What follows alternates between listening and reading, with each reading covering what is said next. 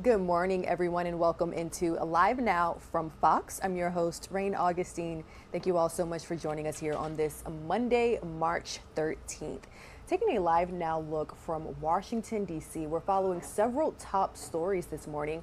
Following problems at Silicon Valley Bank and Signature Bank, President Biden says that he's directed the Treasury Secretary and National Economic Council Director to work with bank regulators to address the issue. So happening today at 8 a.m., President Biden will address the nation this morning about efforts to stave off a full-blown banking crisis. We will stream that for you all live, raw, and unfiltered. A few other events on President Biden's schedule today. He will also host Australia and Britain to reveal details of a submarine pact.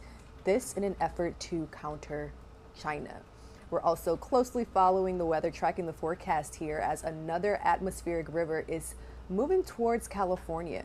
This as parts of the states continue to recover from another storm that left behind widespread flooding. So taking place today at 7:15 a.m. In just a bit, we'll check in with Fox Weather's Nicole Valdez. She's bringing us the latest on the weather taking place across the country. But let's go ahead and jump right into our major headlines this morning. Again, federal regulators moving quickly over the weekend to back up two failing banks. Here's more.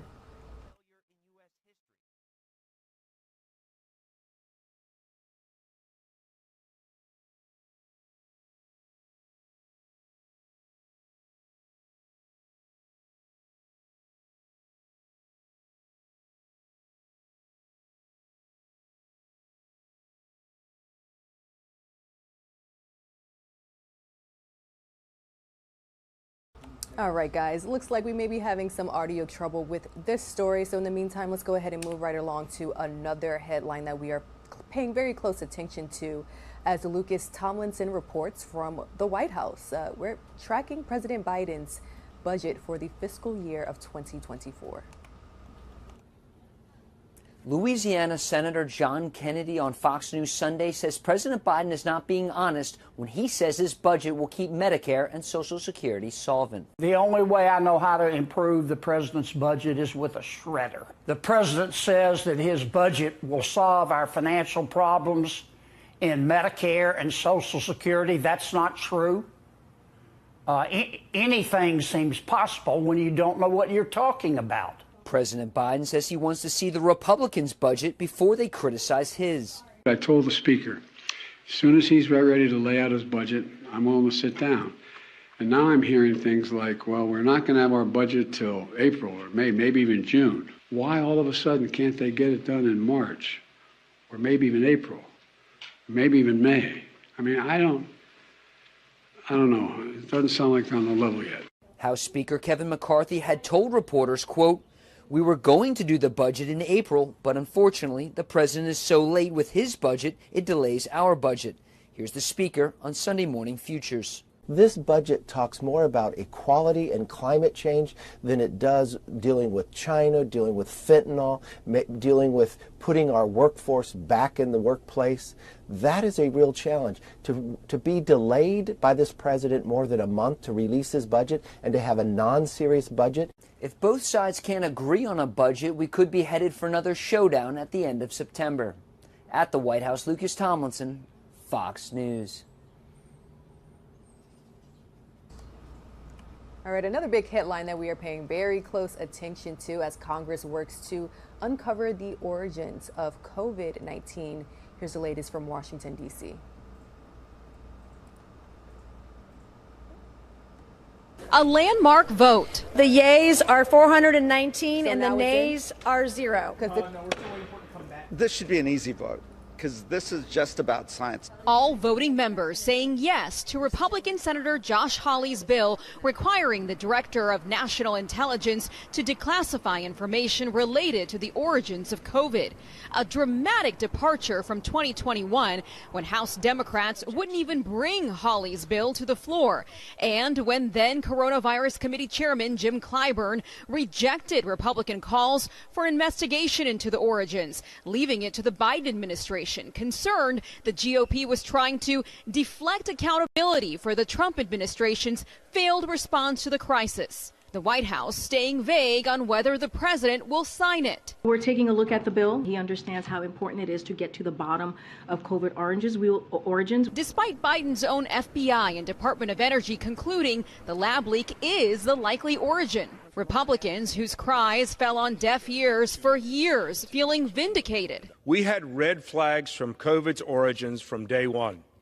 If it looks like a duck, swims like a duck, quacks like a duck, it's probably a duck. Folks, this screams like a duck. While the top Democrat on the House Intelligence Committee hoping it'll end the mudslinging against government officials like Dr. Anthony Fauci. Behind the discussion of ducks were some pretty aggressive accusations, which is what I'm really, and I think what we're all trying to avoid here.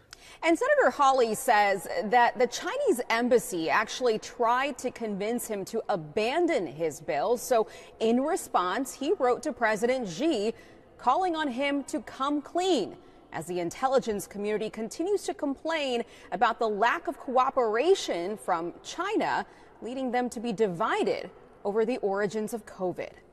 On Capitol Hill, I'm Aisha Hasni, Fox News. All right, thank you, Aishna, for bringing us that update. Now to the story when it comes to the failing banks. Federal regulators again moving pretty quickly over the weekend to back up two failing banks.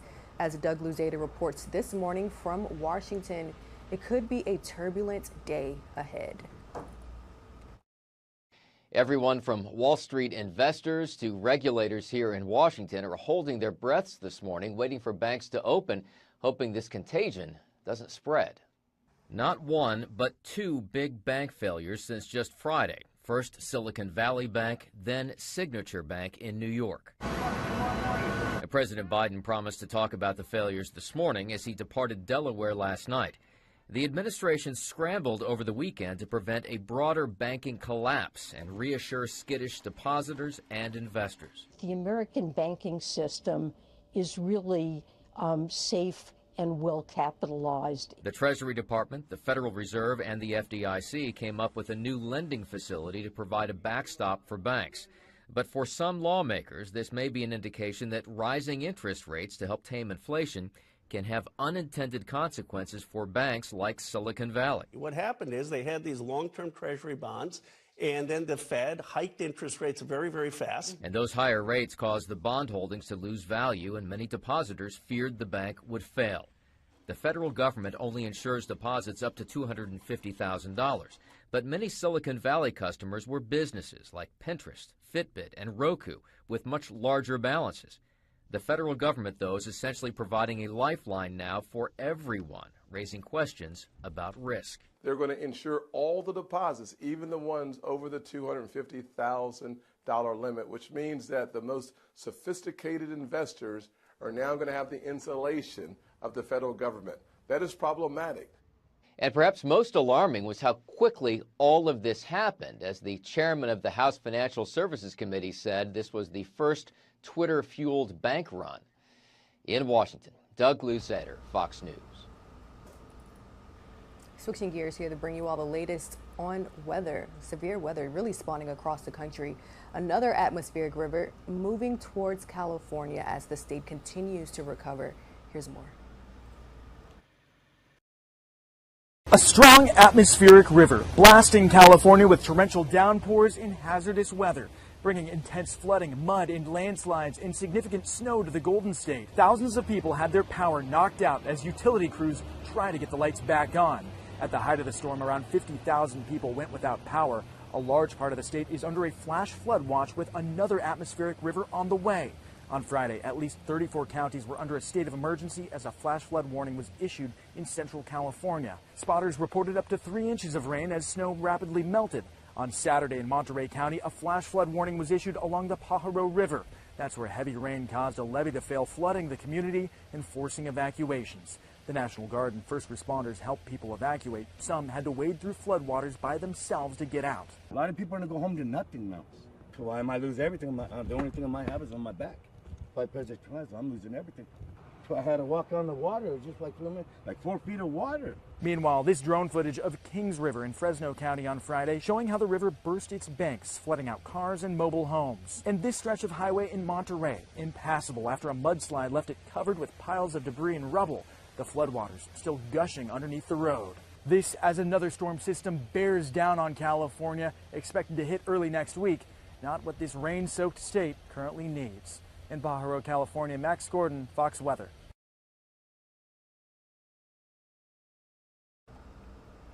All right, that was the A latest strong from Max atmospheric Gordon. river blasting California with torrential downpours and hazardous weather, bringing intense flooding. Well, she joins us from the East Coast with the latest on severe weather threatening that area. We'll be right back.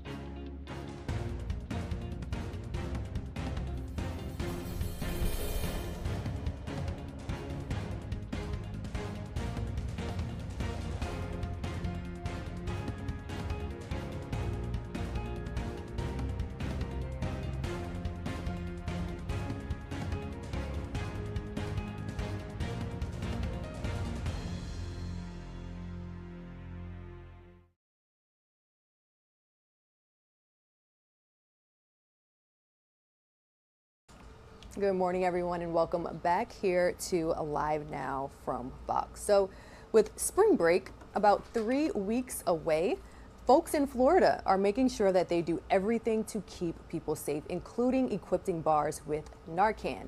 Fox's Patrick Perez has more on this story from Daytona Beach.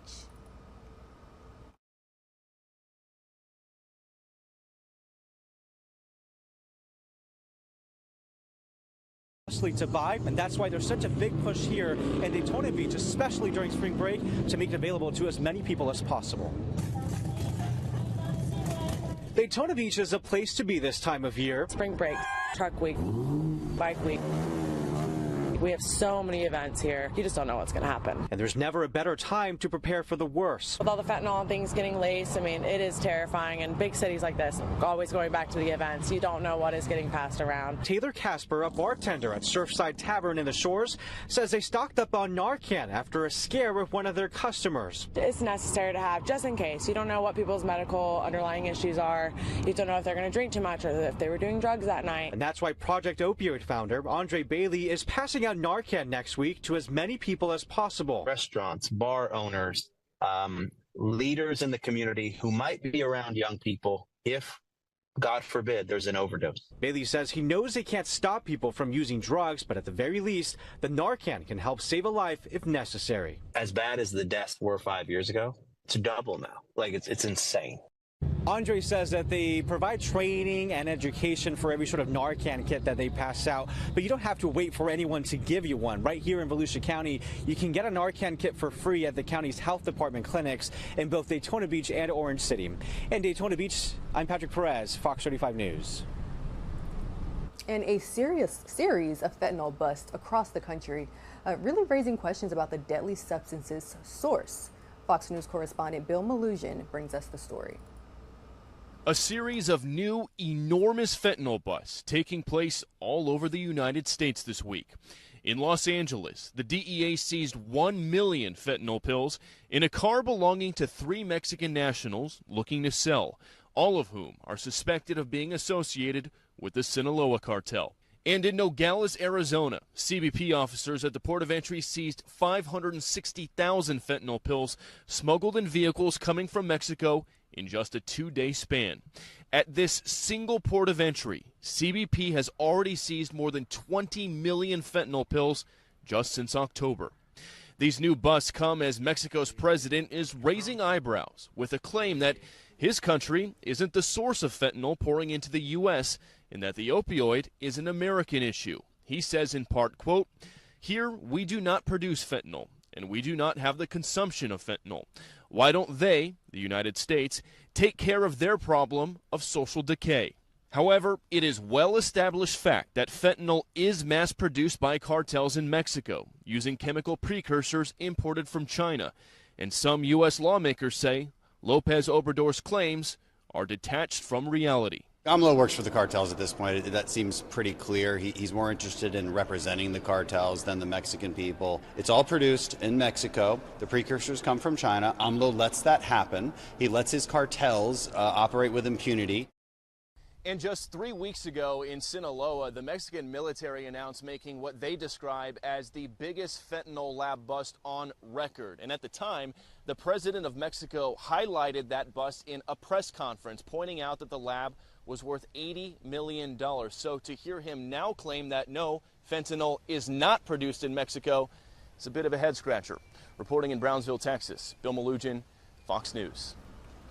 Thanks, Bill. Switching gears here, let's go ahead and take a live now look at our XRAD weather forecast.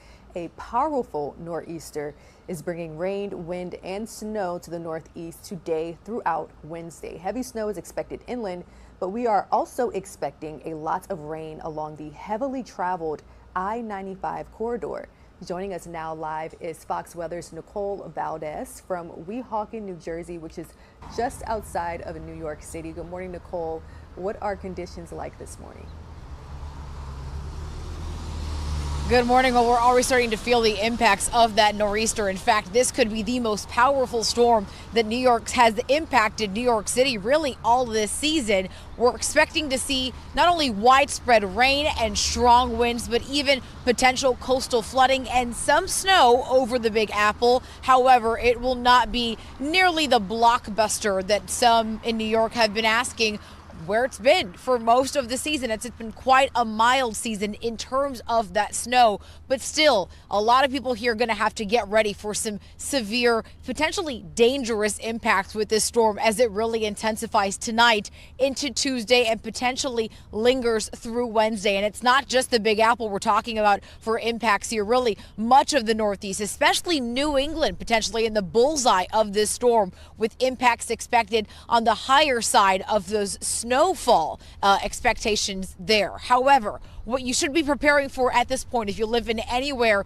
in and around New England or the Northeast, are first travel troubles. I-95 especially going to be a nasty mess once this storm really gets underway in just the next few hours. Driving there could become treacherous with very low visibility, as we're expecting to see not only rain again, but we're talking about potential wet snow that could really make things difficult on the roadways. But if you're flying in or out of the Northeast, any airports in that area also very much at risk of seeing some severe impacts with this system. Again, that coastal flooding also a threat here, but power outages are going to be top of mind here, something to prepare yourself for if you live in any of the areas we've just mentioned that look out for the most disruptive weather here. So looking right now at New York City, that skyline behind me, it's misty, it is muggy. It's about 39 degrees here just outside of Manhattan. The morning commute today already underway, but the evening commute tonight expected to look a lot different and unfortunately a lot nastier, guys. All right, a huge thank you to you, Nicole, for joining us with that live update. Now, Nicole mentioned that the storm is going to be a big blockbuster. Speaking of blockbusters, last night was Hollywood's biggest night. So let's go ahead and check in with Fox's Ashley Dvorkin. She brings us a recap of the Academy Awards. Multiverse jumping, Everything Everywhere All at Once leapt its way into Oscars history. Everything, everywhere, all at once. The sci-fi story won 7 awards, including the top title of Best Picture. This is a beacon of hope and possibilities. Its lead, Michelle Yeoh, became the first Asian woman to win Best Actress. Mom, I just won an Oscar. Ke Huy Quan became the second Asian winner in the Best Supporting Actor category. Keep your dreams alive. And delivered another inspiring speech with his Oscars moment. I just won an Oscar. Co-star Jamie Lee Curtis won Best Supporting Actress. The film also took Original Screenplay and Best Director trophies for the Daniels, Daniel Kwan and Daniel Scheinert. So this is what the multiverse looks like. Best Actor went to Brendan Fraser of The Whale. Together, we are reshaping how culture is represented. Among other wins, Ruth E. Carter became the first Black woman to win 2 Oscars, awarded her second Best Costume Design trophy for Black Panther: Wakanda Forever. Best Adapted Screenplay went to Women Talking. Welcome to the 95th Oscars. Jimmy Kimmel hosted for a 3rd time, and his opening monologue included a brief mention to last year's slap. Musical performances included Best Original Song winner Natu Natu from RRR, the first song from an Indian film to win. Rihanna took center stage with Lift Me Up from Black Panther: Wakanda Forever, and Lady Gaga sang a stripped-down version of Hold My Hand from Top Gun: Maverick. Music and celebration, historic wins, emotional moments wrap up this award season. In Hollywood, Ashley Dvorkin, Fox News. All right, thank you, Ashley, for joining us with that recap. The time here on the East Coast is 7:21. Let's take a quick break. We'll bring you all up to speed on these top stories and more right after this.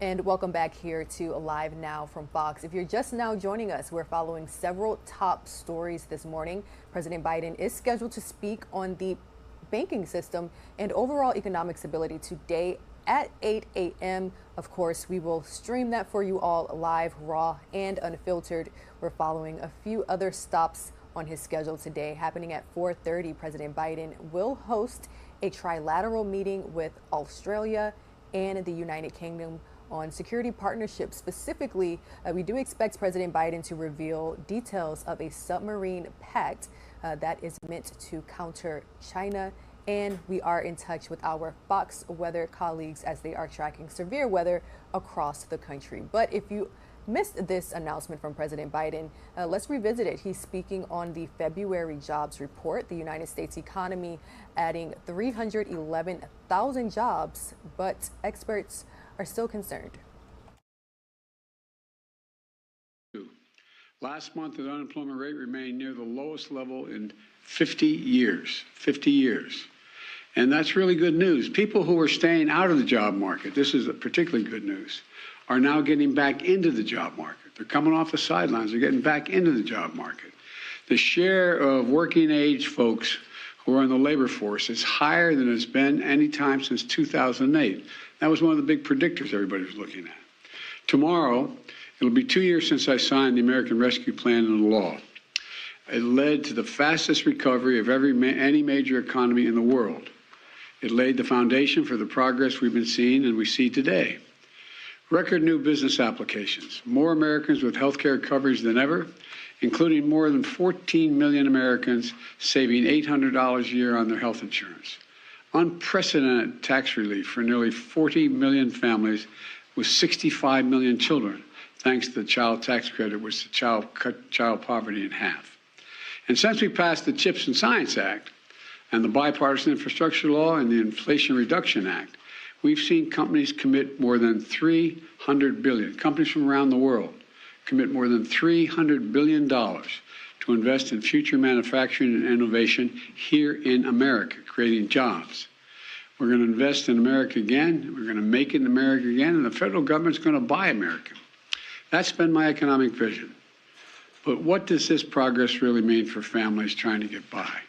I'll tell you, it means more people with good jobs and the dignity and security that comes with a paycheck. And while we still have more to do, and there may be setbacks along the way, inflation is now down 30% from what it was this summer. Gas prices are down more than $1.50 since their peak. At the same time, take-home pay for workers has gone up, especially for lower, and this is important in my view, especially for lower and middle income workers. This all adds up to just a little bit, I know you're tired of hearing me saying breathing room, but I think that's how people think about it, a little more breathing room for working families. And today's job numbers is clear. Our economy is moving in the right direction. Yesterday, I went down to a hall in Philadelphia to lay out my budget and outlines my budget, which builds on the progress we made growing an economy from the middle up and the bottom up and not the top down. It's a plan that keeps investing in American manufacturing, innovation, and creates more good-paying jobs that don't require a college degree. It protects, strengthens Medicare, Social Security, two bedrock programs Americans have been paying into for every paycheck they've earned since they've been a kid. And we're paying for these investments. We're paying for it all. My plan, after it's all said and done, is going to cut the deficit nearly $3 trillion over the next 10 years, the plan I've submitted. And by making the wealthy and corporations just begin to begin to pay their fair share. You know, when we talked about 28% tax rate, Ronald Reagan was 28% tax rate. You know, that wacko liberal guy, you know. The idea that that's an unreasonable amount, but I'll get into that later. Anyway, it continues to lower costs for families. Building on the work we've already done to lower cost of insulin and other prescription drugs to make health insurance more affordable. It brings down home energy costs, bills for home energy costs.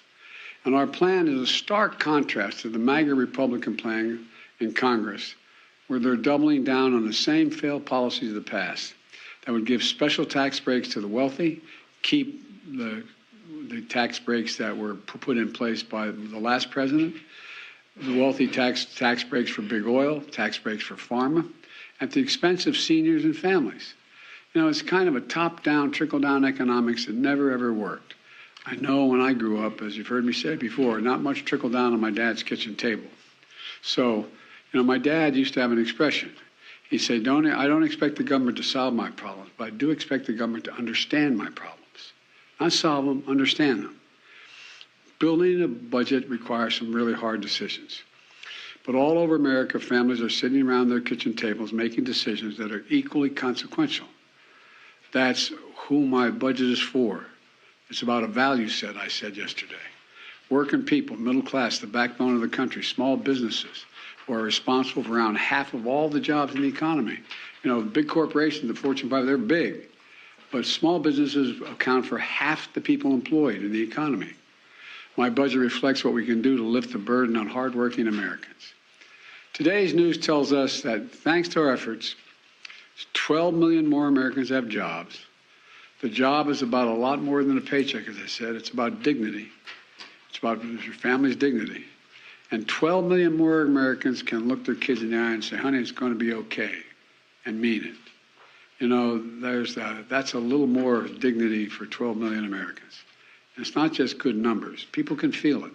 People are moving back into the work. But this may be the part that pleased me the most about the report, the jobs report, is people who've been staying out of the job market are moving back in, beginning to move back in. Jobs are available. People are working again. They're becoming more optimistic about their future. And now the biggest threat to our recovery is the reckless talk. The reckless talk, my MAGA friends, this is not yours, I heard me say, it's not your father's Republican Party, but the Republicans in the United States Congress, what they want to do with regard to the debt limit. You know, they're threatening to default on our national debt. In fact, planning to default, as some Republicans seem to be doing, puts us very much at risk. I believe we should be building on our progress, not go backwards. So I urge our extreme MAGA Republican friends in the Congress to put their threats aside. Join me in continuing the progress we built. We got a lot more to do, so let's finish the job. And by the way, you know, we talk about I just saw my staff handler as I was coming in, the House Freedom Caucus. Members of the House Caucus will consider voting to raise the debt ceiling contingent upon the enactment of legislation. You know what the essence of the enactment of legislation is? Cut all spending other than defense by 25%. 25% across the board. That means cops, firefighters, it means health care, that's just what they call discretionary spending, as you all know. And on top of that, what they're really focused on, I saw here, I shouldn't get into all this now, but is what it's kind of surprised me. They want to make sure we don't have enough IRS agents. You know those IRS agents we had? They're going to check on the accounts of the super wealthy, which require a lot of accounting, a lot of agents to look at it. They want to get rid of them. I don't know. We just have a very different value set. Anyway, I'm optimistic. We're going to get the CPI next week. Hopefully, we'll be in some solid shape. But anyway, yes. Mr. President, are you concerned that rising interest rates will put a damper on this job growth and impact the economy? And you mentioned the Freedom Caucus. Do you have any openness to negotiating on any of the issues that they mentioned? Well, first of all, we don't know what the CPI is going to be this week, but it's been down. Interest rates have been down. The inflation has been down for many weeks in a row now. And I said we're going to see blips going up, but I feel confident that we're headed in the right direction. And there's a lot of talk about what the Fed will do and not do. We'll see. We'll see what the Fed will do. But we'll see what the CPI is. I guess it's Tuesday or Monday, Tuesday, Wednesday. Next week is coming out. The idea that I'm going to agree that we start to figure out where we cut 25% across the board. By the way, their entire program does not lower the deficit one single penny. They're keeping, if what they say they mean, if they're going to keep the tax cuts from the last president, number one, almost $2 trillion, if they're going to, in fact, no additional taxes on the wealthy, matter of fact, reducing taxes. And in addition to that, on top of that, they're going to say we have to cut 25% of every program across the board. I don't know what there's much to negotiate on. But I'm prepared. I told the speaker, as soon as he's ready to lay out his budget, I'm willing to sit down. And now I'm hearing things like, well, we're not going to have our budget till April or May, maybe even June. All this talk pushing me to get my budget done. I said I'd have it done by the 9th. I had it done by the 9th. I handed it to you guys. I handed it to them. Why all of a sudden can't they get it done in March or maybe even April or maybe even May? I mean, I don't know. It doesn't sound like they're on the level yet. So thank you very much. Thank you, everyone. What are your thoughts on Saudi Arabia and Iran reestablishing diplomatic relations? All right, and that was the latest from President Biden speaking on the February jobs report. Now, President Biden is also pushing his case for what his opponents call a massive tax and spending increase. Here's that story. I think we got a good jobs report. 311,000 last month, better than expected. So no plans to back off a spending plan paid for with new taxes for the rich and corporations. Ronald Reagan was 28% tax rate. You know, that wacko liberal guy, you know? But good economic news has been eclipsed by Silicon Valley Bank's collapse.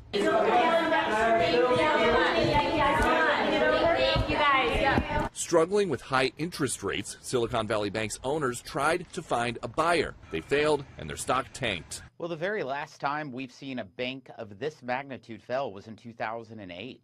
And that could be a true indication of where our economy is at. Flashbacks to the Great Recession are misplaced, according to the White House. Our banking system is fundamentally different because of the changes that we put in place in 2008. For example, they have to hold more capital. They undergo stress tests. Treasury Secretary Janet Yellen met today with the Federal Reserve, FDIC, and Office of Comptroller and Currency.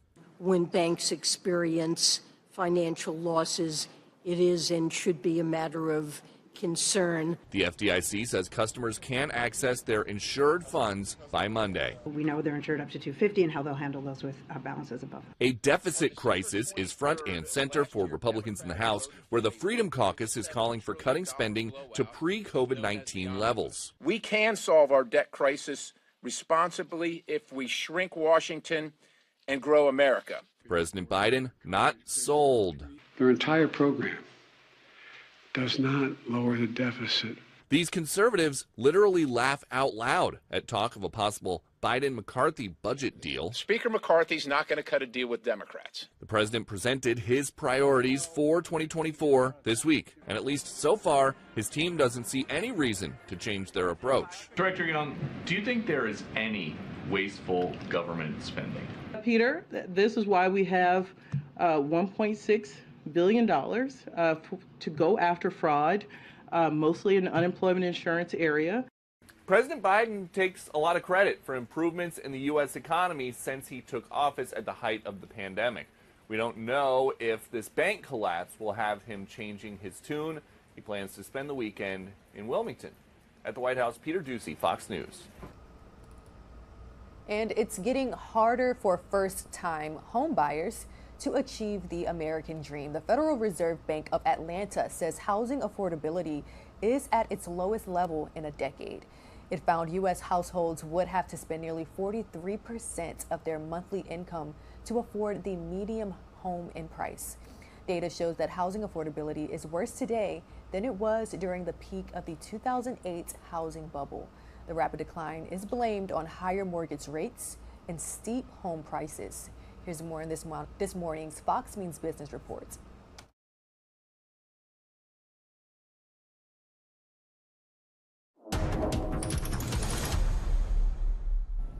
A free fall Friday on Wall Street. The Dow, S&P 500, NASDAQ all closing lower as investors had a lot to digest as we closed out the week. First, regulators shut down the country's 16th largest bank, Silicon Valley Bank, which is one of the tech sector's favorite lenders. It's the biggest bank failure since the 2008 financial crisis, and that sparked worries that others might be in trouble. And another reason stocks are falling is that the labor market is still soaring. The government says 311,000 jobs were created last month, and while that was fewer than the previous month, it's still a lot more than analysts were expecting, and it has Wall Street fearing this could give the Fed a green light to keep raising interest rates at a quicker pace. Filling up, meantime, is going to cost you more as we head into the weekend. AAA says the national average cost for regular is now $3.47 per gallon, and that is 8 cents more than a week ago. That's business. I'm Connell McShane. The time is now 7:39 a.m. Good morning. We are taking this Live Now look from Ocean City, New Jersey. Parts of the Northeast really preparing for severe weather. As you can see, it is a very dark and gloomy start to the morning there. Let's go ahead and take a 2-minute commercial break. We'll check in with our colleagues at Fox 5 New York for an update right after this.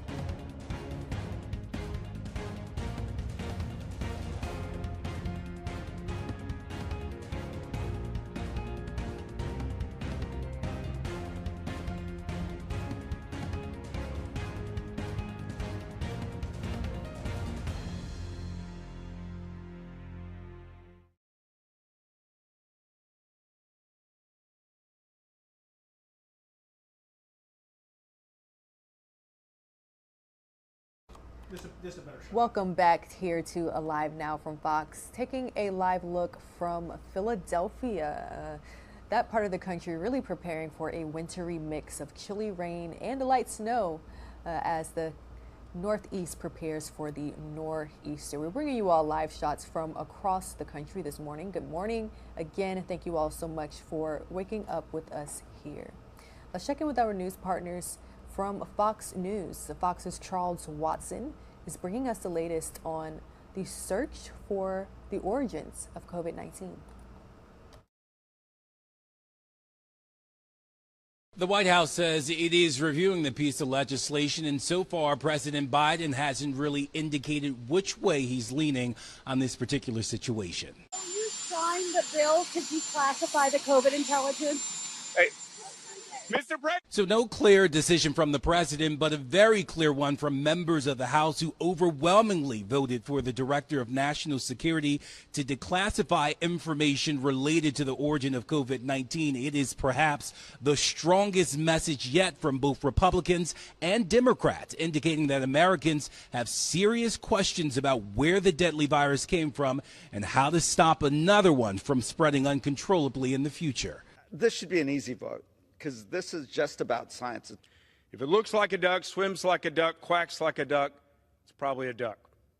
Folks, this screams like a duck. This is certainly a different posture for Democrats in relation to 2021, when House Democrats really refused to bring this bill sponsored by Republican Senator Josh Hawley to the floor. It's been a point of contention also between U.S. intelligence officials who are at odds on whether the leak came from a lab in Wuhan or spread from animals, possibly from a wet market in Wuhan. A lot of this really came to a head earlier this week after former CDC Director Robert Redfield told lawmakers that Dr. Fauci denied him access to internal conversations about the origin because he sides with the lab leak theory. Dr. Fauci denies the accusation. I didn't put him or take him off.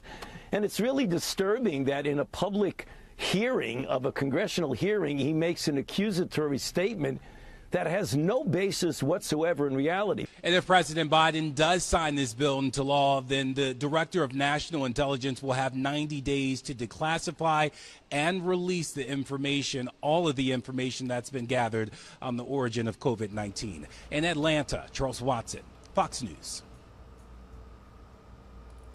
All right, thank you, Charles, for bringing us that update. Switching gears here, Treasury Secretary Janet Yellen says that the federal government will not bail out Silicon Valley Bank, which shut its doors on Friday. But the government is working to help depositors who are concerned about their money.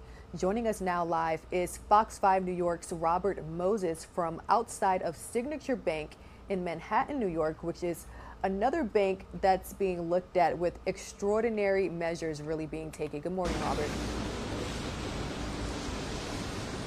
Rain, good morning to you. Let's not lose perspective of the enormity of what we're talking about here.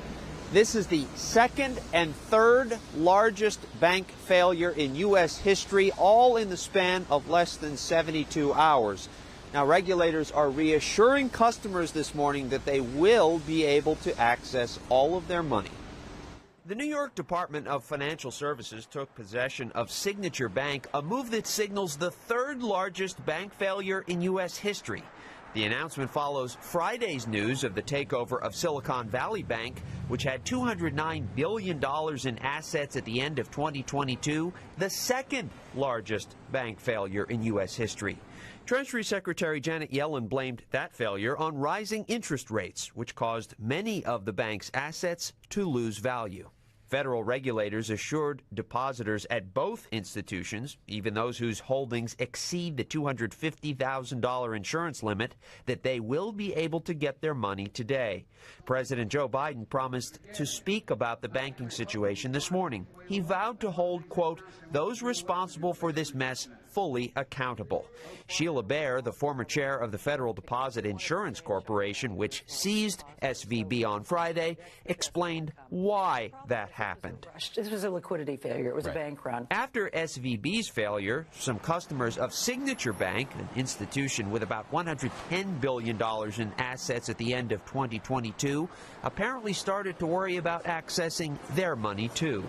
Governor Kathy Hochul praised federal regulators for working to stabilize the banking sector and protecting the hard-earned money of New Yorkers. Many depositors at these banks are small businesses, including those driving the innovation economy, and their success is key to New York's robust economy, the governor said. Treasury Secretary Janet Yellen tried to assure jittery Americans. The American banking system is really safe and well capitalized. It's resilient.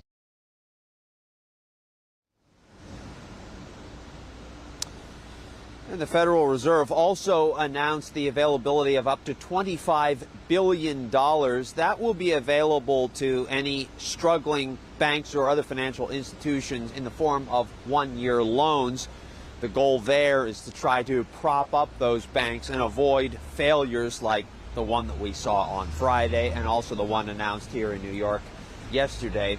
Rain, will be paying attention to what happens here at Signature Bank when it opens in just a few minutes. We'll see if customers show up looking to get their money. Back to you. All right, a huge thank you to Robert Moses for joining us with that update. Again, slated for 8 a.m. Eastern, President Biden is scheduled to speak on the United States banking system as well as U.S. economic stability in general.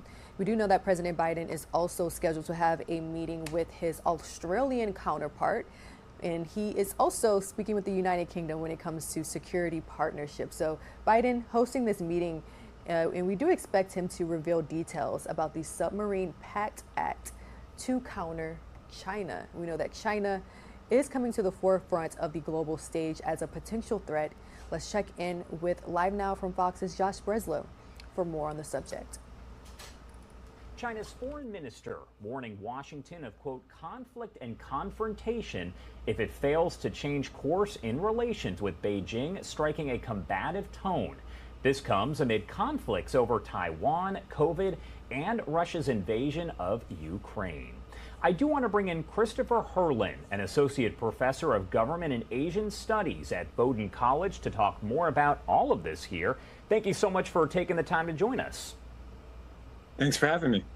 Of course. So first off, what exactly were your thoughts when you heard that, this possible conflict and confrontation comment was made by China? Well, I think this is in some ways the next step or the next event coming out of the Chinese spy balloon incident. It seems like the Chinese viewed this incident as something that was very telling in terms of how the U.S. perceives Chinese intentions.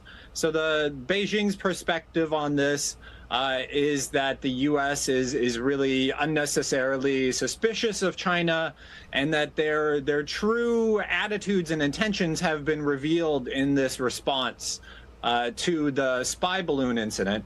So this is China starting to press back against that and press back against some other initiatives that the U.S. has been making, and trying to say that essentially the U.S. needs to back off.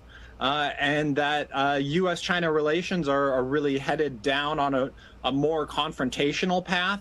So this is, I think, a sign in the short term that China is not going to be trying too hard to mend fences, and instead are sort of girding themselves for further bumpy relations with the U.S.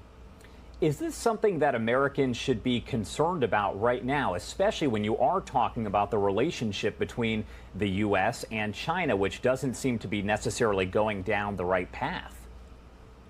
Well, I think there are various levels of concern here.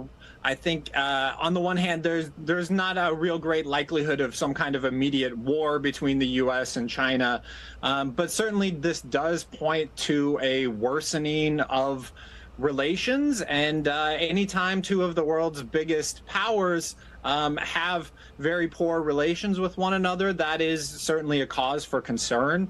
One of the other things that we've seen recently is that President Xi Jinping was making remarks to a Chinese business group, and he singled out the U.S. by name, and saying that the U.S. is partially responsible for some of the economic headwinds that China is facing in terms of the export controls, the tariffs on Chinese goods.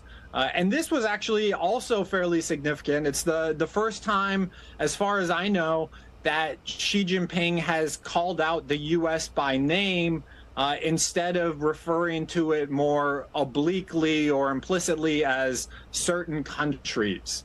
So that's also a key development.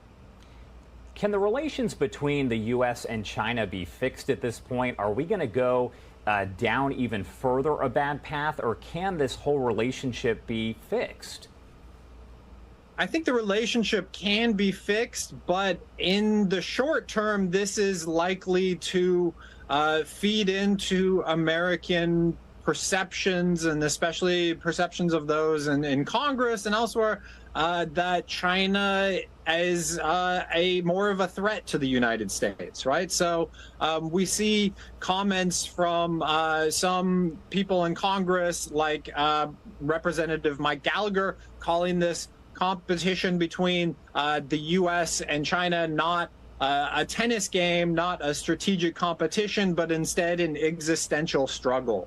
And these kinds of comments by President Xi Jinping, by Foreign Minister Qin, are likely to feed that perception. So I think that's one of the real short-term difficulties, is that both sides are becoming more and more suspicious of one another. And you talked about this, but does it seem that the Chinese spy balloon is what has led up to all of this? We know, of course, there's the issues with Taiwan, and it all kind of started, I guess, when House Speaker Nancy Pelosi did go out there. You also have COVID-19 and, the questions about how it originated. But did the Chinese spy balloon become the straw that broke the camel's back, so to speak? In some ways, it might be, although there are other developments that are going on right now, like the U.S. House Select Committee on China that's looking at economic competition. More recently, Speaker McCarthy has said that while he won't go to Taiwan, he will meet the Taiwanese president in the United States. And we have the U.S. pressuring China not to send arms to Russia to be used in the war in Ukraine. So it's one of many events, but I think it was probably the most surprising for Beijing in terms of the U.S. reaction. Do you think President Biden is going to meet with China's president anytime soon? Do you think that could help resolve any of this? I think it could help to resolve things. Certainly that meeting between President Xi and President Biden would be a sign that relations are getting back on the right track.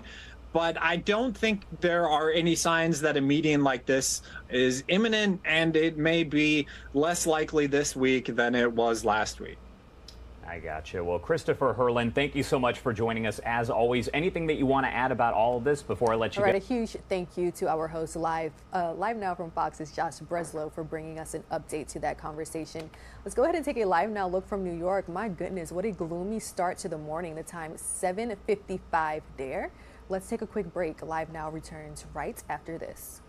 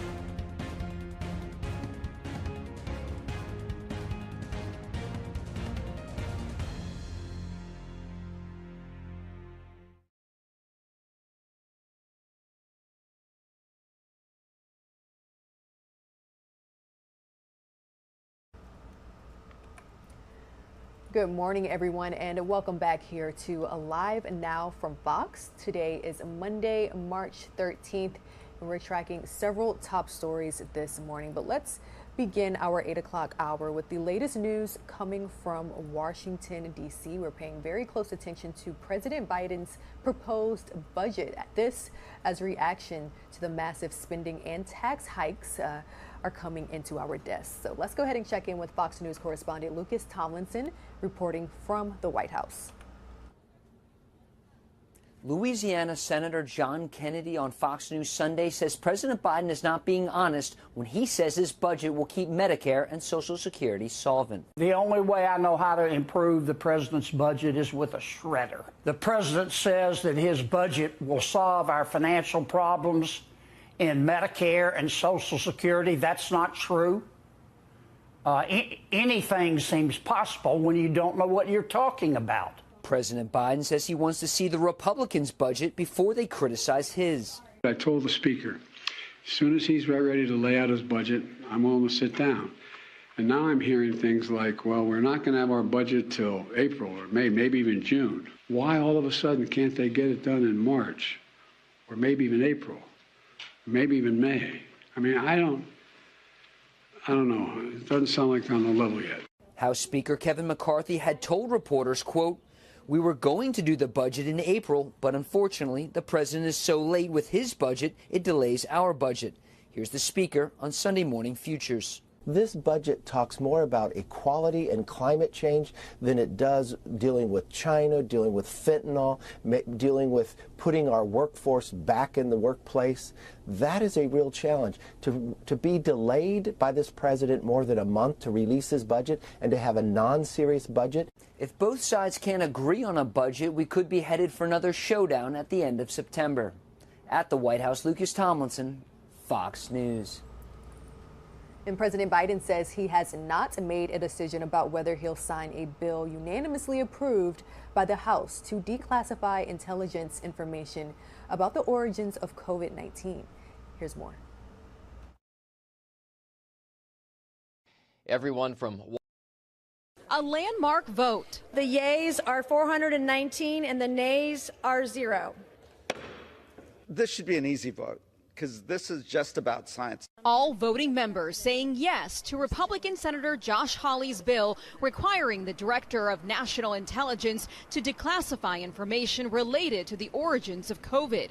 A dramatic departure from 2021 when House Democrats wouldn't even bring Hawley's bill to the floor, and when then Coronavirus Committee Chairman Jim Clyburn rejected Republican calls for an investigation into the origins, leaving it to the Biden administration, concerned the GOP was trying to deflect accountability for the Trump administration's failed response to the crisis. The White House staying vague on whether the president will sign it. We're taking a look at the bill. He understands how important it is to get to the bottom of COVID origins. Despite Biden's own FBI and Department of Energy concluding the lab leak is the likely origin. Republicans whose cries fell on deaf ears for years feeling vindicated. We had red flags from COVID's origins from day one. If it looks like a duck, swims like a duck, quacks like a duck, it's probably a duck. Folks, this screams like a duck. While the top Democrat on the House Intelligence Committee hoping it'll end the mudslinging against government officials like Dr. Anthony Fauci. Behind the discussion of ducks were some pretty aggressive accusations, which is what I'm really, and I think what we're all trying to avoid here. And Senator Hawley says that the Chinese embassy actually tried to convince him to abandon his bill. So in response, he wrote to President Xi calling on him to come clean as the intelligence community continues to complain about the lack of cooperation from China, leading them to be divided over the origins of COVID. On Capitol Hill, I'm Aisha Hasni, Fox News. Thanks, Aisha. And we are on standby for President Biden to address the nation this morning about efforts to stave off a full-blown banking crisis. Federal regulators moved quickly over the weekend to back up 2 failing banks. And as Doug Luzada reports from Washington this morning, it could be a turbulent day ahead. Everyone from Wall Street investors to regulators here in Washington are holding their breaths this morning, waiting for banks to open, hoping this contagion doesn't spread. Not one, but 2 big bank failures since just Friday. First Silicon Valley Bank, then Signature Bank in New York. And President Biden promised to talk about the failures this morning as he departed Delaware last night. The administration scrambled over the weekend to prevent a broader banking collapse and reassure skittish depositors and investors. The American banking system is really safe and well capitalized. The Treasury Department, the Federal Reserve, and the FDIC came up with a new lending facility to provide a backstop for banks. But for some lawmakers, this may be an indication that rising interest rates to help tame inflation can have unintended consequences for banks like Silicon Valley. What happened is they had these long-term Treasury bonds, and then the Fed hiked interest rates very, very fast. And those higher rates caused the bond holdings to lose value, and many depositors feared the bank would fail. The federal government only insures deposits up to $250,000, but many Silicon Valley customers were businesses like Pinterest, Fitbit, and Roku with much larger balances. The federal government, though, is essentially providing a lifeline now for everyone, raising questions about risk. They're going to insure all the deposits, even the ones over the $250,000 limit, which means that the most sophisticated investors are now going to have the insulation of the federal government. That is problematic. And perhaps most alarming was how quickly all of this happened. As the chairman of the House Financial Services Committee said, this was the first Twitter-fueled bank run. In Washington, Doug Luzader, Fox News. All right, thank you so much, Doug. Taking a live now look from Orlando, Florida, the time here, 8:05 Eastern. Now, Election Day 2024 is more than a year and a half away, but the race for the White House is already heating up, especially among Republicans. Florida Governor Ron DeSantis, who is widely expected to run, and former U.S. Ambassador Nikki Haley, they were both in Iowa last week, and former President Trump, he's scheduled to visit the Hawkeye state as well. So this is coming as former VP and possible 2024 candidate Mike Pence says history will hold his former boss accountable for the January 6th Capitol riot. Let's check in with Fox News correspondent Alexandria Huff, who brings us more from Washington. The Iowa caucus less than a year away, so whoever wants to secure the first Republican win of the nomination contest next February really needs to get to work right now. That's regardless of making the big announcement or not. Both Governor Ron DeSantis and former UN Ambassador Nikki Haley stopped in Iowa yesterday. It's the second visit there for Haley since kicking off her run for the White House. Former President Trump is scheduled to visit the state on Monday. He's currently in his third straight presidential bid and has taken some clear jabs at DeSantis along the way, who has not announced but is considered Trump's leading rival. The governor has indicated that he's waiting until Florida's state legislative session wraps up in May to make a decision, and it's been a busy one, as he highlighted in Iowa yesterday. So we say very clearly in the state of Florida, we will fight the woke in the legislature. We will fight the woke in education. We will fight the woke in the businesses. We will never, ever surrender to the woke mob. Our state is where woke goes to die. White House Press Secretary Karine Jean-Pierre was asked about DeSantis' use of the word woke. Listen. When Republicans, extreme Republicans, these MAGA Republicans, don't agree with an issue or with policy, they go to this conversation of woke. But that is not actually policy. That what that turns into is hate. What it turns into is despicable policy. That is just hate, and it is shameful. Governor DeSantis has riled both support and criticism, specifically for pushing back against what he sees as progressive agendas in schools. Today, DeSantis visits Nevada. In Washington, Alexandria Hoff, Fox News.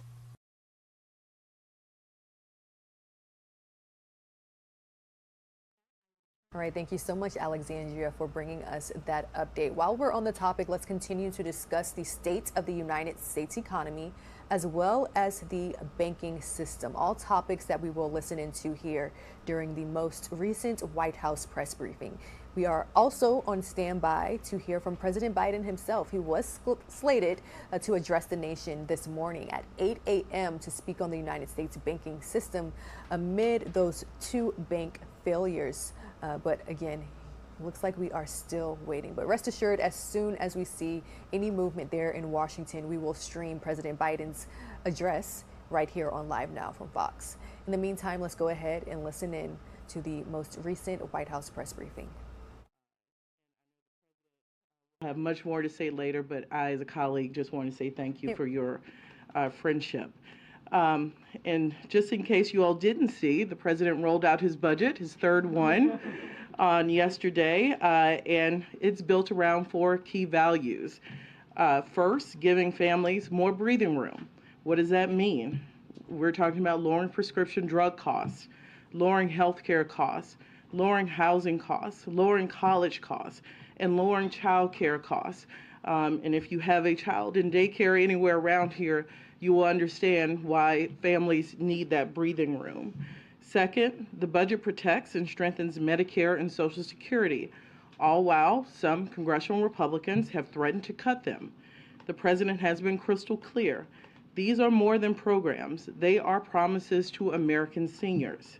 That's why the budget extends the life of Medicare Trust Fund by at least 25 years and rejects any effort to cut Social Security benefits. That is off the table, full stop. Third, this budget invests in America, boosting American manufacturing, making our communities safer, strengthening our national security, cutting taxes for working families, and much more. That's the way you grow an economy from the bottom up and the middle out. And fourth, this budget reduces the deficit. Remember, this is not new to this president. He cut the deficit by $1.7 trillion his first 2 years in office. And the Inflation Reduction Act will reduce the deficit by hundreds of billions more. This year's budget will reduce the deficits by nearly $3 trillion over 10 years by asking the wealthy and big corporations to begin to pay their fair share and by cutting wasteful spending on special interests. That includes by reforming our tax code to ensure no billionaire pays a lower tax rate than a teacher and a firefighter in this country. That's a clear contrast with congressional Republicans. Look, they talk a lot about cutting deficits, but let's get a few things straight today. Under the previous administration, they passed a $2 trillion unpaid for tax cut that was skewed to the wealthy and big corporations that absolutely exploded the deficit. And over the past few months, they've pitched plans that would add an additional $3 trillion to the deficit over 10 years. Now this morning, we get another proposal from the House Freedom Caucus. Let's talk about what it says about what they value. This is a plan that would have devastating consequences for our national security, cut the legs out from the middle class, endanger community safety, hurt our seniors, and cost manufacturing jobs. And here is the kicker. For all the talks of deficit reduction and fiscal responsibility, this would reduce the deficit by $0, not a single penny. Also, tax cuts for the super wealthy can stay in place. So the contrast here is pretty simple. The president has laid out a detailed budget that will lower costs for families, protect Medicare and Social Security, and invest in America while reducing the deficit. And the very next day, congressional Republicans come out with a plan that would sell the middle class out in order to protect tax breaks for special interests and the super wealthy, while doing absolutely nothing to reduce the deficit. That's a debate we're eager to have. Thank you. Well, thank you for having me here today. So I want to use my opportunity to talk about the President's fiscal year 2024 budget that was released yesterday, but spend a little bit more time with the new jobs data that came in earlier this morning and the look ahead. So first I'll start with the budget. This budget builds on the solid economic gains of the first 2 years of this administration. The challenges faced by the American economy during these last 2 years have been extraordinary. The dual human tragedies of COVID-19 and Russia's unprovoked war against Ukraine continue to reverberate through every facet of our country. Nevertheless, the U.S. economy has remained resilient. The United States ended 2022 with an economy that was 5% bigger in real terms than it was just before the pandemic, the strongest 3-year performance of any G7 economy. Further, this morning, we learned that the employment rose by 311,000 jobs in February, and that the labor force participation rate among private Americans rose 0.4 percentage points in January. It has not been this high since 2008. At the same time, we know that inflation remains too high. However, even there, we see signs of easing, as annual inflation, as measured by the CPI, has fallen for 7 months in a row. We'll receive updated data on that on Tuesday. Taken together, these data are consistent with a robust recovery. one that has put us on a solid position to continue on a path forward towards sustainable growth that is more broadly shared. So the President's 2024 budget builds on this growth in two very important ways. First, this budget is fiscally responsible, as Director Young just outlined. Second, the budget takes steps to further support our workforce and invest in human capital with policies such as paid leave and childcare that both increase our economic capacity and help to make it easier for workers to actually go to work and balance their responsibilities. So finally, a word about our budget forecast. So we finalized our forecast last November. Since then, data have become available, including today, and some of those data from 2022 and even earlier have been revised for technical reasons. So with every new release and revision of technical data, we've learned something new about the economy and have also revised our view of it. We've continued to learn a lot about just how unconventional this recovery has been. So I think that if you told most conventional macroeconomists last June that we were about to get 7 straight months of annual inflation reduction, they would have told us that the unemployment rate would have to rise over that time. Instead, we've seen that the unemployment rate in February was the same as it was last June. And labor force participation rate is 0.3 percentage points higher. I mention this to underscore that we are in unprecedented times. And if we were producing our Troika forecast today, we'd incorporate new data and information from the past few months. As I've emphasized repeatedly, we're confident we'll get back to steady and stable growth. However, the road there will continue to be a bumpy one. But let me end where I began. The strength of our recovery has put us on solid ground to weather economic shocks. And the President's 2024 budget presents a fiscally fair and responsible approach to continue the progress we've made so far, to invest in America and meet our future challenges. Thank you. Okay, we'll take a couple questions. Go ahead. I just wonder if we can get your reaction to the failure of Silicon Valley Bank and whether you're concerned that other banks may fail as well. Sure. So the most important thing that I will say here is that our secretary... All right, we will get to that reaction in just a second. I would like to switch gears here momentarily because we are following a pretty major story out of Atlanta, Georgia, happening today. The family of the man killed by Georgia law enforcement plan to release the results of their independent autopsy. They say they will prove his hands were raised when he was shot during a protest of a proposed police training facility in the state of Atlanta. Fox 5 Atlanta's Brooke Zahner joins us live at the DeKalb County Courthouse, where attorneys will hold a news conference later on this morning. Good morning, Brooke. Thank you so much for joining us. Good morning to you. Yes, we do expect that attorneys for the family of Manuel Terán will gather here at the DeKalb County Courthouse, which is directly behind me, to speak more about that independent autopsy that they had done and also about a lawsuit that they filed against the city of Atlanta because of all of this. So we have heard from Manuel Terán's family about all of this. They say they just want transparency and answers about exactly what happened that day.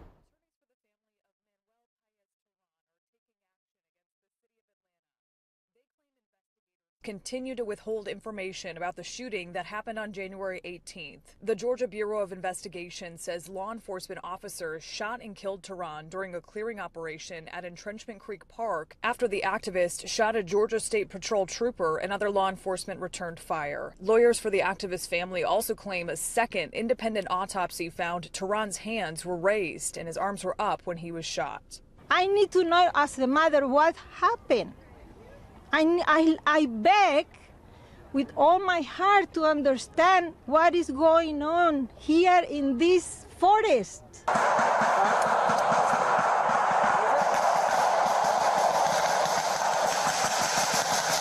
Multiple rounds of gunfire can be heard in body camera video released by Atlanta police back in February. According to the Terán family attorneys, the GBI has blocked the additional release of video evidence. The GBI claims the action is to prevent inappropriate release of evidence and preserve the integrity of the investigation. Last week, activists continued their movement against the planned first responder training site for a week of action. At least one of the protests turned violent and launched what Atlanta Police Chief Darren Shearbaum called a coordinated attack.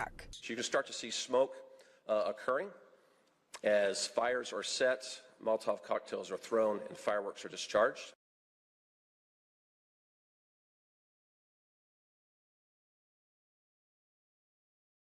In 2 hours at around 10 o'clock, they're going to be gathering here to speak more about those autopsy results and the lawsuit that they filed against the city of Atlanta. Of course, Fox 5 is going to be here, and we'll keep you guys updated about what happens. But that's the latest here in downtown Decatur. I'm Brooke Sonner reporting for Live Now from Fox. Rain, back to you.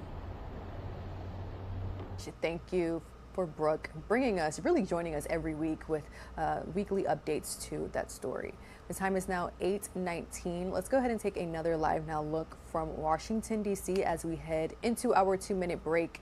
We are following several top stories here. Let's go ahead and toss to commercial, but when we come back, we will continue to bring you all the latest reaction from the White House when it comes to the United States banking system.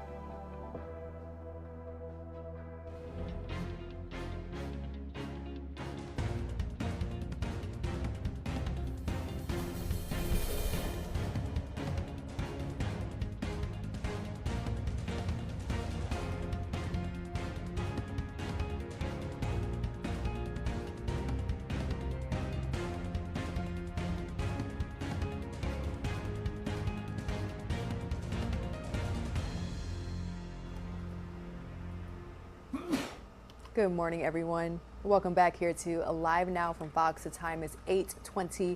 We're monitoring these top stories and more. Of course, we're still on standby, awaiting President Biden to address the nation. He is scheduled to speak on the United States banking system and overall economic stability. Now, I do want to revisit the most recent White House press briefing.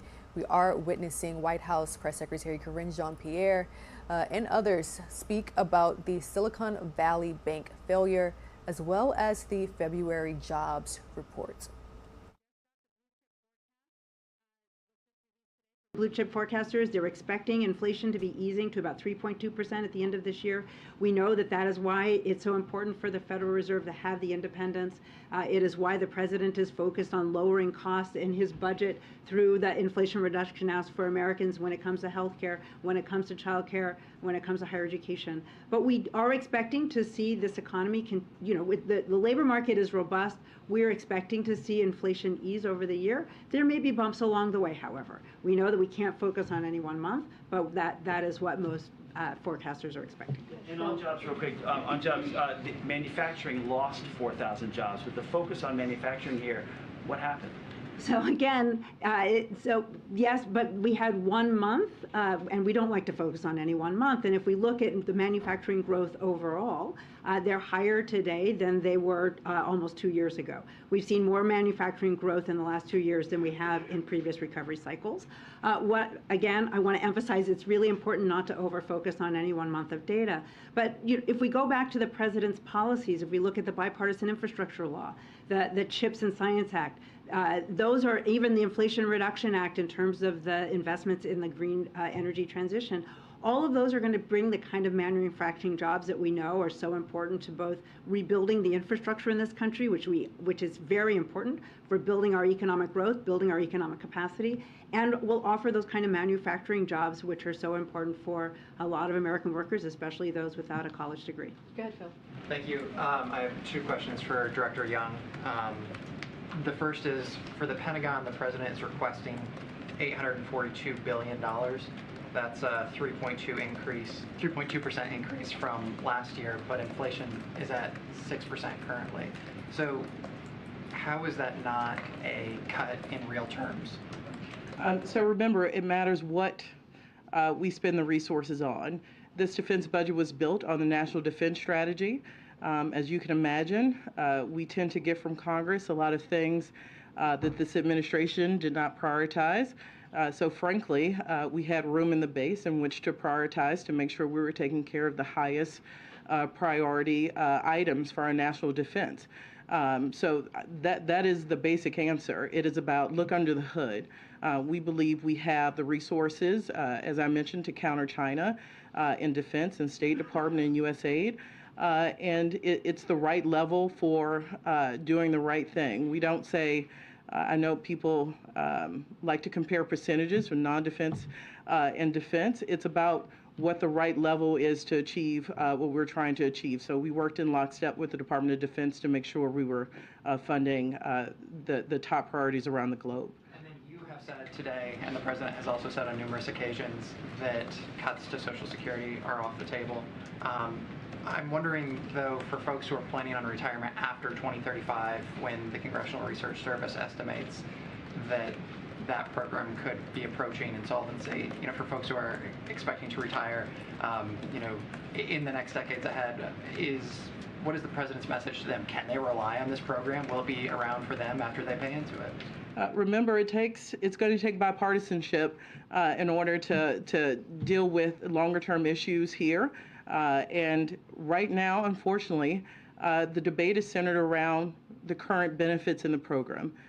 We have some, maybe it's not the case, but we'll see when their budget comes out.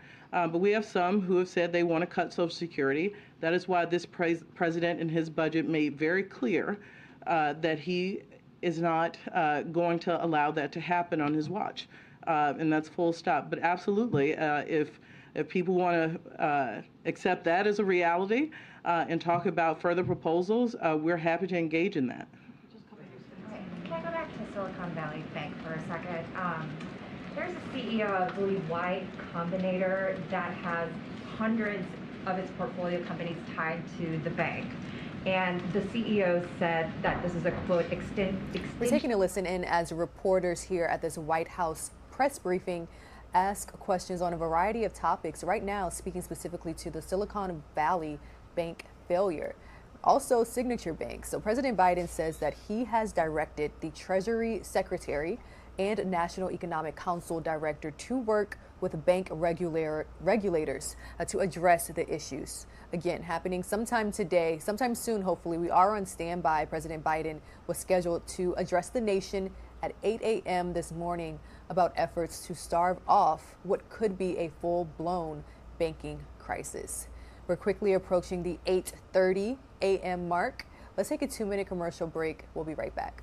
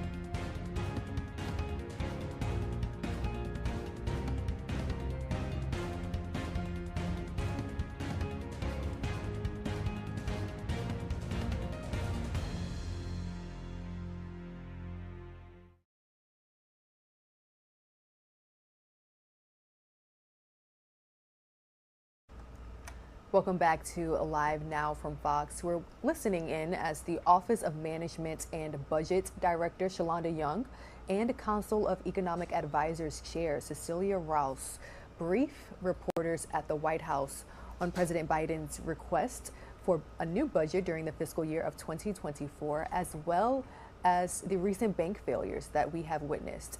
We are also on standby. Any moment now, the president is slated to address the nation to discuss the United States banking system and overall economic stability. So stay with us right here on Live Now from Fox. We're monitoring this top story and more. Forecasters, they're expecting inflation to be easing to about 3.2% at the end of this year.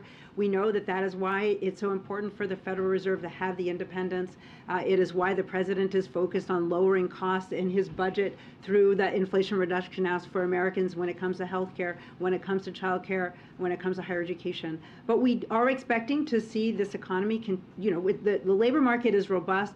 We're expecting to see inflation ease over the year. There may be bumps along the way, however. We know that we can't focus on any one month, but that is what most forecasters are expecting. And on jobs, real quick, on jobs, manufacturing lost 4,000 jobs. With the focus on manufacturing here, what happened? So again, yes, but we had 1 month, and we don't like to focus on any 1 month. And if we look at the manufacturing growth overall, they're higher today than they were almost 2 years ago. We've seen more manufacturing growth in the last 2 years than we have in previous recovery cycles. Again, I want to emphasize it's really important not to over-focus on any 1 month of data. But if we go back to the president's policies, if we look at the bipartisan infrastructure law, the CHIPS and Science Act, those are even the Inflation Reduction Act in terms of the investments in the green energy transition. All of those are going to bring the kind of manufacturing jobs that we know are so important to both rebuilding the infrastructure in this country, which is very important for building our economic growth, building our economic capacity, and will offer those kind of manufacturing jobs which are so important for a lot of American workers, especially those without a college degree. Go ahead, Phil. Thank you. I have 2 questions for Director Young. The first is, for the Pentagon, the president is requesting $842 billion. That's a 3.2% increase from last year, but inflation is at 6% currently. So how is that not a cut in real terms? So remember, it matters what we spend the resources on. This defense budget was built on the National Defense Strategy. As you can imagine, we tend to get from Congress a lot of things that this administration did not prioritize. So frankly, we had room in the base in which to prioritize to make sure we were taking care of the highest priority items for our national defense. So that is the basic answer. It is about look under the hood. We believe we have the resources, as I mentioned, to counter China in defense and State Department and USAID. And it's the right level for doing the right thing. We don't say, I know people like to compare percentages from non-defense and defense. It's about what the right level is to achieve what we're trying to achieve. So we worked in lockstep with the Department of Defense to make sure we were funding the top priorities around the globe. And then you have said today, and the president has also said on numerous occasions, that cuts to Social Security are off the table. I'm wondering, though, for folks who are planning on retirement after 2035, when the Congressional Research Service estimates that that program could be approaching insolvency, for folks who are expecting to retire, in the next decades ahead, what is the president's message to them? Can they rely on this program? Will it be around for them after they pay into it? Remember, it's going to take bipartisanship in order to deal with longer-term issues here. And right now, unfortunately, the debate is centered around the current benefits in the program. We have some, maybe it's not the case, but we'll see when their budget comes out. But we have some who have said they want to cut Social Security. That is why this president in his budget made very clear that he is not going to allow that to happen on his watch. And that's full stop. But absolutely, if people want to accept that as a reality and talk about further proposals, we're happy to engage in that. Can I go back to Silicon Valley Bank for a second? There's a CEO of the White Combinator that has hundreds of its portfolio companies tied to the bank. And the CEO said that this is a, quote, extinction level event for startups if regulators and lawmakers don't act quickly to give it some liquidity. So I'm wondering if the administration believes right now whether that kind of intervention is needed. I don't know if I'm supposed to say the word bailout, but what is the White House thinking on that? What I would say is that Secretary Yellen is closely tracking. She's closely in touch with Chair Powell, with the FDIC, with the Office of the Comptroller of the Currency. And so they are assessing the situation. They understand the importance of the stability within our financial sector. That is what their job is. And they have the tools that they need to ensure that we maintain stability in the financial sector. Francesca, the president proposed 12 weeks of paid family and medical leave as part of his budget. What percentage of wages does he intend to replace, and how does he plan to pay for the proposed program? So thank you for that. When we talk about the president reducing the deficit by over $3 trillion, it assumes the investments in paid leave. It assumes the investment in child care. We believe that when we reform the tax code and ask the wealthiest in this country and large corporations to pay what nurses and firefighters pay in this country, that we can do things like paid leave. So those programs are already baked in. So our deficit projections, when we say the $3 trillion, it assumes that we have paid for a 12-week paid leave policy. So we think we can do those investments fiscally responsible by ensuring that we have fairness in the tax code. Given that in the past, lawmakers have discussed this for a very long time. They all, many Republicans and Democrats have said that they believe in a paid leave program, but what they can't figure out is how to pay for it. Why not put forward a specific measure in this plan? Look, we're happy to talk about how to mix and match tax proposals and spending proposals. I think the important thing to know is in the budget, we've laid out several revenue sources, several tax policies. And, you know, absolutely, if some of the proposals get mixed and matched with certain things, we're open to that. I think the key thing to leave here with is we've put a suite of proposals forward that have enough revenue, more than enough to do paid leave in the other proposals that the president has put forward. Because this president, rather than talk about fiscal responsibility, has actually put forward budgets that say we should pay for what we spend. And as a matter of fact, we should pay for what we spend and reduce the deficit at the same time. Great, thanks. First for Dr. Rouse, with regard to the jobs numbers today, are you concerned that rising interest rates is going to torpedo the progress in the labor market, and that there's a disconnect between how the Fed looks at this and how the White House looks at this? So what I would say is this: look, this jobs report. Yeah, that does sound different. This jobs report reflects that we have an economy that remains resilient. And the president respects the independence of the Fed and understands they have a dual mandate. So their dual mandate is both price stability and maximum employment. So I have full faith that they are focused on those two goals. What I will say is that the resilience that we see in this labor market defies expectations of traditional macroeconomists.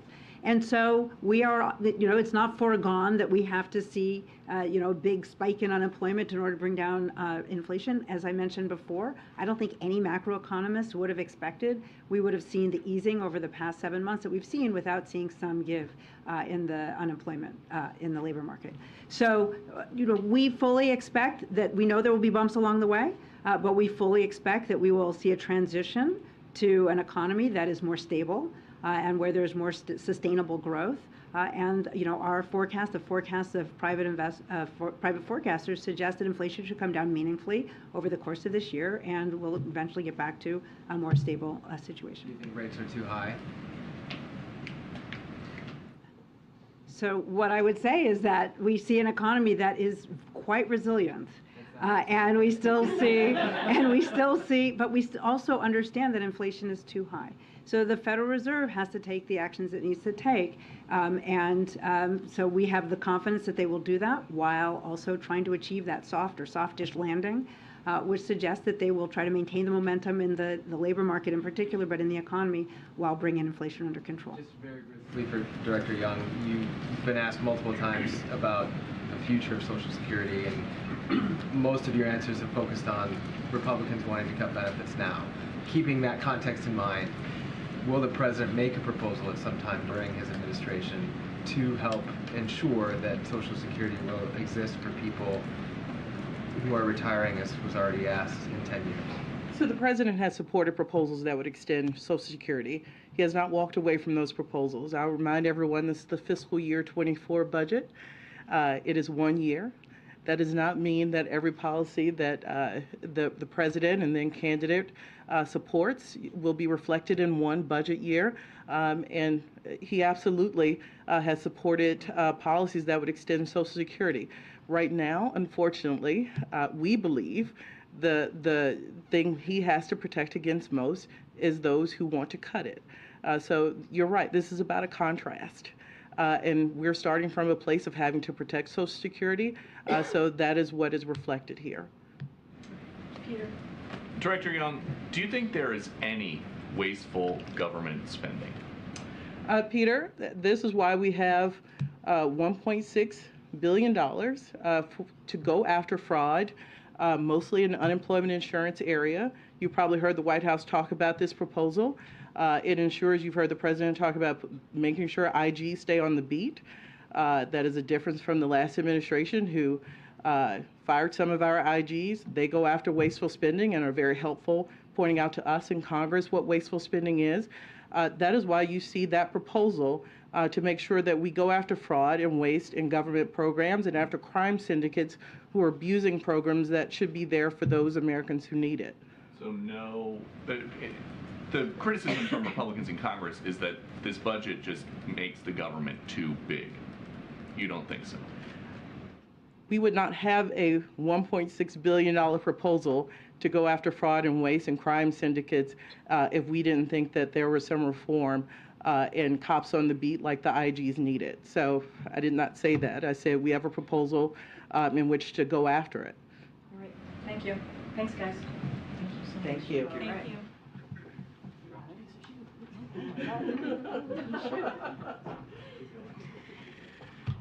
Okay, I have a couple things at the top and then we can go into questions.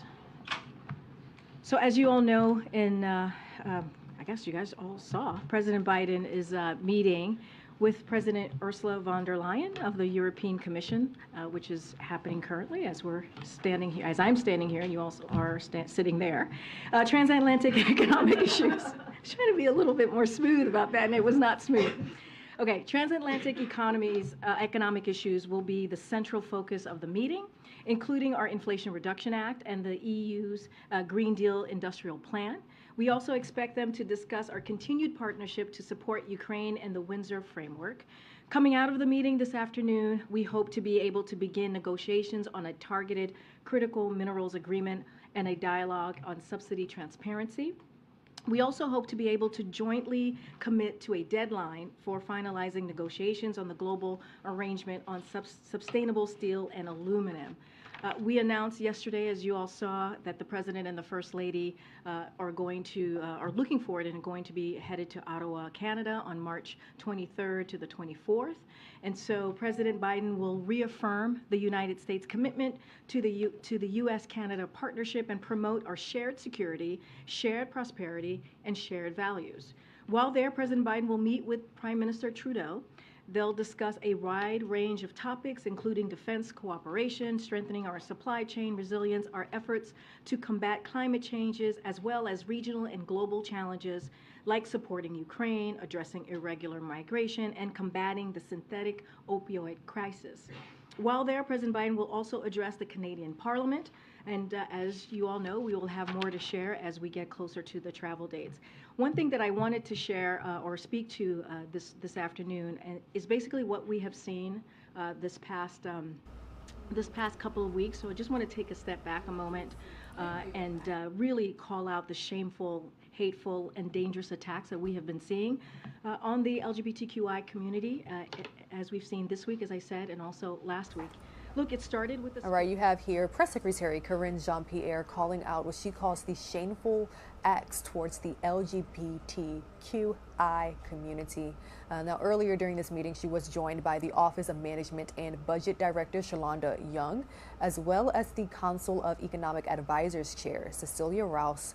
The two were briefing White House reporters on a variety of things. President Biden's budget request for the fiscal year of 2024. And they too also answered a large portion of questions about the Silicon Valley Bank failure. We are on standby for President Biden to address the nation on that very subject any moment now. We're keeping a very close eye on our live pictures that are coming into our desk. The time is now 8:44. Let's take a 2-minute commercial break. We'll be right back.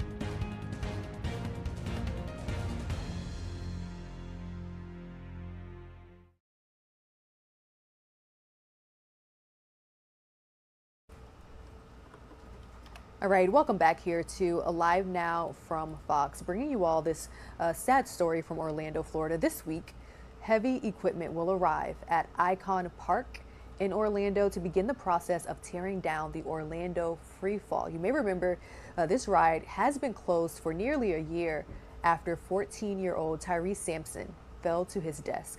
Joining us now live from Icon Park is Fox 35 Orlando's Randy Hildreth. Randy, thank you so much for joining. We know you've been covering this story for some time. Now, it's unclear exactly when the process to tear down that ride will start, but we know that the owners hope to have the demolition completed by March 24th. Am I right? Yeah, and March 24th will be the 1-year anniversary since the death of since the death of Tyree Sampson. The young 14-year-old died after falling from the free fall ride here in Orlando. And that process has actually already started. We know that on a small scale, there has been work to take some of the bolts off of this ride, some of the fencing. You may be able to see in the distance some folks are gathered near that ride. And then one of the things that we've watched this morning for about 45 minutes to an hour now, we watched crews set up these orange plastic drums, and it stretches from I-Drive to Universal Boulevard, and they have put those in place based on what crews have told me in preparation for the crane to arrive to do some of the major work to dismantle the free fall ride here. Now, the attorney for Orlando Slingshot Group released a statement saying they expect the crane to arrive today, so some confirmation on both ends, and quote, that activity is expected to continue into the following week because of the size of this ride. We hope to have the ride fully deconstructed before the anniversary of Tyree Sampson's tragic death. Now, that 14-year-old died March 24th of last year. A state investigation found Tyree's seat was manually adjusted to accommodate his size, and sadly he slipped through the restraints as the ride was coming down. Since then, the owners of the ride were fined $250,000 by the state and have agreed to remove the ride. And this is something that Tyree's parents have asked for, have begged for since their son died. We did get a chance to speak with his father last week. Here's a little of what he had to say. It made me cry, a happy joy cry, you know. It's been a tough deal, man. It's been a rough ride for me personally. And Tyree's parents also filed wrongful death lawsuits against several companies following the incident. And as we monitor the dismantling of this ride, we also have our eyes on Tallahassee, where lawmakers are set to review and discuss a bill that is named in Tyree's honor. One of the state lawmakers here filed it, and it has some language in there to try to prevent a similar incident from happening again. More indications or indicators around a ride about the size that you have to be to get on the ride, and then also more training for ride operators, and then also more evaluations before a permit is given to an amusement park ride owner before they can build in the community. But I'll go ahead and send it back to you live this morning. Randy Hildreth, Fox 35 News. All right, sad story, but good to see that some change is coming from such a tragic event. The time is now 8:50. Let's take a quick break. Live Now from Fox returns in just 2 minutes.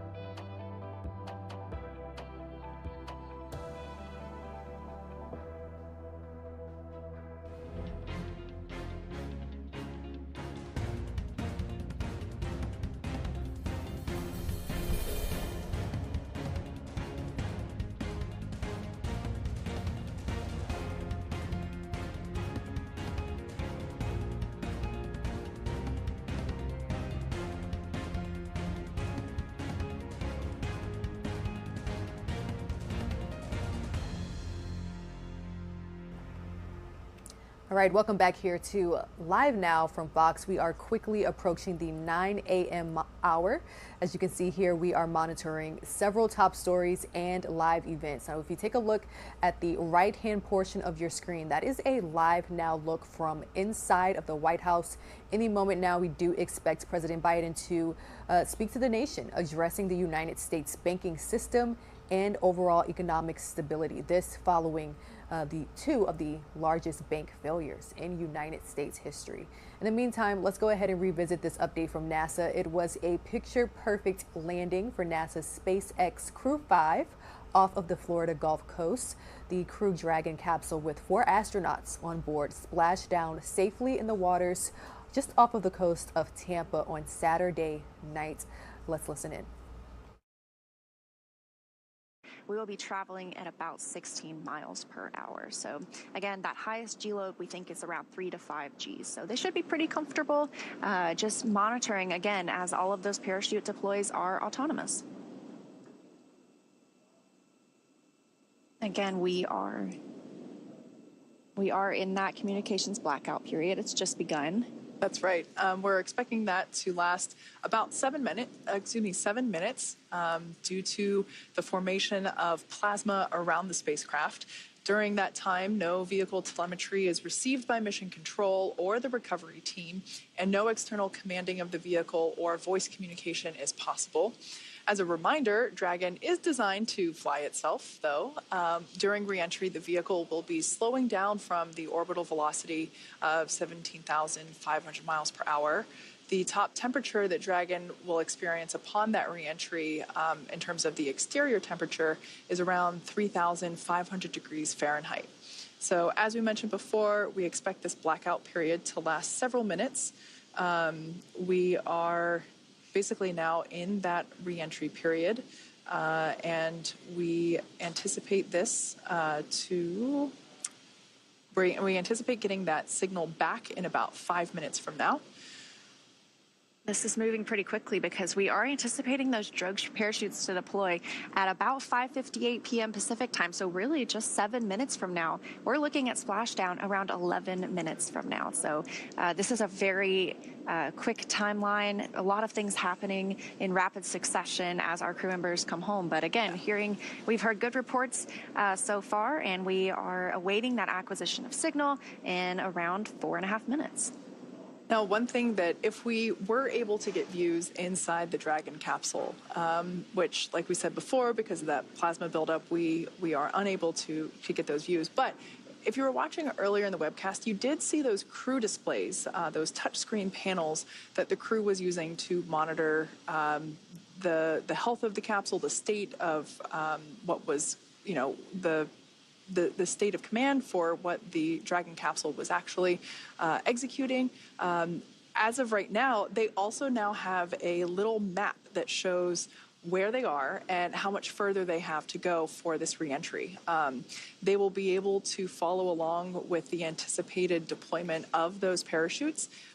One thing that the crew is trained to do is be aware of the surroundings. And of course, when those parachutes deploy, because they are slowing the capsule down, there is a small jolt that occurs during that deployment. And so, and also whenever they splash down, you'll also hear brace for splashdown or brace for impact. That is just the crew being aware and just getting ready, holding on to their seats for those moments where there's a little bit more of a noticeable feel to where they are in their seats. Right, and I think it's very interesting after watching so many splashdowns, whenever we have main parachute deploy, they don't open to their full ballooned shape right away. They do something called reefing.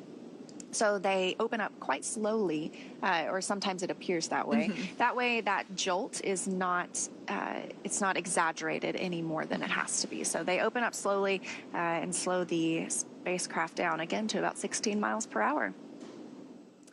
Again, we're in the anticipated loss of signal. There's 2 minutes, or about somewhere between 2 and 3.5 minutes remaining. Sometimes it's hard to tell exactly when we'll be able to get that signal back, but in about 3 minutes, we will start hearing the Corps reach out to the crew to see if they can make that connection. Once again, the loss of signal is expected, totally normal, due to that buildup of plasma around the exterior of the capsule.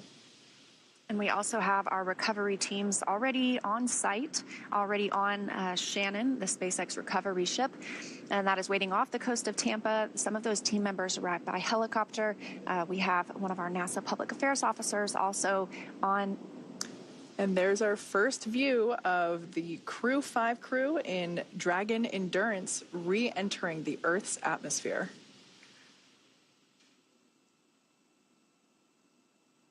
So this is a view from the recovery ship itself of Crew Dragon re-entering Earth's atmosphere. Of course, we still do not have communication with them because you can see that plasma buildup as they are coming through the atmosphere, that heat shield doing all of the work to ablate that heat as it builds up around the capsule. So again, as we mentioned, you see the movements here. That's the ship camera moving and continuing to track the spacecraft during re-entry. We anticipate reacquisition of signal in just a couple of minutes from now. As Kate mentioned, it can vary on when we get that timing.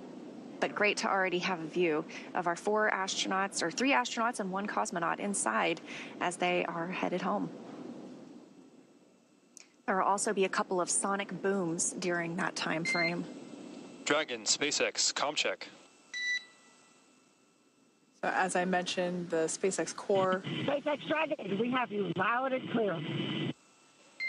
We have you the same. Good to have you back. Expect.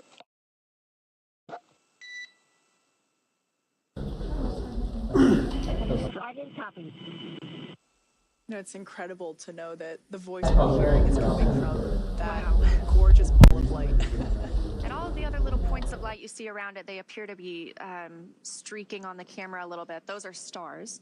Obviously, that beautiful bright light in the middle, that's Crew Dragon Endurance coming home after 157 days in space.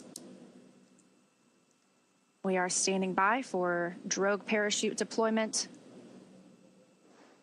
That'll be in about 2 minutes, but we already do have acquisition of signal. That came, again, a little bit earlier than we expected. So That's right. It is a little hard to target sometimes. GPS has converged. Expect nominal altitude for drogue chute deploy. Dragon copy.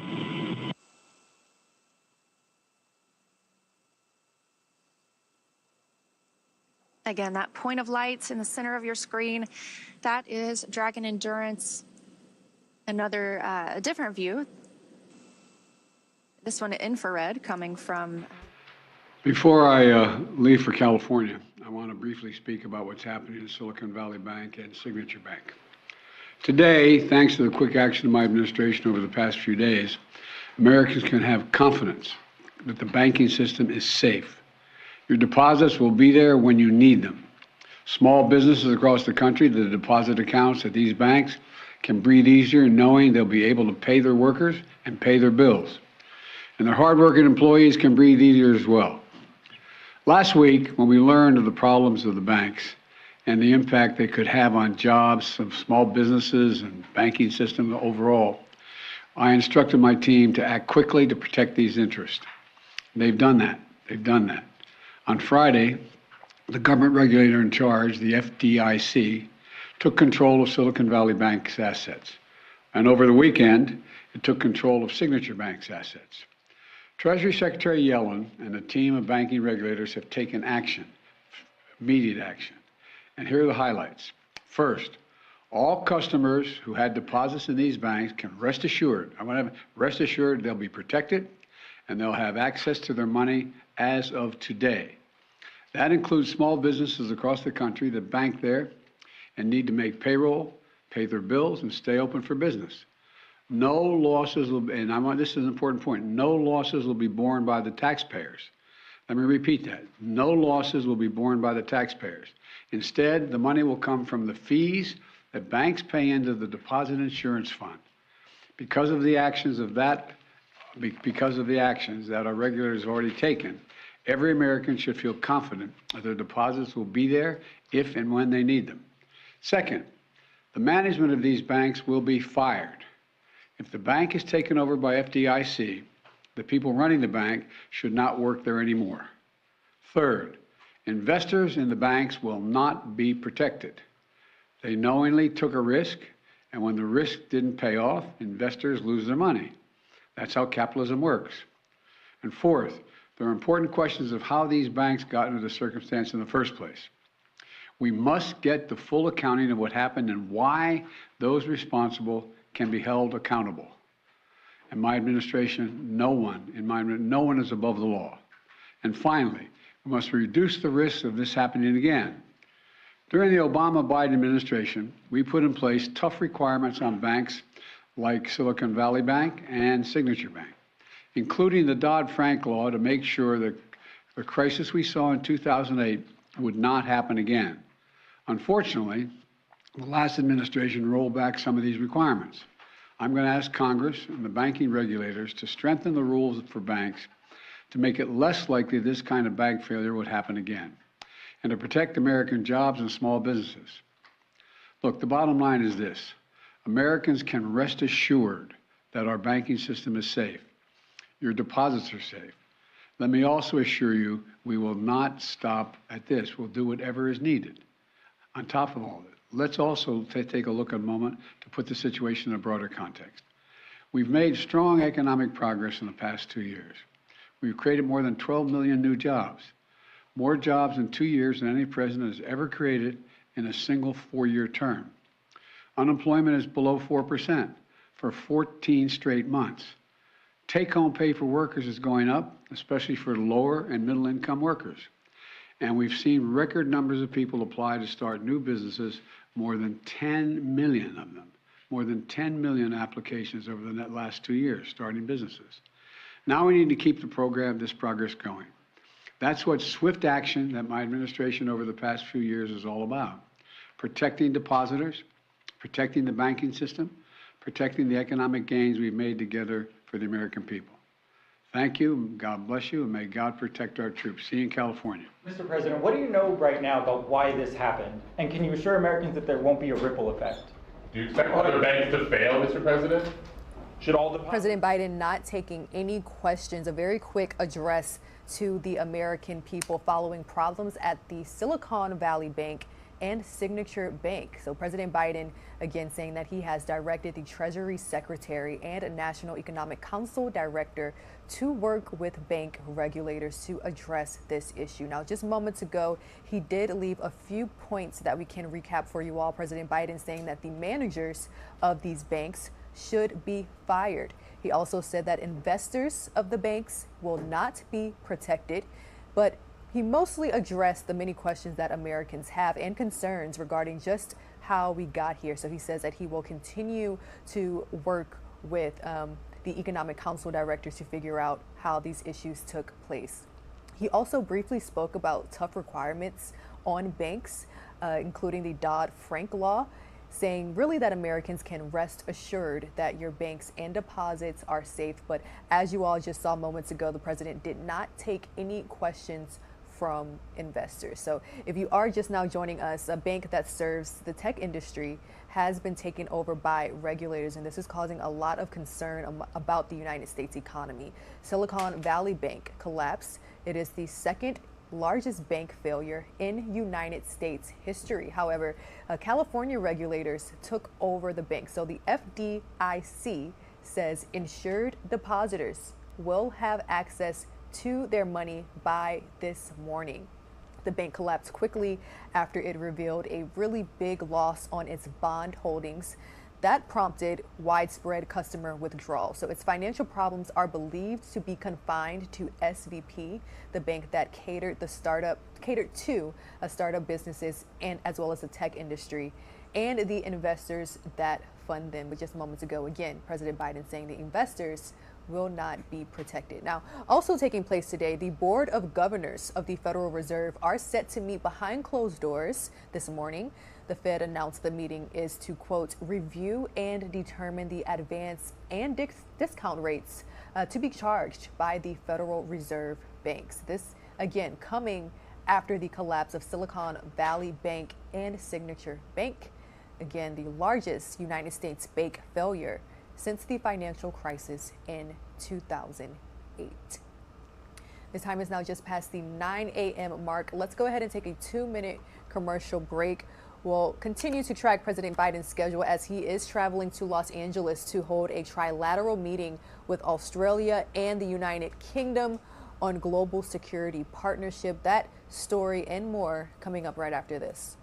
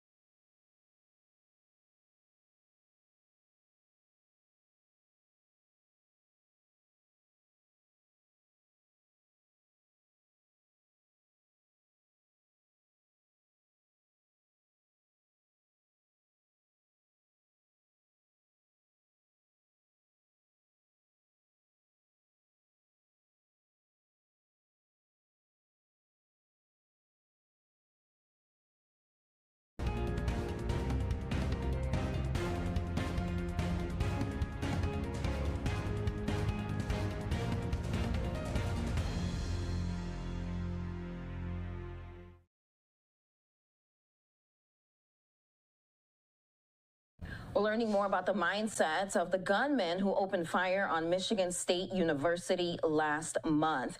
Anthony McCrae killed 3 students and injured 5 others. McCrae had a handwritten note in his pocket listing other targets and portraying himself as a rejected outcast. Police found the note after he died of a self-inflicted gunshot wound. Now, we want to go ahead and talk about this some more. Joining us right now is psychologist Dr. Katie Coleman. Thanks so much for joining us here on Live Now from Fox. Now, McCrae's notes starts off with, why? I've been hurt. He goes on to say, there's a group of 20 of us and I'm the leader. I'll be shooting up MSU. Dr. Coleman, can you just briefly tell us what is your analysis of McCrae's behavior? Well, we recognize that an individual who engages in an act of targeted violence like a mass shooting, they really have to build themselves up in order to accomplish this.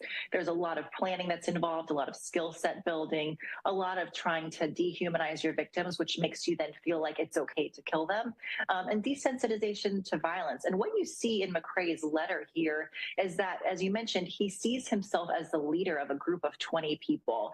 And it's this grandiose type of thinking, because as we now know, there are no followers. This is no group. He acted alone.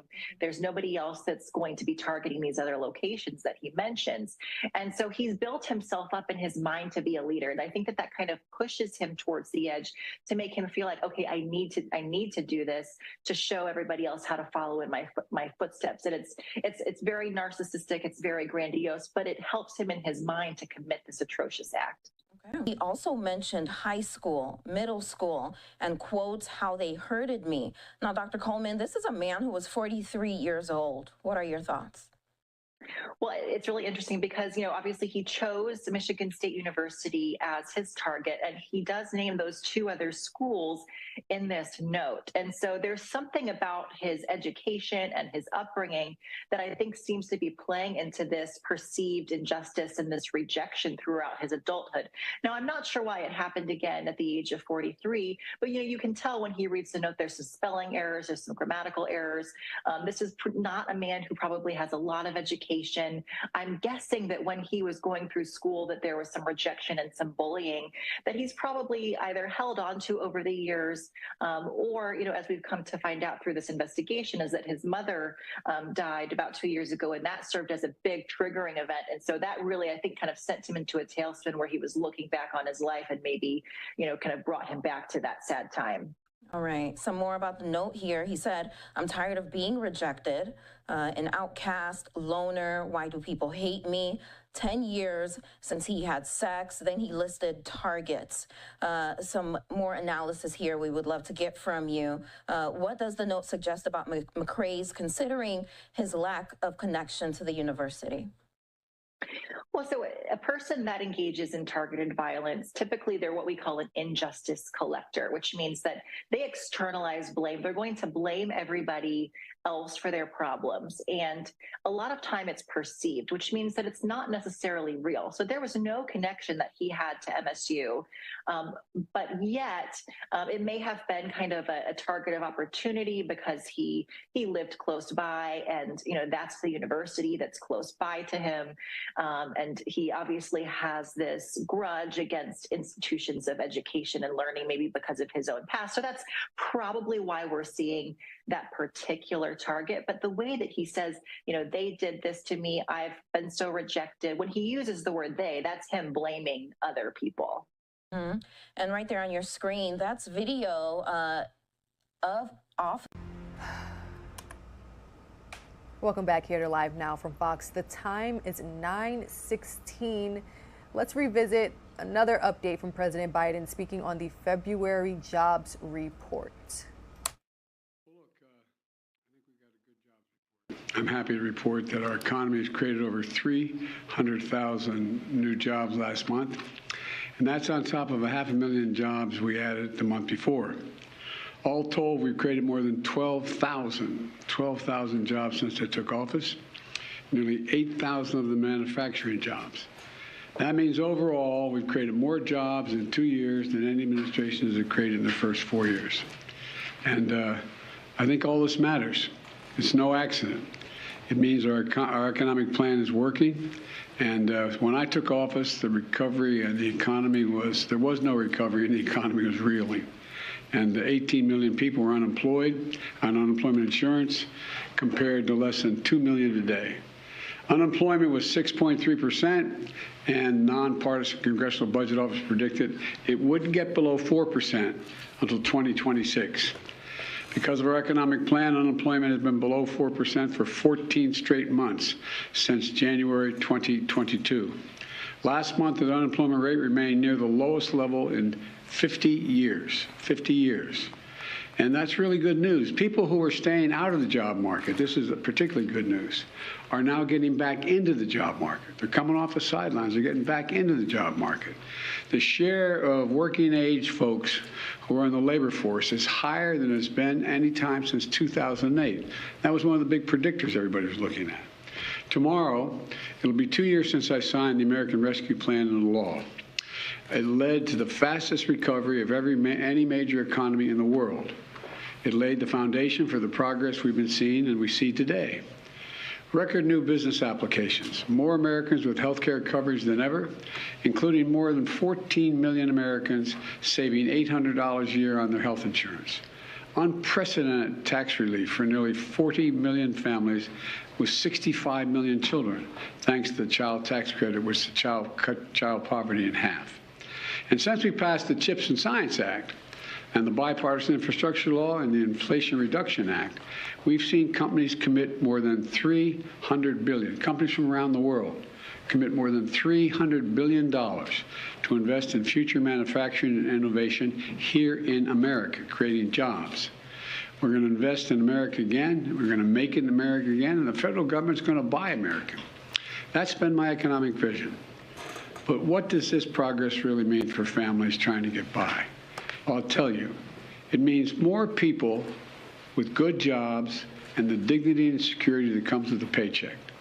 And while we still have more to do, and there may be setbacks along the way, inflation is now down 30% from what it was this summer.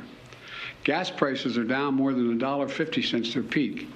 At the same time, take-home pay for workers has gone up, especially for lower, and this is important in my view, especially for lower and middle-income workers. This all adds up to just a little bit. I know you're tired of hearing me saying breathing room, but I think that's how people think about it, a little more breathing room for working families. And today's job numbers is clear. Our economy is moving in the right direction. Yesterday, I went down to a hall in Philadelphia to lay out my budget and outlines of my budget, which builds on the progress we made growing an economy from the middle and the bottom up and not the top down. It's a plan that keeps investing in American manufacturing, innovation, and creates more good-paying jobs that don't require a college degree. It protects, strengthens Medicare, Social Security, two bedrock programs Americans have been paying into for every paycheck they've earned since they've been a kid. And we're paying for these investments. We're paying for it all. My plan, after it's all said and done, is going to cut the deficit nearly $3 trillion over the next 10 years, the plan I've submitted. And by making the wealthy and corporations just begin to begin to pay their fair share. You know, when we talked about 28% tax rate, Ronald Reagan was 28% tax rate. You know, that wacko liberal guy, you know. The idea that that's an unreasonable amount, but I'll get into that later. Anyway, it continues to lower costs for families. Building on the work we've already done to lower cost of insulin and other prescription drugs to make health insurance more affordable. It brings down home energy costs, bills for home energy costs. And our plan is a stark contrast to the MAGA Republican plan in Congress, where they're doubling down on the same failed policies of the past that would give special tax breaks to the wealthy, keep the tax breaks that were put in place by the last president, the wealthy tax breaks for big oil, tax breaks for pharma, at the expense of seniors and families. You know, it's kind of a top-down, trickle-down economics that never, ever worked. I know when I grew up, as you've heard me say before, not much trickled down on my dad's kitchen table. So, you know, my dad used to have an expression. He'd say, I don't expect the government to solve my problems, but I do expect the government to understand my problems. Not solve them, understand them. Building a budget requires some really hard decisions. But all over America, families are sitting around their kitchen tables making decisions that are equally consequential. That's who my budget is for. It's about a value set, I said yesterday. Working people, middle class, the backbone of the country, small businesses who are responsible for around half of all the jobs in the economy. You know, big corporations, the Fortune 5, they're big. But small businesses account for half the people employed in the economy. My budget reflects what we can do to lift the burden on hardworking Americans. Today's news tells us that thanks to our efforts, 12 million more Americans have jobs. The job is about a lot more than a paycheck, as I said. It's about dignity. It's about your family's dignity. And 12 million more Americans can look their kids in the eye and say, honey, it's going to be okay, and mean it. You know, that's a little more dignity for 12 million Americans. And it's not just good numbers. People can feel it. People are moving back into work. But this may be the part that pleased me the most about the report, the jobs report, is people who've been staying out of the job market are moving back in, beginning to move back in. Jobs are available. People are working again. They're becoming more optimistic about their future. And now the biggest threat to our recovery is the reckless talk. The reckless talk, my MAGA friends, this is not yours, you heard me say, it's not your father's Republican Party, but the Republicans in the United States Congress. What they want to do with regard to the debt limit. You know, they're threatening to default on our national debt. In fact, planning to default, as some Republicans seem to be doing, puts us very much at risk. I believe we should be building on our progress, not go backwards. So I urge our extreme MAGA Republican friends in the Congress to put their threats aside, join me in continuing the progress we built. We got a lot more to do, so let's finish the job. And by the way, you know, we talk about I just saw my staff handler as I was coming in, the House Freedom Caucus. Members of the House Caucus will consider voting to raise the debt ceiling contingent upon the enactment of legislation. You know what the essence of the enactment of legislation is? Cut all spending other than defense by 25%. 25% across the board. Now that means cops, firefighters, it means health care, that's just what they call discretionary spending, as you all know. And on top of that, what they're really focused on, I saw here, I shouldn't get into all this now, but is what it's kind of surprised me. They want to make sure we don't have enough IRS agents. You know those IRS agents we had? They're going to check on the accounts of the super wealthy, which require a lot of accounting, a lot of agents to look at it. They want to get rid of them. I don't know. We just have a very different value set. Anyway, I'm optimistic. We're going to get the CPI next week. Hopefully, we'll be in some solid shape. But anyway. Yes. Mr. President, are you concerned that rising interest rates will put a damper on this job growth and impact the economy? And you mentioned the Freedom Caucus.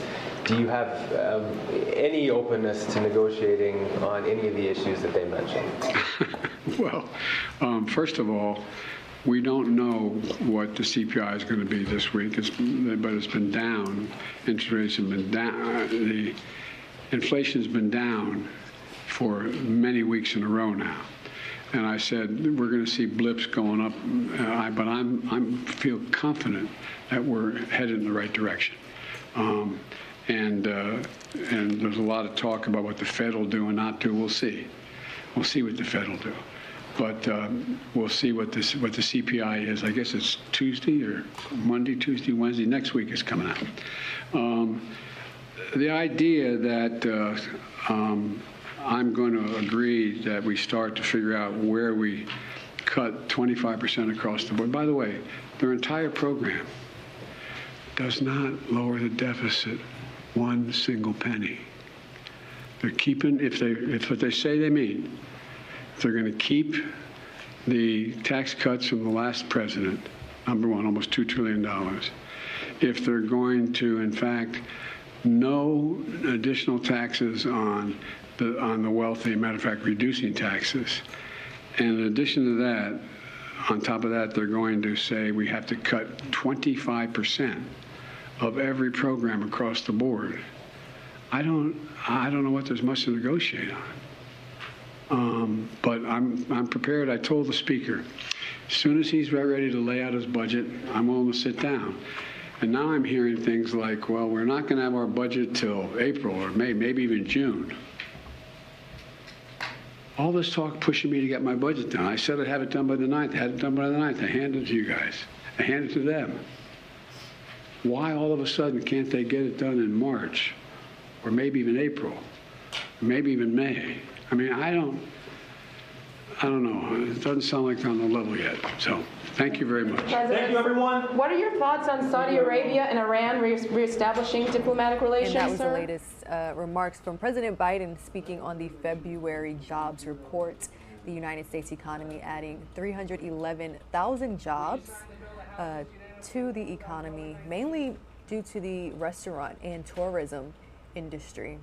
A few moments ago, we did have President Biden address the United States banking system. We're working on getting you all a recap of that. But first, let's go ahead and take a 2-minute commercial break. We are quickly approaching the 9:30 a.m. mark. Live Now from Fox. We'll be right back.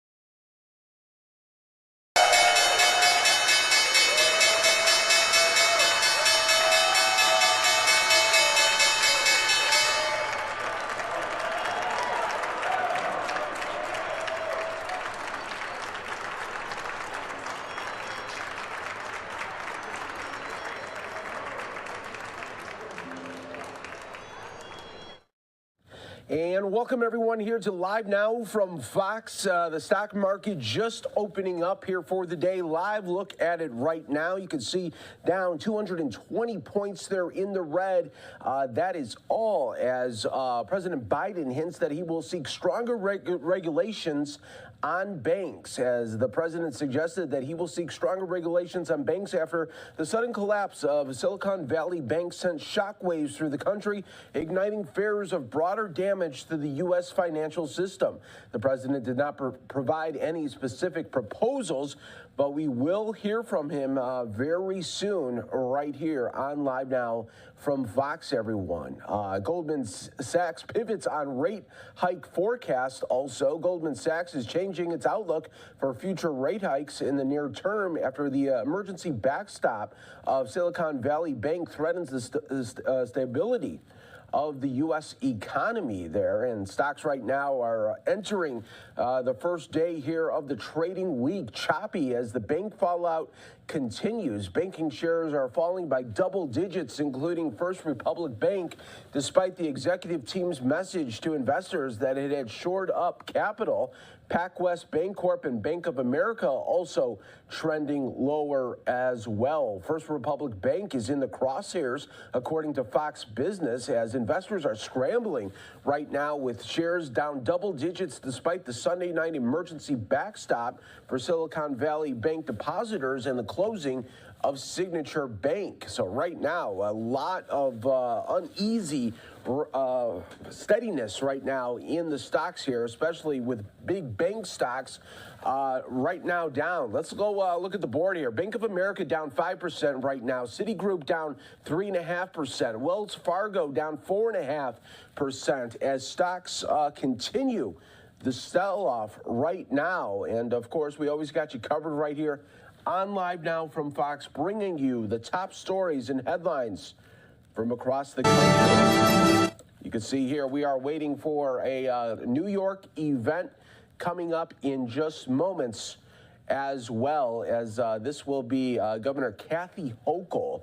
She will be making a special announcement coming up at any moment here, updating New Yorkers on Signature Bank as well. So two banks collapsed there over the weekend, and we will be bringing that to you right here on Live Now from Fox, everybody. I do want to go out to Equal Pay Day is coming up here, and House Democrats were rallying for it. Let's listen right here on Live Now from Fox while we do wait for President Biden coming up. We have New York Governor Kathy Hochul coming up. It's going to be a busy couple of hours here. Stay right here with us on Live Now from Fox. Wendy Chun-Hoon, the director of the Women's Bureau at the Department of Labor, and the assistant coach of the Washington Spirit, KJ Spisak. And of course, the stars today are these beautiful young girls. Here, here. So listen, today we're going to talk about something that, quite frankly, we are so tired of talking about year after year, and that is Equal Pay Day. And that's the day that occurs this year on March 14th and represents the approximate day that women's earnings catch up to men's earnings from the previous year. In other words, this year, women had to work an additional 64 days just to earn what a man earned last year, and actually it's much worse for women of color, because women are often steered into segregated jobs. They're paid less than their male counterparts for doing the same thing, and as caregivers face penalties as they go through life. And yet there's no discount for paying your rent, buying your food, or your car payment just because you're a woman. And you can ask the moms of the young girls that are here today.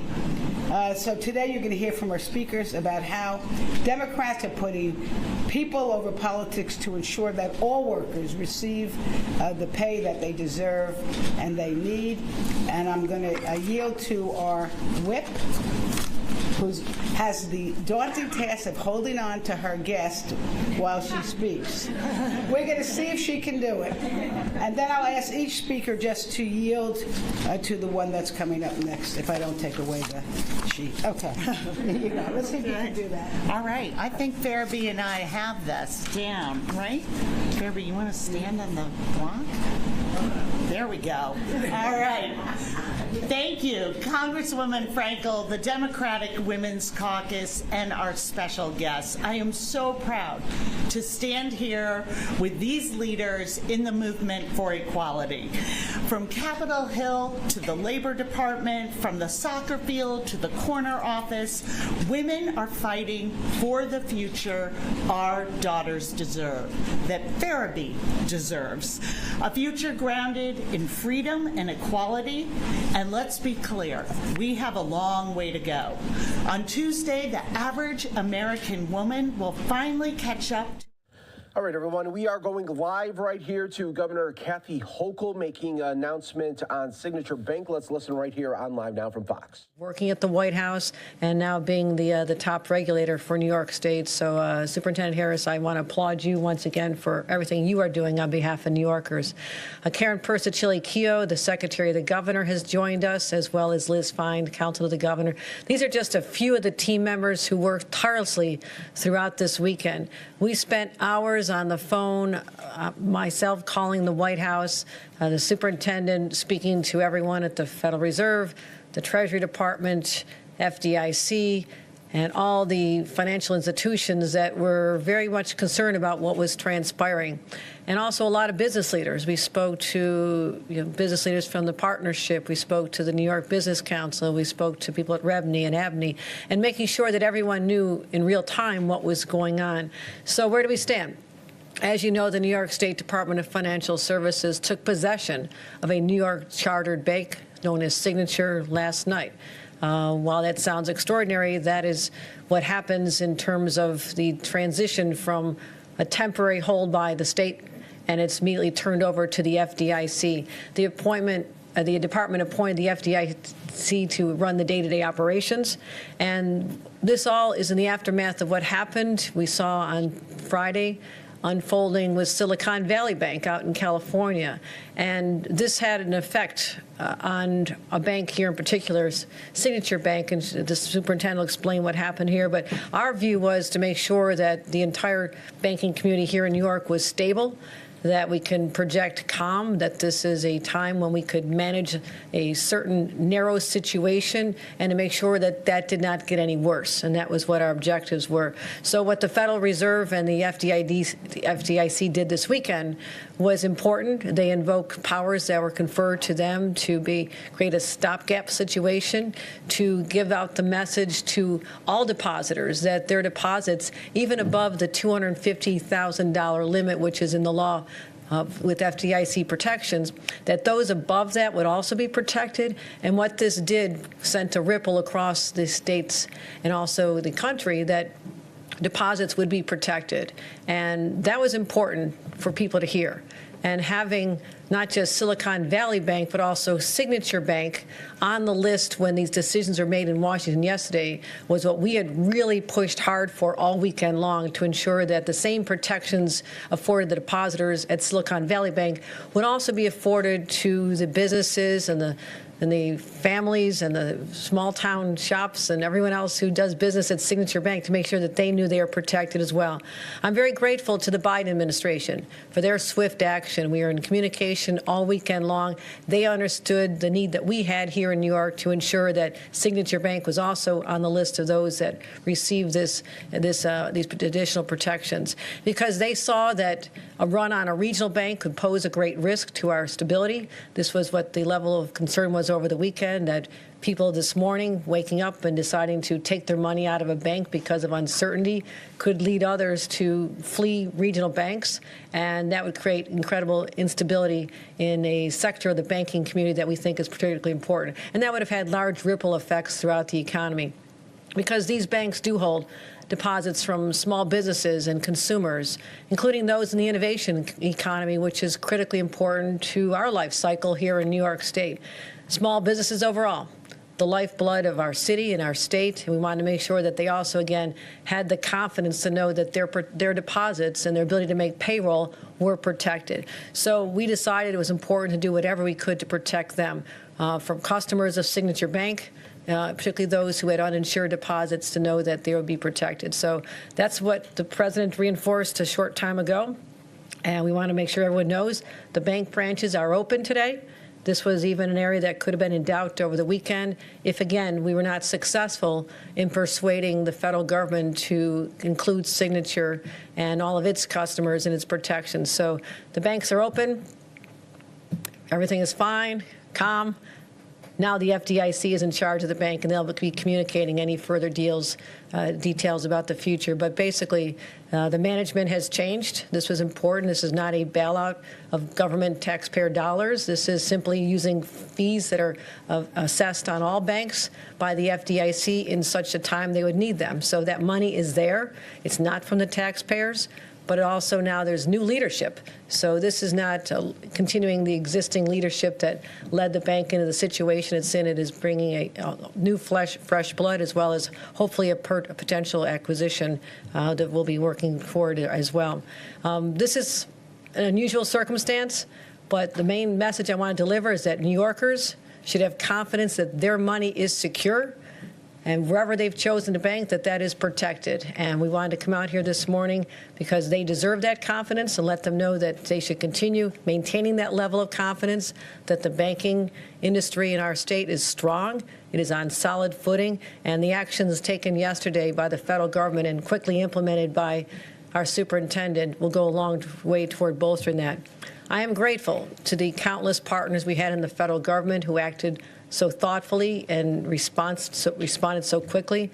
I'm grateful to the men and women of New York, the entrepreneurs who continue to build here, who have faith and confidence in our systems, and the companies who employ so many workers, and all of those who are keeping our state's economy so strong.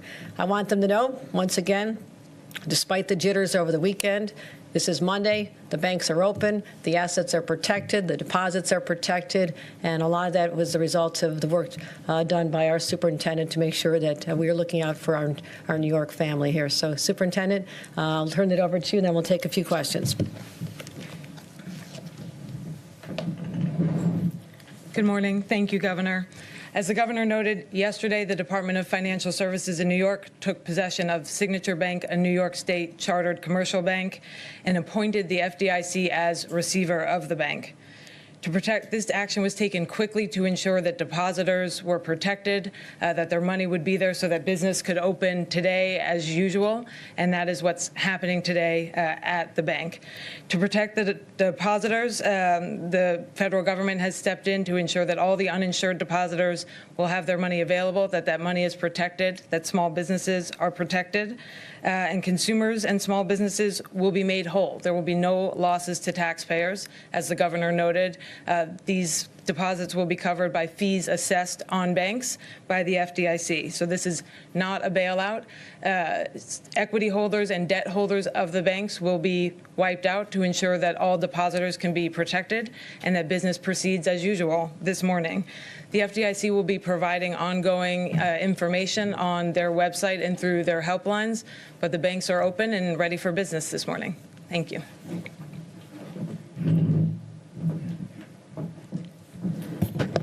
Any on topic first? Andrew.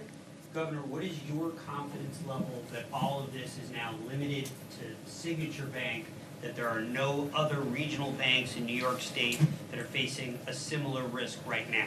What I would say is what happened over the weekend allowed for a level of stability that otherwise would not be there. But that does not mean that our Financial Services Department is not aggressively engaged with all banks that could be viewed as vulnerable and working with them to stabilize them. That's really important to us. So we don't have any evidence that anyone else is in a situation like Signature at this moment. But again, we want to make sure that there's not a ripple effect because of people getting anxious, start withdrawing, then that creates instability. But Superintendent, is there anything you want to add to that? No, I think that's absolutely right, that we are watching everything closely after the developments of the weekend. But without the action taken this weekend, we would be in a much worse place. And Superintendent, just a quick follow-up. Since the first bank, Silicon, was focused largely on venture capital and Signature focused largely on cryptocurrency, are there any regional banks in New York that have that type of investment portfolio that give you concern today? Signature Bank had a broad depositor base, so this idea that it is a crypto bank is not an accurate one. They bank small businesses in all over New York, including vendors at Hunts Point and others. So while what we saw at Signature Bank was a result of some of the actions at Silicon Valley Bank that happened earlier last week, this is not about a particular sector in the case of Signature Bank, but we moved quickly to make sure depositors were protected.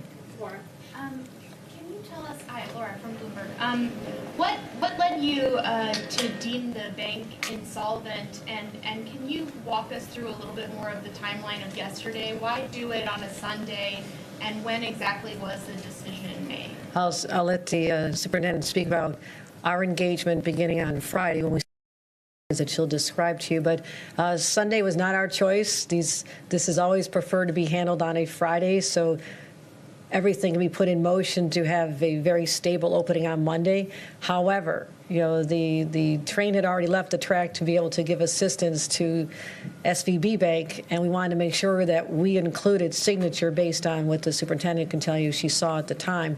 So Sunday was not ideal, but we are so grateful that the policies that were in place that put in motion a meeting of the Federal Reserve, the FDIC, Treasury Department to all come together and receive a certain number of votes. I mean, we're literally counting votes to make sure that there'd be enough to put this over the finish line, which is to allow for this unusual but important step to stabilize an otherwise volatile situation. So again, if we could do it on our own, it would not be on a Sunday. Friday, preferably, right, Superintendent? But if you want to talk about some of the signs that you saw, and it truly was in response to what happened at SVB. This didn't happen in a vacuum. It was what the effect it had on depositors after seeing what was happening at that bank. So, Superintendent. Thank you.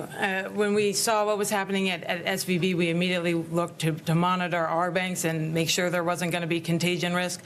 When we identified Signature as being vulnerable due to the outflows we were seeing from them on Friday, we worked very quickly with the federal government to make sure that they could be taken into receivership, but under the circumstances that we knew depositors would be covered. We didn't want to move to take them into receivership if we weren't sure that depositors would be covered. But thankfully, we were able to work closely with the federal government, make sure that all depositors were covered, including the uninsured deposits, and take them into receivership as quickly as possible so that they were ready to open for Monday, and they are. And just to follow up, we reported this morning that the executives at Signature Bank weren't aware that this was happening. Can you tell us a little bit about why? Was there any communication with the bank over the weekend? When did they find out that this was going to happen? We're always in constant communication with all of our regulated entities, including Signature and including over the weekend. And one question, just to follow up on what you talked about earlier, when you start seeing a tremendous number of deposits being withdrawn on a Friday, because of people's ability to do online banking, that trend continued over the weekend as well. So when you see signs that are not good on a Friday, you cannot assume that that's the complete picture of what's going on, because people are making also, again, reading social media and getting this sense of anxiety, and all of a sudden there is a major effect. So having this stop over the weekend was really important as far as the timing to allow the normal process to proceed on Monday morning. And you said you both were in the office overlooking Wall Street yesterday. What time did you, look at each other and say, we have to make this call? I know it came out in the evening, but can you tell us a little bit about the scene there? Well, we were sitting at a table literally on phones waiting to hear the outcome of the meeting in Washington.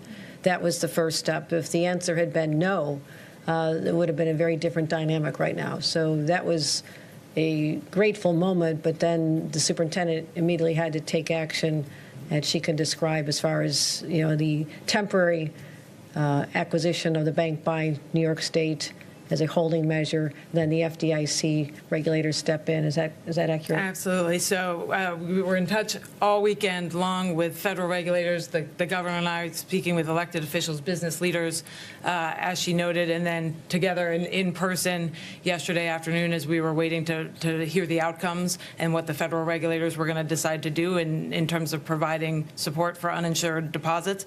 But we were ready all weekend to do what we needed to do no matter what the outcome was in Washington, but we are grateful that it was what it was, and then we took actions accordingly.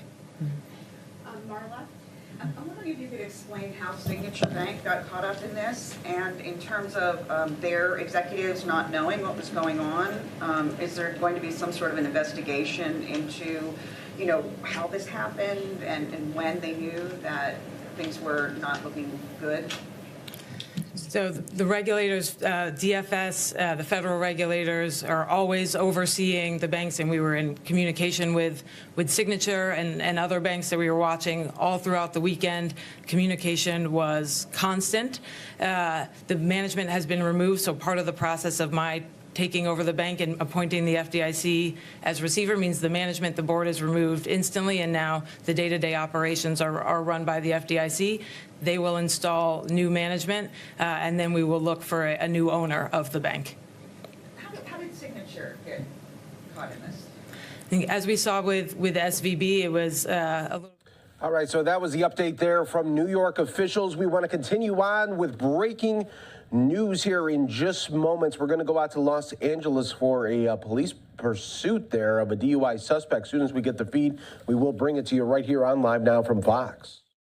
So Signature, because of the amount of outflows we saw on Friday, we knew we were going to have to take action over the weekend so that they could open on Monday. Time for one more. Morgan, go ahead. Last question. Just an off-topic for you, Governor, here. Just hoping you can comment on the situation happening at Madison Square Garden with the liquor license possibly being revoked. Just hoping you can comment on what you've been seeing there. Certainly, but since there's litigation involved, I'll turn it over to our counsel, Liz Fine. Thank you. That is a matter that's being handled by the State Liquor Authority. They are in charge of enforcing the alcohol and beverage control law, and it is a regulatory matter, and it's also the subject of litigation. So at this point, I don't think we were going to be able to comment on the matter. All right, thanks, everybody. That was the update there from New York Governor Kathy Hochul and other New York officials there. You're watching Live Now from Fox, everyone. We are going to slide away for a quick 2-minute break. Stay right here with us. More to come.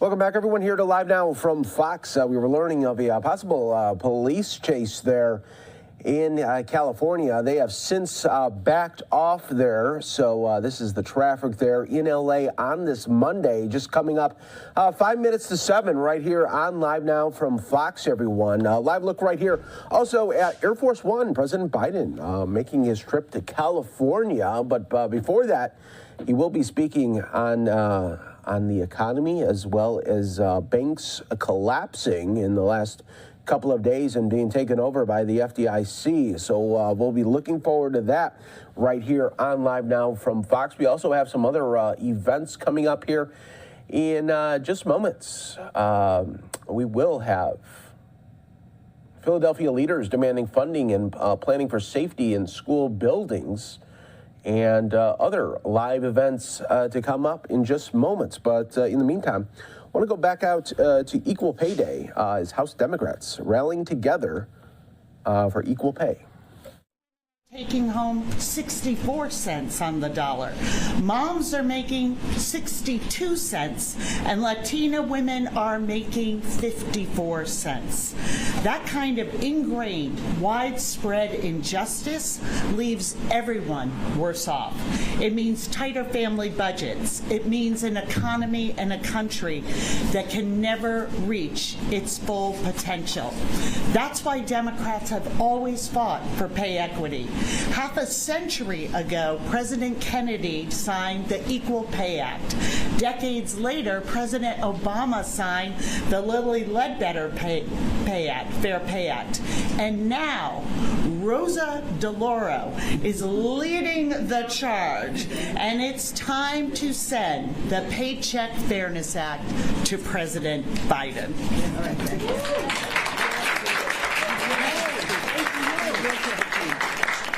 And now we are going to yield to our leader.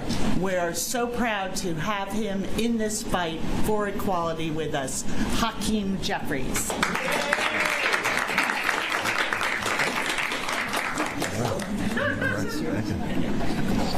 Well, thank you so much to our extraordinary whip, Catherine Clark. We're so thankful for her leadership, and to Lois and to Rosa, of course, the Speaker Emerita, to all of these incredible and powerful women who are here today in support of the Paycheck Fairness Act, and to talk about the disparity in pay that has existed in America for far too long. It is extraordinary to me that women in America are paid approximately 73 cents for every dollar that a man makes for doing the same exact job. That is unfair. That is unconscionable. That is unacceptable. That is un-American.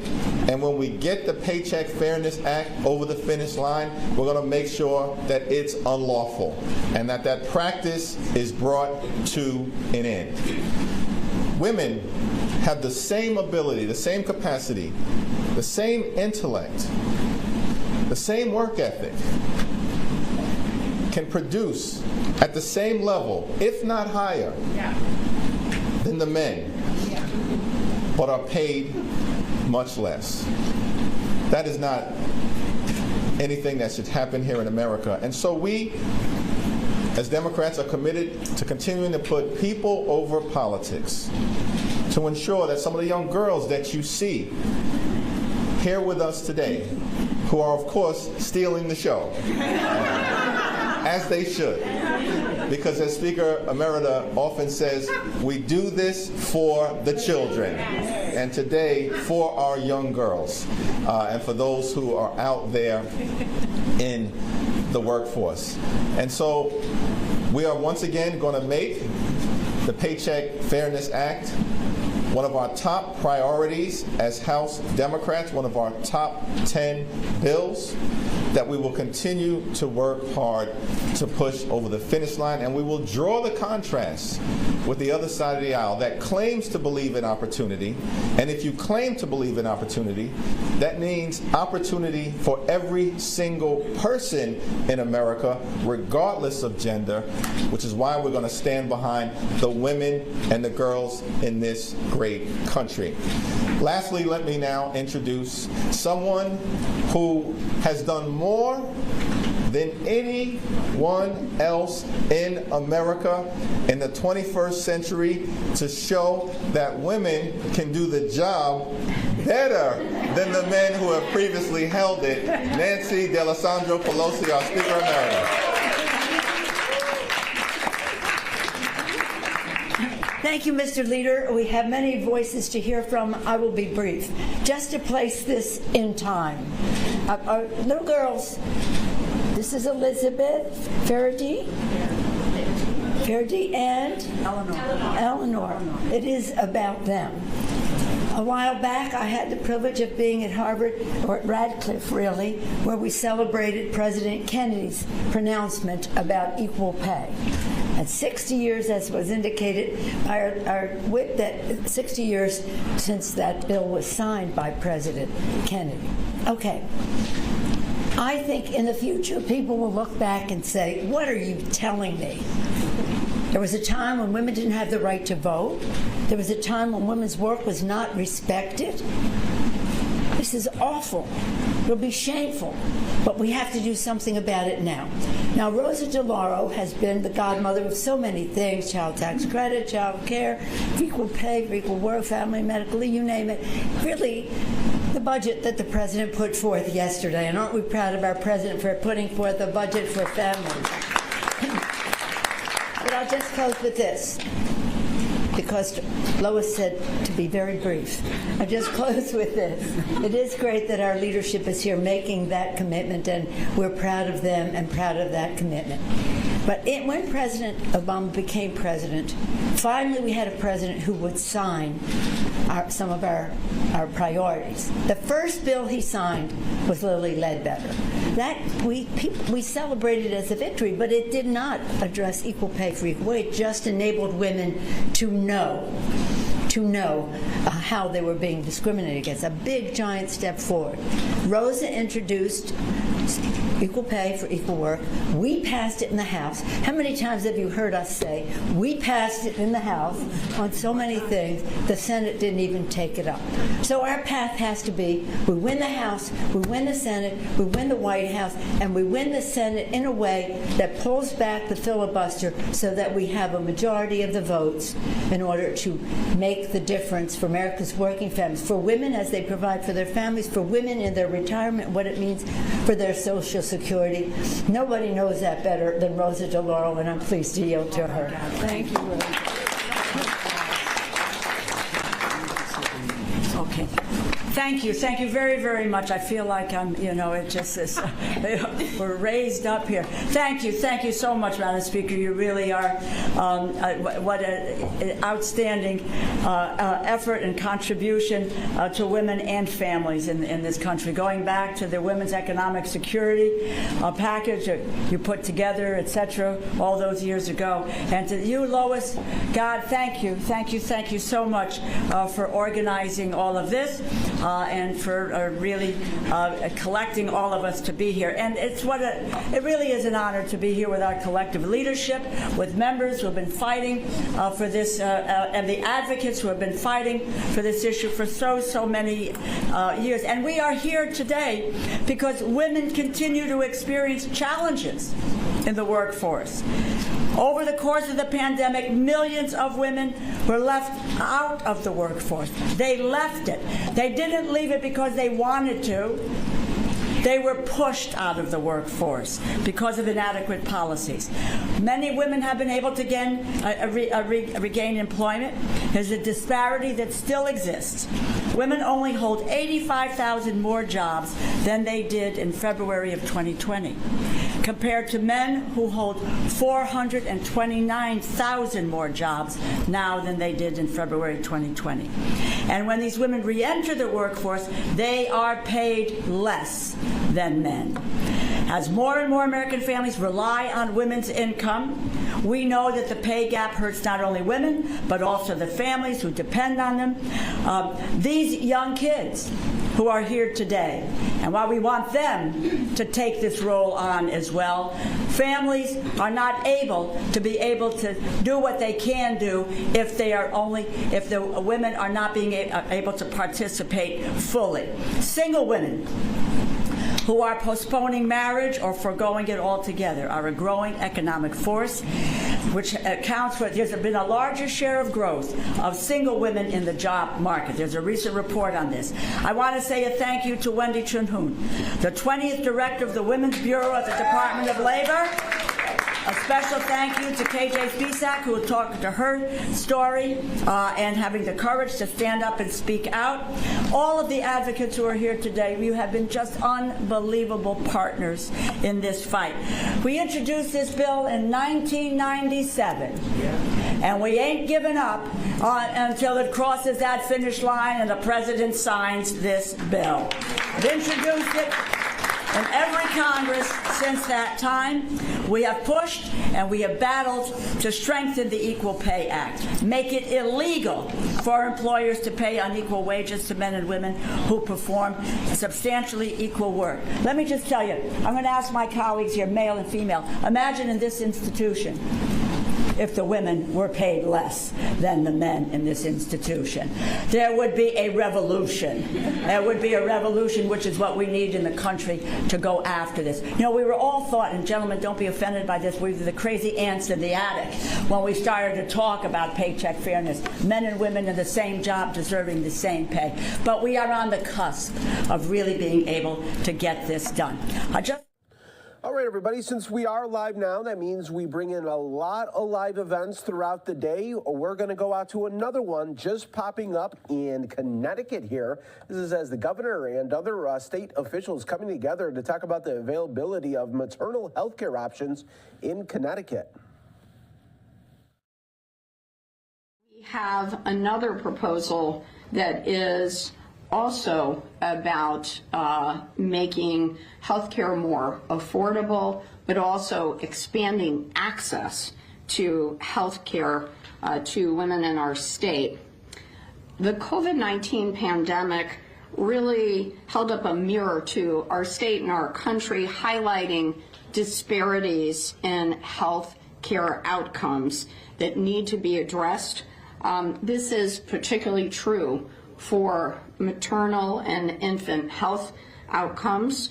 We started to see that pregnancy-associated deaths consistently increased from 2018 through 2020 among all races and age groups. Same thing was happening with infant mortality. And between 2015 and 2017, people of color made up 44%, almost 45% of those giving birth, but they accounted for 63% of pregnancy-related deaths.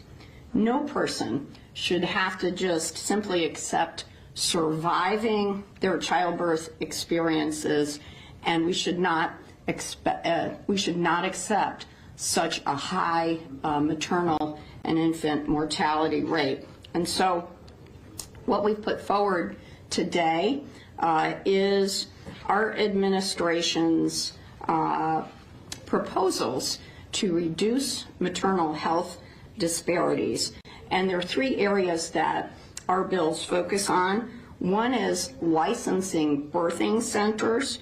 Two is certifying doulas, which assist in pregnancy and delivery, and also setting up universal home visiting for mothers and infants after birth. So our Senate Bill 986 does several things. It allows for the licensing of birthing centers, and you're going to hear more about why birthing centers are important. All right, everyone, we'll check back into that later here. Do want to go out right now to Atlanta here as a second autopsy reveals that the killed Cop City protesters' hands were raised when killed, saying family sues for release of more information. Let's listen right here on Live Now from Fox. The police went to the forest that morning planning for violence. You can see it in the city of Atlanta videos. They formed firing squads, multiple officers with weapons drawn. It was a powder keg, and the moment there was a lapse in judgment on anyone's behalf, there would be death. That was what was guaranteed when they were clearing the forest of these peaceful protesters. To that point, no one had injured a law enforcement officer. No one had attacked a law enforcement officer.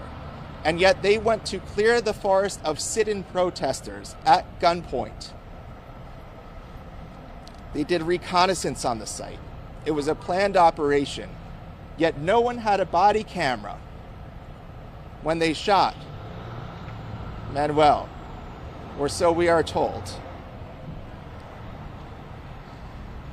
We are asking for the immediate release of all information from the GBI rather than the selective release that we saw in the immediate aftermath of the shooting. The GBI had no problem putting its weight behind its narrative. And then, after its narrative was released, invoking the investigation. It doesn't make sense. I understand the need for integrity in an investigation. I understand not wanting witnesses to hear what other witnesses have said or to see all of the videos before they're asked questions. But once you release what the official narrative is, the investigation is tainted already. Now they have had plenty of time, and we have nothing. The larger context of this unprecedented crackdown is the domestic terrorism charges and the use of the state's force to quell dissent. This is an alarm. This is terrifying. People are sitting in the DeKalb County Jail right now who have no factual basis for the charges against them, at least none that have been articulated, simply because they were charged with domestic terrorism. None of the people in the jail right now have an allegation that they threw a Molotov cocktail, that they lit a construction equipment on fire, that they shot off fireworks. None of the allegations we heard were specific to any person, and yet we have 21 people in the DeKalb County Jail denied bond. This is continuing. This is ongoing. This is intimidation by the state against dissent. But we are here today to focus on Manuel's case and Manuel's family. But that is the context in which this family is suffering.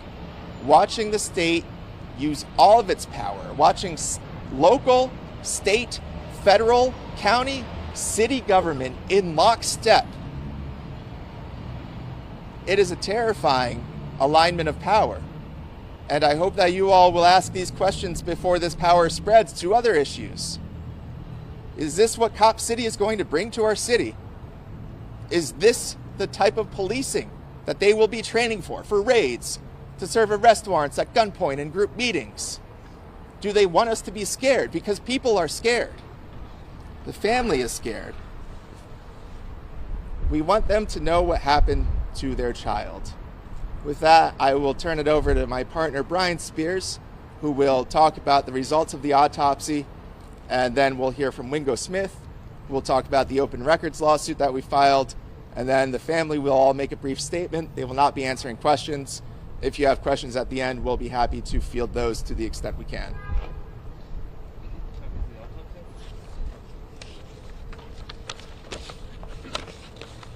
Thank you, everyone. My name again is Brian Spears. Today we continue to search for the facts surrounding the death of Manuel Paez-Terán. As we explained in our first press conference on February the 6th, the DeKalb County Medical Examiner's Office conducted the first autopsy. That's an autopsy which has not been released, and the family has had no access to it.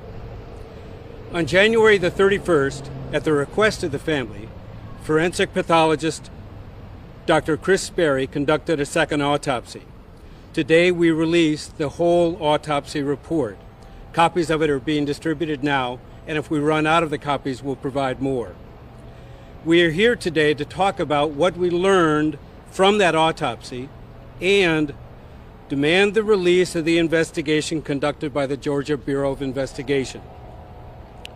What did we learn from this autopsy? We learned that Manuel died from multiple gunshot wounds. We knew that already. Manuel was shot so many times and by different firearms that the tracks of the bullets running through the body converge and intersect. That means that the same parts of his body were shot by different officers. The autopsy identifies 14 separate gunshot injuries. Manuel was shot in the head through his right eye, in the left upper chest, in the abdomen, in his arms, and in their legs. The hands were all shot up. According to the autopsy, the wounds indicate that Manuel's left arm and hand were raised when Manuel was shot, with the palm facing the front of the body. Manuel's right forearm and right hand were also shot. The gunshot to the head would have killed them instantly, but probably, in the words of the report, not before they were able to raise their hands and arms in front of their body, like that.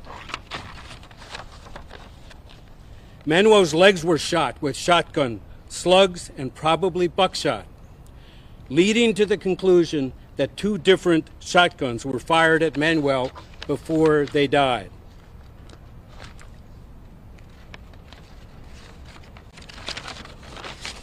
The wounds to the legs are consistent with Manuel having been shot while they were sitting down cross-legged. Manuel was likely shot by individuals, according to the report, standing in front of them relatively close. Manuel was looking death in the face, hands raised, when killed. Manuel was looking death in the face, hands raised, when killed. We still do not know what happened in the forest on the morning of January 18th. We do not stand here today telling you that we know what happened. This second autopsy is a snapshot of what happened, but it is not the whole story. What we want is simple. GBI, meet with the family, and release the investigative report. Thank you.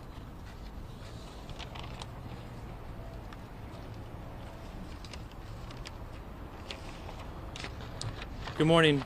My name is Wingo Smith. 8 days after law enforcement officers shot Manuel, we began asking for records from different departments in Georgia about what happened that day.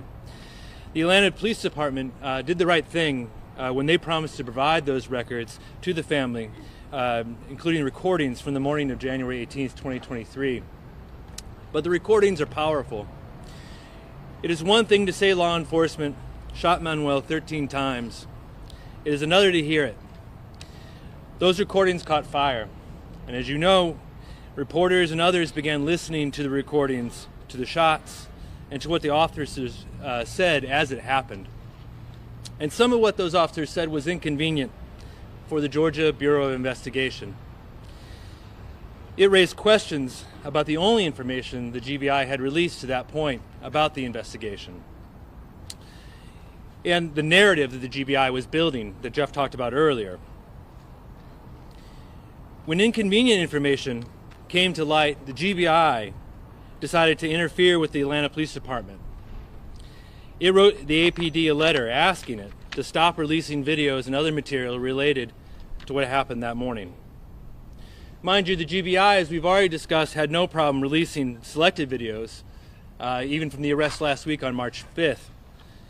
Within 24 hours of those arrests, and had no problem releasing other information about Manuel that they said conformed to the narrative that they were putting forth. Also, in addition to the GBI, the Attorney General's office sent a letter to the City of Atlanta advising it didn't have to release the records to the family. It appears there has been a coordinated campaign to silence the City of Atlanta, and it worked. The APD then refused to release the rest of the recordings in its possession to the family or to the media.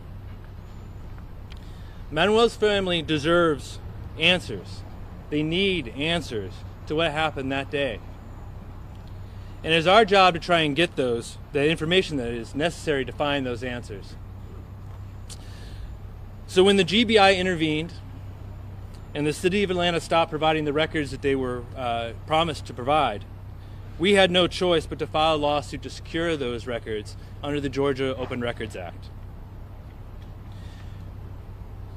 Without truth, there can be no reconciliation. Without truth, there can be no justice. Without truth, this family can find no peace. We ask the APD to release the rest of the recordings in its possession.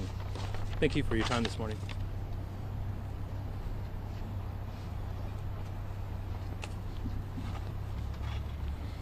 My name is Belkis Terán. My child, Manuel Esteban Paez Terán, was killed here in Atlanta on the 18th of January 2023. We still do not know anything. It was killed our most beloved family member and the most caring person that any group of people could have, and there is only silence.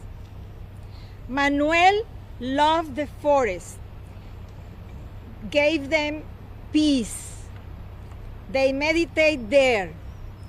The forest connected them with God. I never thought that Manuel could die in a meditation position.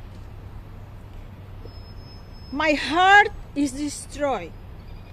I invest so much time, care, and dedication to educate my children to become active members of a society.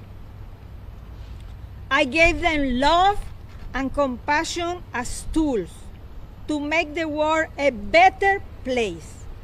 But now there is no answers. I try to be strong, to continue Manuel's legacy, for the love of my family and for all those love Manuel. I want answers for my child homicides. I'm asking for answers to my child homicide.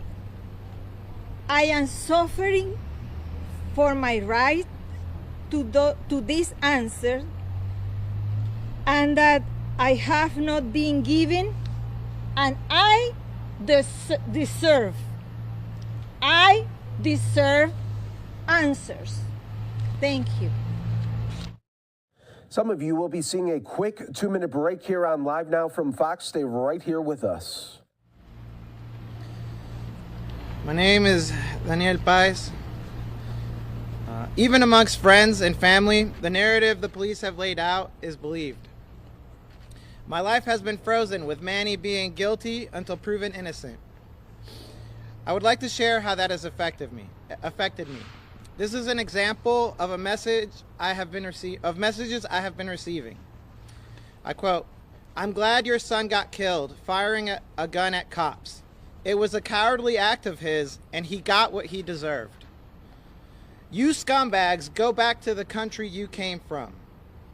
It's been a burden I've mostly kept hidden from my family. I share it now because I need to know the truth. All of this is occurring while people are terrified of police escalation. I can't even attend a vigil for Manny without 10 cop cars showing up, or a low-flying helicopter showing up to intimidate us. In Atlanta, I feel hated. The current narrative is that my voice values less for being out of state, despite my 10 years of military service. It's ironic, I'm trusted with nuclear secrets, but I am not trusted with the evidence of my siblings' murder."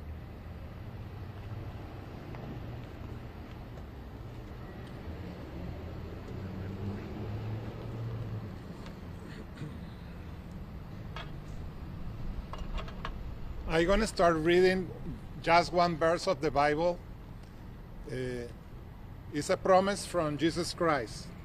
"Blessed are those who are persecuted because of righteousness, for theirs is the kingdom of heaven."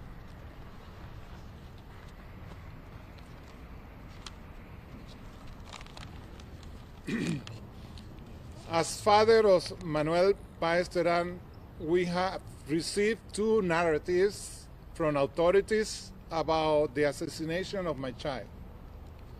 The first narrative we got come less than 24 hours of his assassination. There was a violent individual that hurt an officer. That is the narrative expressed by the governor of Georgia, Atlanta mayor, and chief of police. Family has not been informed. The second narrative that came once Atlanta police revealed to the public some videos of their body cameras, the officer heard was hit by one of their own. It's so-called friendly fire. In other words, one still unknown officer was hit by one friendly fire shot, and my child was hit by 14 unfriendly, nasty, and violent shots. My child was an upstanding individual that gave his life for others. They gave his life for his ideals. They defend the environment. They convince others with conviction and also with understanding, and never with violence. My child is a hero. Manuel was loved in life. My child, now more than ever, is loved by thousands of communities, not only in Georgia, not only in all United States of America, but also the world. Do not get surprised that people from different states of the Union, indigenous communities, and several countries of the world are coming to Atlanta to give their support for the first environmental activist assassinated in Atlanta, state of Georgia, United States of America. This multitude of people that support us as a family and cry with us as one, they are not terrorists. Georgia Bureau of Investigation, GBI, stop manipulating the information about my son's assassination. You keep us, the family, the community, and the world in total dark about what happened at the forest in January 18, 2023. I have a different narrative about my son. He is a hero.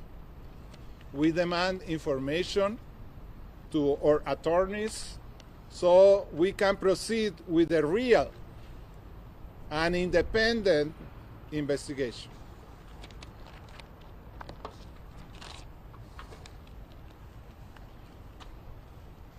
If anyone has any questions, we're happy to field them to the extent we're able. Yes. The gun that Regina allegedly had, do police have that type of gun and that type of bullet also? It's not something that we can answer at this point.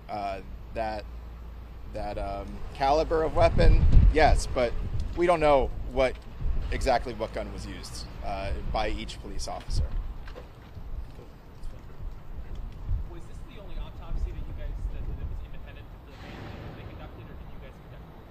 This is the only one. The GBI or the DeKalb counties and then York. Correct. Have you guys received a copy of DeKalb County? DeKalb County has not released a copy of the autopsy to the family. It's been reported that Manuel was the first climate activist that was killed in U.S. history. I'd love for you guys to speak to the significance of that. I know his father just spoke a little bit about it, but I'd love for you guys to comment on it. Well, I think the best way to answer that is that regardless of whether he was the first, it's one that we have to know the truth about. We aren't keeping score in terms of who was the first, and not to malign your question, but it's important because of who he was. It's important because of why he was there, and it's important for all of us to be able to know the full story. We don't have that. And again, like I said before, we don't have all the answers. We're not pretending to have them. But we represent a family who has lost their son, and a family who now is seeking answers from the only sources that are available to us. Remember again, this man in the forest was alone when he was confronted by the array of officers. The officers who in turn are interviewed by the GBI give us an additional picture of what happened. We want that investigative information. We're familiar with responding to and being involved in police investigations. We know what it takes to do them. We also know what it takes to review them and have an opportunity to do that as well. So I hope that it, at least in part, answers your question. But it also speaks to what's going on in the city, right? We went through Standing Rock, far more contentious. Didn't happen there. Why did it happen here? Why did it happen when they were just clearing the forest of people staging sit-in protests? What is going on, and what are they willing to do to get this thing built? It's a display of force that, whatever happened that actually led to the moments of the shooting, like I said, this was a powder keg. They were going out there, forming a firing squad, surrounding tents, shooting pepper balls into them to clear a peaceful protester. And so, it's exactly what I said before. There are alarm bells going off. There should be. The type of alignment that we're seeing is frightening. And a state trooper was injured during this incident. Does the autopsy that you guys, this independent autopsy, does it show that there was any gunpowder on Manuel's body, on their hands? It doesn't show that one way or the other, because as the autopsy, you'll read it in the autopsy, but body's typically washed after the first autopsy, and that's not something that would be recovered in the subsequent one. To clarify, you're saying because of the entrance and the exit wounds of the gunshots, his hands were like this, not raised like that? That's what it appears from the report. What we're conveying to you is the information that both is contained in the report and the conclusions that can be drawn from it. Again, it's a snapshot. It doesn't give us the whole story. It doesn't tell us what was happening a minute before, 10 seconds before the entry wounds occurred. We just know that that's how he was positioned at the time that certain wounds were inflicted on his body. It's something that, without the context of witness statements, law enforcement detailing how they were positioned, where the shooters were, and other information, without that, we can't offer full context. Can you share more details about who conducted the autopsy? Dr. Chris Berry conducted the autopsy. Dr. Chris Berry used to head up the Division of Forensic Sciences for the Georgia Bureau of Investigation, otherwise known as the State Medical Examiner. He held that position for a number of years. He's now in private practice and conducts autopsies throughout the country. Speak a little bit more to this, alleged lack of transparency. Do you feel that this is something that's isolated to this specific case, or is there a pattern with the agencies in terms of that? Oh, I think there's an ongoing problem in every government with a lack of transparency. That's nothing new. I'm not sure if your question specifically pertains to this.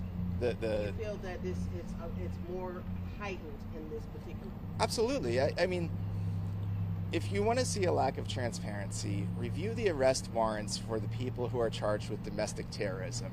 And what you find is a complete lack of a factual basis for each individual charge. We don't charge people with, guilt by association is not a thing.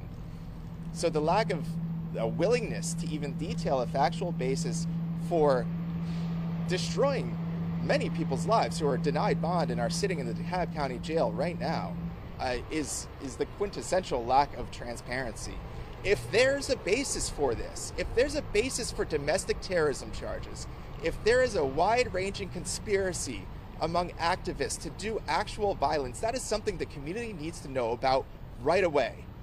And I hope that if that did exist, they would tell us that right away. But they haven't. So I assume it doesn't exist. We'll do one or two more if anyone has anything else. I reported autopsy. You had said that Manuel's hands were raised. They were raised with the palms towards his body at the time that they reflected by the entry and exit wounds. That's what we can tell. But how, obviously I'm not a doctor. Sitting down, how was the doctor able to determine how he was sitting and all of When you read, we've handed you the autopsy report that we have.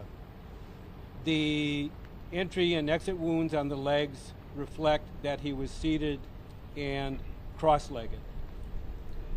If there's some other, if there was video cameras that shows us something more, great. That's a conclusion that could be drawn, though, from the proximity of the legs and the entry and exit wounds, just as with the hands. So that's the information we have, and those are conclusions that are drawn from it. Obviously, we haven't seen the DeKalb County report yet. Right. Most of the stations have asked for it. If it contradicts what this is, what this report says, I mean, what would you draw from that? We'd have to figure it out. I mean, I welcome additional information. It's as simple as that. I welcome additional information. Because the second autopsy was... You're watching Live Now from Fox, as always, right here, giving you the top stories and headlines from across the country. We are going to take another quick 2-minute break. Stay right here with us. More to come.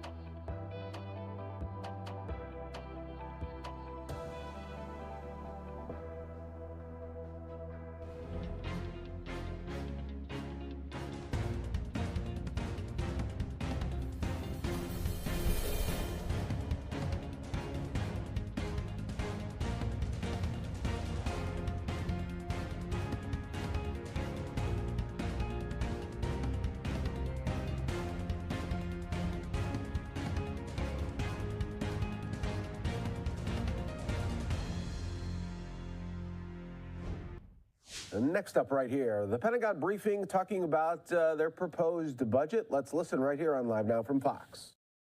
Unbeatable asymmetric advantages. And with the collective arsenal of democracy and commercial innovation that's been energized by Russia's unprovoked war in Ukraine. Here at home, the budget invests approximately $6 billion in strengthening the defense industrial base and supply chains, including long-term investments in microelectronics, casting and forging, batteries, kinetic capabilities, and critical minerals. As we remodel for the future, we're paying as much attention to the wiring and framing as we are to the finishes.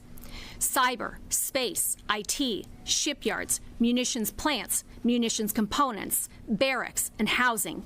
In all of these areas, we're funding expansions, upgrades, and overhauls, none of which DoD can do alone. The budget also continues to build bridges with America's dynamic innovation ecosystem, with the traditional defense industry and well beyond it, including funding for key technology areas like AI, quantum sensors, and directed energy. Hastening the pathway from joint concept to experimentation to fielding systems through the Rapid Defense Experimentation Reserve, and launching DoD's new Office of Strategic Capital to help attract and scale private capital in sectors like semiconductors, advanced materials, and biotech. Beyond our shores, the President's budget aligns with new investments by U.S. allies and partners to strengthen their own security. One example is AUKUS.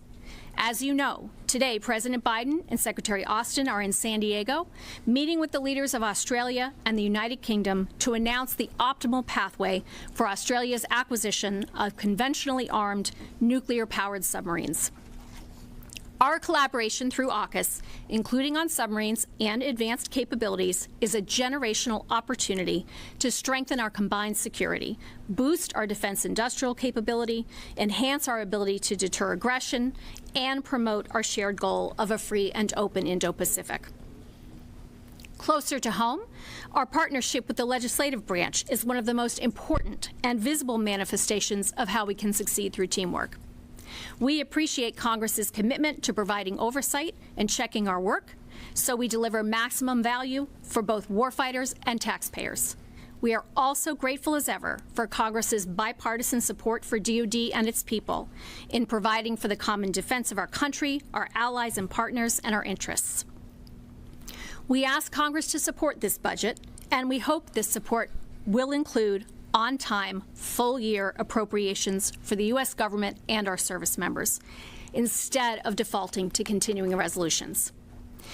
If you add up the months DoD has been under a CR since 2011, it totals 4 years' worth of delays. Delayed new program starts, delayed training, delayed PCS moves. Again, that's 4 years lost over the last decade plus. To outcompete the PRC, we cannot have one hand tied behind our back for 3, 4, 5, 6 months of each year. And let me assure you, more money cannot buy back this lost time. I know members of Congress on both sides of the aisle care deeply about America's national security and winning the strategic competition for the 21st century. With this budget and with Congress's support, we're ensuring the U.S. military remains formidable and resilient today, tomorrow, and well into the future. With that, I'll turn to Admiral Grady before we take questions. Yes, ma'am. Thanks. Madam Secretary, thank you, and thank you for your strong leadership. And on behalf of the Chairman and the Joint Force, I welcome everyone here today for this briefing, and it really is an honor and a privilege to represent the soldiers, the sailors, the airmen, the Marines, and the Guardians of the Joint Force as we discussed DoD's fiscal year 24 President's budget request. And we are approaching this request, this fiscal year 24 budget request, with our strategy first and foremost, particularly as it calls to prioritize the pacing threat, the pacing challenge of China. The work of implementing the 2022 National Defense Strategy and the strategic framework that were provided by the 2022 National Military Strategy has served as the basis for last year's budget request and certainly for this year's budget submissions as well, a continuation, if you will. As the NDS directs, our $842 billion budget prioritizes defense of the homeland, deterring strategic attacks, deterring aggression, all while positioning the Joint Force to prevail in conflict if necessary. And with this budget, the Joint Force is truly delivering on the strategic discipline that is at the center of the National Military Strategy. Over the past several months, Secretary Hicks has skillfully led the department through our budget development, ultimately producing an outcome that the American people can be confident in, an outcome that ensures that the Joint Force remains the most lethal and capable military on the planet, an outcome that takes care of our service members and their families, and an outcome is how the budget helps us succeed through teamwork. With our network of allies and partners around the world, one of America's working actively to implement this strategy. A big part of that is linking the strategy to the resources. That's what our review is all about. You heard about that from the Deputy Secretary and the Vice Chairman. You're going to continue to hear it from us. I won't read this to you. I think you all are familiar with this. Again, this strategy remains focused on the PRC. What happened in Ukraine has not changed that. So the 4 priorities the Vice Chairman noted remain important to us. And let me next turn to the budget itself, the top line. Broken out by our major military department components. The budget is driven by and vital to the execution of our strategy and both the national security strategy and the NDS. It was built in a thoughtful way to align those two. The Secretary, that is his top priority with us, is making sure that we are implementing his strategy, not doing anything else in this budget. The top line itself, $842 billion, is $26 billion, or 3.2% more than what Congress enacted last year. It's closer to 9% more than what we requested last year, and it's basically $100 billion higher than what we had just 2 years ago. This budget represents a 0.8% real growth, so just under 1% real growth over FY23 enacted level, which included, as you recall, a fairly substantial congressional increase of $43 billion to our top line. So it is higher than that still by $26 billion. When I give you that real growth calculation, that assumes a GDP inflation rate for FY24 next year compared to this year of 2.4% as directed by OMB. This applies to the goods and services we buy. We can talk about this later, but pay raises and other items such as housing costs are adjusted by separate factors. The 2.4 doesn't literally apply to everything in this budget. I will also just make a note that there's a footnote there you probably can't read from here that the CHIPS Act, which is a big congressional action last year, is technically a different kind of funding than the regular discretionary budget. It's a small amount of money, $400 million, but important, and it is additive to these numbers. Let me turn next to this chart, which kind of sketches out what our plan is over the next 5 years. Over the next 5 years, FY24 through 28, our fit-up years for this budget, we are at $297 billion, so we could perhaps round that to $300 billion higher on the top line than we were just a year ago in the plan that we submitted to Congress last year. For the out years, as I said, for this year, the budget is an increase of 3.2% over what Congress enacted last year. For the out years, that increase grows at the rate of inflation as projected by OMB. So that's why that out year profile has a steady slope. It's the OMB assumptions that drive that. So over the last 2 years, going from this administration's first budget, FY22, to where we are now, the President has agreed to give us $100 billion per year additional resources to implement the NDS with urgency. So we are putting our money where our strategy is, and our efforts, together with support of Congress, are really moving the needle. As the deputy said, outputs are what matter. $100 billion a year, however, is real progress. The budget alone does not deter anyone, but you get that deterrence from capability, capacity, will, alliances, many other factors. But without the capacity and capability that is funded in a budget, it's hard to make things real. So the budget is an important contributor to the outputs that the deputy was talking about. Again, as she said, if we get the funding on time. As she noted, we've lost 51 months, if you're counting, and I do, stuck in CRs over the last 13 years, over 4 years. So that effectively has shrunk the fiscal year, in a sense, from 12 months to 8 months over the last decade plus, and that is a path that we don't want to continue on. We do like the path on that chart, but we don't like the path of the timing that kind of underlies it.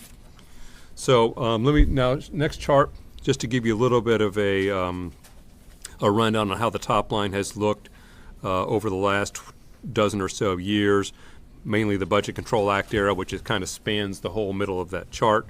You can see how it dropped down and has come back up. You can see also that, again, the old concept of OCO funding, which was phased out at the start of this administration, is the red bars on top. We are past that now, although those activities in Central Command, of course, are continued now, have been moved into the base budget. And again, you can see kind of how the Budget Control Act impacted us. We're certainly in a better place now, as evidenced by the way the top line has and the support has grown the last couple of years. Given our security challenges, we think that's appropriate, and I, for one, certainly hope we don't see a revival of the approach of arbitrary funding cuts that we experienced during my first tour here. Next, this goes back to my earlier comment that our end strength remains largely stable and consistent with what was anticipated a year ago and what was authorized. We have a slight increase, about 12,000, about 9,000 in the active side, mostly Navy Air Force, about 3,000 on the reserve side. The Army end strength, what you see there is something I've discussed directly with Secretary Wormuth. This is what Sec Army and the Chief of Staff believe is realistic for the next 12 months. This stability and end strength, as you know, kind of has two aspects. There's the recruiting challenges, which many of you are aware of, and the incredibly strong retention. Granted, those two are not perfect substitutes for each other, so they are separate things that have to be looked at separately. I will say on the recruiting side, I think you already probably know this, but these are the lowest unemployment rates in the 50-year history of the all-volunteer force. There has always been a correlation, an inverse correlation between the job market on the outside and our ability to recruit. Last year, calendar year 22, 3.6%. Again, the lowest unemployment rate in over 50 years, and it's staying that low in the first parts of this calendar year. So that remains a tough environment. Nevertheless, retention is strong. Again, we can talk about some of the specifics as the services and military departments come along later today to talk about how their end strength increase is tied to particular programs, whether on the soldier side or on the platform side, such as realigning KC-10s to KC-46s. But overall, a fairly stable picture on the size of the military. Again, we're about capability in this budget. With that, let me turn it over to Admiral Joyner to talk about some of those capability increases. Thank you, Mr. McCord. Good morning. The budget request aligns with the strategic guidance and balances department priorities to maintain a ready, lethal, and combat credible joint force. It represents the largest procurement and R&D levels ever for the DoD. We will invest over $61 billion to develop, modernize, and procure lethal air forces. Our request includes 83 Joint Strike Fighters, 24 F-15EXs, and 15 KC-46 tankers. Additionally, the budget continues next-generation air dominance and future vertical lift platform developmental efforts. The Department's $48.1 billion request in sea power funds key investments critical to our national defense, including 1 Columbia-class submarine, 2 Virginia-class submarines, 2 Arleigh Burke destroyers, 2 Constellation-class frigates that bring greater capability to our maritime forces. The FY24 request also incrementally funds Ford-class nuclear aircraft carriers and future Columbia-class ballistic submarines. Finally, the $13.9 billion request for land power funds procurement of 80 amphibious combat vehicles for the Marine Corps, 91 armored multipurpose vehicles for the Army, and also invests nearly $1 billion in R&D efforts for the optionally manned fighting vehicle, which is the replacement for the Bradley fighting vehicle. Altogether, our historical investments in platforms and systems across the air, sea, and land domains will increase the lethality of our joint force, enhance our ability to deter threats well into the future. Nuclear weapons continue to provide foundational strategic deterrent effects that our nation and our allies and partners have relied on for decades. The FY24 budget request increases funding for modernization and recapitalization of all 3 legs of the nuclear triad. For example, this budget includes $5.3 billion to continue development and procurement of the B-21 program, $6.2 billion for the production of the second Columbia-class ballistic submarine. Also, FY24 is the first year of advanced procurement funding for the Sentinel missile program to obtain long lead items for initial production lots. As Mr. McCord mentioned, the National Defense Strategy and our national leadership make clear that our highest defense priority is to protect the homeland and deter attack on the United States. China and Russia are fielding conventional, long-range, and hypersonic weapons with the capability to threaten our allies, partners, and U.S. forces from extended standoff ranges. Therefore, the FY24 budget invests $29.8 billion to enhance U.S. missile defense capabilities to defend the homeland, deployed forces, and allies and partners against an increasingly complex adversarial threat. The budget increases investments in missile defense sensors to enhance domain awareness, regional missile defense networks, hypersonic weapons and defenses, space-based systems, and additional short-range air defense battalions. And then finally, the FY24 budget request includes additional investments for the defense of the United States and territories, including all domain situational awareness capabilities for the continental United States, Alaska, and Hawaii. Our FY24 budget request includes $11 billion to develop and procure the proper mix of highly lethal precision weapons. This budget continues the development, testing, and procurement of hypersonic missiles and other long-range fires. Extensive hypersonic prototyping and testing efforts have helped the department overcome technological challenges prior to fielding hypersonic weapons. Additionally, this budget maximizes Joint Air-to-Surface Standoff Missile, JASSM, and Long-Range Anti-Ship Missile, LRASM, and Standard Missile, also known as SM-6, capacity through multi-year procurements. Enhancements to the munitions industrial base will grow future production capacity and result in savings for the department. These substantial investments will grow the department's advanced offensive fires capability and field multi-domain hypersonic capabilities from air, land, and sea platforms beginning in the mid-2020s in order to achieve maximum deterrent effect against a peer adversary. Space capabilities are a critical component of U.S. military power projection and integrated deterrence. China and Russia continue to field weapons that could deny or destroy our space capabilities. To meet these potential threats, the budget invests over $33 billion to accelerate space capabilities that can be protected, survive attack, degrade gracefully under attack, and be reconstituted in a reasonable time when required. The budget also builds capabilities that can defeat adversary space systems, especially those that target our joint force.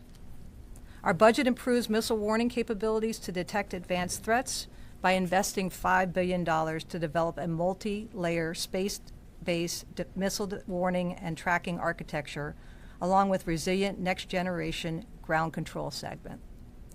This request also invests $4 billion to develop secure, survivable, and jam-resistant satellite communication capabilities for joint and allied forces. Finally, the budget includes almost $3 billion for 15 space launch vehicles to provide assured access to space and funds infrastructure projects that will help modernize our space launch ranges to support increased commercial and government launches.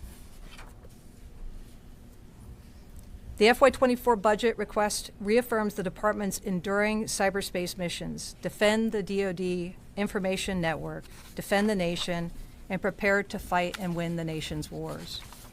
With this budget request, we will continue to modernize network defense capabilities to build a secure and resilient cyber architecture. Specifically, this budget invests $13.5 billion to fund programs and activities that advance cybersecurity, cyberspace operations, and advanced cyber research and development activities. The request provides Commander of U.S. Cybercom with enhanced authority, direction, and control of a $3 billion budget to organize, train, and equip the Joint Cyber Force, Joint Cyberspace Warfighting Architecture Infrastructure, and Joint Cyberspace Operational Capabilities. The budget request also includes increases in funding for additional cyber mission force teams who are engaged in day-to-day campaigning to disrupt adversary actions, demonstrate capability and resolve, shape adversary perceptions, and gain a warfighting advantage should deterrence fail. Strategic readiness is the department's ability to build, maintain, and balance warfighting forces, capabilities, and competitive advantages to assure we can achieve strategic objectives across threats and time horizons. Our FY24 budget request invests nearly $150 billion to ensure our joint force is ready to respond to any strategic challenge. The department's strategic readiness framework ensures that competing demands of the present are carefully balanced when preparing for the future. Mr. Ford. Thanks. Readiness, by the way, that Admiral Joyner just talked about, I know is hard to write about, especially in the input side. But it's a very high interest item with our committees, and it's something I know we're going to talk a lot as we go to brief them. Something that is, I think, a little more high profile, perhaps, in that frame, in the campaigning, which is the second of the ways of if we implement the NDS. Indo-Pacific and European theaters, the so-called Pacific Deterrence Initiative and the longer-standing European Deterrence Initiative. We continue to use those categories in these budgets. These are not funds. These are not accounts. These are what we sometimes call tagging exercises. In particular, in the Pacific Theater, these are the way Congress wants them to be categorized. They are far from the sum of all that we do in either theater, by the way, just to remind on that. But within the categories of Pacific deterrence, the $9 billion is a significant increase over last year's level, about 40% increase, in fact. Those of you who follow this may also know that there's a report required. It's called the 1254 report this year that is a different number and a different categorization in some cases. On the European side, this is a little bit harder to do apples and apples now given everything that's going on because of Ukraine. What we have in the European Deterrence Initiative had included the Ukraine Security Assistance Initiative of $300 million a year. We've moved that out of this category just because there's now such a large number in 23 through supplementals that it's really an apple and an orange. So we've moved that out to kind of keep Ukraine entirely out of the European Deterrence Initiative discussion. In addition, there are things that are informed by Ukraine, but broader than that were agreed at last year's NATO summit to increase our military contribution, to increase the whole NATO military budget, including the infrastructure budget. The U.S. share of that is increasing in both cases. We have also left that out because that is new and different. So we could think about the European Deterrence Initiative number is about $3.6 billion, but when you add some of these other things in, we're closer to $5 billion, still less than the Pacific, again, in recognizing our primary focus being on the Pacific Theater. And again, Ukraine is really not in any way, other than that $300 million in this budget. That's the pre-war existing level. Moving to the third of our ways of implementing the strategy, the first being integrated deterrence, the second being campaigning, third, building enduring advantages, which has two primary legs of it. One is on the people side, taking care of people. The other is on the industrial base and the industry ecosystem that we depend on of innovation. On the people side, the Secretary, as you know, put out a memorandum last mid to late September on this and had a couple of initiatives in there, including making sure that the commissary price differential remained visible and substantial for our service members. Also to provide additional enhancements for when people move, given the moving expenses when fuel prices were high in particular were an irritant for folks. So temporary lodging and dislocation allowances, extending those. The big number, of course, financially and probably in terms of visibility is the pay raise, 5.2% for the military. That is exactly in keeping with what the statutory formula would tell you should be done. On the civilian side, the statutory formula, as I recall, is 0.5% lower than that, but President Biden has, in all three of his budgets, opted for pay raise parity. That remains the policy of the administration again this year, so we have the same pay raise, 5.2% for both. As I think you probably have heard from OMB on Thursday, that would be the largest pay raise in over 2 decades on the military side, the largest in 4 decades on the civilian side. Moving next to some of the other areas, again, this remains a focus of the secretaries and our colleagues in the personnel and readiness front. Family support has always been important to the Biden family, both to the President and the First Lady.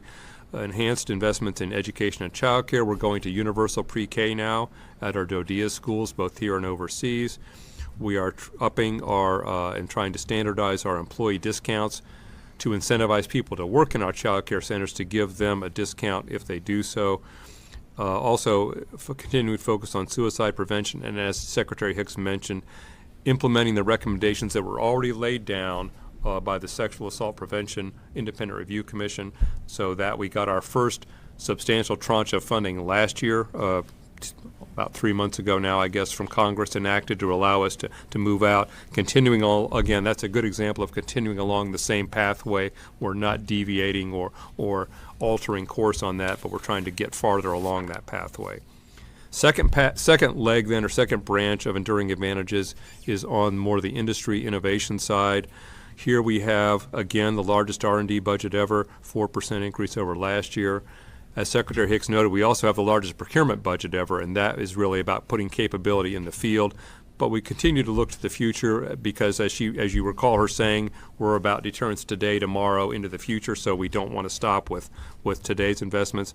Healthy science and technology budget, investing in artificial intelligence. JADC2, as the Vice Chairman mentioned, not the biggest number in the budget, but a very central organizing concept of how we're trying to link information together.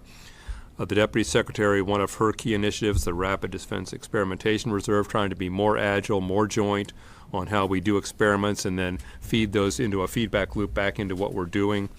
And finally, a relatively small number, but an initiative that the Secretary cares a lot about also, Office of Strategic Capital. This is trying to connect us better with the venture capital world to get their ideas and their capabilities into our system. It's not connecting us to the Silicon Valley Bank, but it is connecting us to that world. On the industrial base and supply chain, this is a good example of what I said earlier, that everything we cared about last year and funded last year, we're continuing this year. The 5 things you see on the top of this slide are things that we cared about and funded last year. All right, so the Pentagon announcing their record $842 billion budget request there. That is the highest they have ever requested. You're watching Live Now from Fox. We're going to take a quick 2-minute break here.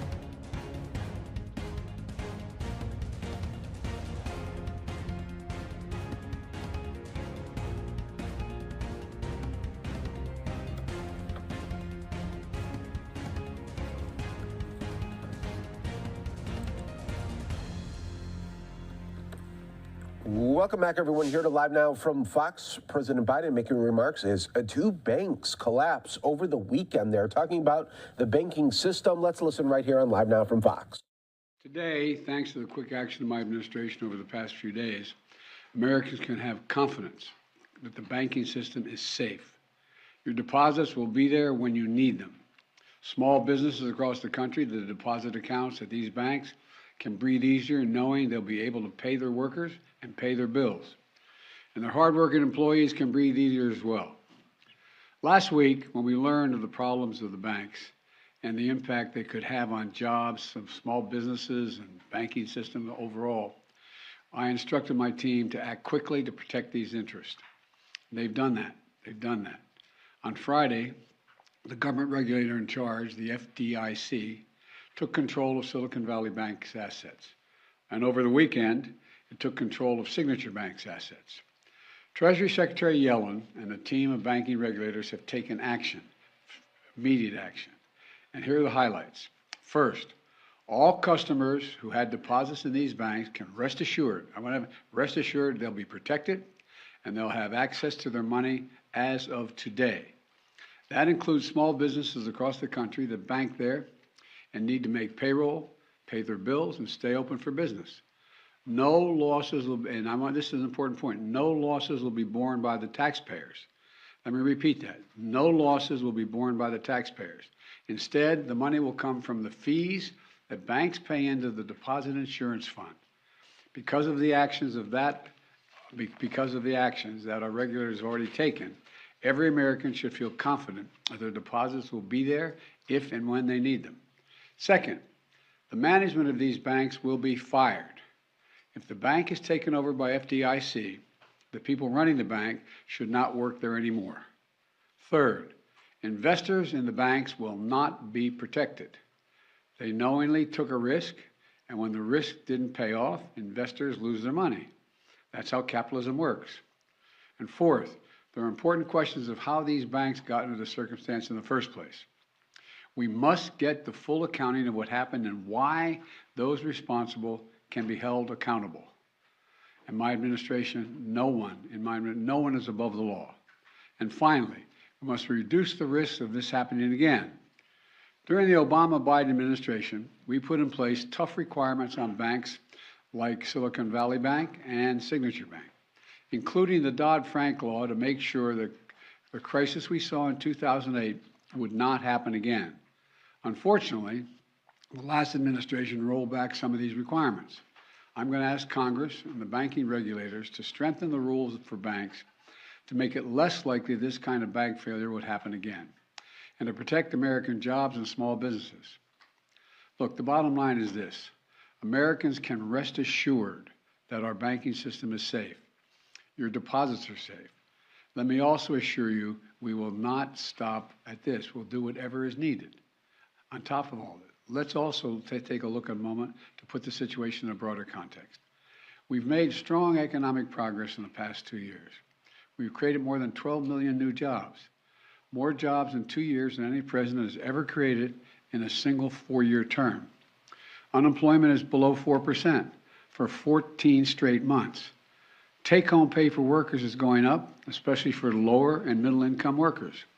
And we've seen record numbers of people apply to start new businesses, more than 10 million of them, more than 10 million applications over the last 2 years starting businesses. Now we need to keep this progress going. That's what swift action that my administration over the past few years is all about. Protecting depositors, protecting the banking system, protecting the economic gains we've made together for the American people.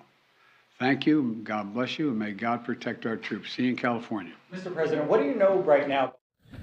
All right, President Biden taking no questions there, but this was made just before he left for his trip to California. He is up in the air right now. You can see the markets rebounding right now, up 247 points in the green. What we'll do is take another quick 2-minute break. Stay right here with us, everyone.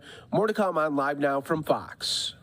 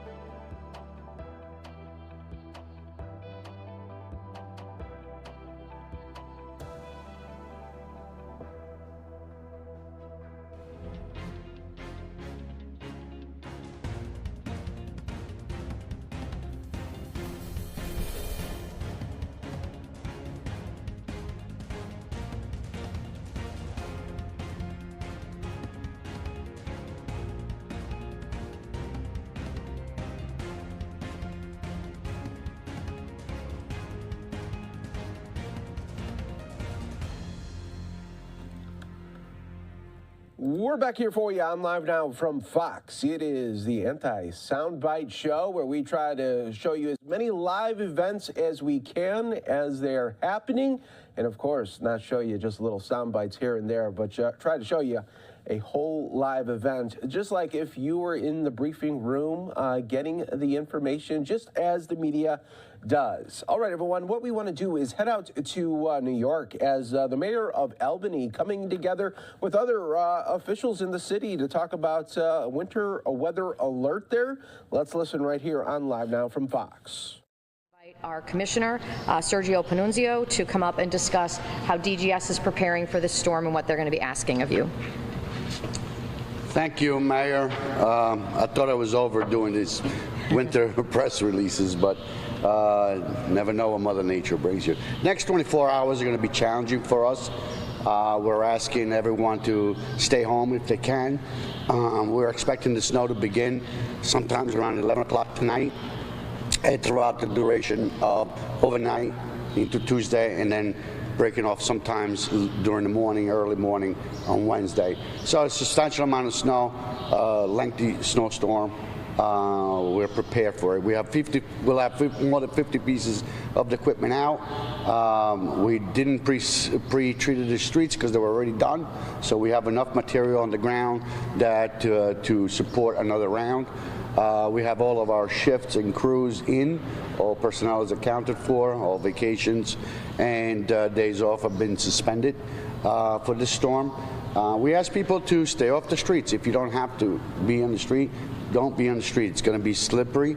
Like I said, it's going to be challenging for pedestrians. It's going to be challenging for vehicle traffic. Visibility may be a problem, where the intensity, as the mayor pointed out, it's going to be significant at some time during the storm. So again, we ask everybody to be patient. Get your milk and everything else that you need to get done today, because the next 24 hours are going to be challenging. So I'm going to turn it over back to the mayor so she can talk about some other logisticals. Thank you. Great. Thank you so much. And one of the things that really helps our snow removal efforts is getting cars off the street, which in a city like Albany is really challenging. Just want to remind everyone, in the suburbs where most people have a driveway, snow emergencies are declared and there's no parking during the storm. That's very difficult in the city of Albany because of the number of people that rely on on-street parking. But we are doing all that we can to create other options for people who normally park on the streets. So we are suspending the timed parking restrictions in Washington Park and in Lincoln Park beginning at 6 p.m. tonight. So when you come home from work, if you live in the Center Square neighborhood, if you live in the South End and you normally park on the street, you will be able to park in the park and not have those timed restrictions apply. We are also opening some interior roads in Washington Park to expand the number of people that can park there. We are also working on some options with our partners to determine whether there are some other lots that can be open and available for people to park. So stay tuned. If you live in neighborhoods where people really rely on parking on the street, we're going to see if we can get some more lots open, and we will be announcing those if they do become available. We are going to, we are also, through our partnership with the Albany Parking Authority, announcing that all Zone C residential permit holders, so if you are in Zone C and you have a residential parking permit, you will be able to park at the riverfront garage, and you'll be able to leave your car there until Friday morning. You will need to move your car Friday morning, but you will be able to park your car there to get it off the street so that our plows can get down the streets. We will not make a determination as to whether we are declaring a snow emergency until we see how much snow falls on Tuesday. So the earliest that a snow emergency would begin would be Wednesday evening if we declare it. I also want to give a message to anyone who is a UAlbany student and may have left your car parked on the street. This is spring break. If you have left a car on the street, call a friend. Hopefully you left the keys behind. but we are very concerned that if we do have to declare a snow emergency, if people left cars parked on the streets, they're going to come back from spring break and that car is going to have been towed. So, I just want to, for any UAlbany students that are still in town, maybe you can help a friend get these cars moved off the street in anticipation if we do have to declare a snow emergency. So again, we won't make that determination until we see how much snow falls, what happens with the temperatures, but we are anticipating that if we get the full amount of snow, we may very well have to declare a snow emergency. So we're going to have somebody from National Grid speak to us. We know that this is going to be a wet, heavy snow, which creates other issues. So I want to start with Chief Gregory talking about EMT calls and safety when we have a wet, heavy snow like this. Chief Gregory. Thank you, Mayor. Good morning. As the entire Capital Region prepares for this upcoming snowstorm, the Albany Fire Department is also getting ready. All firehouses will be fully staffed as always, but we'll also be ready to implement our inclement weather operational policy, which allows us to have additional apparatus and firefighters available for deployment to any medical or safety needs of our citizens. So we just want to offer up some helpful tips and reminders to keep in mind. Have flashlights, blankets, and extra clothing ready in case the power goes out. Make sure all cell phones are fully charged prior to the snow's arrival. Please avoid using candles as a method of lighting your rooms. Do not use a gas oven to try and heat your residence. If using a space heater, move any flammable objects at least 3 feet away from the unit, and always turn the unit off when you leave the room. Generators should always be used outside. Be sure to keep all vents and pipes clear of snow to avoid carbon monoxide buildup. And check on any neighbors who are elderly or may have difficulty getting out of their home. And make sure your house number is visible so that emergency responders can find you if necessary. And keep walkways and stairs clear from snow to allow access for us if we need to assist you. And remember, please do shovel out your hydrants, if possible, on your property and around your property. In the event of an emergency, dial 911. Your Albany Fire Department will be ready. So stay safe out there, and thank you. Thanks, Mayor. Thanks, Chief. The police department is also preparing for this. They are great at getting alerts out on Nixle, and I'd like to invite Deputy Chief Foley up to say a few words. Good morning. The police department continues to monitor the storm and communicate with other departments to ensure we're working together to effectively serve this community. We are ready for whatever the storm brings. All shifts are fully staffed, and police officers will be out on patrol to ensure residents and businesses remain safe. This storm has the potential to create hazardous travel conditions. We encourage you to avoid any unnecessary travel and stay at home if you're able to. This will allow the Department of General Services the ability to effectively clear our roads. In addition, staying off the road will make it easier for police, fire, and ambulances to respond to emergency situations. Please do not hesitate to call the police department if you see someone who may be in need of shelter. We continue to work closely with HADIS and other agencies in our city who remain committed to serving our homeless and ensuring that they have shelter and are safe. Let's hope we don't have to, but in the event the city has to declare a snow emergency, we ask you please move your vehicles in accordance with the snow emergency. Doing so will allow DGS the ability to clear the streets as efficiently as possible. We also encourage everyone to follow the Albany Police Department social media pages for the latest updates and information. You can find us on Facebook, Twitter, Instagram, and Nextdoor. Further, as the mayor had just mentioned, you can follow us and subscribe to Nixle, and you can receive text messages and emails with the most up-to-date information. This you can do so by visiting our website at www.albanynewyork.gov. Again, please plan ahead, look out for one another, and avoid unnecessary travel. We'll be there to assist you and all the other agencies in the city. Thank you.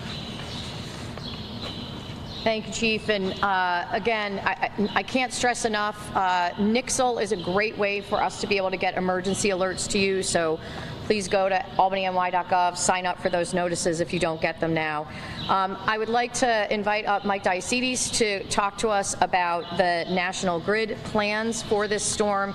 As I mentioned, this is supposed to be a very heavy, wet snow, and we know that National Grid is in preparedness for this, and he's going to give us some more information. Thank you, Mayor. Good morning, everyone, and thank you for allowing us to share a little bit about our storm preparations. So we began tracking the storm forecast Wednesday, Thursday. By Friday, when it began to materialize, we pulled the trigger on our comprehensive emergency response plan. Some of those activities include increasing our staffing and extending crew coverage throughout the evening and overnight hours. It also includes securing supplemental external resources, additional labor for line, tree, forestry, and other crews that would support our restoration effort. Needless to say, for us today, all employees, it's all hands on deck until further notice. We'll also be mobilizing equipment and materials to the appropriate locations that might incur damage. We also, as part of our plan, proactively maintain communication with our municipal and elected stakeholders. So part of what I do during a storm event is I smother the mayor's inbox with emails on everything that's going on, just to maintain transparency and also identify any common areas where we need to work together to resolve an issue.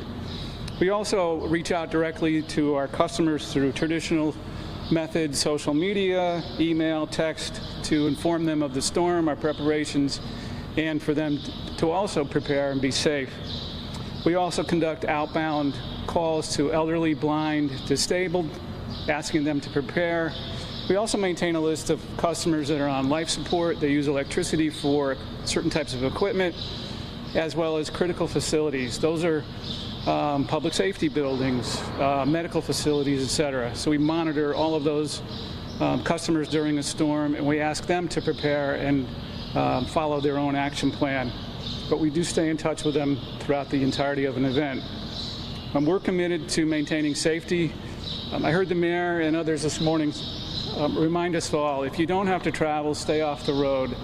Not only does it help the city's crews clear the road, but it also allows us to get to where we need to be. So if you don't need to go out, please don't. Give our crews some room. If you do have to go out, please proceed slowly if you're driving near a crew that's working to restore service. A couple safety tips real quick.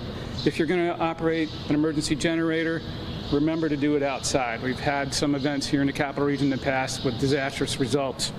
Also, make sure that you open your main breaker so that if you are operating a generator, it's connected to your service panel. It's not backfeeding and creating voltage or power that our crews might unnecessarily be aware of. Additional information, always treat every downed wire as if it were live. Customers that are also registered with us can stay connected through a couple means. Obviously, if you've lost power, you're not going to be able to go in and log in online. You might not have internet service, but we have a really great mobile app, so you can report an interruption that way. If you are looking for updates, you can type the REG or text REG to 64743, and you will receive periodic updates regarding the interruptions in your area. For additional real-time info, you can visit our Outage Central website, as I mentioned earlier. Customers that want to report an interruption, another really great point, don't assume that we know that you're out. Okay, I've had that conversation time and again with all of my community stakeholders. If you're out, please let us know. It might be just your individual house.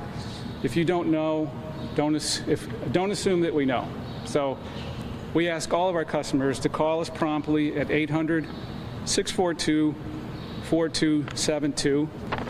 We're prepared for the worst, but we're hoping for the best. Thanks. Great.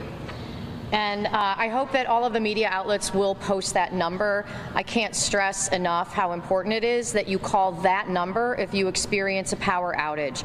Calling 911 with a power outage just adds an extra step to the process of getting that reported, and it clogs up our emergency lines when they may have to be responding to, life-threatening situations. So I think you clearly get the theme. This storm is predicted to be pretty fierce. Stay off the roads. It's not going to be safe to be out. Really be aware of your surroundings. Be aware of the fact that, we expect with this heavy snow for tree limbs and wires to potentially come down. All of those should be avoided.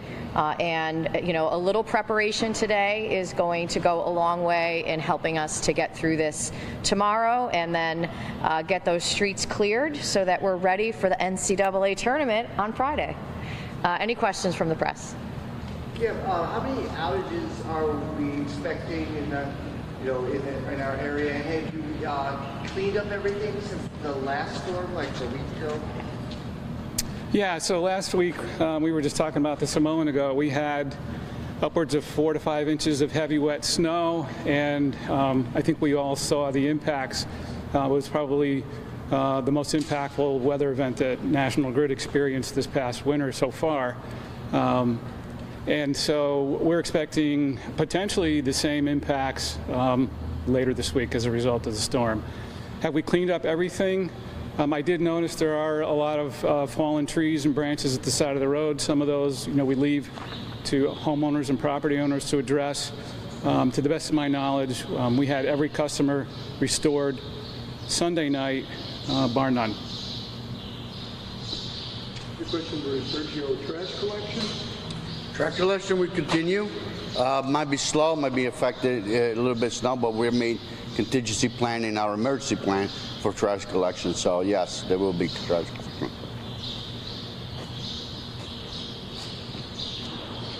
All right. Stay safe out there. Thank you. Thanks, everyone. Well done.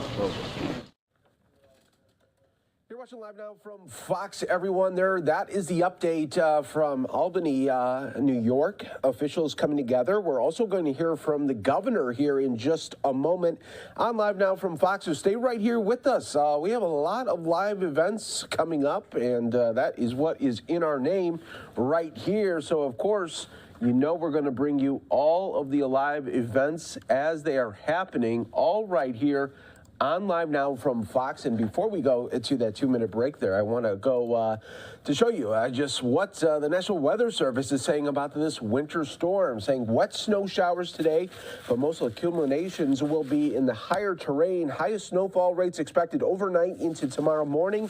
Snow will be heavy wet, so tree branches may break, leading to power outages. Avoid unnecessary travel there. So we will be keeping an eye on that for you. Stay right here with us. More to come on Live Now.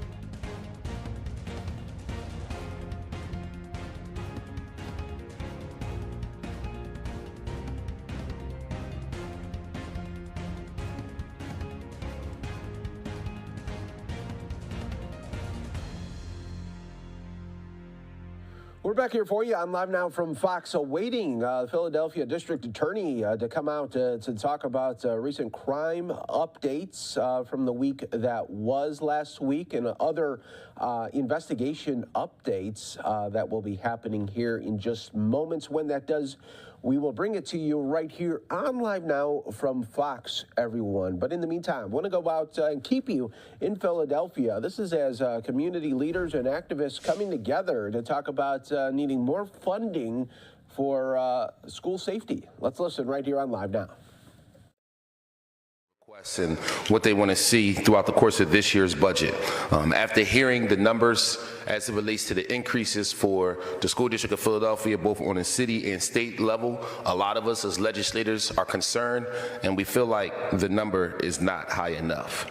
Right now, we're dealing with issues around inflation, which ranges anywhere from 7 to 9%, depending on what experts you talk to. And at the end of the day, a basic increase in operational costs can only deal with the inflation side of what we're facing. We need even more money than a 7 to 9% increase for operational costs, and that doesn't even include the issues that we're facing around facilities. We have an estimated $5 billion worth of damage to schools in Philadelphia alone. Just Philadelphia, we're looking at nearly $5 billion worth of damage. The purpose of us standing here today is not solely to ask for more money, but I think more importantly is to ask for a plan as it relates to facilities from the School District of Philadelphia. I've been in chair of the Education Committee for just a few months now. And when I first became chair, I organized with the Vice Chair, Councilmember Brooks, as well as the rest of the Education Committee. And our number one ask from the School District of Philadelphia was a plan. We've been talking to our partners in Harrisburg, as well as our union leaders here in the city of Philadelphia, and we're all united around the idea of us needing more money. The problem we have is if Rep. Fiedler and Senator Hughes are successful, which we do believe they will be, Rep. Jaruski as well too, if they are successful in bringing home more money for Harrisburg, which we believe they will be, what happens next? What happens when the governor says, okay, you know what, we will give you the billions of dollars that you're asking for to fix the schools. How do you plan on spending it? We don't have a plan. And that is our concern.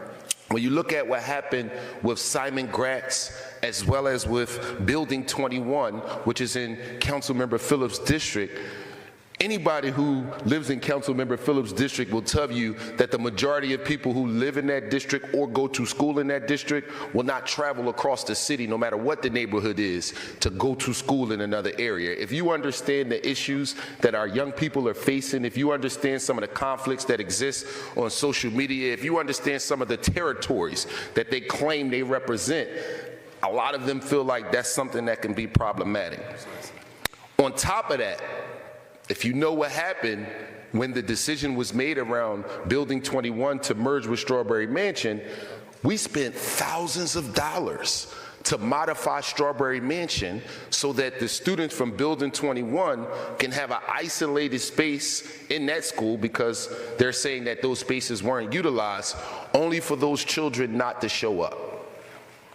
Thousands of dollars. And I'm not saying that that money was wasted, because we know that those repairs were needed, but it was reactionary. If we are going to govern and do this the right way, we can't be reactionary in how we educate our children. Councilmember Johnson is the chair of the Special Committee on Gun Violence here in the city of Philadelphia, and we've listened to a number of reports and we've gotten a lot of data. And the one thing that we know about crime in this city is that the victims as well as the culprits are getting younger and younger. And if we're going to continue to have this reactionary mode as it relates to government, we're going to continue to perpetuate the crime problem in the city of Philadelphia. So with that being said, I want to start us off by introducing the people who represent the folks who do the grunt of the work in our schools. Mr. Art Steinberg, who, side note, was a teacher with my dad, as well as Mr. Jerry Jordan, representing the PFT and the AFT. Please welcome them.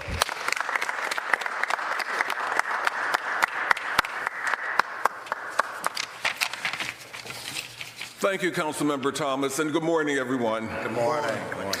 Let us all remember that it's the money Yes, and it's the process. The district knew about the damaged asbestos at Building 21 and did nothing. It's reprehensible. Correct. Last week, I talked with so many frightened staff and parents who were rightfully enraged. They rightfully sought explanations and answers for this egregious error, and they wanted a path forward. For decades, the PFT has fought for not only significant investments in our facilities, but also in a process that is truly collaborative and transparent. It's exactly why the PFT founded the Fund Our Facilities Coalition, now more than 70 elected officials and organizations strong. The situation at Building 21 outlines exactly why this advocacy is essential. I appreciate Dr. Watlington's acknowledgement of how unacceptable this situation is.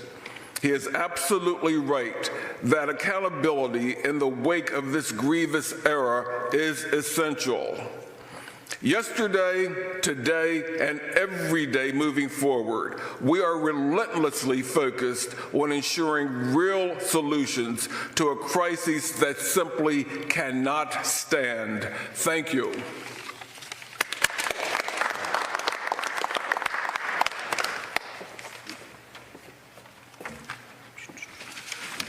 Good morning, everyone. Good morning. Councilmember Thomas, I thank you for calling us all together.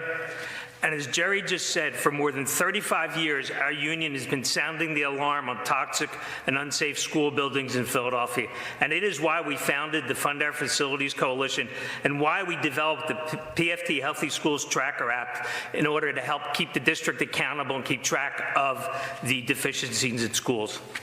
Just over a year ago, I testified in front of City Council that the Parsons Environment and Infrastructure Group's Facility Condition Assessment final report from January 2017 estimated Philadelphia's immediate repair, upgrade, and modernization needs at $4.5 billion, that's billion with a B dollars, almost 1/3 of the cost to rebuild all 225 school buildings, and another $3.2 billion in ongoing modernization and improvements over a 10-year time period. And that study was presented 6 years ago, and here we are once again with the toxic school building in the news and a failure of the district to adequately inform the staff and parents of exactly what was going on. Yes. Governor Shapiro's proposed $500 million investment in school facilities and Rep. Fiedler's Solar for Schools program, $100 million grants, and Senator Hughes' proposed $1 billion in rainy day funds for school facilities are excellent steps in the right direction by state government. But I need to emphasize that the school district, there must be some oversight performed on them, which is why the city, in its infinite wisdom, enacted legislation to have these buildings inspected by an outside third party so that everybody can have some trust in what is going on in the building. That really does not exist now.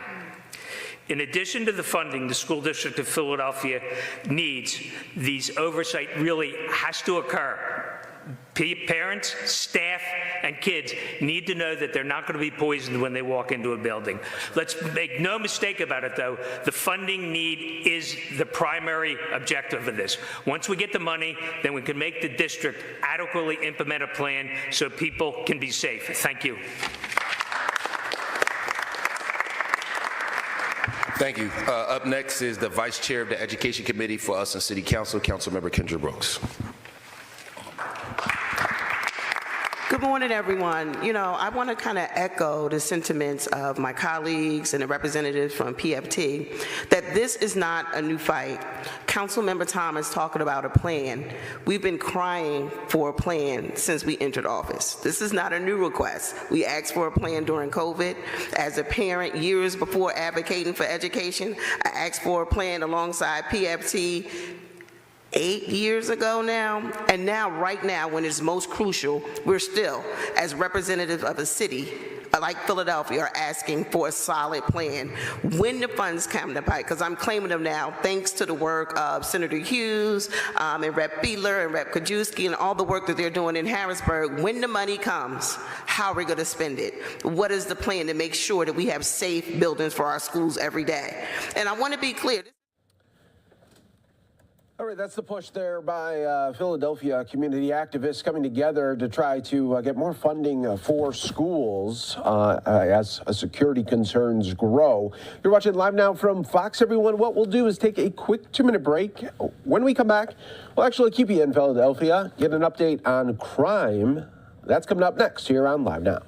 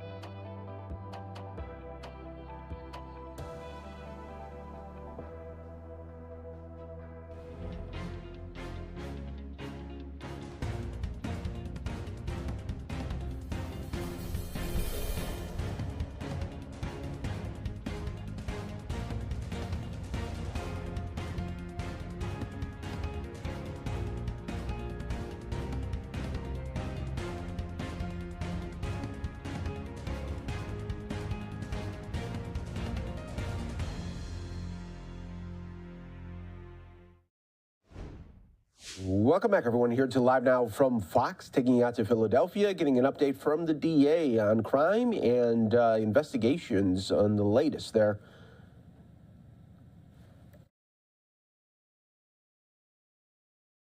But that is what their life is like.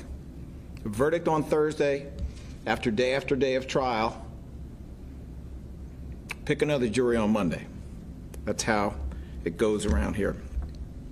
And we should appreciate that level of intensity, effort, and talent. We have with us Melanie Nelson, who is the director of the DAO's CARES unit. We have ADA Deborah Watson-Stokes, senior advisor for professional development and special projects, many of them around gun violence, one of which was actually celebrated over the weekend.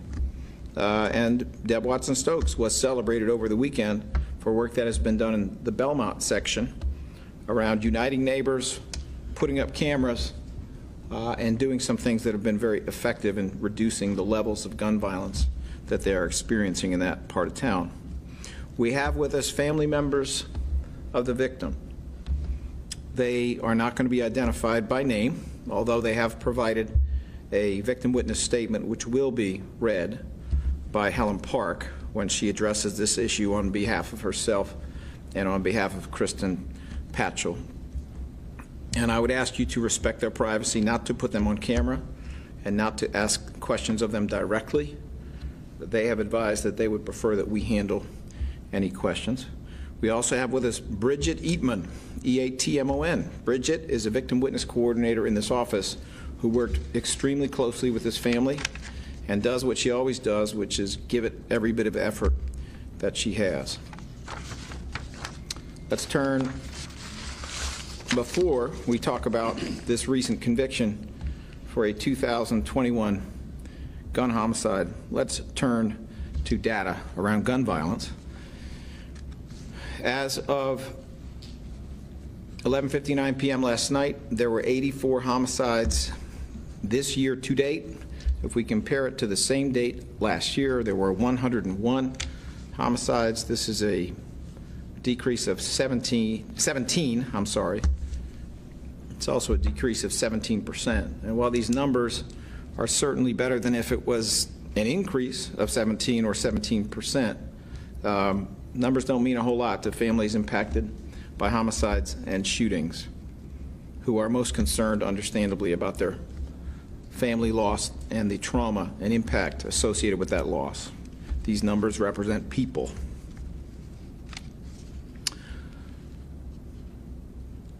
Obviously, we remain committed to working with our law enforcement and justice partners and the community at large to improve public safety and to improve the quality of life for all residents in the city of Philadelphia. That means modern enforcement, and that means prevention, and that is what this office is about.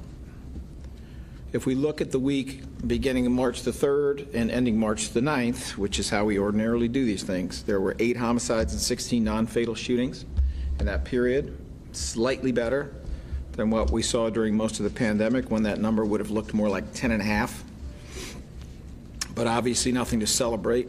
In that same period, March 3rd to 9th, 110 gun-related incidents, and those incidents, of course, include gun possession cases. They also include crimes committed with a gun as an instrument in the crime, or at least something that was available during the crime.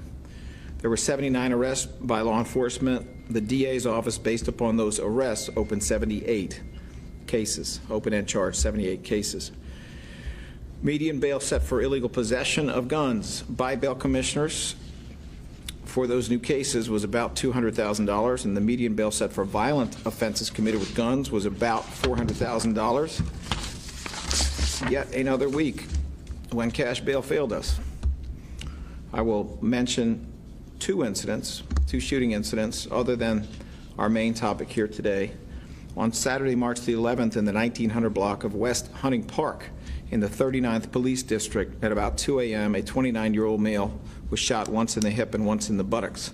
He was transported to Temple Hospital, placed in stable condition. This is a non-fatal shooting, and no arrest has been made by PPD. The investigation, therefore, is with the PPD's Shooting Investigation Group, and that number is 215-686-8270. Anyone with information, we need you to come forward. We need you to say what you know. We need to try to get justice, or at least a little bit of justice that can be found in a courtroom. Second shooting, also non-fatal, March the 12th, Sunday, in the 2500 block of North Chadwick Street in the 22nd Police District at about 10:54 p.m. A 26-year-old black male was shot 10 times throughout the body. He was transported to Temple Hospital by private vehicle and placed in critical condition.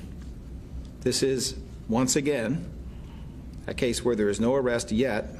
The investigation is ongoing and is being conducted at this time by the Shooting Investigation Group. Anyone with information, please come forward. It is now my pleasure to introduce Melanie Nelson, who will provide a weekly report on behalf of the Victim Witness Support Services Division, which of course includes the CARES unit that she runs. Ms. Nelson? Thank you so much, DA Krasner. Please understand, last week, the CARES unit touched in one way or another all of those who were co-homicide survivors. But I want to speak to you this morning about a very important issue: confidentiality.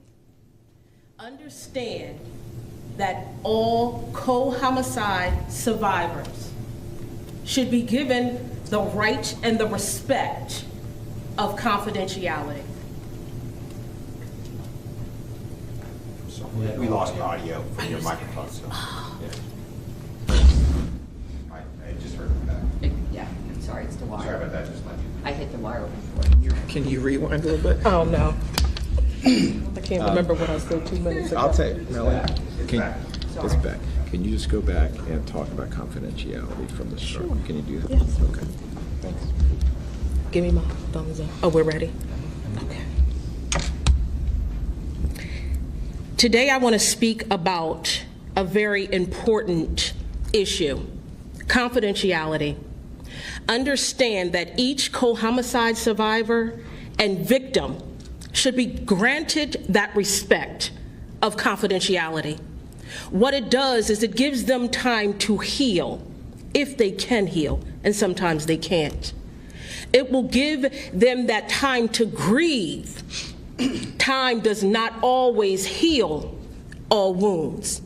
But understand it is not good to try to reach that grieving mother or that grieving father, sister, brother, grandmother, or grandfather. Confidentiality for us as advocates is very crucial.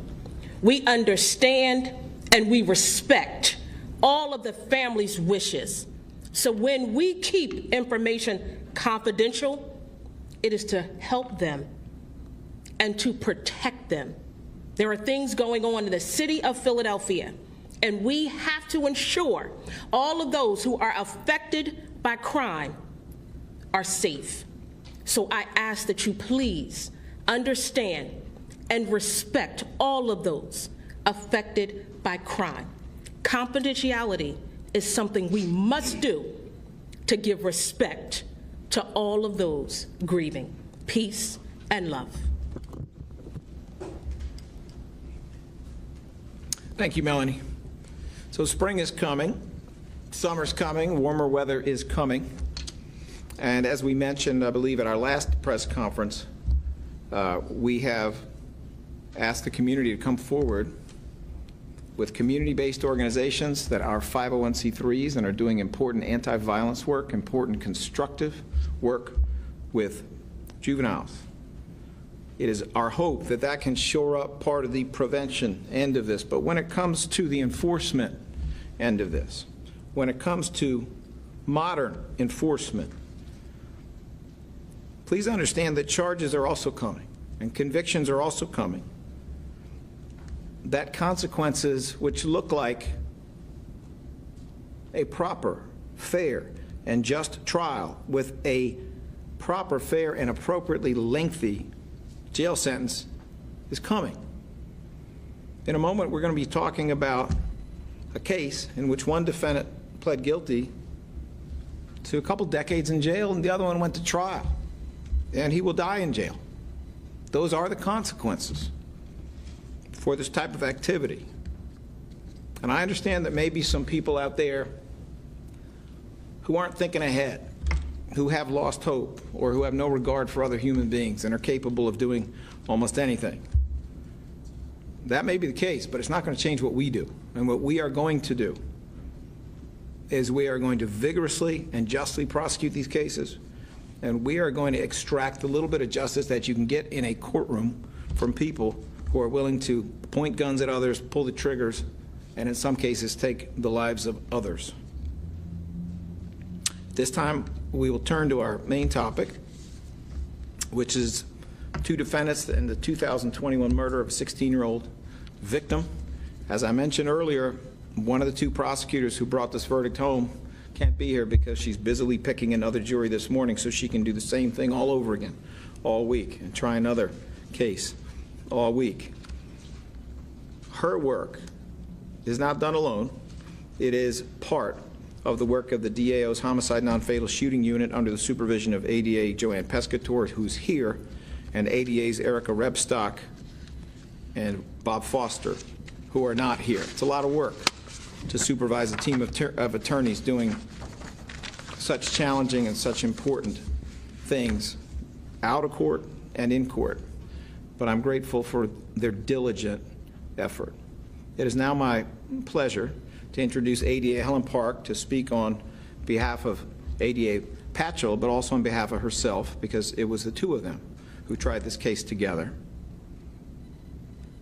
ADA Helen Park has appeared before at these press conferences. She seems to just keep winning, and she seems to keep winning the right way, which is by making sure that it's guilty people going to jail, and by making sure that it is done in compliance with the Constitution and the laws of the United States.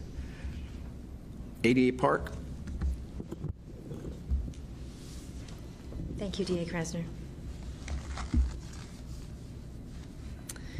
As the DA already stated, last week, Luis Garcia was convicted by a jury of his peers of first-degree murder, violations of Section 6106 and 6108 of the Uniform Firearms Act, and possessing an instrument of crime. He was sentenced to life in prison without the possibility of parole followed by a consecutive term of 4.5 to 12 years of incarceration.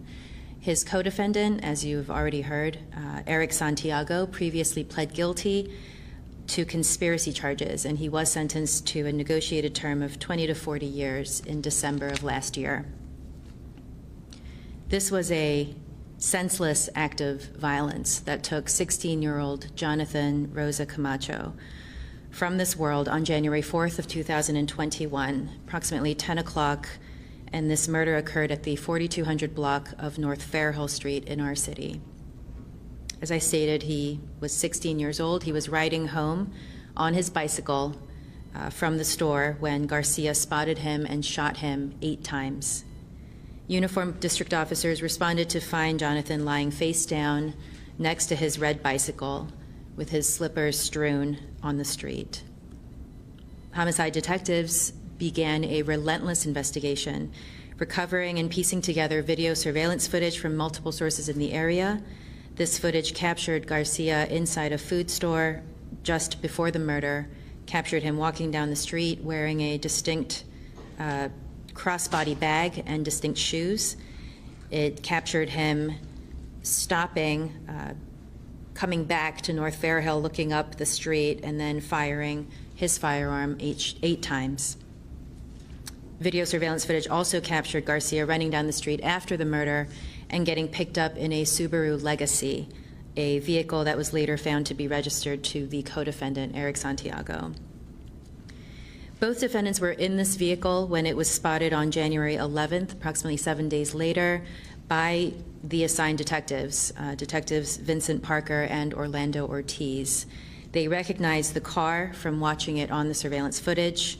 A search warrant was executed, and they recovered the crossbody bag that I mentioned, as well as other items of evidentiary value. Search warrants were executed for both of the defendants' phones, which contained additional evidence linking them to the murder. And when both defendants were confronted with the overwhelming evidence that the detectives had gathered, they admitted their part in the murder. Garcia stated that he shot Jonathan because he believed him to be associated with an individual that he was targeting. I'd like to read an excerpt submitted by the family with respect to how this crime has impacted them. This was written together.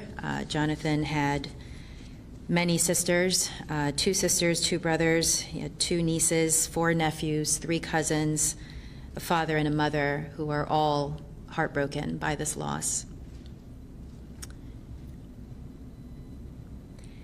I think about my brother laying alone on a cold street with 8 shots in his body.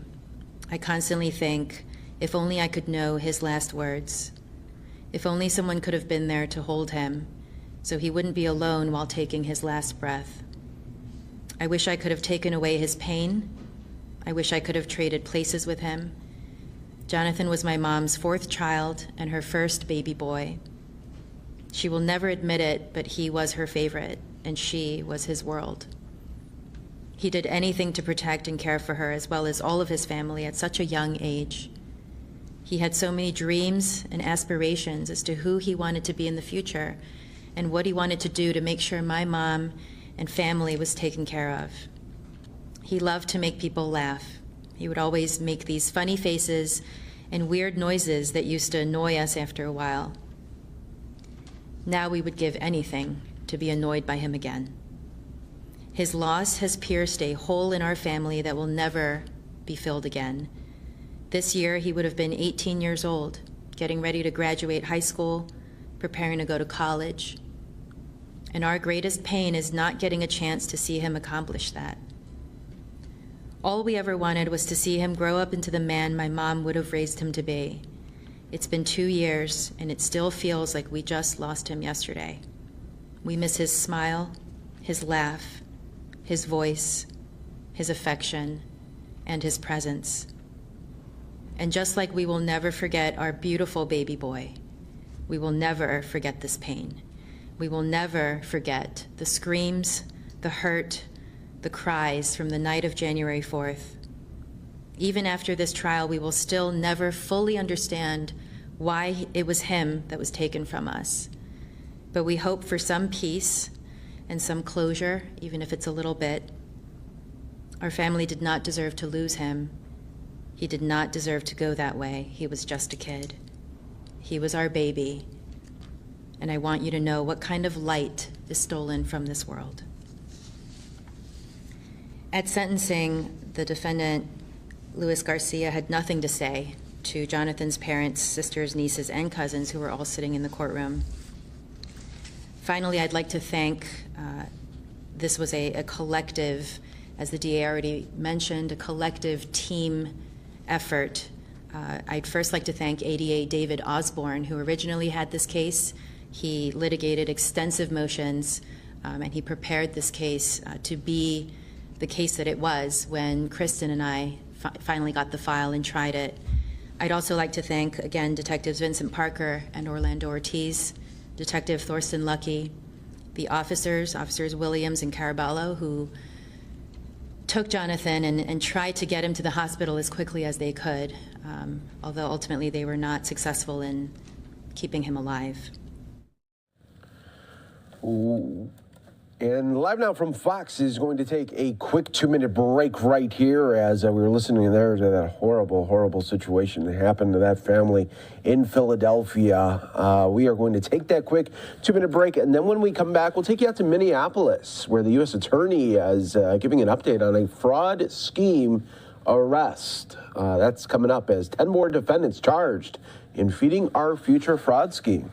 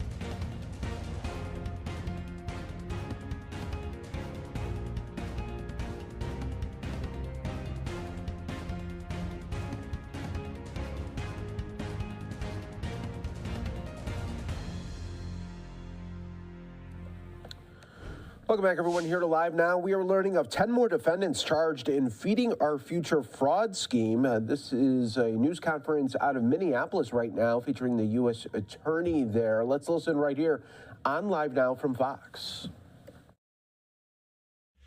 At the time, we explained that the defendants were charged with stealing more than $250 million meant to feed needy children in Minnesota.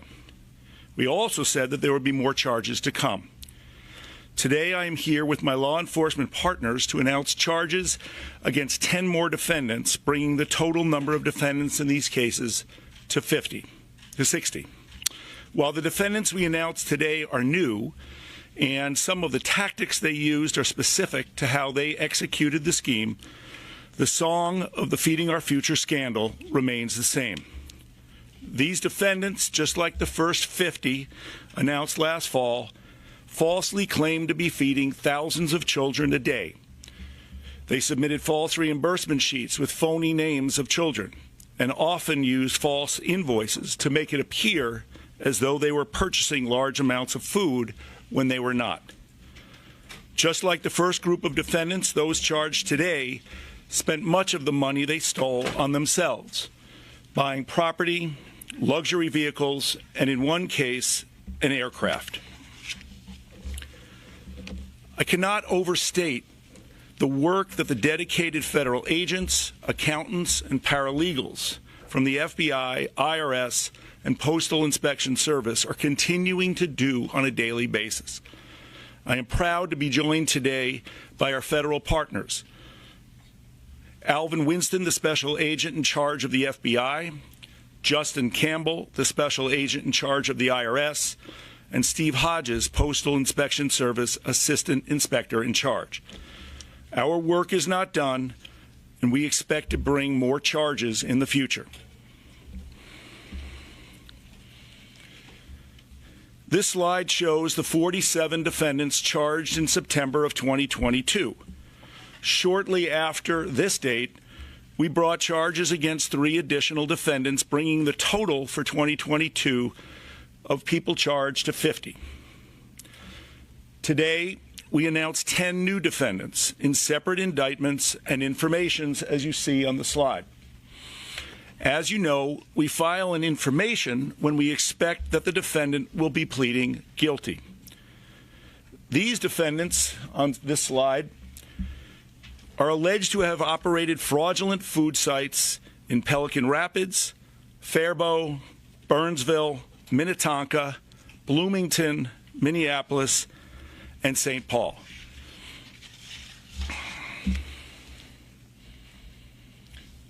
In the middle, you see the name Kausar Jama.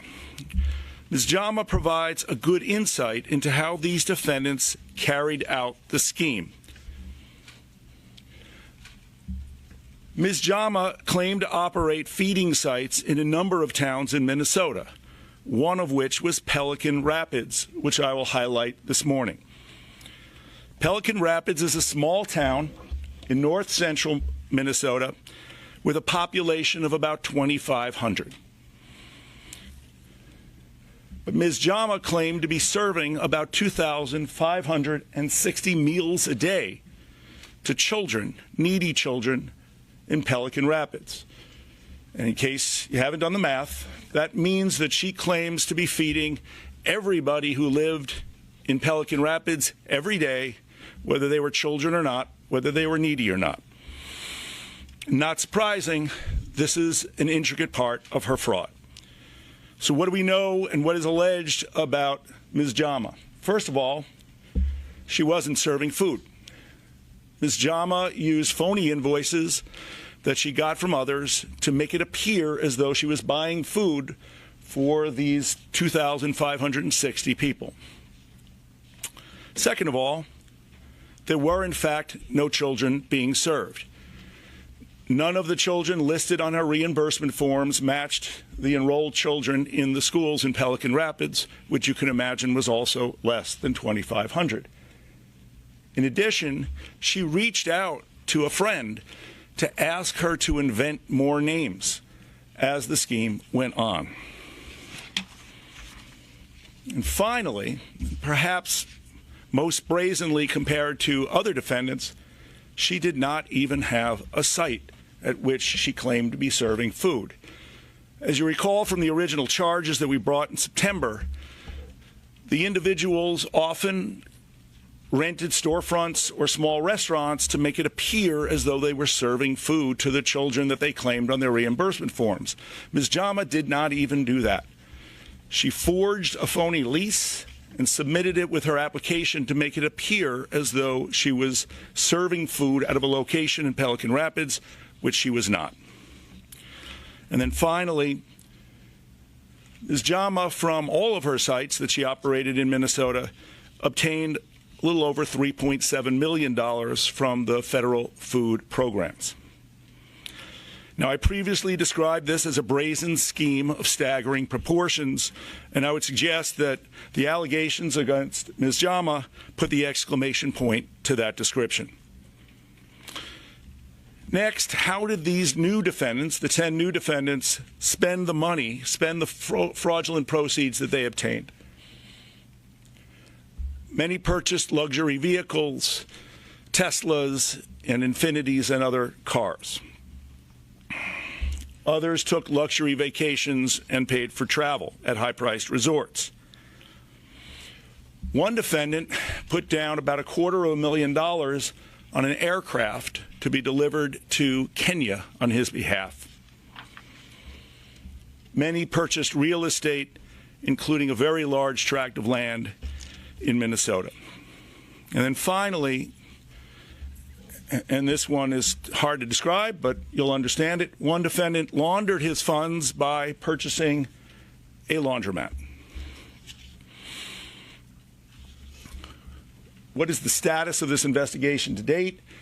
So back in September of 2022, we announced that we had seized about $50 million worth of property fraudulently obtained by the defendants. That number is over $66.6 million now and climbing. This includes property, bank accounts, real estate, and over $4 million worth of vehicles that we have seized or frozen. To date, we have charged, as of today, 60 defendants in this ever-growing scandal. 6 have pled guilty so far, with more to come.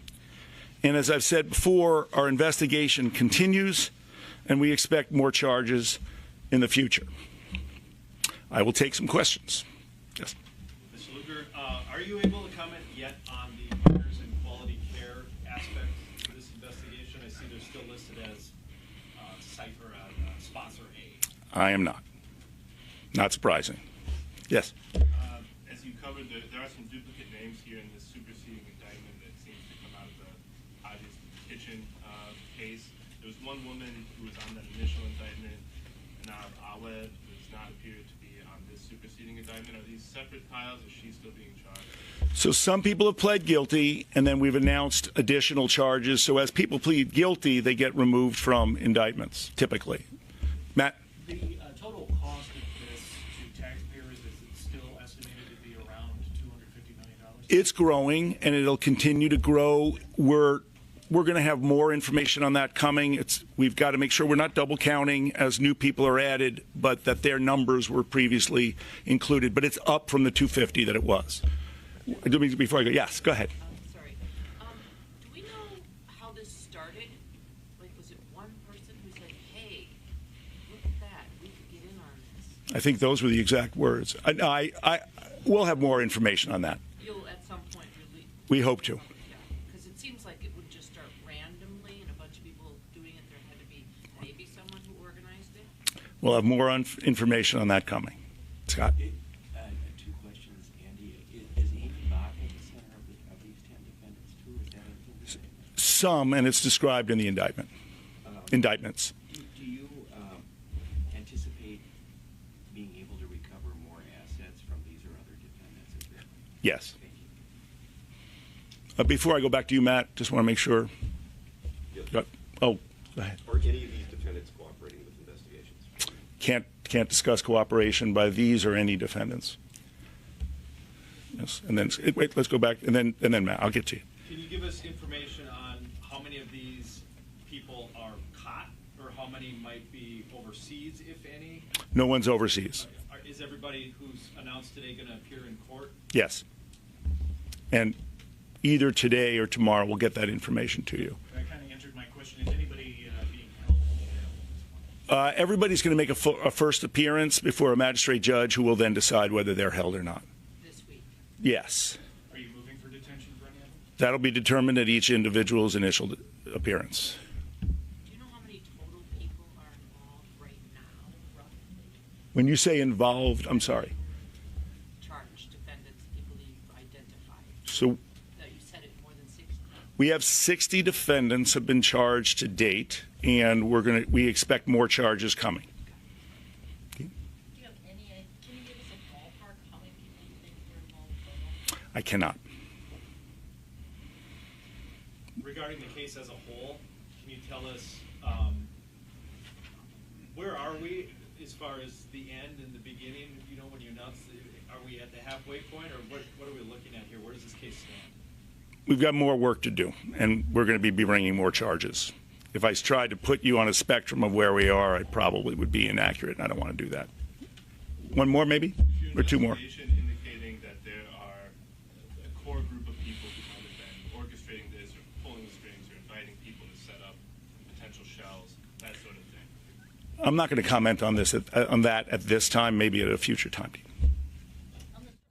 And that was the update there from the U.S. attorney there in Minnesota, really brazen their allegations. 10 more defendants there accused of, well, really not even giving any money to needy children to feed them. Instead, just using the money that they were receiving and lining their own pockets and their friends and family.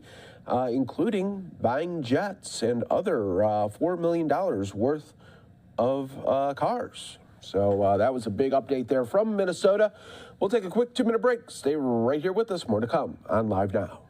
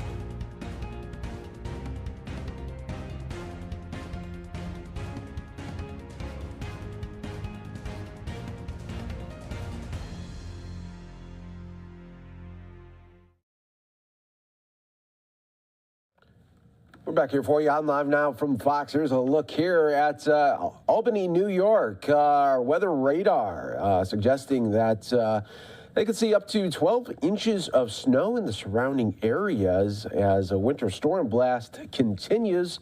Let's listen right here now to the New York governor and other New York officials brace for this winter storm.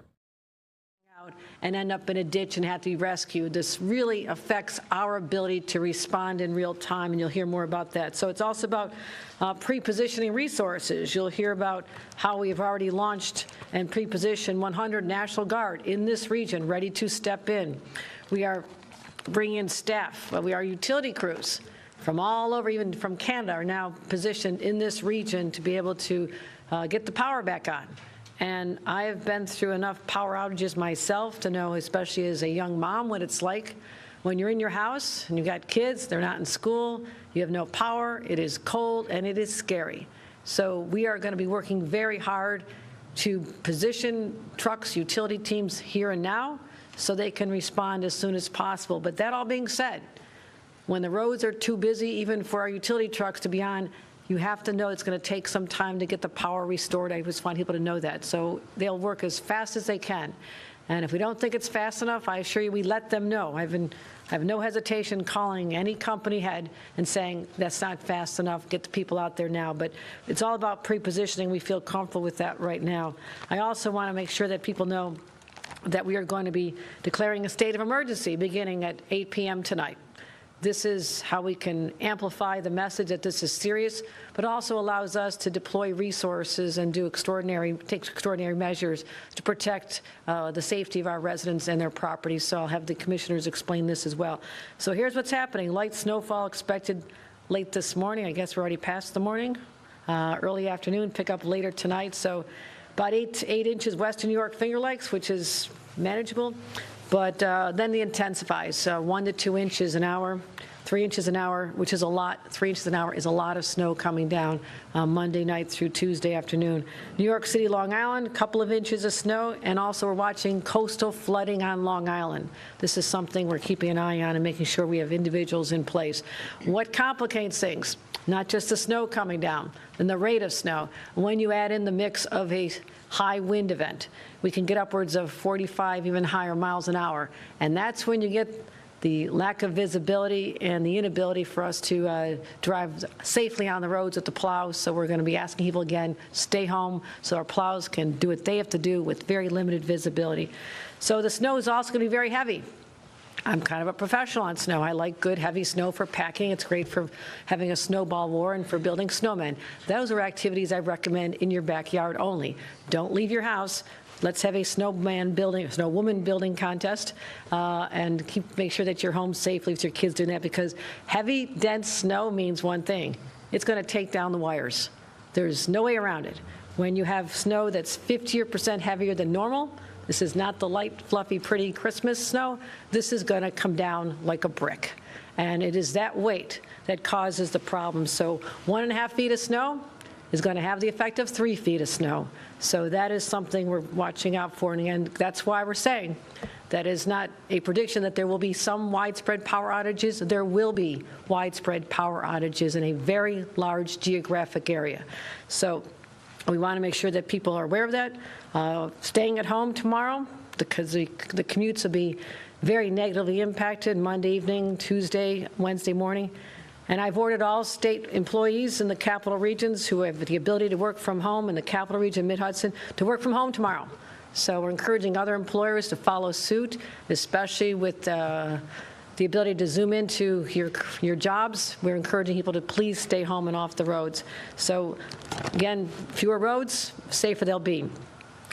Again, the temperatures are going to drop. They're not going to be below freezing and for a sustained period. But again, your power's out. It's cold. Doesn't matter if it's 35 or 40. It is still cold in your home, so making sure everybody's ready for that. Another area, we talk about what happens when people are out there shoveling the snow. In a normal snow event, shoveling snow, if you don't take breaks, take your water breaks, slow down, they can be actually a trigger for heart attacks. That is often the #1 cause of fatalities during snow events, are heart attacks from shoveling snow. Now, that's a normal event. This is an extraordinary event. This is an event where the snow is going to be so much heavier. So please, just wait. You don't have to do it the second it falls, especially our senior citizens. Young people, pick up a shovel. Go help your senior citizen neighbors.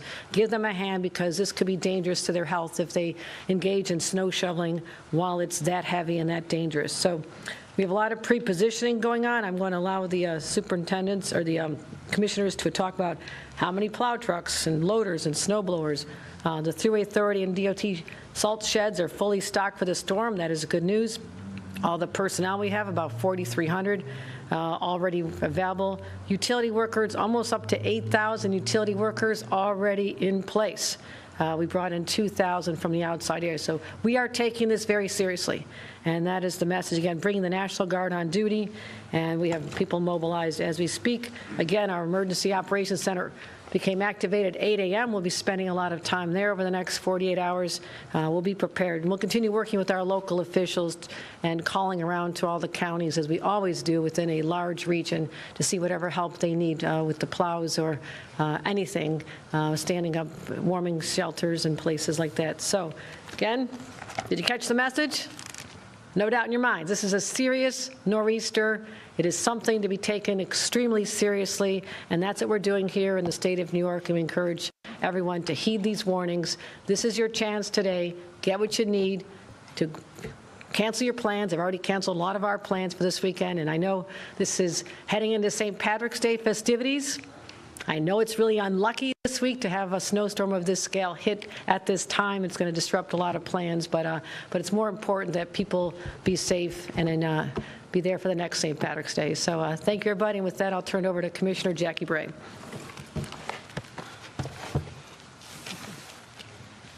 Thank you, Governor.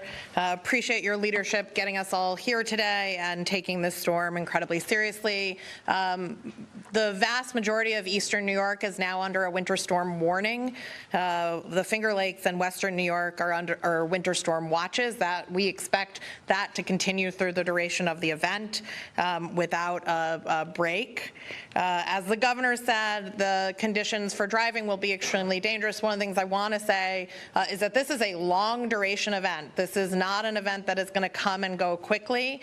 We expect the event to start around 8 p.m. tonight in earnest. We expect the worst of the snow to be falling in the overnight Monday to Tuesday, but this is going to linger through Wednesday morning, and we do expect to see some pretty significant winds even throughout the day on Wednesday. So as the governor said, we do expect widespread power outages, and we expect that repairing those outages, getting power back, may take us extra time given the conditions that we're going to face on Tuesday and even Wednesday morning.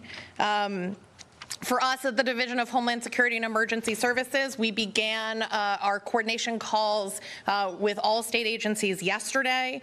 We opened our state emergency operations center this morning at 8 a.m.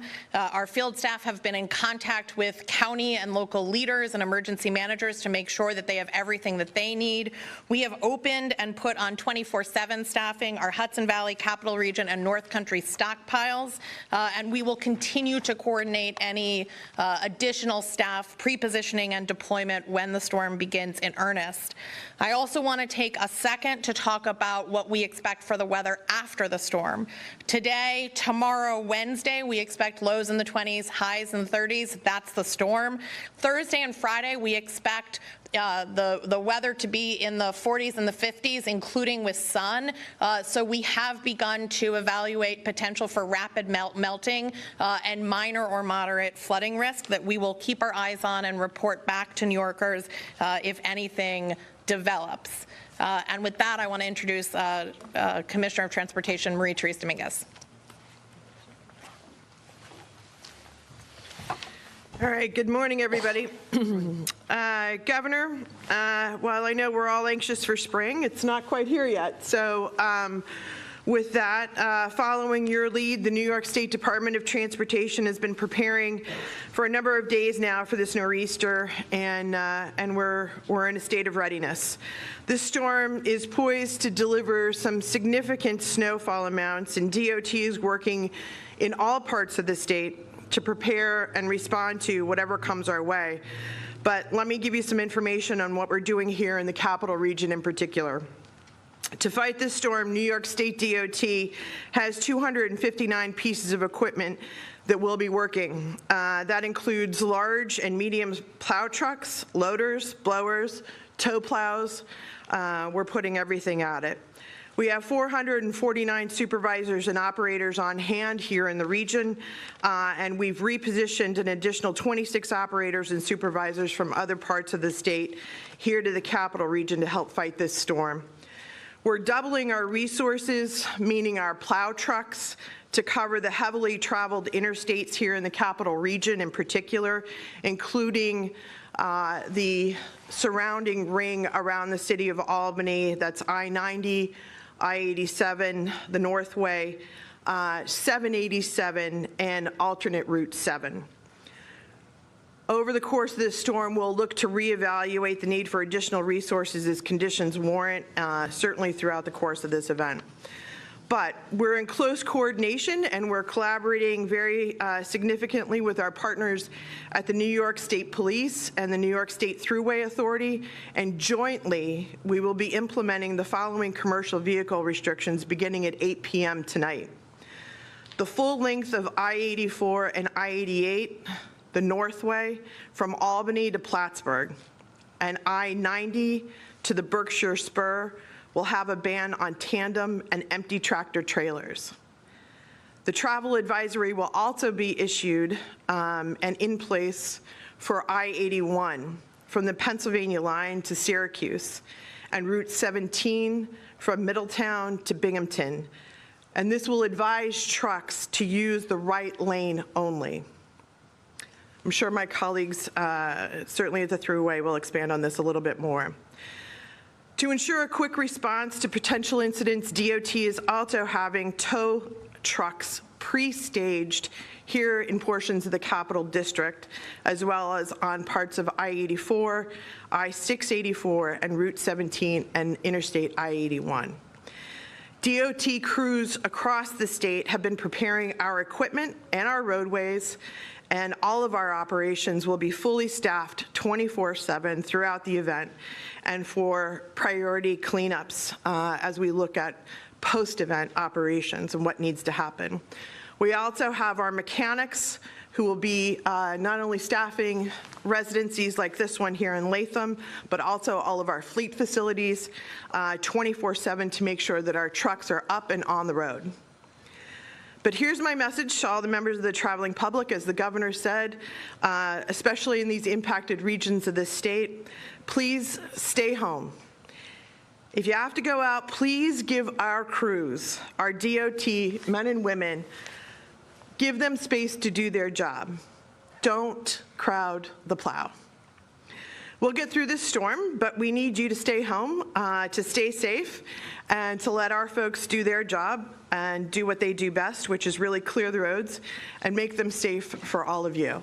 So thank you very much. And with that, let me turn it over to my colleague at the Thruway Authority, Frank Hoare. Good afternoon. Thank you, Commissioner. Thank you, Governor. The Thruway will have 600 operators and 400 pieces of snow fighting equipment ready to go.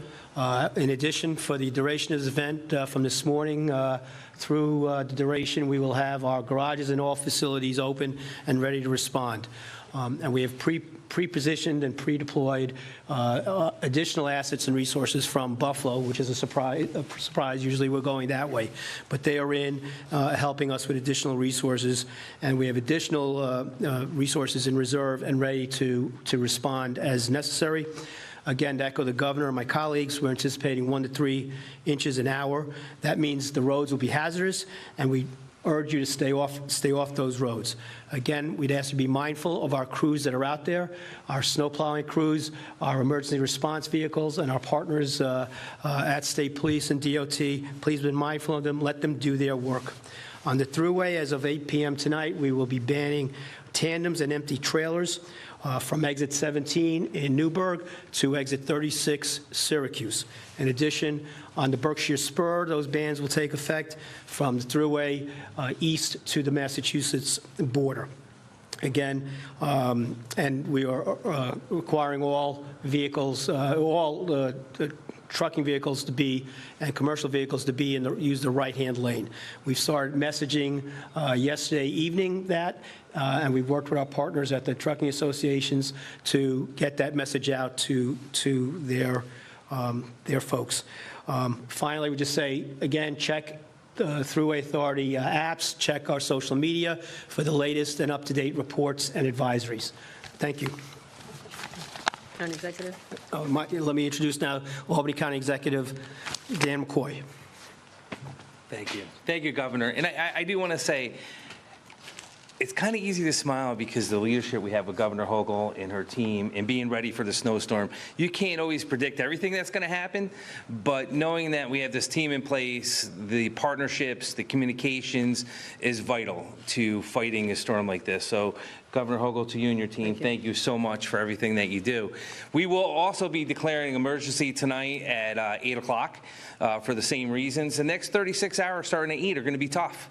They're going to be tough, and like everyone has said and said again, please stay off the road if you don't have to be on the road. I know people don't believe in storms, and if you learned anything from what happened out in Buffalo, you know, if you do happen to decide to go out and you want to be that person thinking you can drive in this weather and you get stuck, make sure you shut your car off, please, please, because what happens is if the snow gets up to your gas pipe, you're not going to make it through the night. So please shut your car off.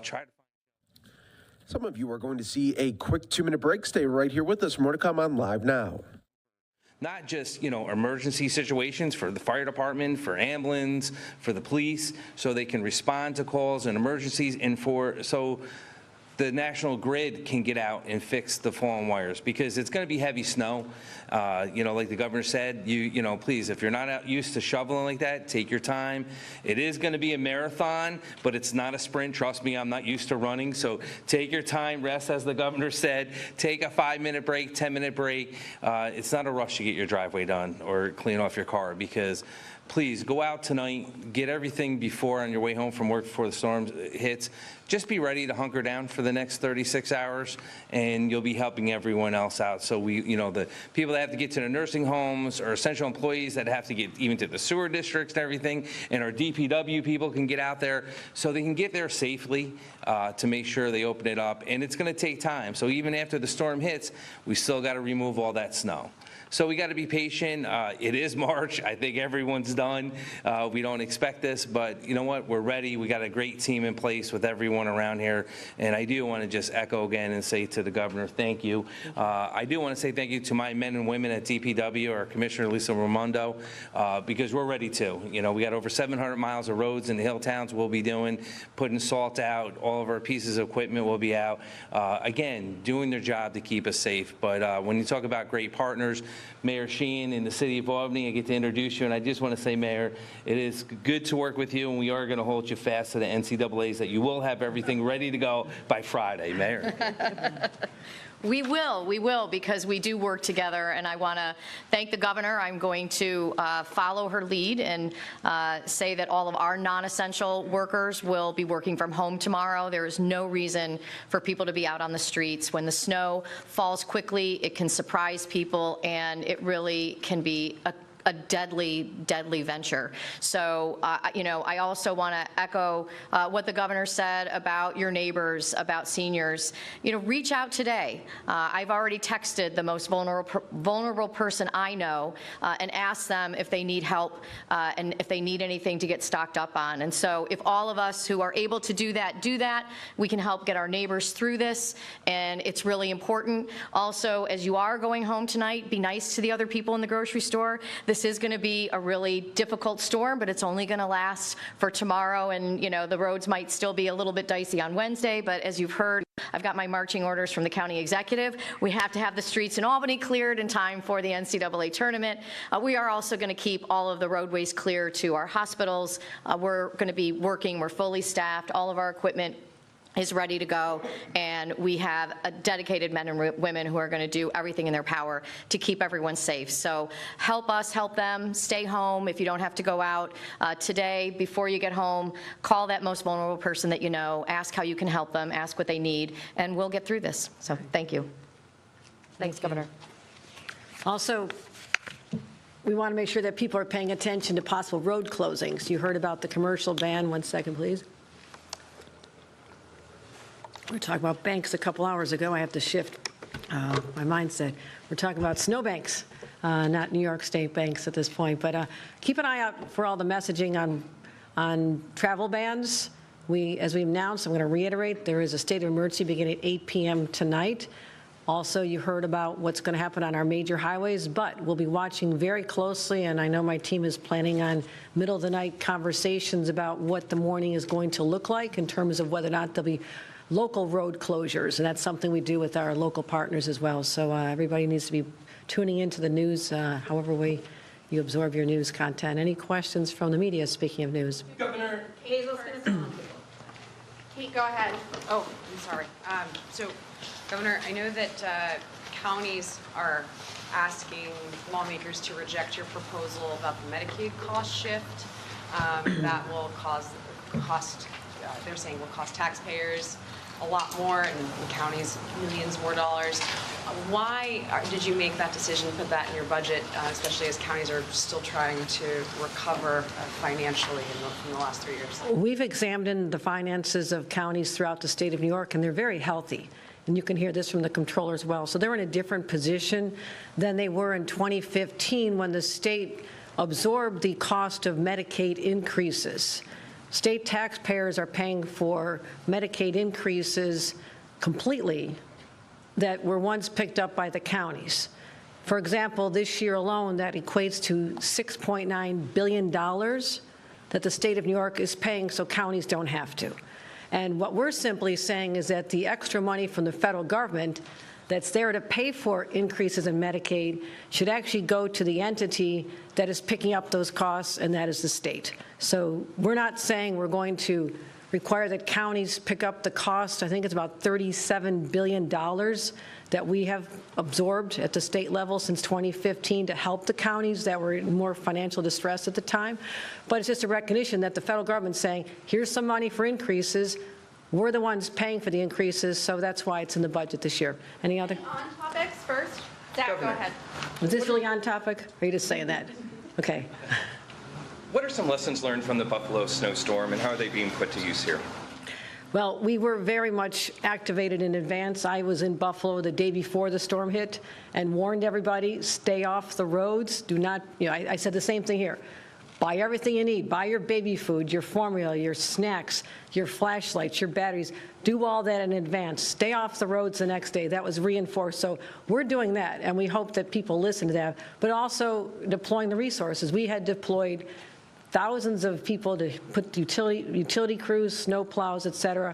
National Guard, we have pre-positioned earlier, so that's something that's important. But also, when you position people in a place, a storm comes and really paralyzes them, they can't do their jobs. So that's why in Buffalo, we're forecasting a statewide event. Here, the advantage now is we know the geographic area. We have more predictability. The day before the Buffalo event, it was still expected to be a statewide event. So you don't know where National Guard are going to need to be. Are you putting the plows in the right place? So because of the unreliability of being able to know far enough in advance of where it's going to hit, that was more of a challenge at the time. The advantage, as I've said before, is we know exactly where it's going to hit. We know the patterns a day in advance, and that allows us to be more precise and strategic in where we deploy people. Governor, the comptroller is criticizing you for walling off $12 billion from oversight and competitive bidding rules. Why are you doing that, or why are you proposing that in your budget this year when you signed that Zabrowski bill last year? And also, isn't no bid contracts, isn't that the problem with the departure of your recent budget director? No. We'll be happy to talk about more in detail on that. But what I would say is, with respect to, I did sign the ability for the comptroller to have powers that he once had that were removed with the legislature's support, I might add. They approved the removal of that oversight. I'm the one who's returning it. So the thought that we're trying to mask oversight from the comptroller is a false narrative. Okay, any more on topics on the storm that is coming? Go ahead. Hi, Governor. A few years ago, October of 20, we had a pretty bad, wind-related storm here in the capital region, knocked out a lot of power, and it seemed like, there wasn't, I guess there was a bit of a lag as far as crews coming in. Are you confident that, this time around, I know that was under your predecessor, but, this time around, are you confident that we're going to see, the maximum amount of crews out there and addressing potential outages and what have you? Yes, 1,000 times yes, because this is how we use the experience that we all have, and I certainly had dealing with snowstorms from being a local official 30 years ago. So it's all about putting people in place in advance. When you know the geographic area, which is a lot easier, you don't always know that. Now we know it. That's why I was just chatting with crews in from Long Island. They may have some flooding, but they're not going to need snowplow crews in Long Island, nor will they need them in New York City. And we don't expect they're going to need them in Western New York. So they're here now. They have been called already. So that is the difference in our strategy, is like, be smart about it, not when the snow flies, but before the snow flies. And also bringing down utility crews as far away from Canada, because we want to make sure that we have every single person available, every truck available, to be able to not just restore the power immediately, but to clear the lines off the roads, which become a dangerous situation. So again, knowing the weight of the snow in advance tells us that there will be serious outages. We cannot guarantee how long it takes to restore power, but we'll know that we have the people on the ground to be able to do that as soon as it's safe to do so. And that's the difference I have to explain. It may take some time, but we have the people to do the right job at the right time as soon as it's safe for them to be out there. Okay, time for one more. Marie, go ahead. Governor, could you address some of the pushback from lawmakers around your charter school proposal? And are you still pretty confident that you can get something on that in the budget? You can ask them why they're pushing back. I think it makes sense to give parents choice. I don't know that New York has had a stronger proponent of public education than myself in terms of being a product of public schools, believing in them, putting more money toward public schools than any governor in history, increasing across the state over 10% from last year, which was also historic. So to the argument that this takes away money from public schools is not true. I'm just responding to parents who want choice, especially in black and brown communities who are saying, can we just have a choice? And it's hard to say no to those individuals who want to be able to have a decision. You know, they may want to go to public school, they may want to go to charter school, they may want to go to private school. I'm not in a position to tell them that we will take that choice away. And all I'm trying to do is say that at one time the legislature thought that the number for charter schools in New York State appropriately would be 460. But for some reason, they artificially put a ring around New York City and said they have a different cap than the rest of the state. I believe in one state. No reason to differentiate between upstate and New York City. So I'm simply saying, don't raise the cap, keep it at 460, but remove that cap, as well as allowing for what they call the zombie charters, of which there are about 20, 21 now. And those are schools that were already authorized to be in existence, for whatever reason went out of business, but still that community now would like to have a replacement. So why wouldn't you logically be able to replace those that were already approved in the past? So I'm just trying to inject a common sense approach to this, not increase the number, but not say that the number should be decreased just because at some point the school's closed. So I'm happy to have the conversation with anybody. I feel I have parents, especially in high-need areas where they want an option for their children. I feel having their voices on our side is important, and that's what I'm fighting for. So we'll see how it all plays out in the budget, but that's all going to begin in earnest very shortly. All right, thanks, everyone. Do you think an on-time budget matters at this point, Governor? On-time budgets are always very nice to have. All right, everyone, what we'll do is take our final break here of this hour. Stay right here with us. We got a lot more right here on Live Now from Fox.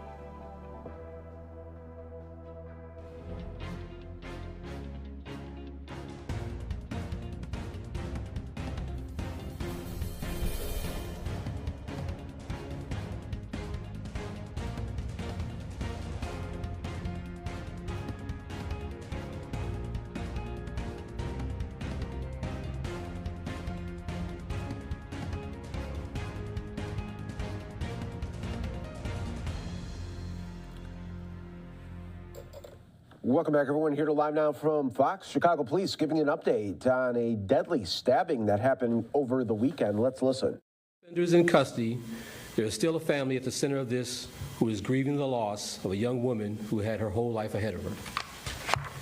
We hope knowing that the person responsible for her death has been brought to justice brings a small measure of closure and peace for the family. The key piece of evidence in this case came from the victim herself. She named Aurelano as the offender before she succumbed to her injuries.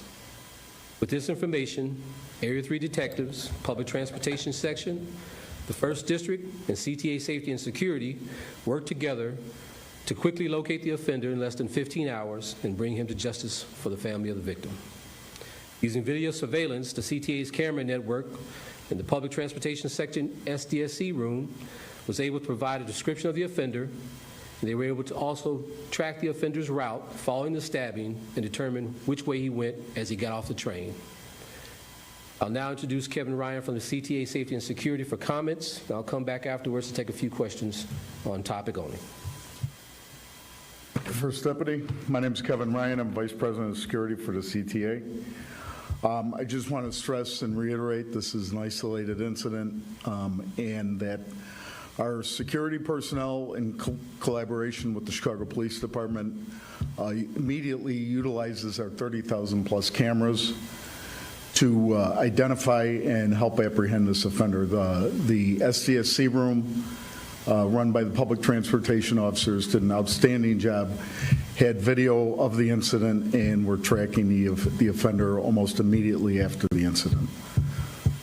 I'd turn it back to the First Deputy.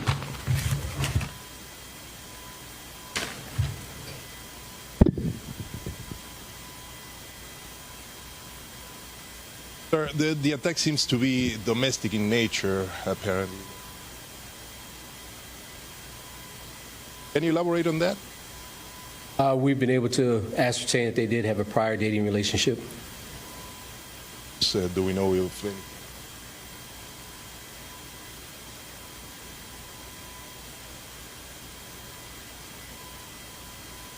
Chief of Detectives, if she has that, it's not known at this moment. Did you say introduce myself? Can you introduce yourself? Yes. Antoinette City, Chief of the Bureau of Detectives. The offender in this incident did have a prior criminal record, but it was not involving the victim in this incident.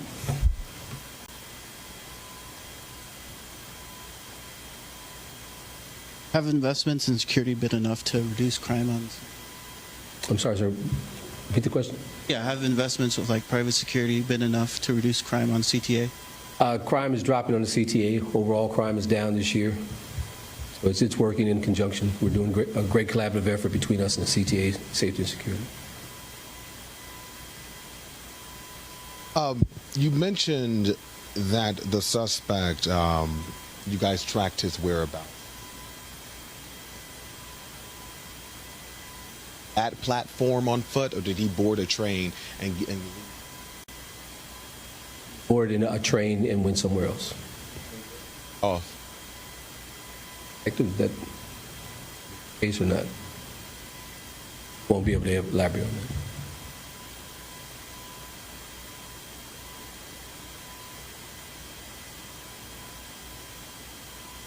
I believe the knife was used.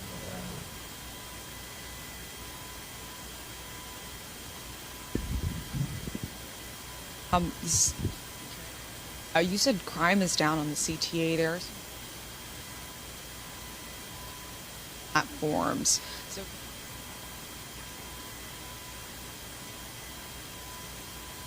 numbers that are shown on the CTA website with CPD. Currently, we've got Commander Joe Bird here, but currently crime is down 8% on CTA.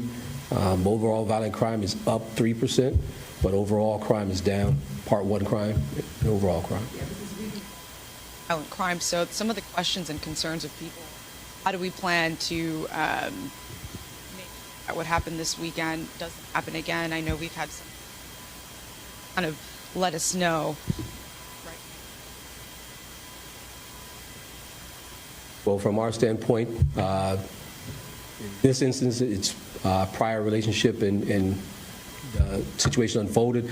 But for any other crimes on the CTA, it's always victim awareness. People who are riding the CTA, whether it's the trains, the buses, should be aware of their surroundings, be cognizant of where they are. They see something or feel that something's not right, they should immediately try and reach CTA personnel who are there, or safety and security if not, if police officers aren't on the platform.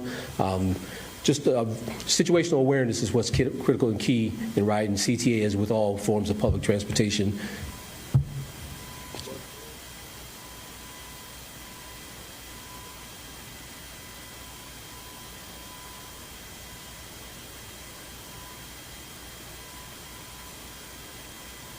There was no one at on the platform at that time, no.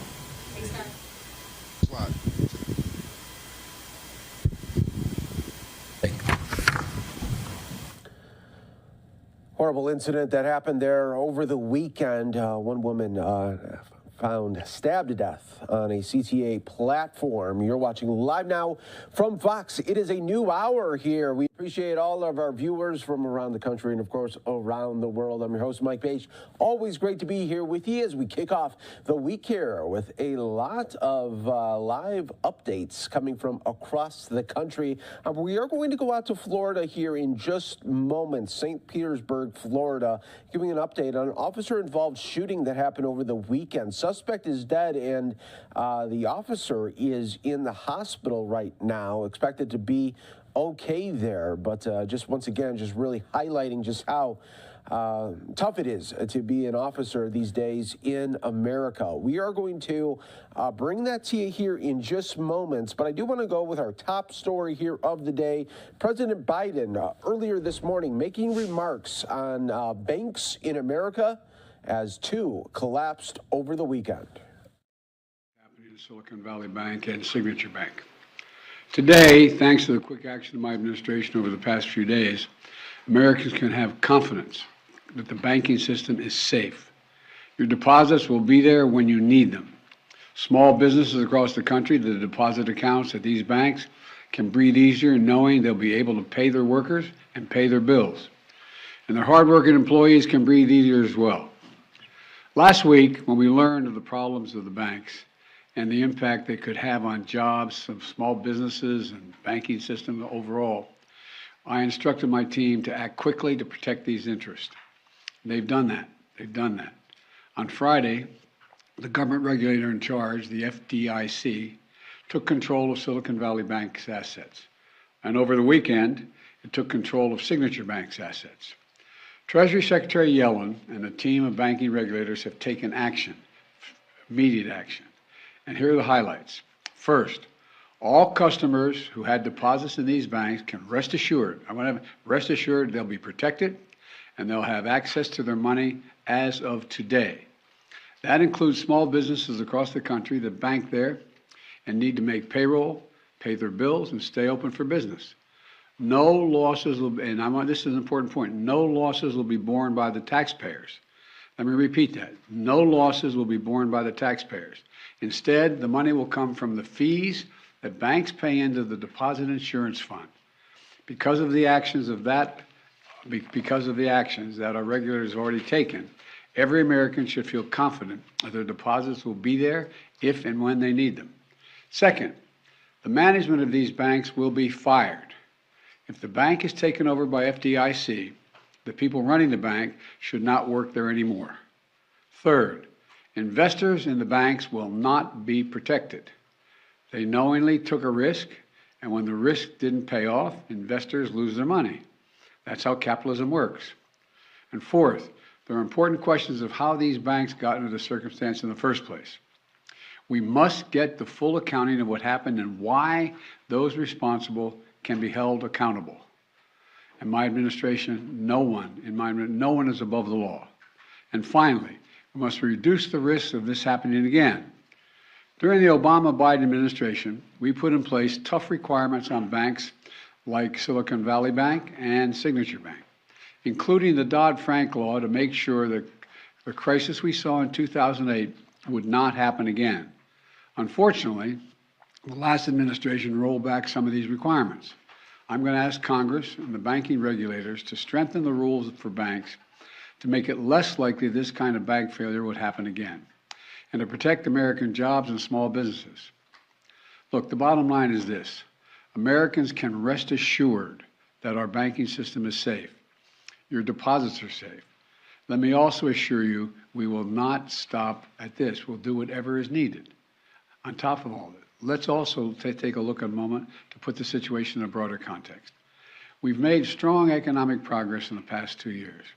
We've created more than 12 million new jobs, more jobs in 2 years than any president has ever created in a single 4-year term. Unemployment is below 4% for 14 straight months. Take-home pay for workers is going up, especially for lower and middle-income workers. And we've seen record numbers of people apply to start new businesses, more than 10 million of them, more than 10 million applications over the last 2 years starting businesses. Now we need to keep this progress going. That's what swift action that my administration over the past few years is all about. Protecting depositors, protecting the banking system, protecting the economic gains we've made together for the American people. Thank you, God bless you, and may God protect our troops. See you in California. Mr. President, what do you know right now? All right, so President Biden taking no questions there as he jets off to California amid two banks going under FDIC control right now. You can see the Dow down just about 30 points in the red. We're going to take our first break here of this hour, and when we come back, as promised, get you that update from Florida of a officer-involved shooting. A suspect is dead, and the officer is in the hospital. We are going to bring you the full news conference right here, the Anti-Soundbite Show, live now from Fox. We'll be back in 2.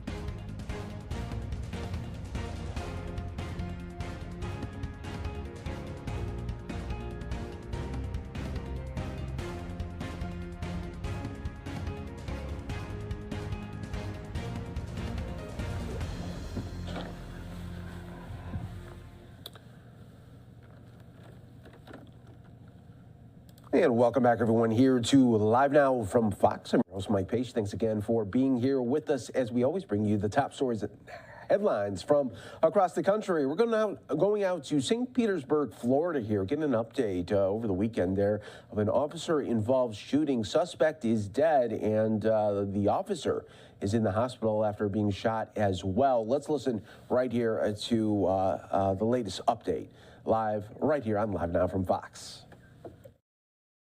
And the members of the St. Petersburg Police Department for conducting this investigation. As you know, under the task force agreement, we don't conduct the criminal investigation. It's done by St. Pete because the incident happened south of Almerton Road. And so I'm not going to get into any of the real details because that's for Chief Holloway to address as far as their investigation is concerned. But I'll tell you this much as far as what happened out there last night with Corporal Matt Aiken and Sergeant Jake Viano, is that we were very fortunate that Sergeant Viano, who was working to an area just to the north, is a former canine handler. And he came because Corporal Aiken was getting out to track. And sometimes we have the ability to do this and sometimes we don't, where we have a second deputy that will also run with the handler. And I'm very thankful that Sergeant Viano was able to do that, because the outcome, in my mind, unquestionably would have been different if Sergeant Viano hadn't been there.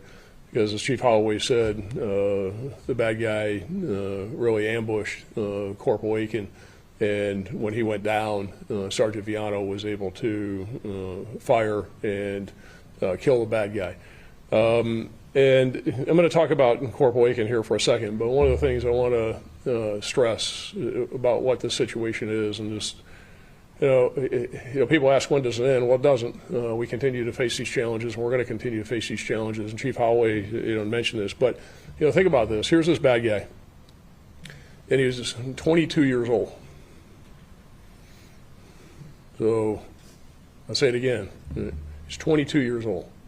So at 22 years old, he's been arrested 18 times on 34 different felony charges, 22 different misdemeanor charges.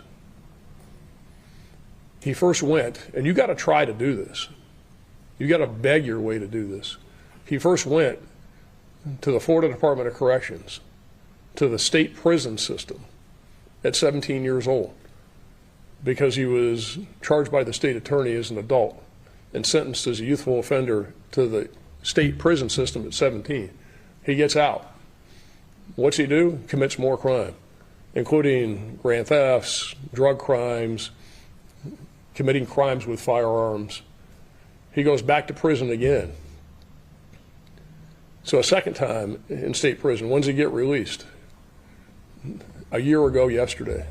So on the anniversary of his release, he got released March 12th of 22. So a year ago, he gets released from prison, and he's out there engaged in this activity. And at some point in time, and because it's an active investigation, and the chief isn't going to release the video, which I support his decision because it's an active investigation, but I've seen the video, and we will release it at some point. And people need to see what bad guys like this do to good cops who are just doing their job, trying to get a guy who's committing more crime, who at 22 years old has been charged with 34 felonies, 22 misdemeanors, and been arrested 18 times, and is a 17-year-old been in the state prison system. And he's got 2 guns on him and tried to execute a deputy sheriff. And the deputy sheriff that he tried to execute is Corporal Matt Aiken. Matt has been with us since 2006. He's been in K-9 for a long time. He's been in K-9 going on 12 years. He's been a corporal since 2018. He was a trainer for us for a long time. Matt is, thankfully, one of our more experienced deputies, one of our more experienced K-9 handlers. And because of his experience and his grit, Matt survived this. But he's in the hospital, had surgery this morning, and right now appears to be okay, that he's going to pull through this. But he's still got a lot of medical issues, a lot of things to deal with, and he's just dealing with that. And his wife, he's got a young daughter, his mom and dad are at the hospital with him. And when we leave here, I'm going to go over to the hospital and see him. But it's because of Matt, who he is, Sergeant Jake Viano, and who he is and what he did, that the outcome here wasn't different. And it was on the cusp of being different. We'd be talking about a dead deputy if things had changed just slightly. And if Viano hadn't run with him, he wouldn't be here today, because Viano was able to kill this guy before he fired additional rounds into Matt when he was laying on the ground. So we're very thankful. And again, my thanks to Chief Holloway and St. Pete Police Department for conducting a very thorough investigation. And we'll continue to keep you updated as far as Matt's condition is concerned. We just ask people to keep him in their thoughts and in their prayers. And we all got to really ask ourselves, what is going on in this world when you got a 22-year-old who's been in state prison twice, been arrested a number of times, this guy has, And I can tell you exactly what happened is as the chief said, is that he was due to be in court last Tuesday. And from what I know from talking to the state attorney, he was going to be, there had been some type of a arrangement worked out, and this is piecing some of this information together, but it had been worked out between his lawyer and the state and the court, and he was going to plead because he's looking at a 5-year minimum mandatory for being what's called a PRR. It's a recidivist. And so he was going back, and he simply just didn't want to go back to prison, and that's what he told his mother. So in lieu of not committing more crime and being accountable for his crime and doing his 5-year minimum mandatory for being a PRR, he decided he was going to try and kill a deputy sheriff, 2 deputy sheriffs actually, because 3 of those rounds were fired at Viano and 3 at Aiken. So type of people out there that we deal with. Anyway, as far as Matt's concerned, again, just ask everybody to keep him in your thoughts and prayers. We'll keep you updated on his condition, and at the right time, when the investigation is concluded and we can, we'll show you the body cam video, and it's pretty startling. Very scary situation for that officer that was injured, and you heard there from the sheriff it was very close to being a deadly shooting for that officer, who is now in the hospital, expected to be okay. The suspect is dead, and we heard there from the officials there where the suspect had more than 34 felonies, and he was just about 22 years old. A true menace to society. They're now no longer living, and wow, what could have been if things would have been just a little bit different for that officer. We're really, really happy that he is going to be able to pull through there. All right, everyone, let's take a quick 2-minute break. Stay right here with us. More to come on Live Now.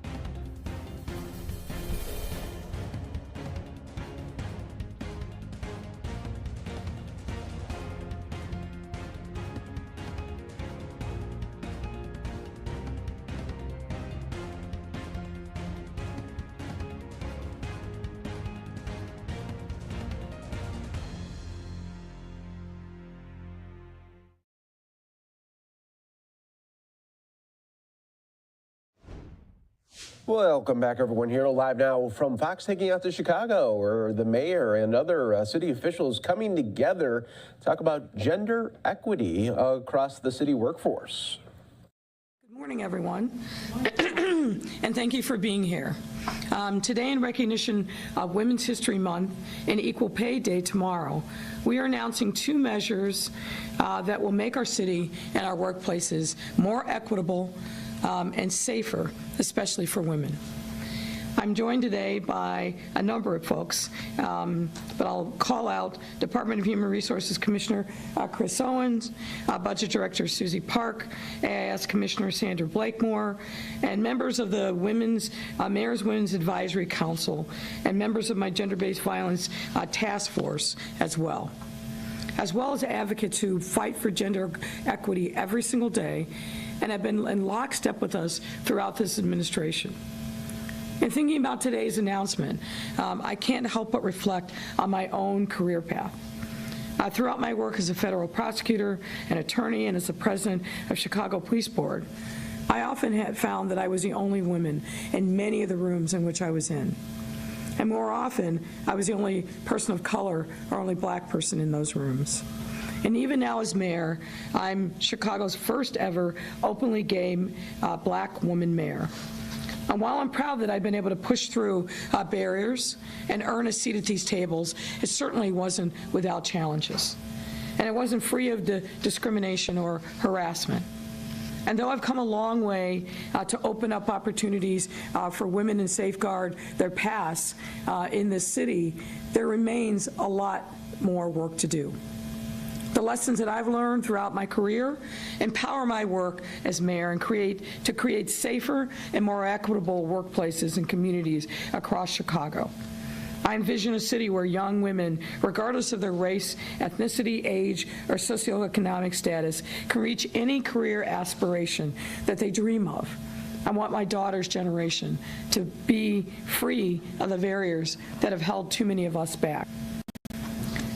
That brings us to today's announcement. In recognition of tomorrow, March 14th, being Equal Pay Day, I'm proud to sign a pay equity executive order which requires the Department of Human Resources, Budget, and AIS departments to conduct a pay equity audit every 2 years. Across the country, it's estimated that women continue to make just 77 cents for every dollar that a white male makes. The data is even worse for black women, earning 64 cents on the dollar, and Latina women earning just 54 cents on the dollar. This new pay equity audit seeks to better understand what, if any, discrepancies exist within the city of Chicago's workforce related to gender, race, and ethnicity. I'm a firm believer that we have to lead by example. This executive order builds upon similar efforts to make city government more transparent and equitable, such as our employee diversity dashboard, which serves as a data-driven tool to increase diversity inclusion within city departments and hold ourselves accountable by being as transparent as we possibly can be. The results of our pay equity audit, happening every 2 years, will be made public to further hold the city accountable in our work to achieve equity and inclusion. And as I sign this executive order, I want to call upon Chicago's private sector and sister agencies to take a closer look at their workforces as well, and as necessary, follow suit. It's not enough to talk about equity. It's certainly not enough to post on social media tomorrow about Equal Pay Day. If we all take intentional steps to recognize, reaffirm, and value our women employees, then we can create a city that is not only more equitable but successful, because women, as we know, get stuff done. As we work to build that more equitable and successful city, we must also work to make our city safer for all kinds of violence, domestic, sexual, and gender-based violence. To that end, I'm also proud to announce today a new partnership with Futures Without Violence to develop a robust, tailored, and intentional training program on gender-based violence and harassment in a workplace. This citywide training program will launch this month, mandating multi-day training for all commissioners to ensure that our workplaces are responsive to domestic and sexual violence. The goals of this training program are to ensure that city government realizes the impacts of trauma related to gender-based violence, recognize the elements of trauma and how they may manifest themselves in the everyday workplace and our communities. and to respond to any staff or residents who are experiencing violence with survivor-centered approaches that foster safety, stability, and well-being. This training program aligns with our administration's policies and efforts to resist practices that are re-traumatizing survivors and those impacted by gender-based violence to ensure that every city employee can thrive in a workplace and productive work environment. I'm proud to say that this will be the largest and most comprehensive training offered to municipal governments in the country, enhancing Chicago's reputation as a welcoming, inclusive, and equitable city. That is thanks in part to focus groups who helped to inform our training, and especially thanks to Futures Without Violence and their Workplaces Respond to Domestic Violence and Sexual Violence National Resource Center. This training program builds upon our citywide strategic plan to address gender-based violence and human trafficking, and our city's first ever whole-of-government approach to address these issues and their intersections at racism and gender inequality. As one of the city's largest employers, the City of Chicago has a responsibility to increase our capacity and our knowledge to address gender-based violence in all of its forms and manifestations. We've taken historic steps to achieve both of these goals throughout my term, particularly within this past year, and let me give you a couple of examples.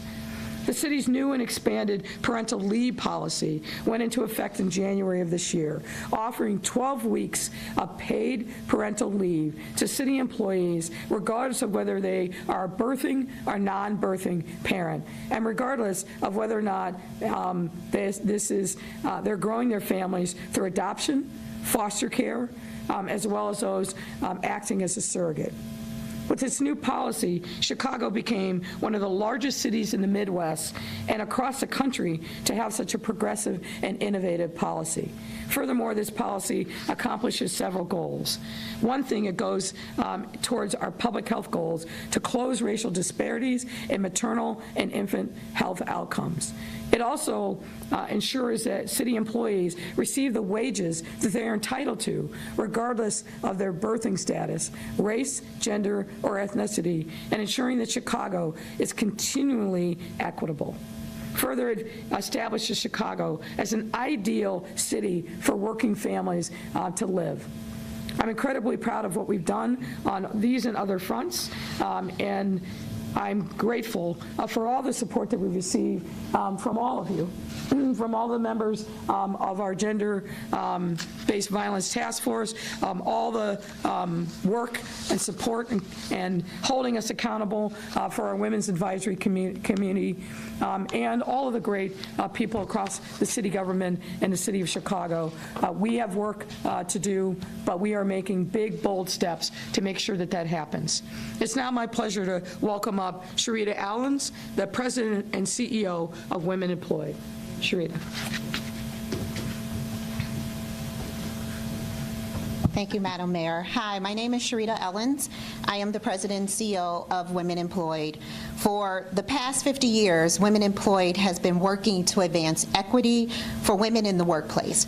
We are focused on growing the economic power of women and ensuring workplaces where women can thrive.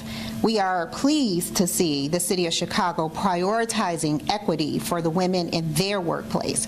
Women continue to face significant barriers to economic equity and justice. We continue to be negatively impacted by the persistent pay gap that you heard the mayor speak of earlier.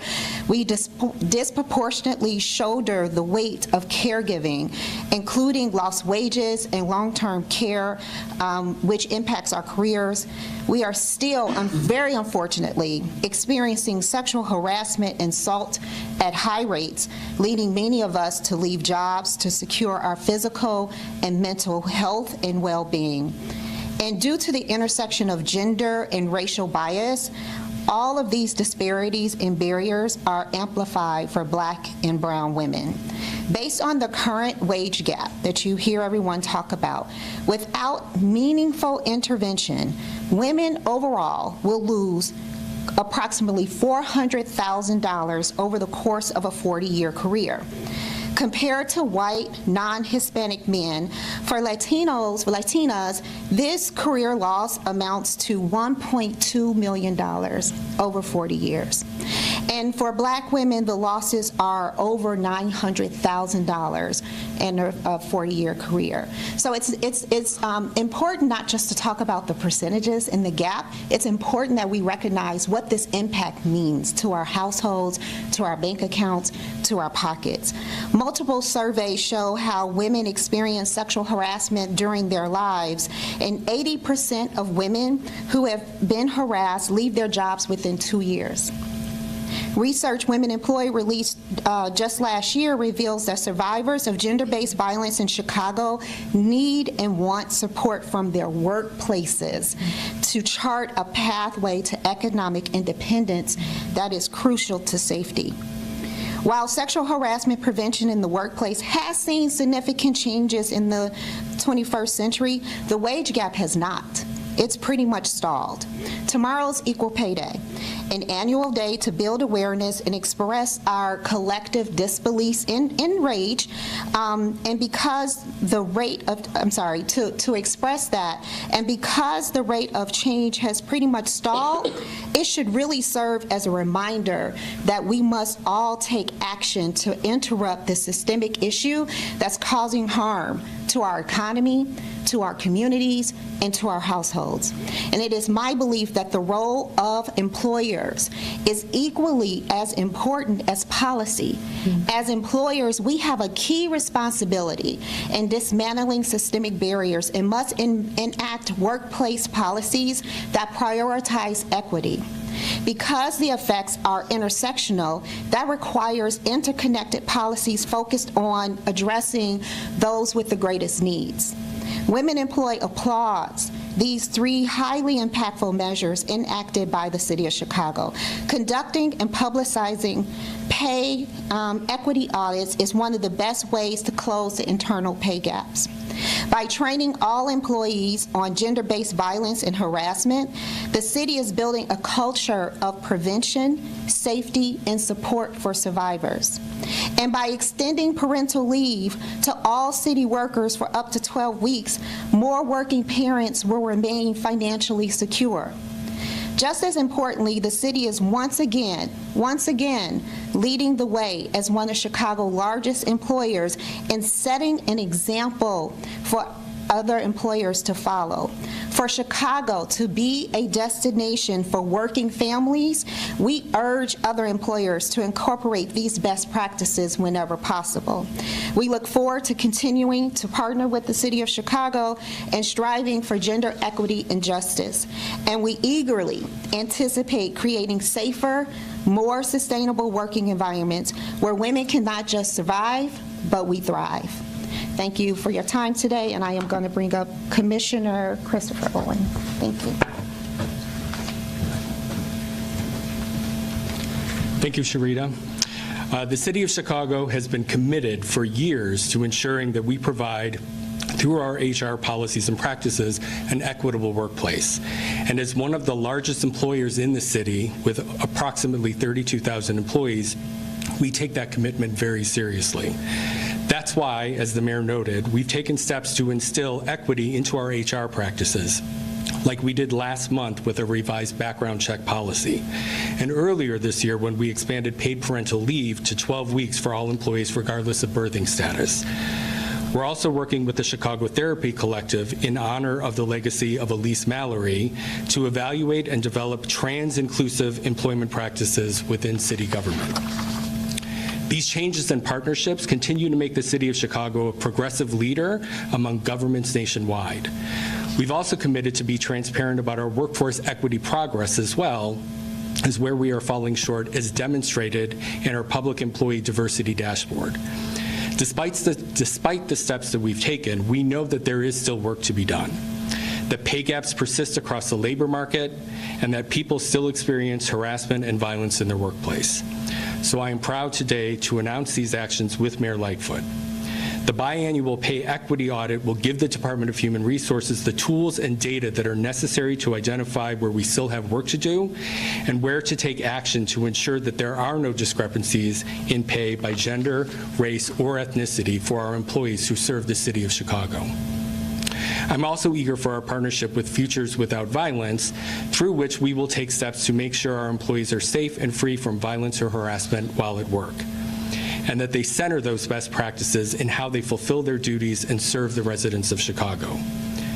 This initiative epitomizes what it means to take a whole-of-government approach, the broad goal of the mayor's citywide strategic plan to address gender-based violence and human trafficking.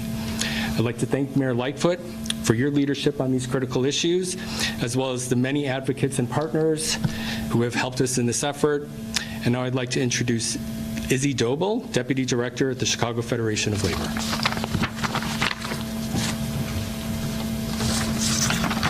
Hello, my name is Isabel Doble. I go by Izzy. I'm the Deputy Director of Government Affairs for the Chicago Federation of Labor and a 2022 Trabajadoras Fellow for the Labor Council for Latin American Advancement.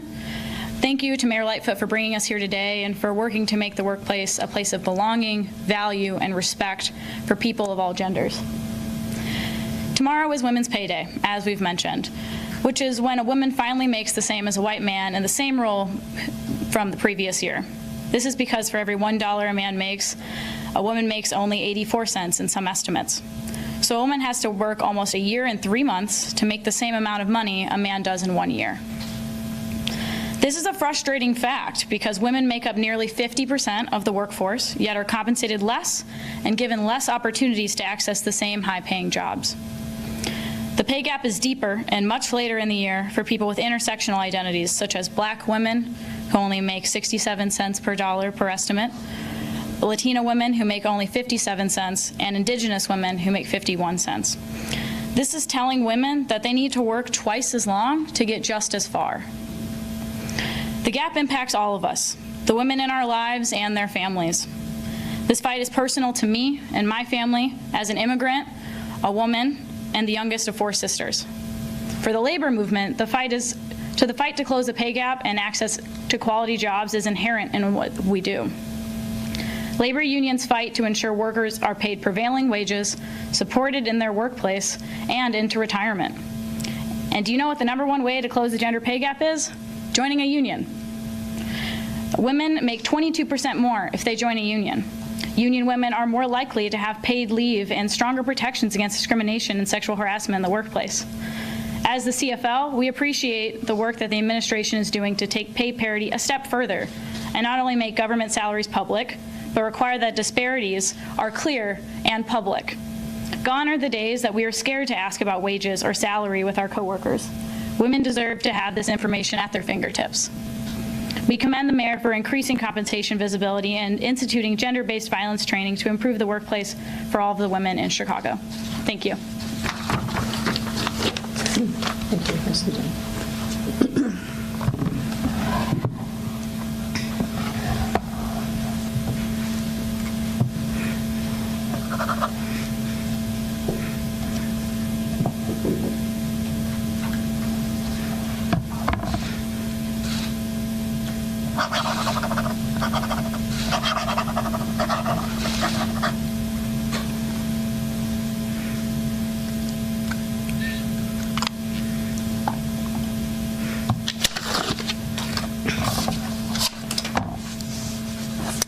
All right, it's official. All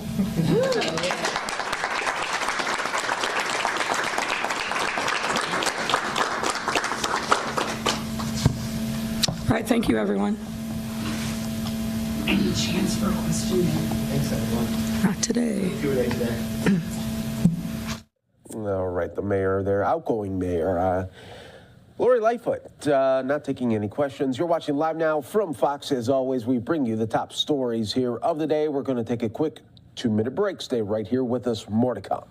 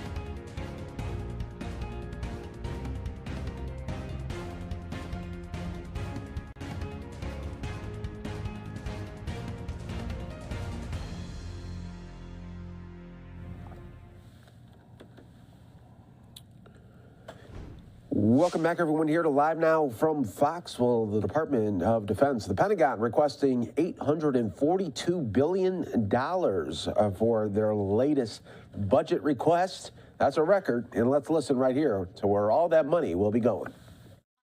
War in Ukraine. Here at home, the budget invests approximately $6 billion in strengthening the defense industrial base and supply chains, including long-term investments in microelectronics, casting and forging, batteries, kinetic capabilities, and critical minerals.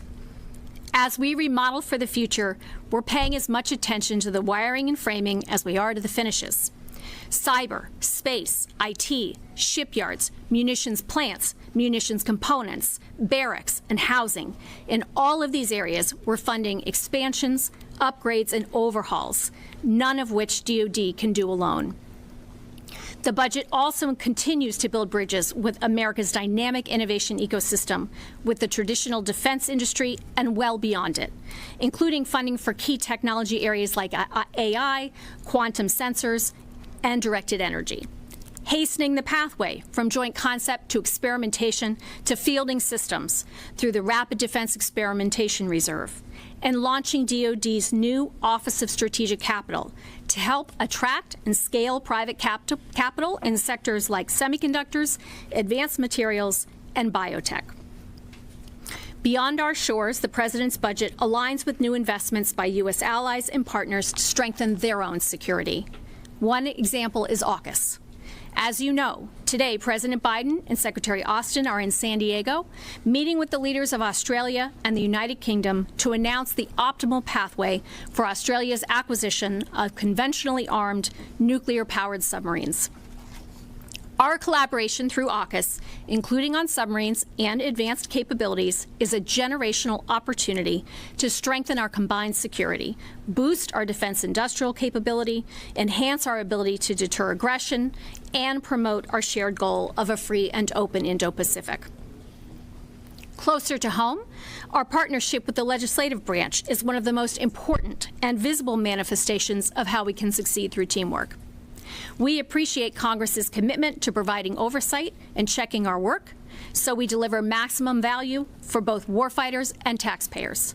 We are also grateful as ever for Congress's bipartisan support for DoD and its people in providing for the common defense of our country, our allies and partners, and our interests. We ask Congress to support this budget, and we hope this support will include on-time, full-year appropriations for the U.S. government and our service members, instead of defaulting to continuing resolutions. If you add up the months DoD has been under a CR since 2011, it totals 4 years' worth of delays. Delayed new program starts, delayed training, delayed PCS moves. Again, that's 4 years lost over the last decade plus. To outcompete the PRC, we cannot have one hand tied behind our back for 3, 4, 5, 6 months of each year. And let me assure you, more money cannot buy back this lost time. I know members of Congress on both sides of the aisle care deeply about America's national security and winning the strategic competition for the 21st century.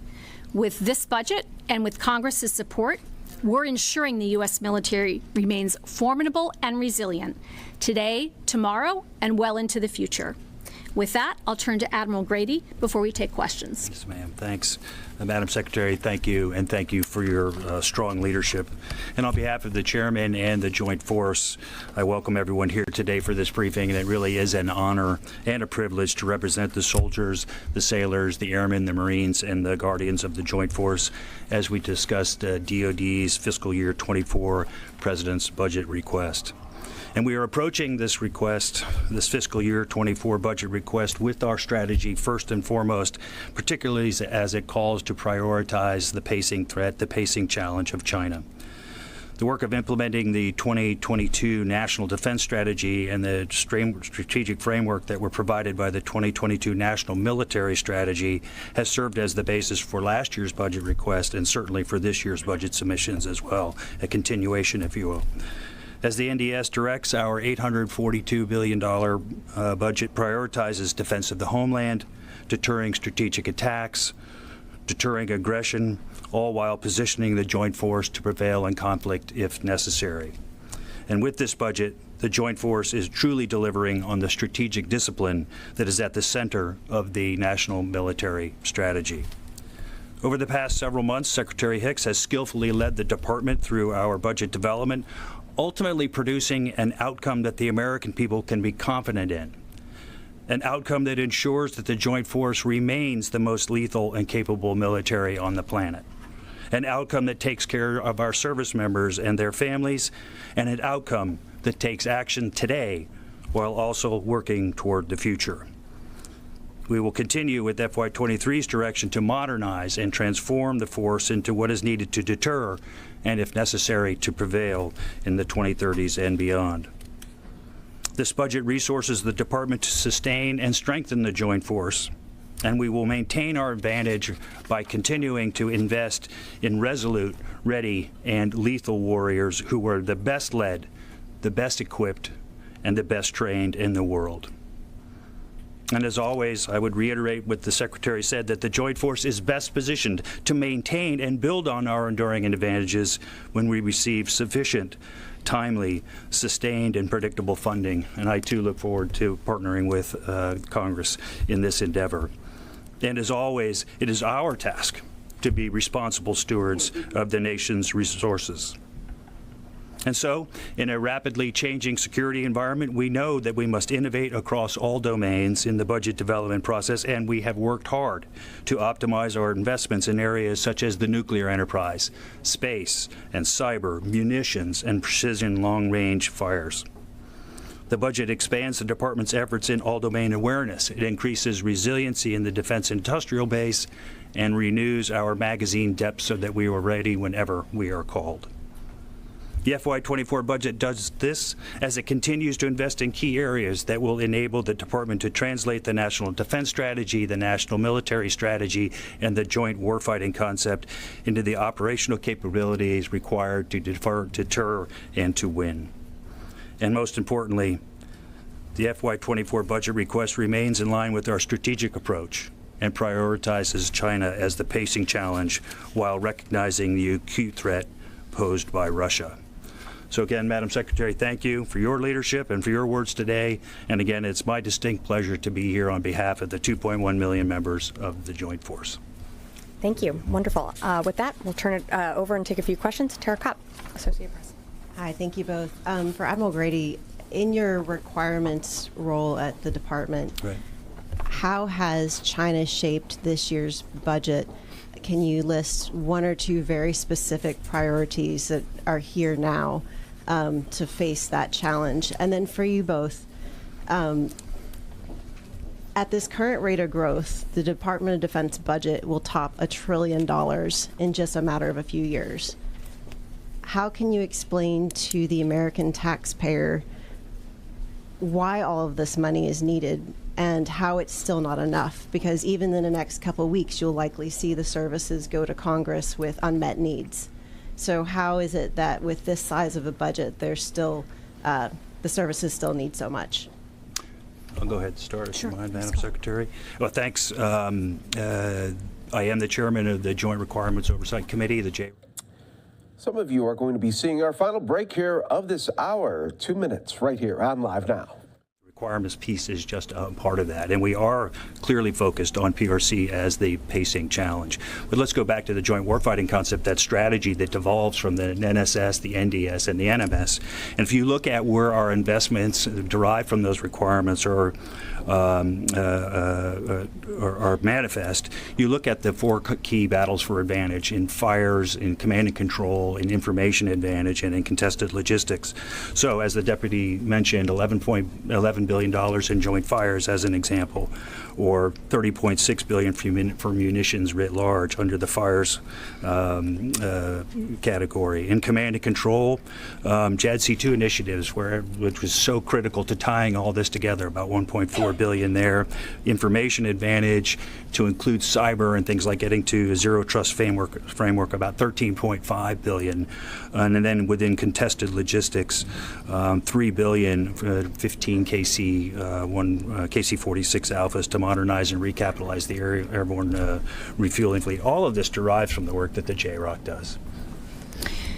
Let me address the resources piece. First of all, staying focused really on the 24 budget, we work very hard to make sure we can defend the value the taxpayer and the warfighter is going to get from any dollar that we put in. We do not take for granted or take lightly the trust and confidence of the American people in making sure to support the defense of the nation. At the same time, they have an expectation that there's going to be a defense of their interests should the time come that they need to deploy or employ U.S. military forces, and we want to make sure we can deliver that. So that's why we put such emphasis on making clear that the budget is strategy derived.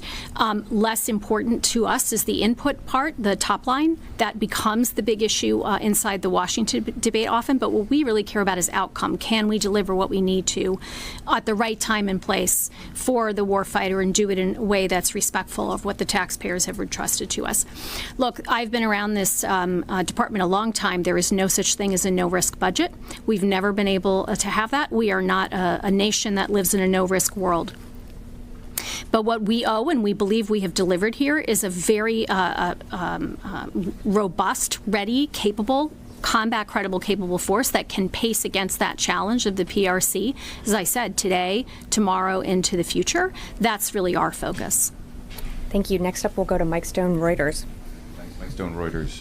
You talk about munitions a bit. In some cases, munitions are going up 20+% for specific missiles. NATO has revised up their stockpile targets. Is the United States also going to revise up stockpile targets for various munitions? Well, let me, we assess what we need for ourselves for munitions routinely. We do it against the way in which we think about how we fight for the future and against the real world today demands that our combatant commands have to how they would operate with the forces that they have. I won't go into further detail there, and I'll invite the Vice Chairman to make comments. Our focus on munitions, as I said, is really expanding out our munitions supply base, that industrial base. That's both here in the United States and then working alongside allies and partners, and then maxing out production against that. With the multi-year procurement authority that we now are able to use, that Congress gave us in the last NDAA, that allows us to put a lot more predictability into and stabilize and keep warm, if you will, that production base. We're very focused on that as well.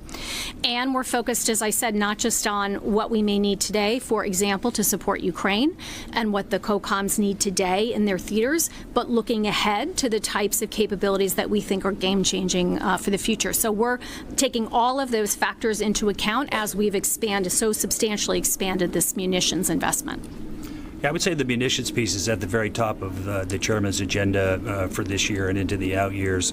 I think it starts with an understanding that we have to have the appropriate mix of the right types of munitions. So we've talked about some of those in, say, hypersonics or in cruise missiles, and how we think about incentivizing the defense industrial base, whether it's a stockpile or keeping a production line going, is front and center to that. I would also add leveraging multi-year procurement is a really good thing, and the Chairman is one who would clearly support that. And then the last thing I would say is that when we think about the defense industrial base and munitions, we do leverage one of the great competitive advantages we have, and that's our allies and partners. And so the defense industrial base can be seen in two capacities. One is certainly ours, and then the larger defense industrial base across our allies and partners. Great, thank you. With that, we'll go to Tony Capaccio, Bloomberg. A couple of questions. The lines of attack against your budget started emerging last week. I wanted you to address them. One, China increased its defense budget 7.2%. The U.S. only increased it 3.2%. And two, the Pentagon can't pass an audit. Why should it be given this unbridled amount of money? These are the two lines of attack you're going to have to deal with from both sides of the political spectrum. And for Admiral, are there any JROC initiatives that are reflected in the budget in terms of increasing the resiliency of space assets? This is a theme we keep hearing, the increased resiliency. Any JROC initiatives in the Air Force and Space Force budgets that address that issue? So I'll start on the percent comparison, if you will. I'll repeat a little of what I said here. Our focus is on outcomes, not inputs. So comparing who spends what on what is not a great metric for determining success on the battlefield. You look at the Russian experience we've just seen over the last year, a lot of tanks, a lot of humans, not a lot of good battlefield outcomes. We are not a paper tiger military. We are very combat credible, 20 years of experience and very well trained on top of that. We are focused on the future fight and we practice against those challenges routinely. These investments that we are making are about making sure we can deliver those sense, act, shoot outcomes that we believe we need. We think we're better at it than the Chinese are. Audit's incredibly important. This department, this is from the secretary on down, focused on making sure we can achieve a clean audit opinion. We knew going in when this began as a priority for the department that it would probably take about a decade. That is tracked to, for instance, Department of Homeland Security, other large institutions. We are the largest institution that's ever tried to get to a clean audit. It will take time. That said, our focus in the department, which I think GAO has recognized, is to have a lot of leadership focus, align the incentives, align the performance incentives against the need for audit, take it out of just being something that the financial management community has to worry about and make it commanders' business. And I assure you, commanders understand at this point that it is their business that we get to a clean audit. We will keep people accountable for that. Yeah, on the resiliency question, I would say that that's a theme of the budget that you see here, an outcome, as the deputy discussed, but it's also a theme within the processes of the JROC. And you can look at resiliency across several lines of efforts. Here in the Pentagon briefing there with talking about the budget, $842 billion. It continues. And that's going to do it for my time up here. But Andy Mack is on deck to take you out in the next couple of hours right here on Live Now from Fox. Great. We have time for one or two more, so I'll go to Felicia Schwartz, Financial Times. Just a follow-up for you, Admiral Grady, on Mike's question. Are you saying that you haven't decided yet whether to revise the stockpile targets? And then for both of you, can you just talk a little bit about how the budget reflects the lessons learned in the Ukraine war, and if you think you're sending enough of a demand signal for weapons like Stingers and Javelins that have been very critical in the fight? Sure. I think the team can give you a good rundown of where the investments are across those stockpiles. That's not a static question, by the way. It is one that we continue to reassess over and over. And so this budget, I think, as the deputy points out, makes significant investments in munitions and also in how we thus incentivize the industrial base to maintain production lines. But again, that will continue to change, and we will continue to assess that each year as we go forward. That's exactly right. I'll just go to the lessons learned piece. There are a lot that we take away from Ukraine, and I'll just underscore that we're only a year in, and we anticipate that we'll continue to learn lessons as we go, and with time and distance, we'll probably see some things we haven't already seen. But let me just mention a few that are evident today. First, as I've pointed out, is readiness. Having a combat credible force well trained is extremely valuable. The Ukrainians have proven this. The United States and other partners for Ukraine have been training them since 2014. Those 7 years of training have proven out, and their adoption of Western approaches to warfare and their ability to employ their force effectively has been incredibly valuable. We think that that's a lesson both for us to reinforce our investment in our people and in our readiness, and is a warning to others. The second I'll say, quite obviously, is allies and partners' asymmetric advantage to the United States. We have collective capability in our economic throw weight. We have collective capability in our industrial throw weight, and certainly in the military sense. A third is really on logistics and enablers. This can include intelligence. The Ukrainians and the United States and others have benefited from superior intelligence. Alongside better logistics, we have done incredible work. The U.S. Transcom Command in particular, I'll point out, UCOM and others, incredible work on logistics and movement of supplies. The final thing I'll say, which is related, is the industrial base and supply chain piece. Significant lesson learned from COVID all the way through Ukraine and to today. That's why you see such significant investments there for us.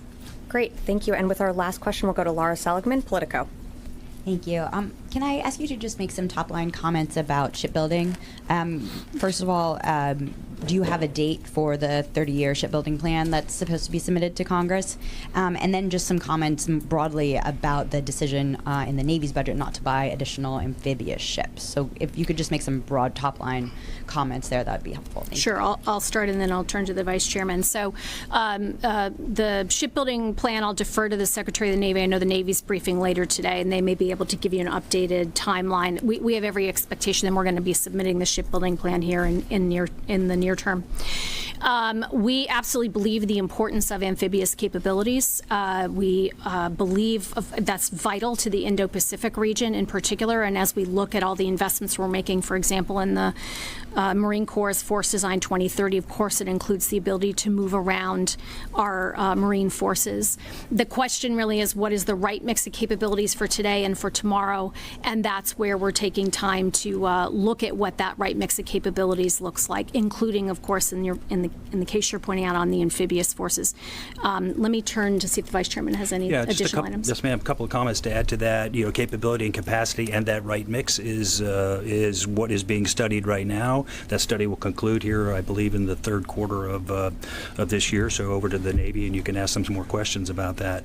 On the amphibious piece, I would say that this budget clearly funds what and supports, better said, what we need to do for this year and for next year, from where we expect the amphibious readiness groups to go, based on this study, then I think it's prudent for us to wait for that to come forward till we can make any conclusions on what is the appropriate capability and capacity mix going forward. So amphibious capability is super important. There's a study underway, and look forward to the results that the Department of Navy brings forward. Great. You were just listening in there as they were providing an update on the Pentagon and the budget there as well. Certainly some big news that we're following. This is a live picture out of the State Department. We're expecting to hear from Ned Price in the coming moments, just here on Live Now from Fox, about all those things international. And of course, we want to wrap up some of the top headlines from around the day here on Live Now from Fox. And after a weekend of uncertainty, President Biden is protecting confidence in the U.S. banking system, even after two massive banks worth hundreds of billions of dollars collapsed, the second and third failures in U.S. history. The government has stepped in as investors remain nervous. Fox News correspondent Lauren Blanchard has more in Washington. Oh, cool. We have an exterior. Yeah.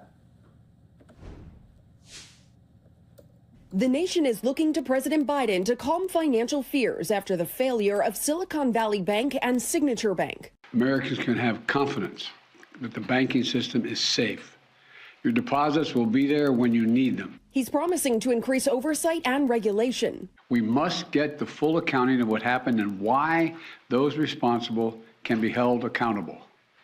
In my administration, no one is above the law. Over the weekend, federal regulators stepped in to ensure all deposits at the two banks as fears of missing payroll grew. A sigh of relief since many depositors are not insured for more than $250,000. The Treasury Department, Federal Reserve, and FDIC say customers will have access to their money starting Monday. At the opening bell, stocks were down. Investors are still jittery. Silicon Valley Bank, which caters to startups, failed Friday and had more than $200 billion in assets. Signature Bank was shut down on Sunday and holds more than $110 billion in assets. I think the first question here is how much additional, panic is there? Have they calmed the panic? Regulators are trying to find buyers for the banks, but some lawmakers say the failures are the result of bad policy. When interest rates go up, the Fed had to raise interest rates to combat the Democrat inflation. The president says this is not a bailout like in 2008, since no taxpayer money will be used. Instead, the FDIC will use deposit insurance funds until they can find buyers for the banks. In Washington, Lauren Blanchard, Fox News. Thank you so much for that latest update. I know people are watching it very, very closely. So are the markets, which have jumped around a little bit today. This is a look at the New York Stock Exchange, up 150 points, but you can see just a little bit in the red and then back into the green, climbing and falling, as it were, on this day, as people and investors still kind of looking at this market and looking at those two bank collapses in Silicon Valley Bank, though, the President Biden, and we also see from the Treasury yesterday, FDIC making a statement, the Fed Chair Jerome Powell also making a statement. So certainly a lot of movement in terms of financials on this day. We're going to continue on covering all the top headlines of this day, and we want to take you out to a headline out of Alaska, and a controversial one, to say the least. This a tweet coming in from their Senator Lisa Murkowski. "We did it, Alaska. I am so relieved that an economically viable Willow project is being reapproved. What a huge and needed victory for all Alaska. This project will produce lasting economic security benefits for our state and the nation." Of course, this relating to that Willow project, and I want to give you a little bit more detail on this, as the Biden administration okays this major oil drilling project over protest. The Biden administration said Monday is approving the huge Willow oil drilling project in Alaska's petroleum-rich North Slope, a major climate move by President Joe Biden that drew quick condemnation from environmentalists who said it flies in the face of the Democratic president's pledges. The announcement came a day after the administration, in a move in the other direction toward the conversation, said it would bar or limit drilling in some other areas of Alaska and the Arctic Ocean. The Willow approval by the Bureau of Land Management, will allow 3 drill sites, which would include up to 199 total wells. The 2 other drill sites proposed for the project would be denied. Project developer ConocoPhillips said it considers the 3-site option workable, quote, "the right decision for Alaska and our nation." That coming from the CEO there of ConocoPhillips, Ryan Lance. So following this one very, very closely here on Live Now from Fox, and we're going to hear more on that from both sides coming up a little bit later on today. Also, out of New York, a major headline relating to the probe into the hush money for former President Donald Trump. Michael Cohen expected to testify in front of a grand jury today. We heard from Michael Cohen earlier on today in New York City. Let's see what he had to say alongside his lawyer as well. My goal is to tell the truth. My goal is to allow Alvin Bragg and his team to do what they need to do. I'm just here to answer the questions. What do you think the result of your testimony today, what will be the result? Can you imagine Mr. Trump being arrested? Is that what you want? No, again, you've heard me say this many times. My goal, this is not revenge, right? What this is about accountability. I don't want to see anyone, including Donald Trump, indicted, prosecuted, convicted, incarcerated, simply because I fundamentally disagree with them. This is all about accountability. He needs to be held accountable for his dirty deeds. So let me be very clear. There are lots of labels, lots of political attacks, lots of rants on social media. There's only one word that Michael Cohen has always told me he wants from the very beginning that I started with him to this very moment. The word is truth, and I'll back it up by my own word, facts. Anytime you hear labels about Michael, attacks on Michael, just remember, we have the facts proven and documented on our side, and that's the truth. You're just hearing there from Michael Cohen, as well as his lawyer there, as they're talking about this, as they are expected to testify before the grand jury in this hush money probe there. So certainly some potential developments that we'll keep you an eye on. We're expecting to hear from our Fox 5 team in New York as they are staking out this grand jury there. Certainly some big developments. Of course, Donald Trump himself, the former president, has not been indicted, but that soon could possibly change depending on this testimony. They also invited Trump to testify before the grand jury. We'll see if that invitation is held up as well. We want to continue here on Live Now from Fox, take you back to Sunday night. Also, a major award show in Los Angeles. Here's more from Ashley Dvorkin. Multiverse jumping, everything, everywhere, all at once leapt its way into Oscars history. Everything, everywhere, all at once. This sci-fi story won 7 awards, including the top title of Best Picture. This is a beacon of hope and possibilities. Its lead, Michelle Yeoh, became the first Asian woman to win Best Actress. Mom, I just won an Oscar. Ke Huy Quan became the second Asian winner in the Best Supporting Actor category. Keep your dreams alive. And delivered another inspiring speech with his Oscars moment. I just won an Oscar. Co-star Jamie Lee Curtis won Best Supporting Actress.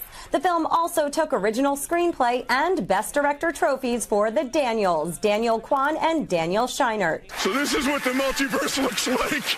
Best Actor went to Brendan Fraser of The Whale. Together, we are reshaping how culture is represented. Among other wins, Ruth E. Carter became the first black woman to win 2 Oscars, awarded her second Best Costume Design trophy for Black Panther: Wakanda Forever. Best Adapted Screenplay went to Women Talking. Welcome to the 95th Oscars. Jimmy Kimmel hosted for a 3rd time, and his opening monologue included a brief mention to last year's slap. Musical performances included Best Original Song winner Natu Natu from RRR, the first song from an Indian film to win. Rihanna took center stage with Lift Me Up from Black Panther: Wakanda Forever, and Lady Gaga sang a stripped-down version of Hold My Hand from Top Gun: Maverick.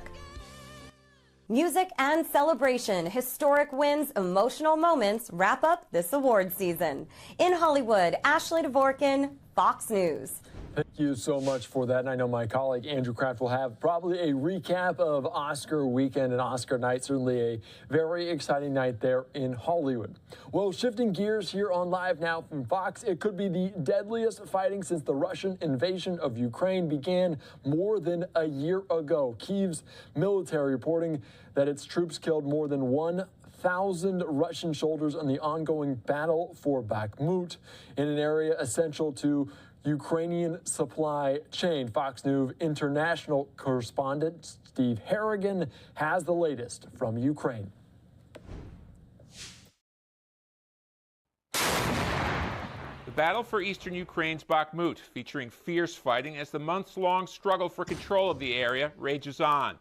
Ukraine's military says it's using significant resources to repel Russian attempts to capture the city.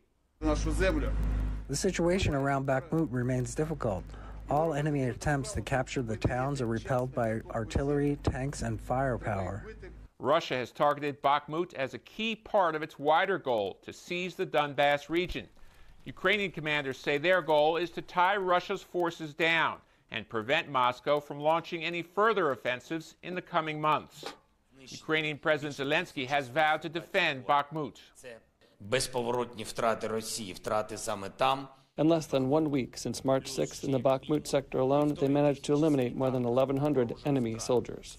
Meanwhile, the leader of Russia's Chechnya region giving President Vladimir Putin an update on his troops in Ukraine, saying they will fight until victory is achieved. I see your lads are fighting in the special military operation. Send them my very best. Many of the Russian soldiers killed around Bakhmut are mercenaries who've been freed from prison in order to fight. In Kiev, Steve Harrigan, Fox News. Thank you so much for that latest report. Right now, before we go out to the State Department briefing, we want to give you a live now look around the country. Of course, Washington, D.C. President Biden on his way to California there about the severe weather that's taking place there. We're going to take you out to it as soon as it happens. Also in Chicago, moving back along the coast, you can see emerald green, the river there in downtown Chicago near the Loop, celebrating ahead of St. Patrick's Day. So they dyed it this weekend, and still very, very green there as well. We also want to take you outside of Silicon Valley Bank. You can see people still lined up as we're learning of the collapse of 2 banks, but new information from President Biden assured that all the depositors will be made whole. So certainly something we're following here on Live Now from Fox. We're going to go back out to all the international headlines, take you to the State Department briefing right now here live on Unfiltered on Live Now from Fox. Good afternoon. Now, if you'll bear with me, I have only 7 or 8 toppers to get through today. No, actually, I only have one, as many of you may have surmised. This will be my last on-camera briefing, and so with your forbearance, I want to spend just a couple minutes offering some parting thoughts. As I was thinking about what to say, I took a look back at my first briefing on February 2nd of 2021. I realize in doing so just how much has changed over the past couple years. First, that briefing was only 38 minutes long. Could you imagine? I know many of you have pined for those days. Here's what else has changed. You were all so polite. You were introducing yourselves. You were limiting yourselves to a single question, to being judicious with follow-ups. I've since pined for those days. And looking out on this room now, there are many more of you than there were on February 2nd of 2021. Now, perhaps that has something to do with the fact that we've lifted the COVID capacity limits, but again, it's my last briefing. So let me think for just a moment that it has more to do with making this room the place to be for foreign policy reporters. Let the transcript reflect there was no laughter. That's great. That's because they're all watching Kirby's Zoom call. Thank you, Matt. But expect nothing less on my last day. And maybe they've since done something with the lighting in this room, but looking back at that first briefing, I think my hair looked distinctly darker at the time. Now, I'd never want to imply that this group made me go even grayer, but on the other hand, so much has remained the same over the past couple years. Some of my answers to those first questions a couple years ago, while wordy, may not have been entirely responsive. I used plenty of references to allies and partners. We started that briefing by calling on our distinguished colleague from the AP. We also heard from said colleague during the middle of the briefing. We heard from said colleague at the end of the briefing. And speaking of Matt, he at one point interjected to offer his own thoughts about how I should run the briefing room. So, as I said, not much has changed over the past couple years. In all seriousness, though, there is so much else that has remained a constant. Every day since then, I've walked into the...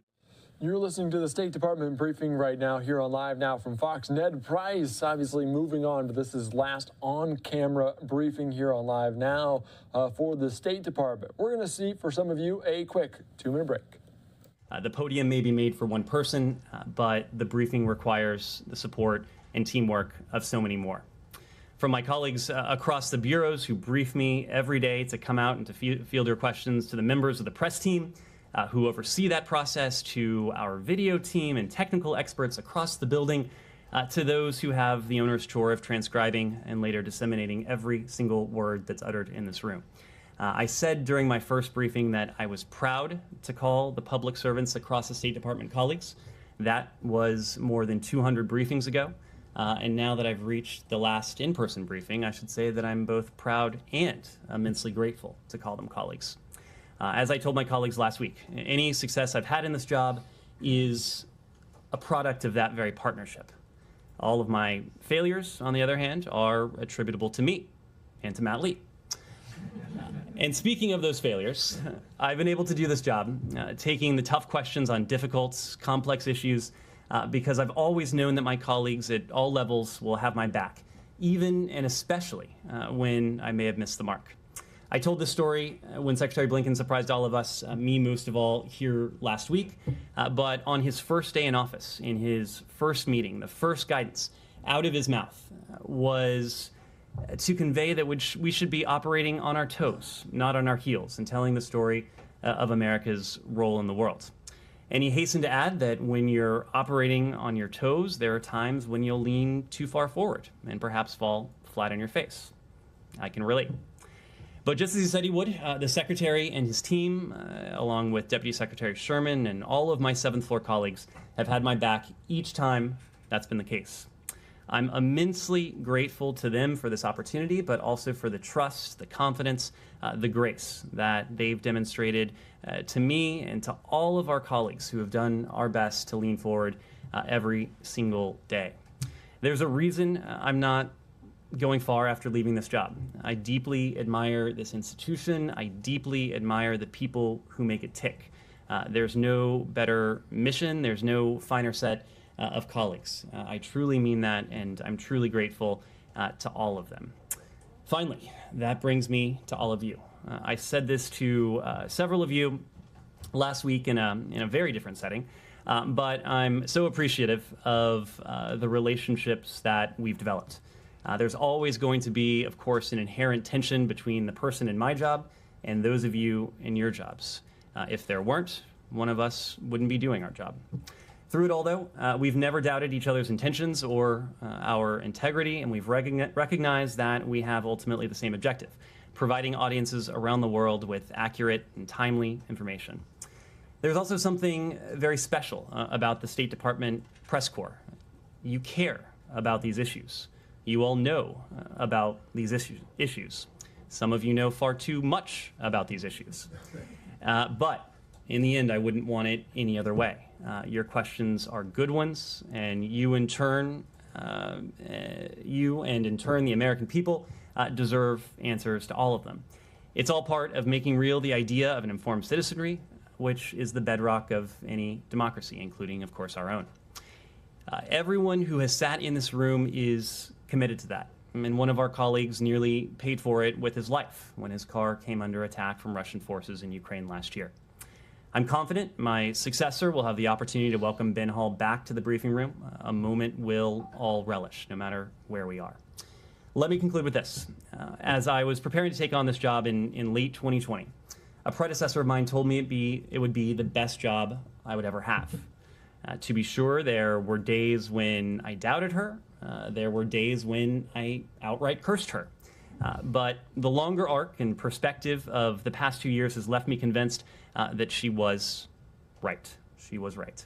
I'm grateful to everyone for this opportunity, to all of you in this room, to everyone in this building. I'm very deeply appreciative. Thank you. Matt? Okay. Well, thanks for that, and thank you to you. Who was that predecessor, by the way? I will leave the innocents nameless.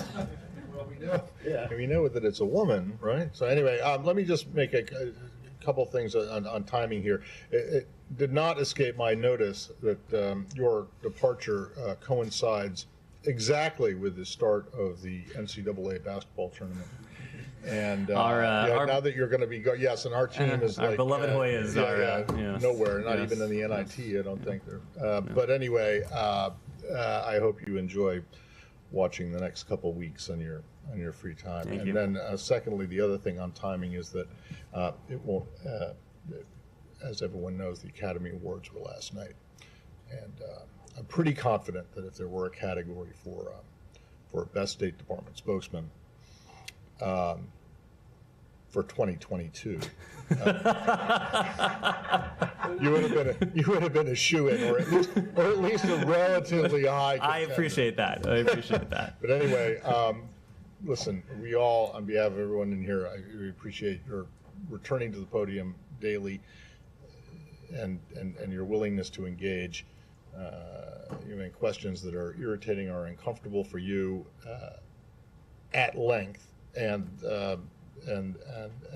even though your responses may be infuriating to us. So anyway, thank you, and good luck in your next assignment. Thank you, as the secretary said on Thursday when he was here, one thing that he noticed was our sparring on the JCPOA. So I figured I'd start with Iran. Excellent.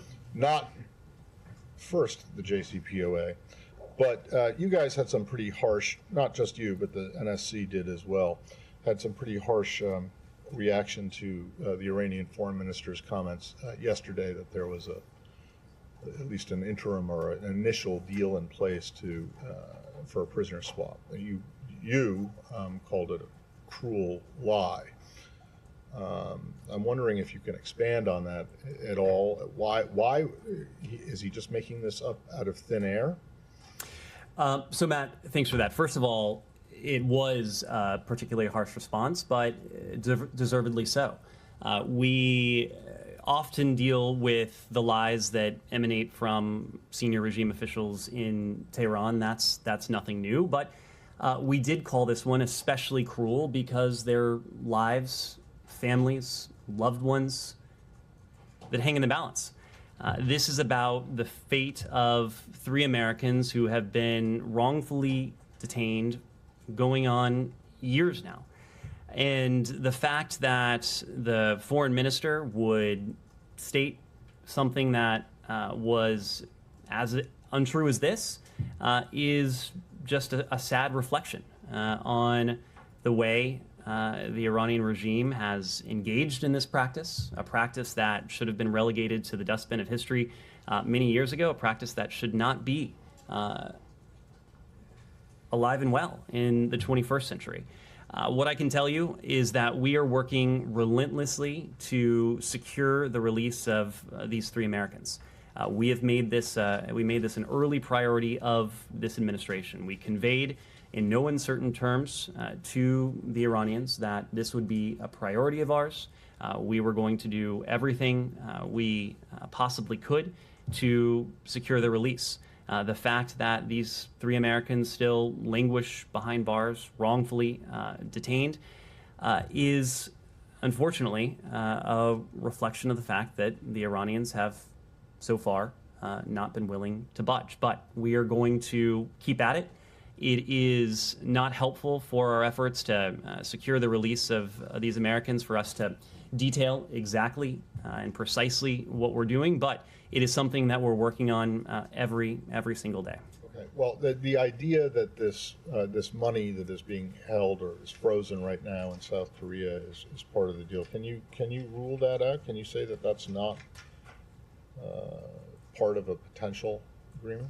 I just can't speak about our efforts to secure the release of these Americans. It is not helpful to their fate. And then my last one is then if, as you say, the Iranians are that untrustworthy and they lie all the time, as what you just said, why on earth would you ever trust them to uphold a nuclear deal?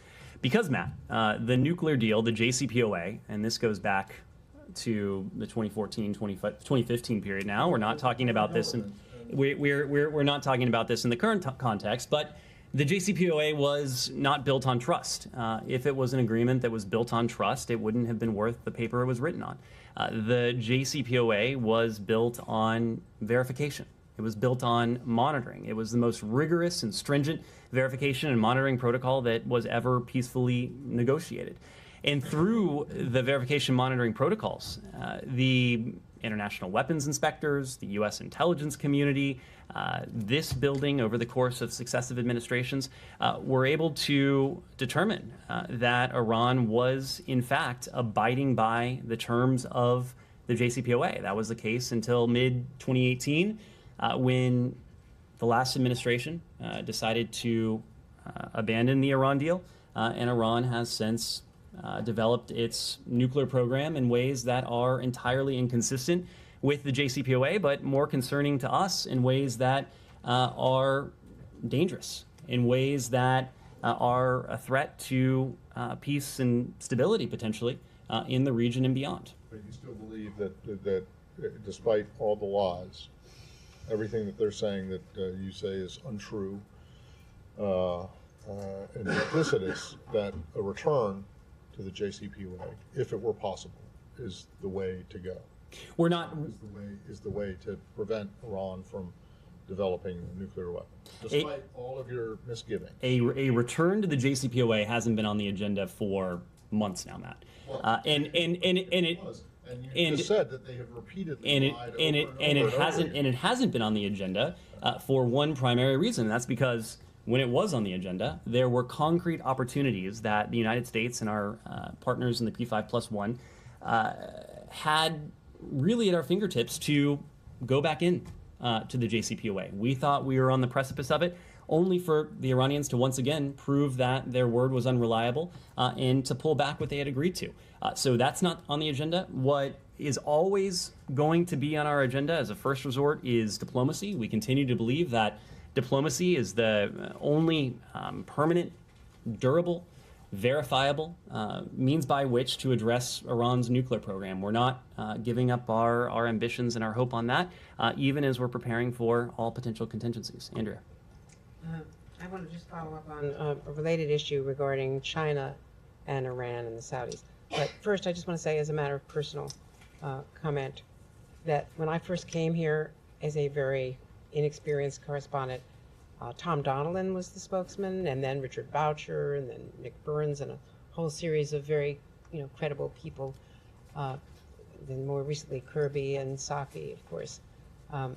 But what you have done after an interregnum was to restore the credibility of the podium, the frequency of the briefings, the knowledge of the spokesperson, in terms of policy, which made all the difference, and the willingness to grant access on the plane, on travel, as well as in this room and outside of this room. So we're just very grateful, and I think it extends to the Foreign Press Corps, many of our colleagues who attend your other briefings, and just the importance that you, from the top on down, but that you carried out, the 24/7 access, and we all know what that means. So thank you. Appreciate it. I wanted to ask you about China's involvement in the Middle East and what that means. Does this, in fact, sideline the United States to have, China mediating between Iran and the Saudis, and also the New York Times and Wall Street Journal reporting from Friday that the Saudis are pressuring the U.S. in order to grant Israel diplomatic recognition, pressuring for some major concessions from the United States, if you could take both of those. Sure. So you're asking in the first instance about the PRC's role because of the announcement between Iran and Saudi Arabia in recent days of the steps that those countries have pledged to take. First, I think it's worth noting that this has been a question that I've been asked over the past couple years from this podium. And each and every time, starting in 2021 and 2022, that I was asked this question, I made a very simple point. We support dialogue. We support direct diplomacy. We support anything that would serve to de-escalate tensions in the region and potentially help to prevent conflict. If this is the end result of what was announced in recent days, that would be a very good thing. This is something that this is a process that has unfolded over the course of some 2 years now. We have, as I said before, you're watching the State Department briefing here on Live Now from Fox. I'm Andy Mack. For some of you are going to see a quick 2-minute break. Is quite similar to what has been discussed during previous rounds. This is a process that has gone through Oman, it has gone through Iraq, and we have been there supporting it at every step of the way. We've been doing that because, again, anything that would serve to de-escalate tensions and to prevent conflict is in our interest. It's in the interest of the region. Any efforts that would help to end the war in Yemen, also manifestly in our interests, of course, in the interests of the countries in the region as well. We believe it's long overdue that Iran cease activities aimed at destabilizing its neighbors. Should Iran, as an outcome of this agreement, again, change its longstanding behavior and actually take steps to respect the sovereignty and non-interference in the internal affairs of its neighbors, that would be beneficial to the region. That would very much be in our interest. When it comes to our role in the region, Andrea, and let me address your question, this was not about the PRC.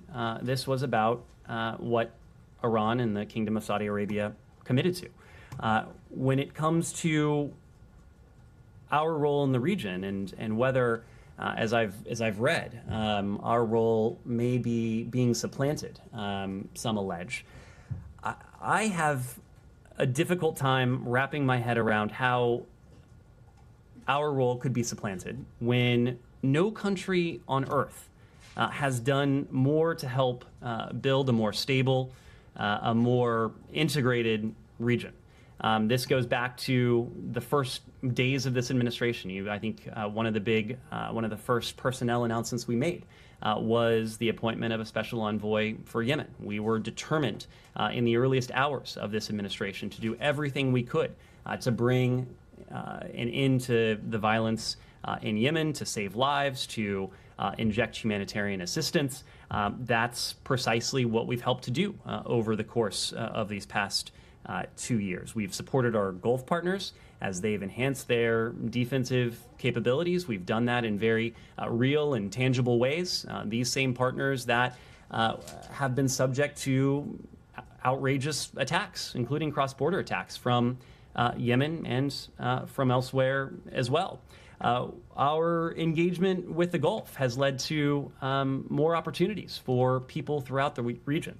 Omani airspace, Saudi airspace, other tangible steps, the Negev process that the United States has been deeply invested in, bringing together foreign ministers and senior leaders from countries throughout the region with Israel as part of our staunch efforts to build bridges across the region and beyond. I2U2, the partnership that we've conceived of together with our partners to stitch together our own longstanding partnership with Israel, with India, and with the United Arab Emirates in a novel partnership that is reflective of our broader efforts to stitch together our longstanding allies and partners into something that helps to serve the common good. And of course, our engagement on the Israeli-Palestinian conflict. I don't think there is any other country around the world who has worked more concertedly and intensively with Israelis, with Palestinians, to, in the first instance, de-escalate tensions and to preserve the viability of a negotiated two-state solution. You've seen us do that in particularly acute and even dangerous moments, as in mid-2021 in the conflict between Israel and Gaza then. You've seen us do that when tensions are at a heightened state in the West Bank. We're in one of those periods now, and you've seen our officials engaging directly on the ground. Secretary Blinken was in the region. Jake Sullivan was in the region. Secretary of Defense Austin was in the region just last week, not to mention many other lower-level officials. And our humanitarian assistance to places like Yemen, to the Palestinian people, a relationship that we made an early point of restoring with the Palestinian Authority and with the Palestinian people. So I think in any way you look at it, America is deeply engaged with the Middle East. We have, I think, demonstrated results in those efforts to leave a region that is more stable, is more integrated, is more prosperous. We have a long way to go, but everything we've done over the past couple of years points to what we're trying to achieve. And the other question was, is the United States going to even consider nuclear reactors or nuclear civilian reactors to the Saudis in exchange for them recognizing Israel? Let me just say that, of course, we support normalization between Israel and its Muslim and Arab majority neighbors. And I use that term neighbors loosely because we want to broaden the aperture and look at opportunities for countries around the world to normalize their relationship with Israel. Of course, we support normalization between Israel and the Kingdom of Saudi Arabia. This is going to have to be a process that those two countries in the first instance are engaged in, but we are going to do what we can as a partner to both to support that process. It's something we've discussed at great length, the potential for normalization, but as for the content of those discussions, we're going to leave that to what we've said behind closed doors. I'm just not going to weigh in on a specific proposal. Said. Thank you. Of course, I would be remiss if I didn't, acknowledge how you have engaged with me, and I thank you for that all throughout. I appreciate it. I wanted to follow up on the Iran-Saudi deal, and then I'm going to ask a question on the Palestinian issue, if I may. On the Iran-Saudi deal, do you feel that this deal can actually bring tensions down? Does it scale back the tension that was building up, and the fear of some sort of a military confrontation with Iran? If the deal is fully implemented, of course, it has the potential to de-escalate tensions between these two rather large countries in the Gulf. Of course it does. I think you have to take a look at where we were just a couple years ago, and even in some ways just a couple months ago, several years ago, 2019. You're listening into Annette Price here at the State Department in Washington, D.C. Some of you are going to see a quick 2-minute break. Potential for attacks that our Saudi partners have endured since then, including as recently as late last year, when the United States worked with our Saudi partners to enhance defensive and deterrence capabilities that ultimately mitigated what was the very real possibility of further Iranian aggression against Saudi Arabia. So yes, both in the theoretical sense and in a very real and practical sense, if Iran takes the steps that it has pledged to take, we believe it would. On the Palestinian-Israeli issue, you know, in my tradition of asking the simple question on this Palestinian issue, today an Israeli court added another 180 days to a Palestinian, Ahmed Manasra, of solitary confinement. He's been in solitary for 480 days. I believe the internationally sanctioned solitary confinement thing is like 15 days. No, he's been in prison since he was 13 years old. He is 20 today. He has mental issues. He has physical issues. He's isolated. He cannot get visitation and so on. I want your reaction to such a draconian measure. Saeed, I'm not immediately familiar with the details of the case, so I can't offer an immediate reaction, but this is all part and parcel of what we have sought to encourage on the part of both sides. We're at a very dangerous period. Tensions are running high. Israel obviously faces very real risks to its security. We've seen vivid demonstrations of that in recent days. We've encouraged all parties to avoid steps that serve only to exacerbate tensions and raise the potential for even greater violence. This is a period in recent months that has seen an unprecedented number of Palestinians killed. It has seen a large number of Israelis killed. We have been deeply engaged with Israelis, Palestinians, with our partners in the region, the Egyptians and the Jordanians, as part of that, to do what we can to de-escalate tensions. As it pertains to this case, if we have a particular comment, we'll let you know. You know, Ned, I mean, we're not asking Israel to stop imprisoning Palestinians or stop killing them. It would be nice if it did. We're not asking them that. We're asking them to abide by international law when they imprison these boys. I mean, 13 years old and 14 years old, and keeping them under administrative confinement, which nobody else in the world does, except for the state of Israel. What is your position on this? Is this part of collective punishment? Do you consider that to be part of a collective punishment? Saeed, we've been very clear that collective punishment is never appropriate. I'm going to hesitate to put a label on this particular case or this particular practice, but what we have sought across the board is for our Israeli partners, our Palestinian partners, to avoid the type of steps that only serve to exacerbate tensions.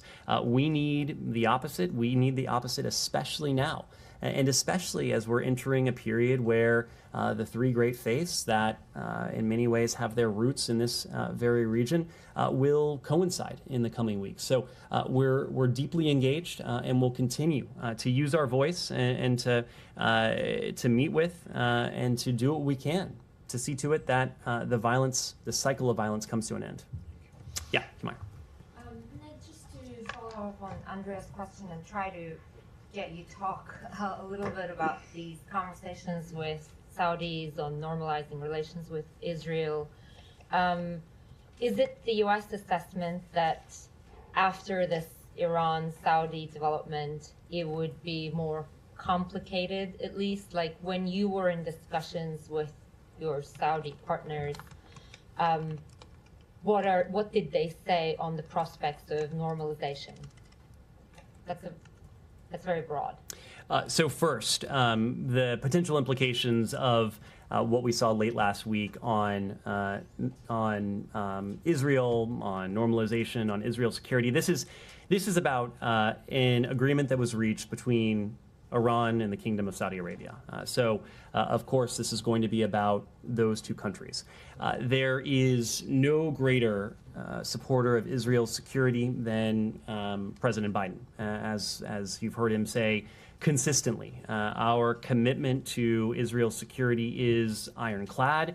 We are going to continue to do everything we can, not only to make good on that commitment to Israel's security, but where we can to help expand the bridges that have been built in recent years. And I think you look at the engagement that we've undertaken in the region, including when President Biden traveled to the region, to Israel and to the Gulf last summer. You see the very tangible results of that. Saudi airspace that for the first time has been opened up. Again, creating opportunities for Israelis, creating opportunities for people across the region. You see that in terms of what we've been able to achieve with the help of many of our partners around the world, including the UN, on Yemen. A more integrated, a more stable region is good for our interests. It is good for Israel, and it is good for people across the region. You literally repeated what you answered to Andrea, but did the I'm basically wondering in what I mean, you know, we can't expect anything else on your last day. You've done this for the last 2 years.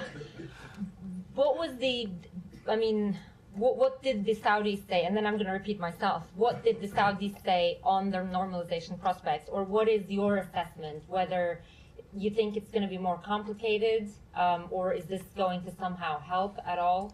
This ultimately is a question for Israel and Saudi Arabia. It is a process that we support. It's a process that we've supported. It's a process we've discussed with both of our partners. But this is a question for Israel and Saudi Arabia. As for the content of our discussions, just as a general rule, you know that we don't read out private diplomatic conversations, but we've remained engaged on this, and we're going to do everything we can to be a supportive partner to both countries. And one last thing, when the Saudis were informing you of what was happening, were you in turn informing Israelis? Like, were you keeping them in the loop on a daily basis, or, you know, frequently? We have close relationships with both countries.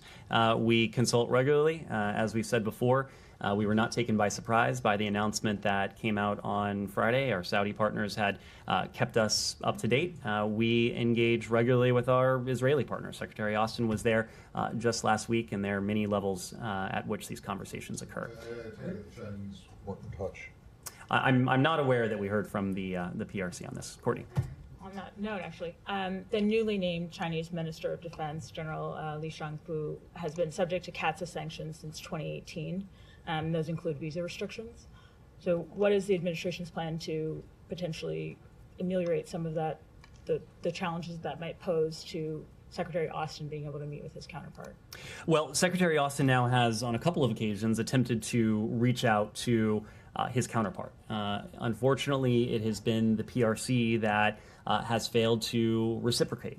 Each time we've made the point that we believe as a responsible country that it is in our interests, it's in the interest of the PRC, it's in the interest of countries around the world for us to maintain open dialogue, multiple, even redundant channels of dialogue as we attempt to perform what is our most important and pressing task, to establish a floor on the relationship and to establish those guardrails to see to it that the competitive aspects of the relationship between us can't veer into conflict.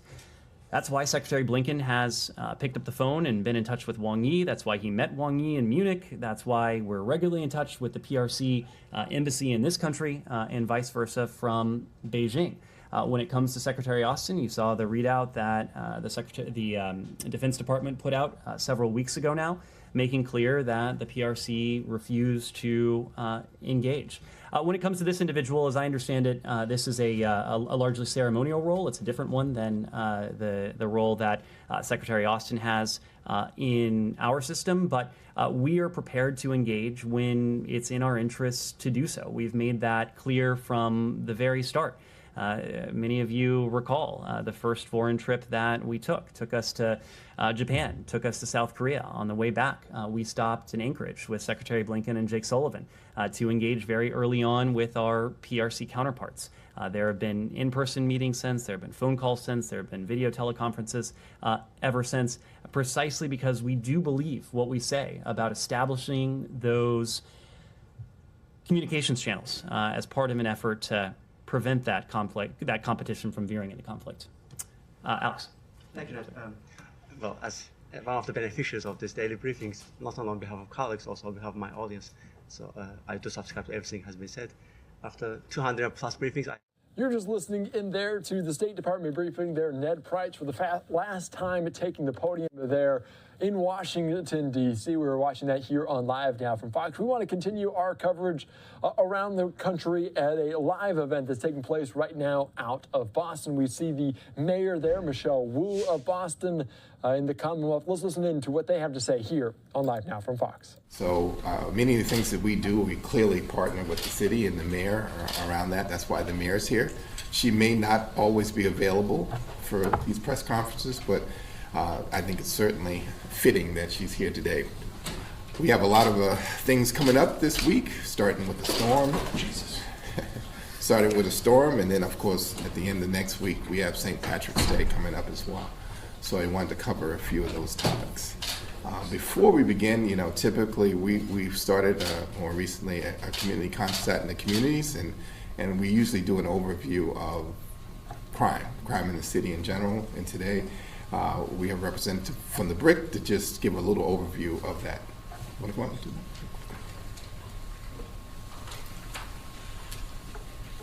Hey, good afternoon, everybody. My name is David Carabin. I serve as the director of the Boston Regional Intelligence Center here at Boston Police Department.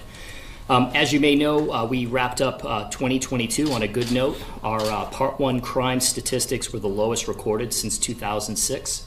And based on available data, these were the lowest Part 1 crime total statistics recorded since the late 1950s. So as we've begun 2023, overall, our Part 1 crime has decreased by 8%, so an additional decrease. We're trending in the right direction right through yesterday. Violent crimes have decreased 9%, or 54 incidents, and property crimes have decreased 8%, or 164 incidents. Rape incidents have declined by nearly 1/3 compared to this time last year, and additionally, non-domestic aggravated assaults have declined by 1/4. We've seen significant decreases observed in several property crime categories. That includes commercial burglary, down 46%, residential burglary, down 21%, and vehicle breaks, down 17%. Part 1 crimes have also decreased 8% year-to-date compared to the 5-year average, with violent crime down 10%. That's over 200 Part 1 crime incidents and 65 violent crime incidents. The two categories with an increase to date this year are homicide and robbery. Both are just slightly above their 5-year averages. We've calculated a total of 10 homicides in 2023 and 151 robberies. We've seen arrests decrease nearly 12% compared to our 5-year average at this point in the year, and our shooting incidents have increased by 7%. You're just listening to this update out of Boston. We're going to take our final 2-minute break of this hour. The 5-year average, and we continue to work towards those issues. Commissioner? Thank you very much. That was David Carabin, Director of Boston Regional Intelligence Center. And so clearly crime is down in most categories. However, homicide and shootings are up. And that is something we are certainly working to address as we partner again with the community to make sure we are informed when these things happen, and actually make sure we have officers in place to prevent them in the first place.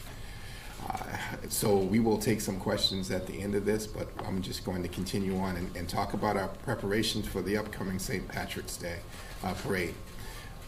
The parade is going back to the traditional route, much longer route than we've had before in the past, and so we're asking for the public to enjoy this family-friendly holiday, which is become more so than what it was in the past, and we want to make sure it stays that way. So we're asking people, if they do come into the city, to be cognizant of This is a family-friendly event. We're not going to be allowing public drinking, and to be aware of, the activities around drinking in general that day. We ask parents to certainly be aware of the, young people's activities and where they are as well, as a lot of people come from outside of the city in on the tee to come to the event. And so, we are looking for some partnership with adults and anyone who has, they may be concerned about people coming into the city drinking. That is something that we're asking others to be aware of. We will have officers along the route and working with the state police and all our partners, the MBTA police, state police, and our federal partners to make sure that this is a safe event in general, and we will be monitoring all activities regarding public safety for this coming event. The bars and actually the liquor establishments will be closing early, particularly in the area at 4 p.m., and we thank them for providing that service to us to make sure that this event does stay family-friendly in general. There have been a recent uptick in people around drinks and drink spiking, so again, this is why we not only discourage public drinking, we're not going to allow it, but more so importantly to remind people to be aware of the activities around this, around public spiking of drinks in general. Beside this event coming up, I know we do have some weather that we may want to talk about. Mayor, I don't know if you want to take a moment to talk about that now. Yeah, if that's up to you. I'm just here to back up the commissioner and thank him. This is truly his idea he's been talking about for a while, of wanting to make sure that there was space to highlight all of the good work happening across the police department and our public safety efforts, and to create a chance to have you all have the chance to ask any questions at all. So I want to thank, there's some folks in the room also, before I get into the weather. Thank you to all of our BPD, well, thank you to Dave Carabin for a great presentation and for keeping us updated, helping us measure what's happening in all the various ways that we track the numbers. I want to thank members of the command staff who are here also, just a great resource for us at the city, alongside the commissioner, from Chief Long, Superintendent Cullinane, Superintendent Colon. We have our senior advisor for public safety, Isaac Yablo, here as well. Everyone working hand in hand, and of course thank you to Jessica, Marielle, and Tiffany, and everyone else. Oh, and she is hiding, but the amazing brand new Chief of Staff to Commissioner Cox, Nicole Taub, already making a big difference for the city. So a quick update, the weather forecasts are still shifting around quite a bit. Our Public Works and Emergency Management and Boston Public Schools teams are really focused on tracking this minute by minute as we think about decisions and whether there is going to be an impact on school for tomorrow. Our latest estimates from a range of providers have anywhere from a 3 to 4 inch snow prediction to upwards of closer to 6 or 7. The time frame has it coming down for now, again changing rapidly, potentially starting around noontime. But what all of the forecasts have across the various various estimates is very high winds, and so we've been in touch with companies who might be running some of our cranes and other large-scale construction projects to be aware, secure all of the materials and equipment, and we also are keeping that in mind as we think about what will happen tomorrow. We know that the temperatures won't be dangerously cold, but the real question will be when the snow begins, how fast it comes down. And we will look to see when that timing lines up, because many of our buses start getting on the roads for pickup and dismissal time right around 1 p.m. So if it all kind of clusters then with a lot of snow coming down fast and heavy winds, we're just monitoring that to see what will happen, and we'll be back with potential updates later today on that front.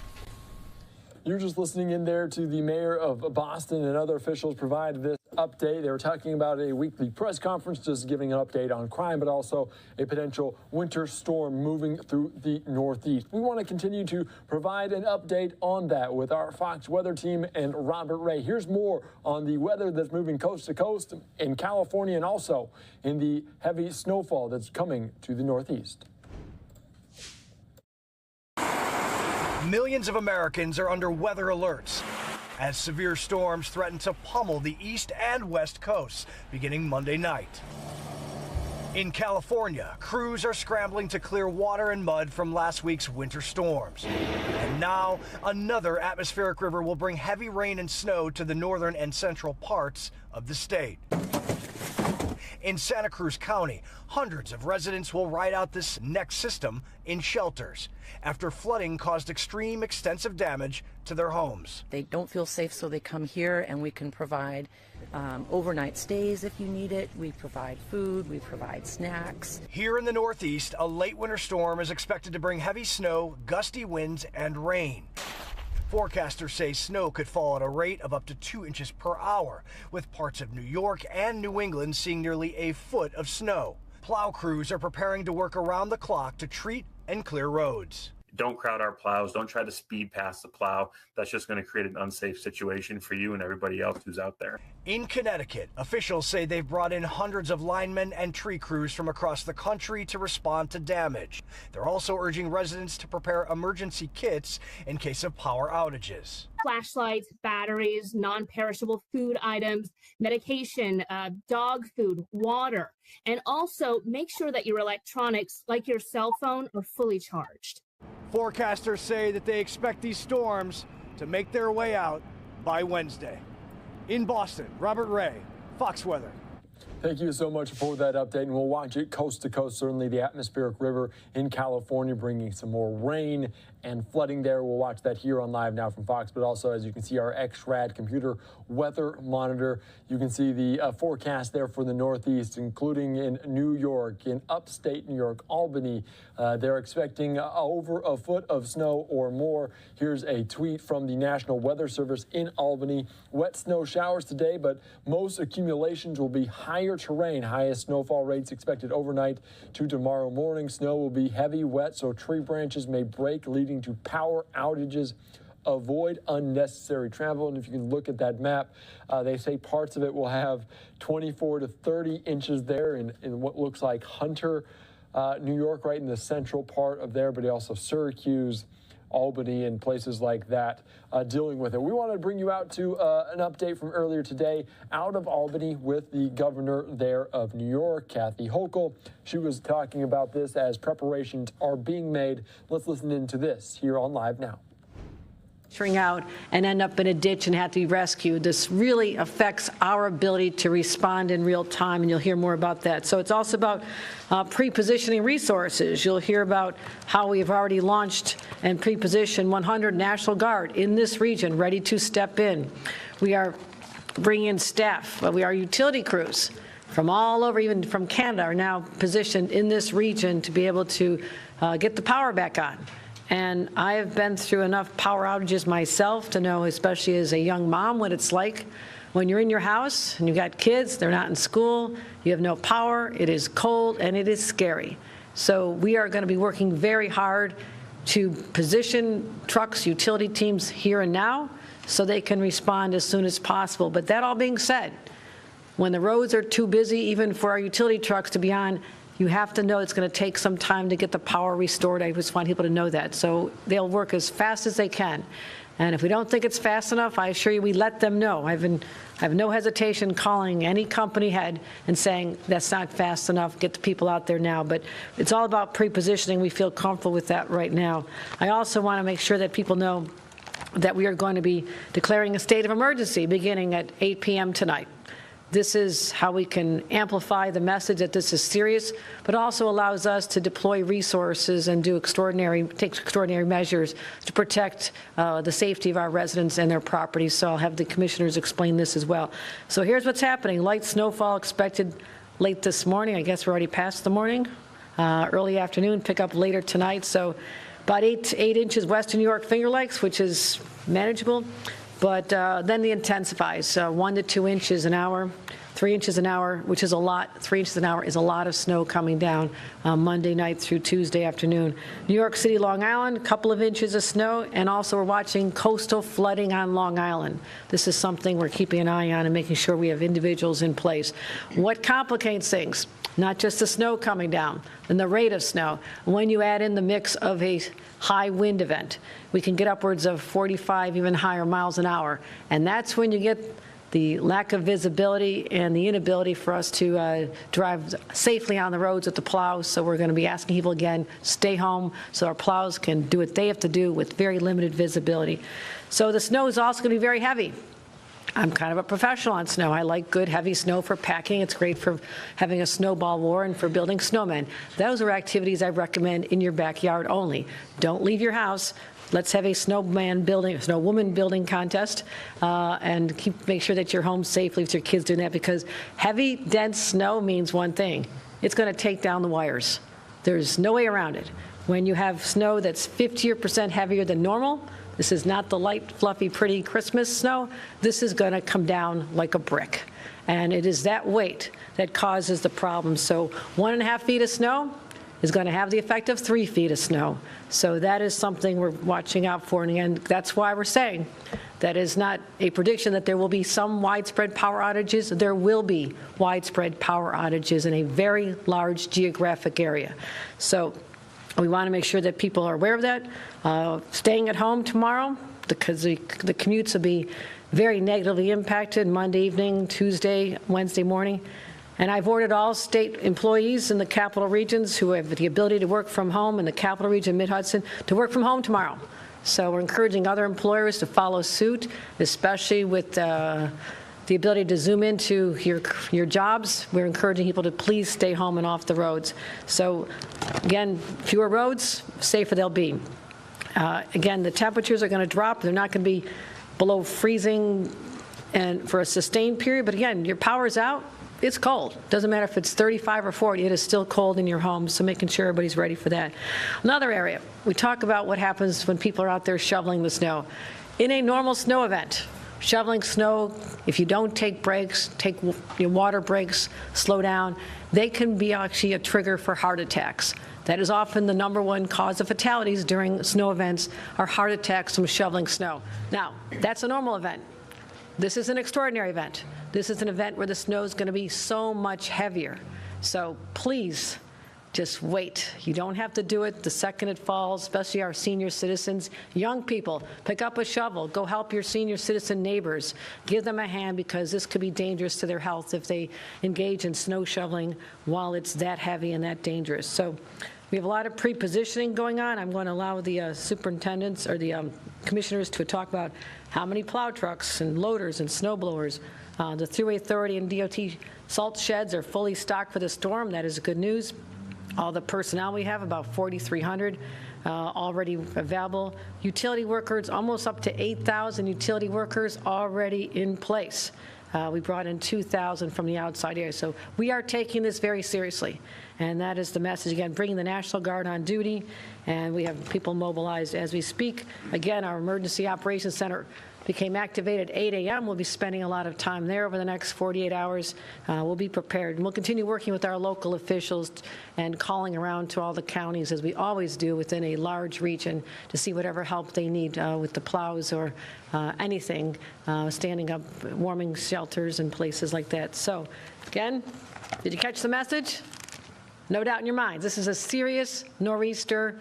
It is something to be taken extremely seriously, and that's what we're doing here in the state of New York, and we encourage everyone to heed these warnings. This is your chance today. Get what you need to cancel your plans. I've already canceled a lot of our plans for this weekend, and I know this is heading into St. Patrick's Day festivities.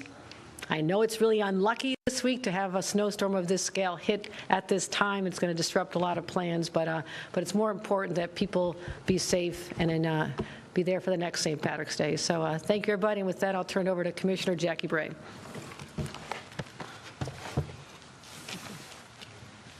Thank you, Governor. Appreciate your leadership getting us all here today and taking this storm incredibly seriously. The vast majority of eastern New York is now under a winter storm warning. The Finger Lakes and western New York are under winter storm watches. That we expect that to continue through the duration of the event without a break. As the governor said, the conditions for driving will be extremely dangerous. One of the things I want to say is that this is a long duration event. This is not an event that is going to come and go quickly. We expect the event to start around 8 p.m. tonight in earnest. We expect the worst of the snow to be falling in the overnight Monday to Tuesday, but this is going to linger through Wednesday morning, and we do expect to see some pretty significant winds even throughout the day on Wednesday. So as the governor said, we do expect widespread power outages, and we expect that repairing those outages, getting power back, may take us extra time given the conditions that we're going to face on Tuesday and even Wednesday morning. For us at the Division of Homeland Security and Emergency Services, we began our coordination calls with all state agencies yesterday. We opened our state emergency operations center this morning at 8 a.m. Our field staff have been in contact with county and local leaders and emergency managers to make sure that they have everything that they need. We have opened and put on 24/7 staffing our Hudson Valley, Capital Region, and North Country stockpiles, and we will continue to coordinate any additional staff pre-positioning and deployment when the storm begins in earnest. I also want to take a second to talk about what we expect for the weather after the storm. Today, tomorrow, Wednesday, we expect lows in the 20s, highs in the 30s. That's the storm. Thursday and Friday, we expect the weather to be in the 40s and the 50s, including with sun. So we have begun to evaluate potential for rapid melting and minor or moderate flooding risk that we will keep our eyes on and report back to New Yorkers if anything develops. And with that, I want to introduce Commissioner of Transportation Marie-Therese Dominguez. All right, good morning, everybody. Governor, while I know we're all anxious for spring, it's not quite here yet. So with that, following your lead, the New York State Department of Transportation has been preparing for a number of days now for this nor'easter, and we're in a state of readiness. This storm is poised to deliver some significant snowfall amounts, and DOT is working in all parts of the state to prepare and respond to whatever comes our way. But let me give you some information on what we're doing here in the Capital Region in particular. To fight this storm, New York State DOT has 259 pieces of equipment that will be working. That includes large and medium plow trucks, loaders, blowers, tow plows. We're putting everything at it. We have 449 supervisors and operators on hand here in the region, and we've repositioned an additional 26 operators and supervisors from other parts of the state here to the Capital Region to help fight this storm. We're doubling our resources, meaning our plow trucks, to cover the heavily traveled interstates here in the Capital Region in particular, including the surrounding ring around the city of Albany. That's I-90, I-87, the Northway, 787, and alternate Route 7. Over the course of this storm, we'll look to reevaluate the need for additional resources as conditions warrant, certainly throughout the course of this event. But we're in close coordination, and we're collaborating very significantly with our partners at the New York State Police and the New York State Thruway Authority, and jointly we will be implementing the following commercial vehicle restrictions beginning at 8 p.m. tonight. The full length of I-84 and I-88, the Northway from Albany to Plattsburgh, and I-90 to the Berkshire Spur will have a ban on tandem and empty tractor trailers. The travel advisory will also be issued and in place for I-81 from the Pennsylvania line to Syracuse and Route 17 from Middletown to Binghamton.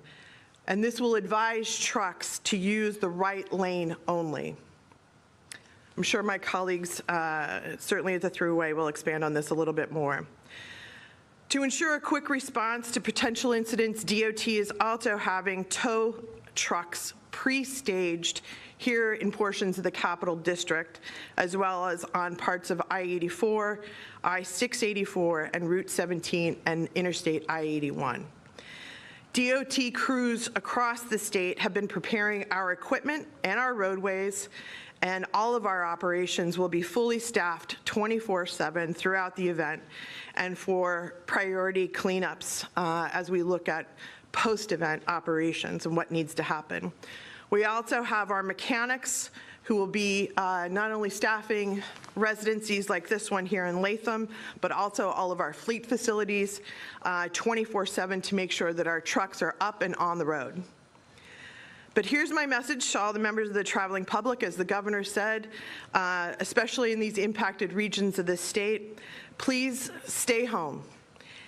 If you have to go out, please give our crews, our DOT men and women, give them space to do their job. Don't crowd the plow. We'll get through this storm, but we need you to stay home, to stay safe, and to let our folks do their job and do what they do best, which is really clear the roads and make them safe for all of you. So thank you very much. And with that, let me turn it over to my colleague at the Thruway Authority, Frank Hoare. Good afternoon. Thank you, Commissioner. Thank you, Governor. The Thruway will have 600 operators and 400 pieces of snow fighting equipment ready to go. In addition, for the duration of this event, from this morning through the duration, we will have our garages and all facilities open and ready to respond. And we have pre-positioned and pre-deployed additional assets and resources from Buffalo, which is a surprise. Usually we're going that way. But they are in helping us with additional resources, and we have additional resources in reserve and ready to respond as necessary. Again, to echo the governor and my colleagues, we're anticipating 1 to 3 inches an hour. That means the roads will be hazardous, and we urge you to stay off those roads.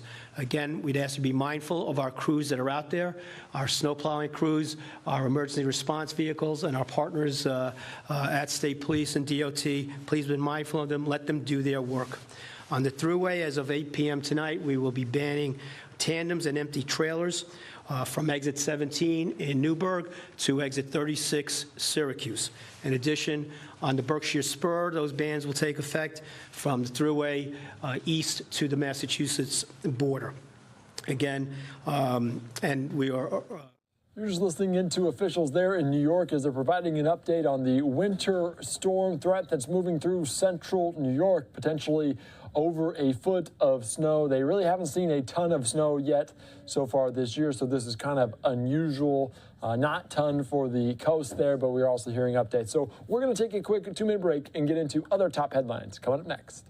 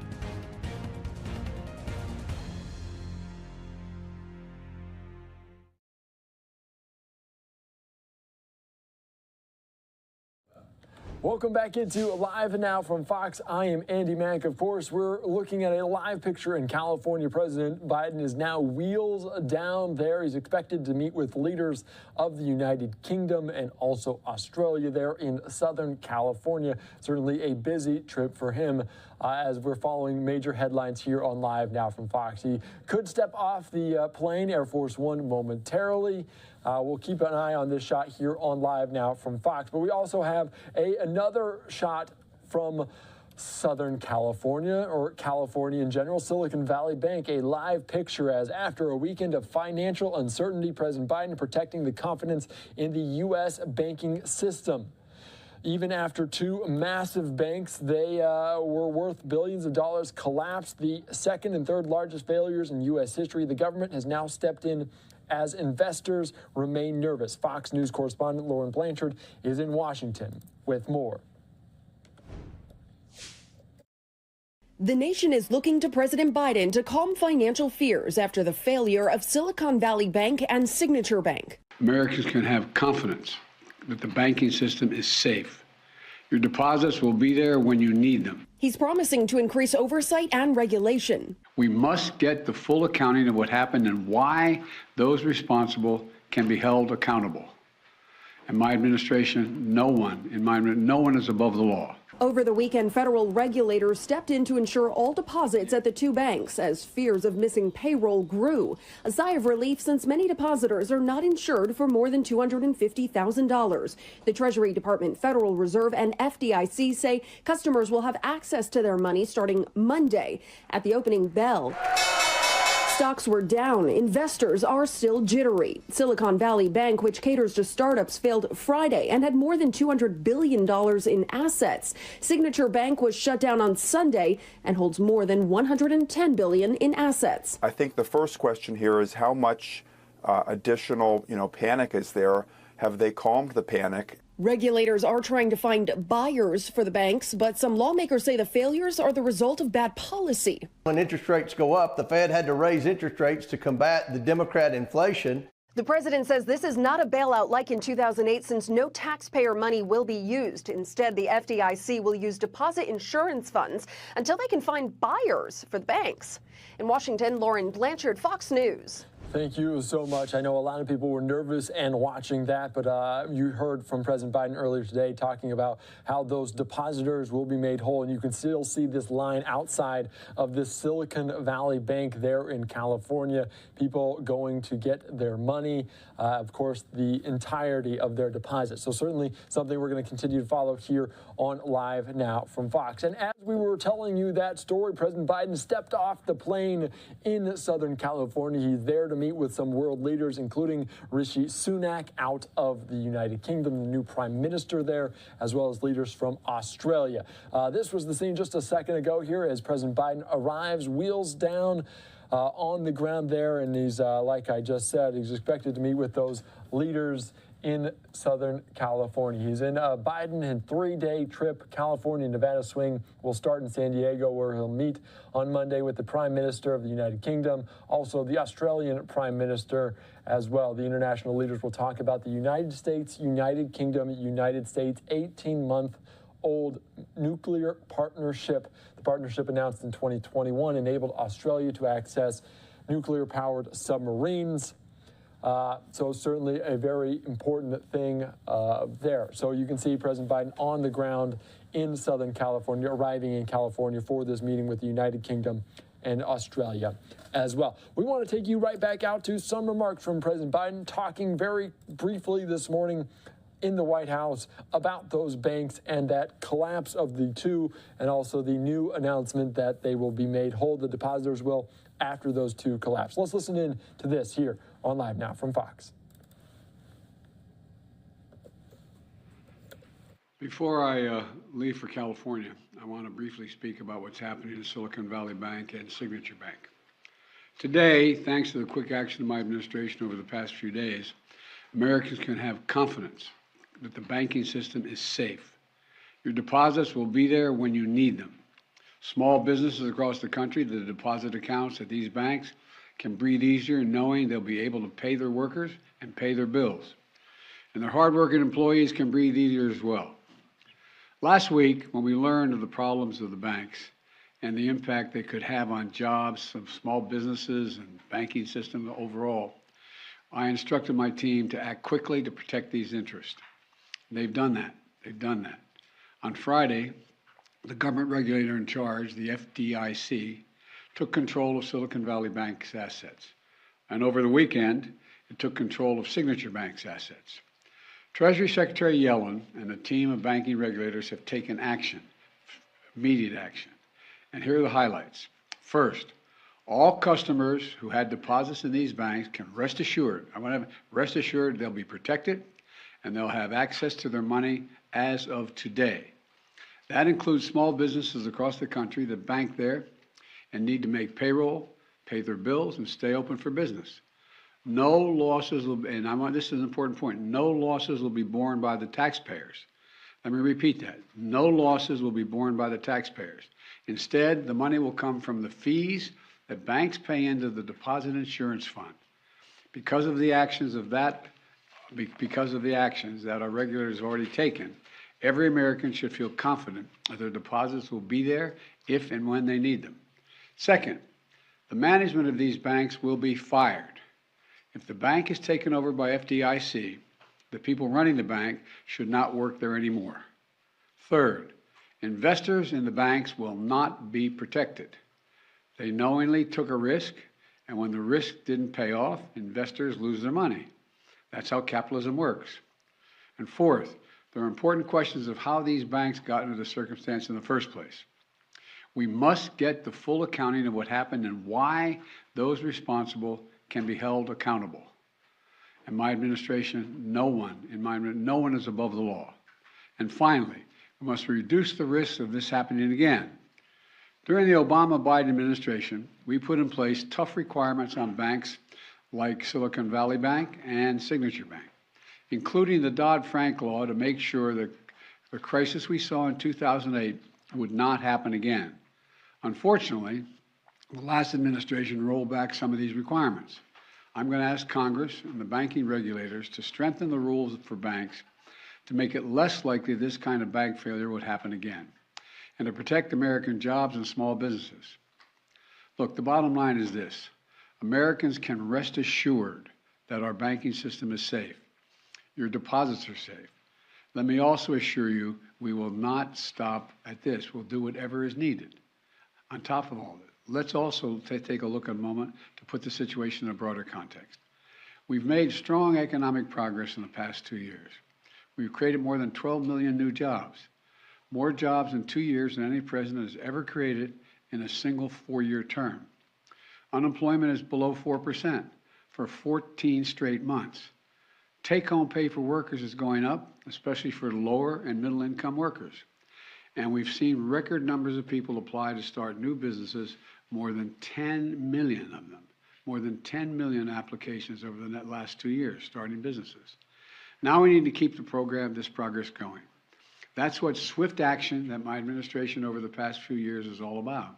Protecting depositors, protecting the banking system, protecting the economic gains we've made together for the American people. Thank you, God bless you, and may God protect our troops. See you in California. Mr. President, what do you know right now about why this happened? And can you assure Americans that there won't be a ripple effect? Do you expect other banks to fail? You were just listening in there, President Biden making those remarks, and as you can see, the two live pictures right now, the New York Stock Exchange and also Silicon Valley Bank there in California. As you can see, the stock exchange moving up and down a little bit, down some 50 or so points in the red right now. It was in green for a majority of the day, kind of a little bit of volatility today, as you might imagine, as we're learning new details around this and the new information from President Biden there. We're going to continue on here on Live Now from Fox and take a quick 2-minute break.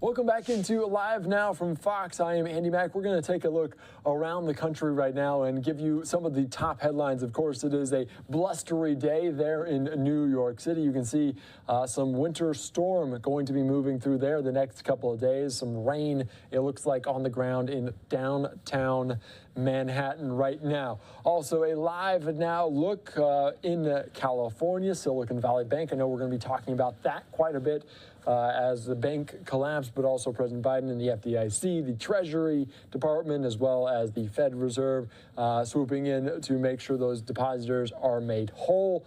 Of course, they're also emphasizing that it won't come out of the taxpayers' pocket. So we're following this here on Live Now from Fox. We also want to get you a headline out of Illinois right now with their Governor J.B. Pritzker. This is a look as he was signing a bill that nearly all workers in the state of Illinois will soon officially be guaranteed at least 1 week of paid leave. The Paid Leave for All Workers Act states that employees will accrue 1 hour of paid leave for every 40 hours worked, up to 40 hours total, although the employer may offer more. Employees can start using that time once they've worked for 90 days. So following this very closely here on Live Now from Fox, let's take you out to some remarks from the governor there in Illinois talking about paid leave being mandated. Okay, I'm going to take a few questions and then we'll wrap it up. Happy to take any questions from members of the media. Yes, ma'am. Good to see you. Something that we can stress that this really is something that provides more than just sick leave, which, as we know, is already guaranteed for workers within the city of Chicago, but it's really something that is paid leave for any reason.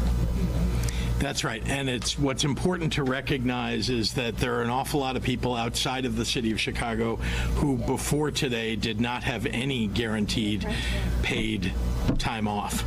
And so this sets a floor for all of them and also recognizes how important it is that we allow families to take just that. Sometimes life gets in the way. Someone said, work gets in the way of life. Sometimes life gets in the way of life. Things happen in your life that are maybe small emergencies to someone else, but a big emergency in your own life. And so this is just one way and one beginning to what needs to happen to guarantee the rights of workers. Governor, have you met with Paul Vallis and Brandon Johnson? Have they asked for your endorsement, and what have you told them?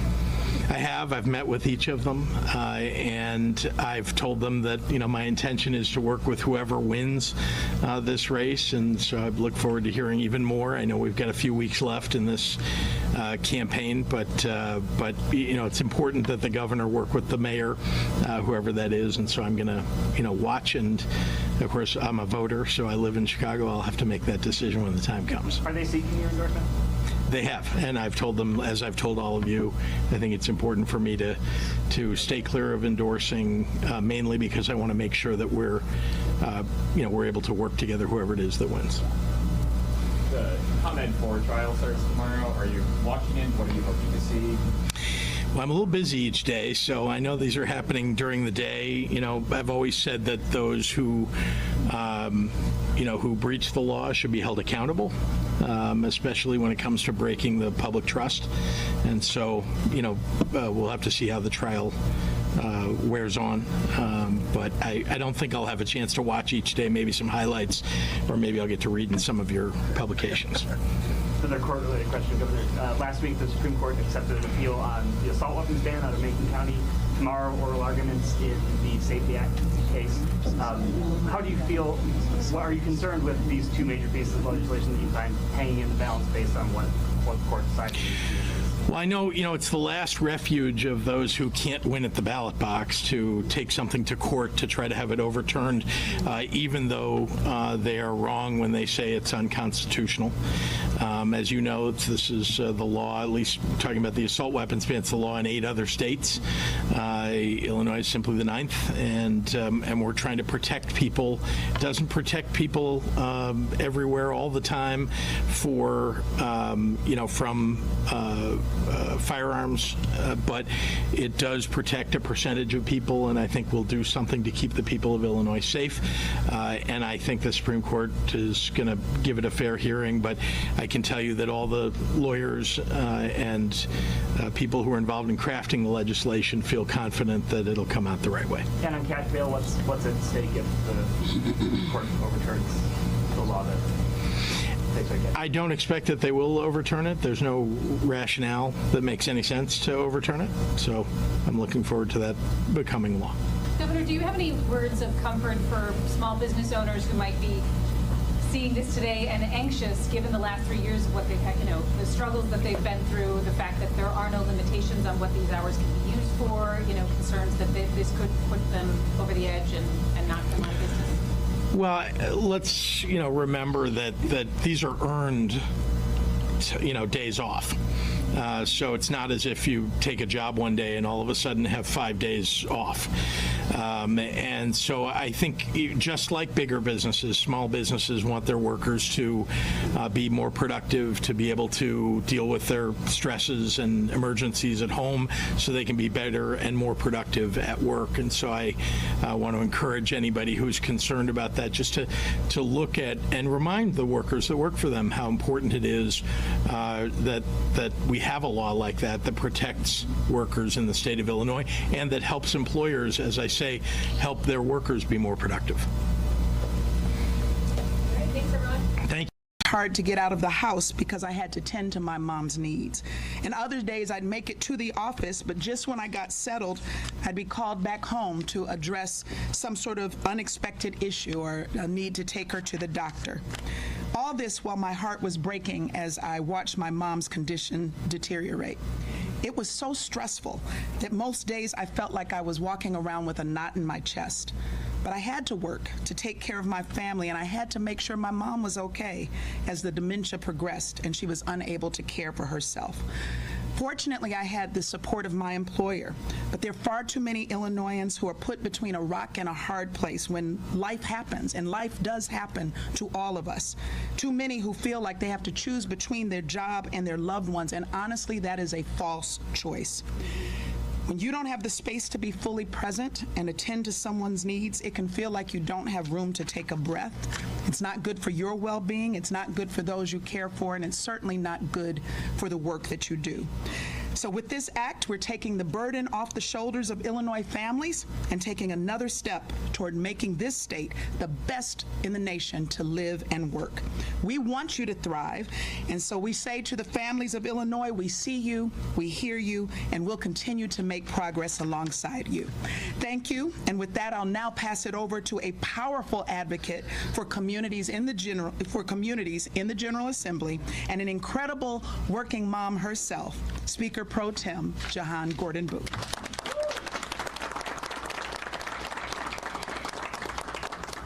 Good afternoon, everyone. Good afternoon. If I could, I want to lift up some folks.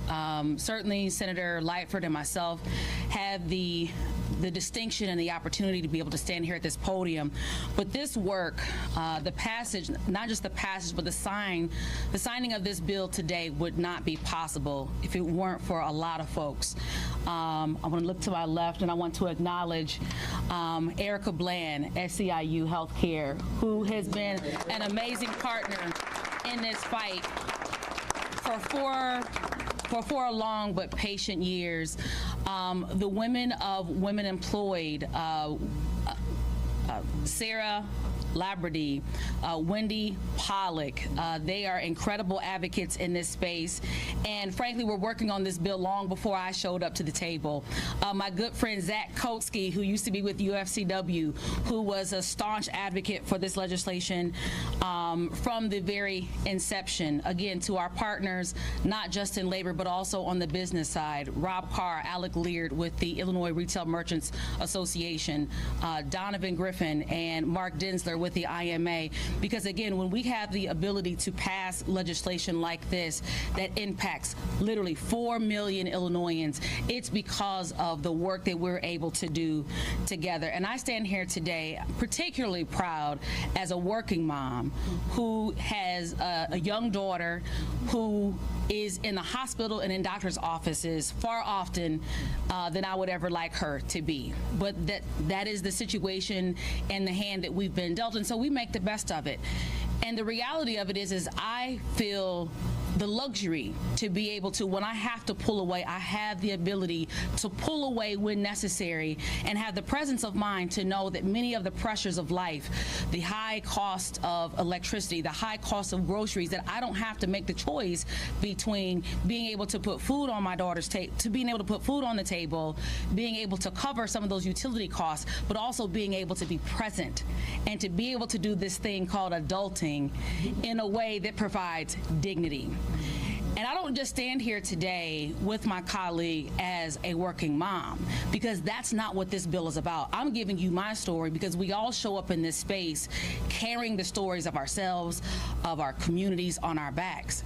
But this is about bringing dignity to all workers, because that is who is impacted by paid leave for all. All workers in the state of Illinois will be covered by this transformational policy that, again, would not be possible had it not been for the labor community being staunch advocates for this policy, for working men and women in this state. If it wasn't for the advocates stepping up and fighting for this, and the business community holding our hands in partnership in order to be able to deliver such a powerful, powerful benefit to bring dignity to workers all over the state of Illinois. So I'm proud to stand here today with my colleagues and friends and look forward to the signing of this bill, because it has been absolutely a long time coming. Up next to the podium, up next at the podium is someone who needs no introduction, because she has historically been showing us what it means to pass not only progressive policy but pro-business policies here in the state of Illinois, and that's none other than Majority Leader Kimberly Lightford.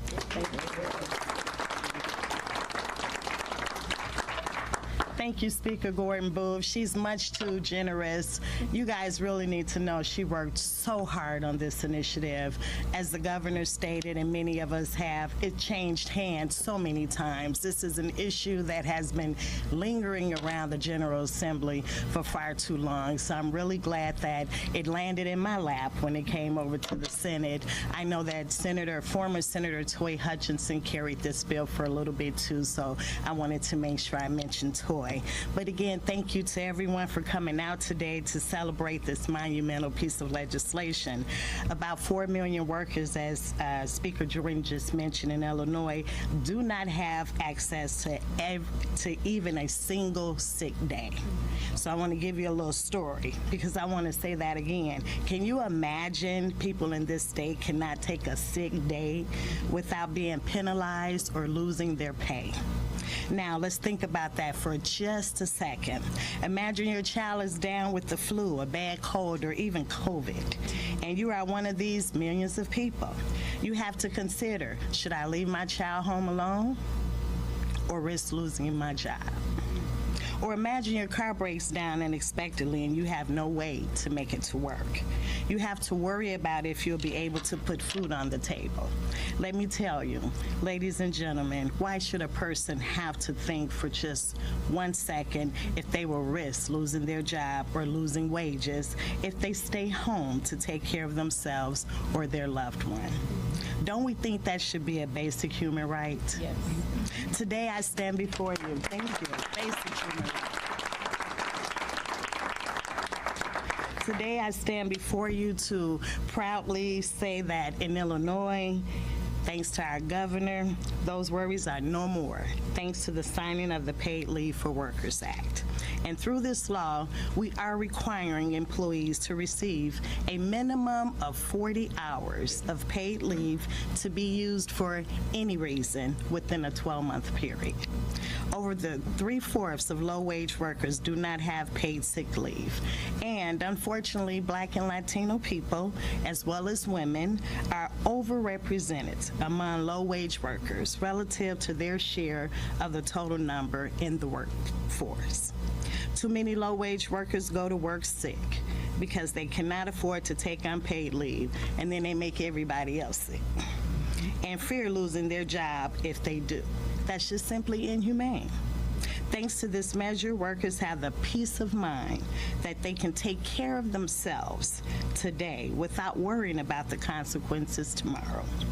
As I leave the podium, I'd like to thank my colleagues, all of my colleagues that are standing here in the General Assembly, for working just as hard to make sure this came to fruition. I'd like to definitely thank the governor and lieutenant governor. Since we've had them and over the helm of the state, we've passed so much progressive legislation that we'd worked on for decades. So governor and lieutenant governor, thank you so much for supporting this law that affirm workers who need to care for their health care needs or the health care needs of their loved ones are given the much deserved right to do so. And it is a right. Thank you so much. Oh, I do that every time. Forgive me. Miss Anissa Mutana.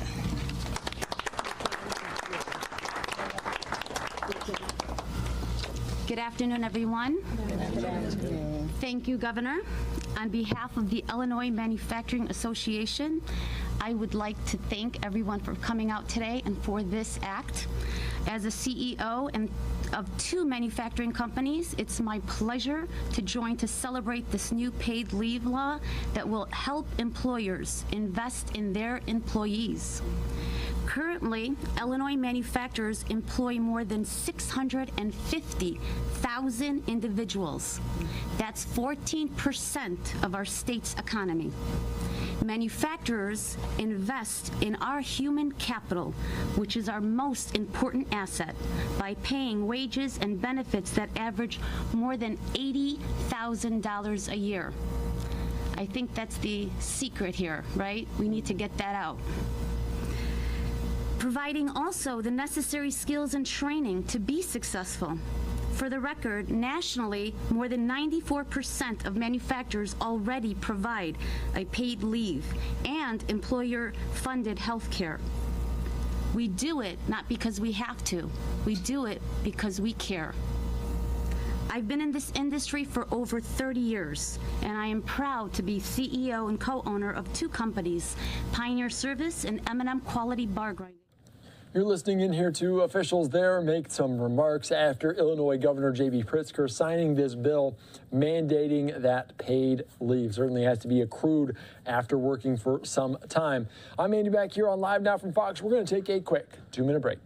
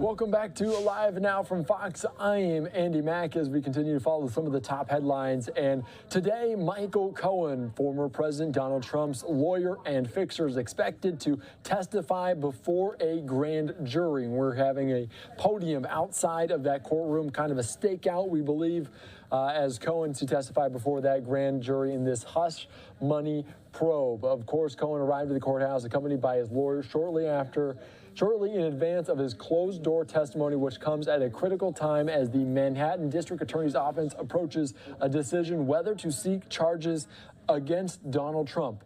A Trump loyalist turned adversary, Cohen likely to provide critical details about whatever involvement the Republican presidential candidate may have had in the payouts made during the 2016 campaign to two women who allegedly had affairs with him. Of course, we heard from Michael Cohen earlier today as he was walking into that courthouse. Let's listen in to some of these remarks here from earlier before this testimony on Live Now from Fox.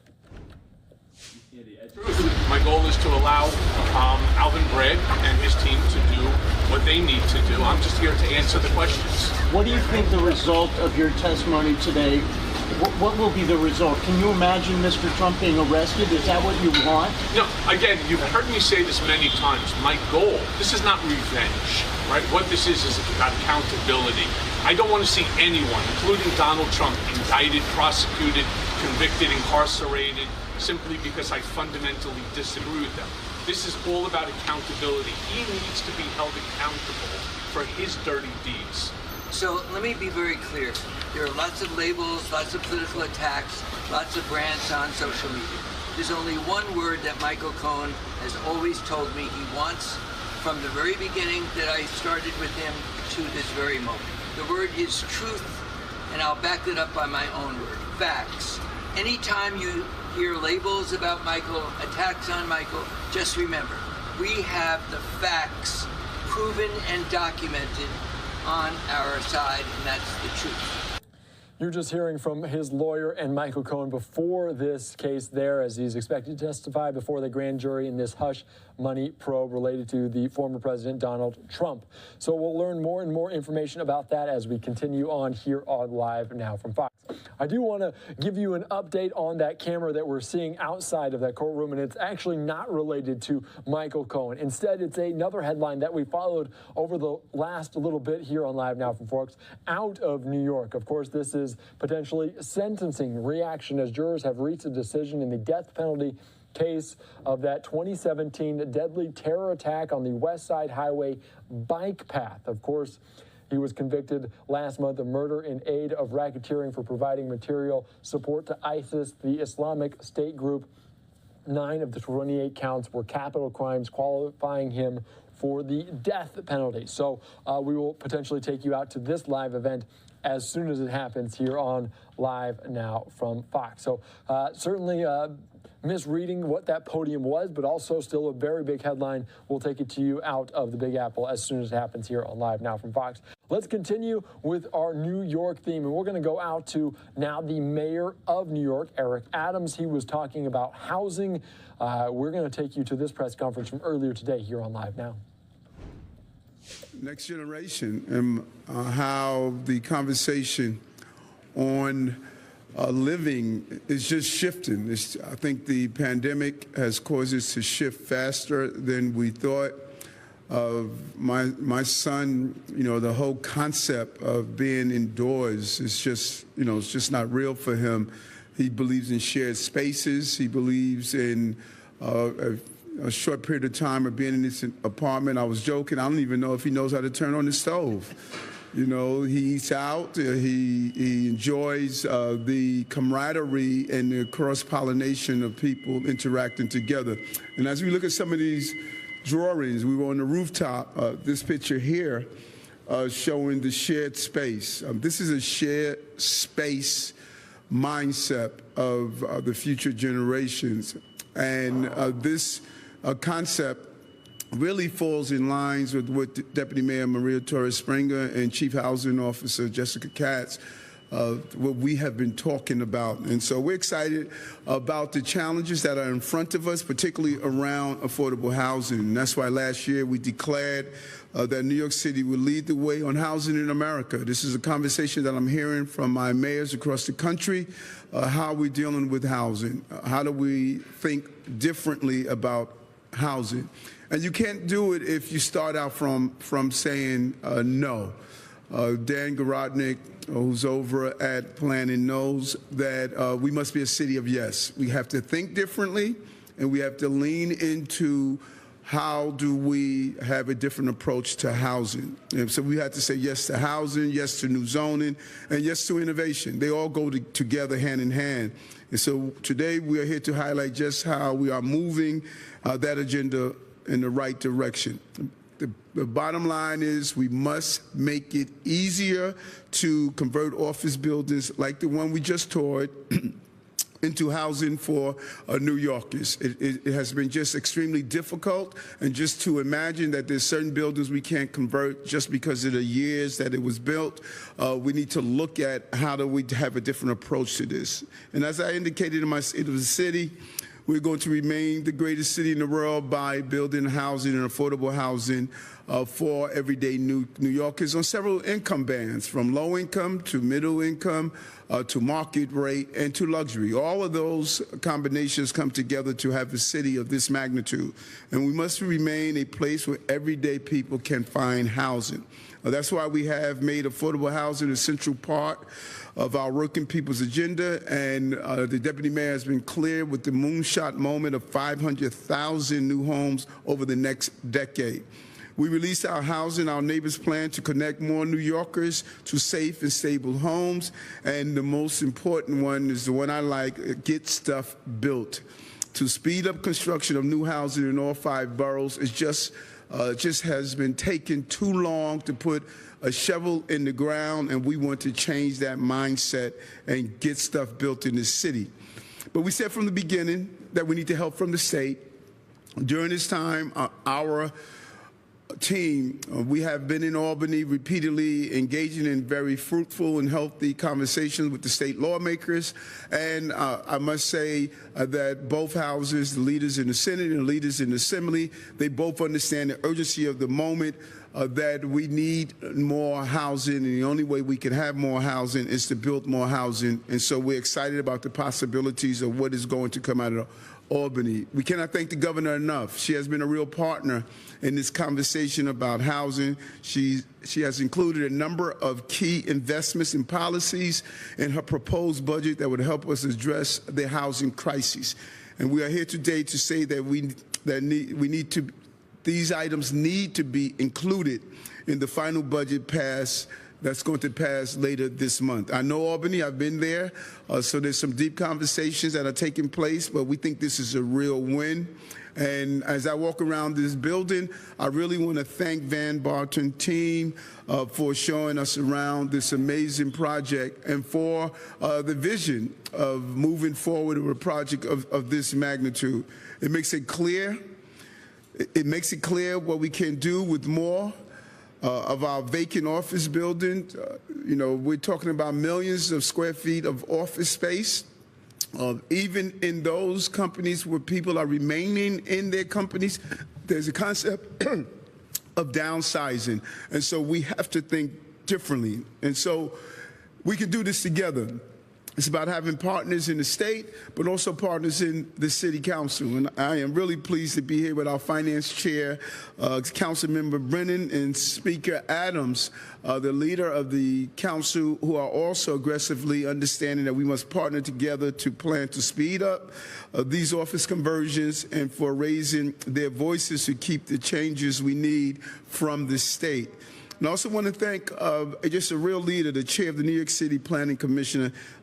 Dan has been a real visionary, even as a council person, and now he's in this important role and job. He comes with every day his A game of how we're going to build more and how we're going to have our city's office adaptive reuse task force that he is in charge of. He's coming up with common sense solutions to the housing crisis and spending time in Albany as well. We've already been talking to the partners and the state legislators. We're excited about the outcome. Really leading with our Chief Housing Officer, Jessica Katz, and Deputy Mayor for Economic and Workforce Development, Maria Torres Springer. They have really pushed this agenda forward for our city. Our goal is to get this done, come up with some real victories out of Albany's, and we want to also keep pushing for an incentive to help property owners make much needed repairs in exchange for keeping homes affordable into the future. But we cannot forget one of the most important things we can do is 421A. It's crucial that we get this done, even if we do a temporary version until we can hammer out the details, but we need an extension of the 428. This would allow construction to be completed in an existing pipeline of affordable housing projects. It is crucial that we do so. This is not a giveaway. This is an incentive to get more affordable housing units in place. Without it, we simply will not be able to build affordable housing at the rate we need. We also make the case for more funding for NYCHA tenants, new regulations for basement and cellar apartments, and a number of other important changes and investments. When you think about it and do a real analysis, the housing crisis of the 1920s, we built 750,000 new homes, more than 3 times the amount we've built in the last 10 years. We did it then, and we could do it again. And not only can we do it again, we must do it again if we're going to address the housing crisis. And working with our partners in Albany and the City Council, we can take the next major steps towards providing quality housing for all New Yorkers. New York must be a city where working people can live, thrive, and generations can continue to aspire to be here from generation to generation. And this administration will lead in the way. And again, I want to bring on my partner in government, City Council member Justin Brennan, who fully understands how important this moment is. Justin? Thank you, Mayor. When we passed the bill in the City Council to create the task force to explore office to residential conversions, basically because I got tired of hearing people talking about, can it be done?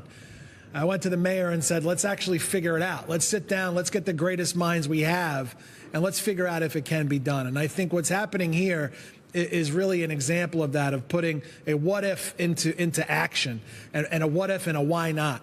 Right now, we're really in the throes of an affordable housing crisis. We're not in the throes of an office space crisis. We have too much unused office space and not enough housing. So it's really a no-brainer. It's one of those moments when everything just lines up and makes sense.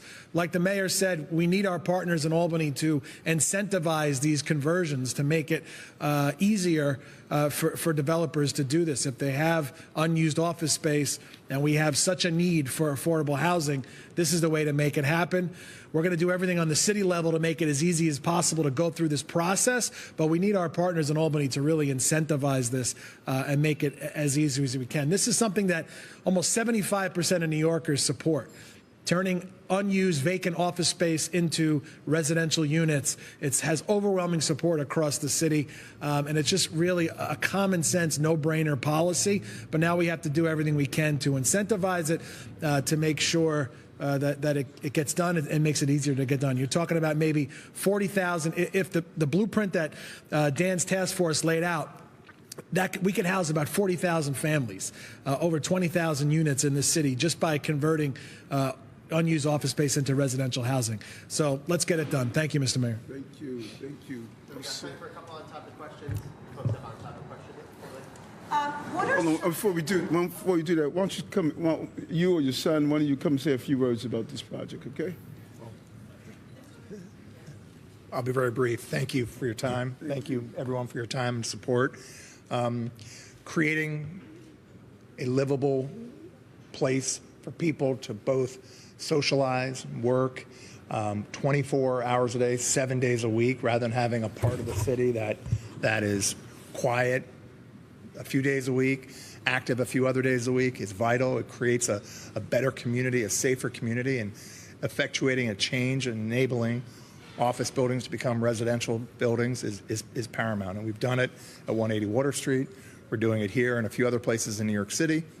and we continue to support the plan to keep that momentum going. So thank you. Thank you. Appreciate your time. Very much, very much. And for those of us who remember, pre-9/11, this was a 6 p.m. community. You know, I was assigned to District 2 that covered Lower Manhattan as a transit officer.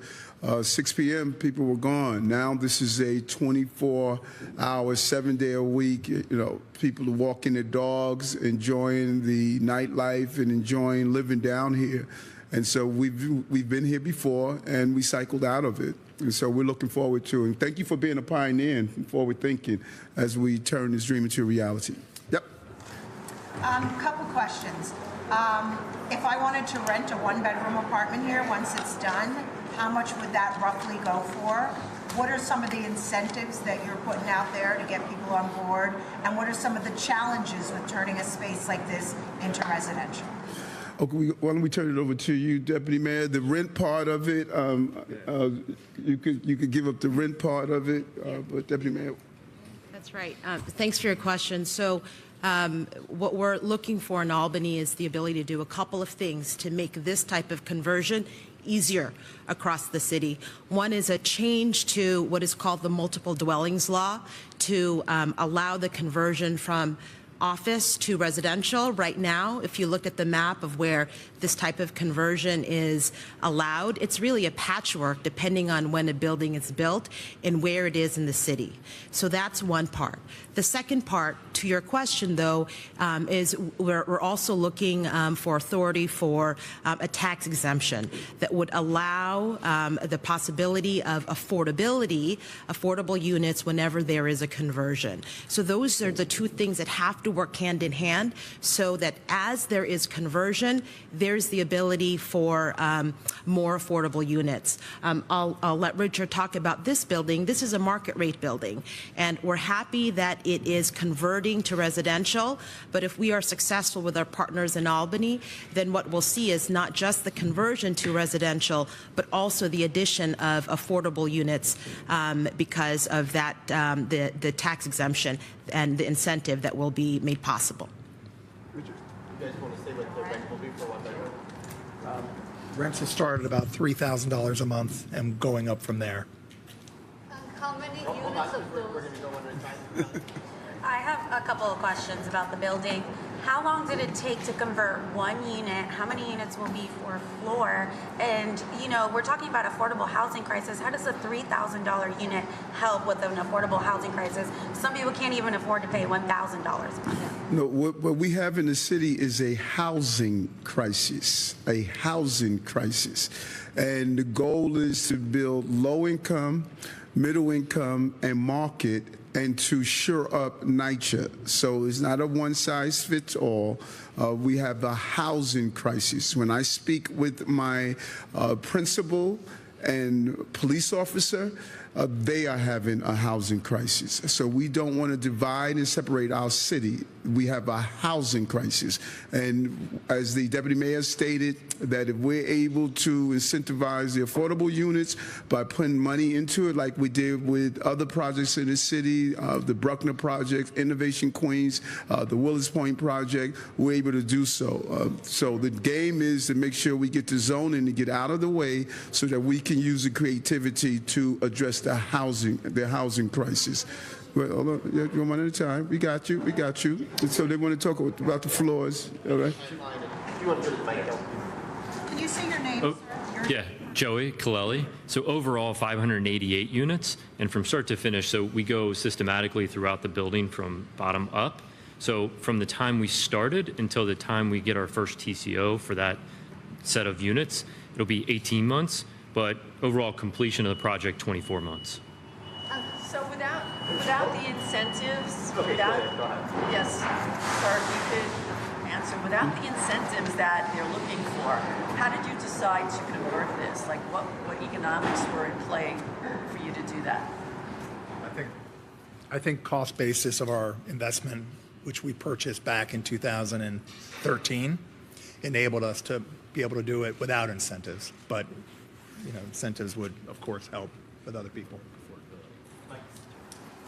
On the incentive, you know, if you were talking about like a revised 421A or something along those lines, you know, some critics of it have said it was too much of a giveaway. You know, in the past they've said, so, you know, and Governor Hochul trying to possibly get something like this moving forward, not just the extender part.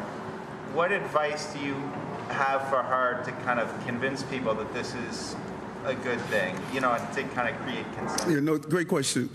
We should do a real analysis of how many projects are in the pipeline, how many projects have stalled, and as we talk about the housing crisis we're facing, to make sure that we can come up with a good 421 version that we all can live with.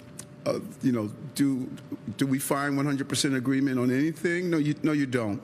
But we can find a compromise that will continue to incentivize development of affordable units and at the same time make sure that the price point remains affordable for low income, middle income New Yorkers as well. So we are excited about the conversations in Albany around our overall housing agenda, but it's crucial that we do need a 421A plan.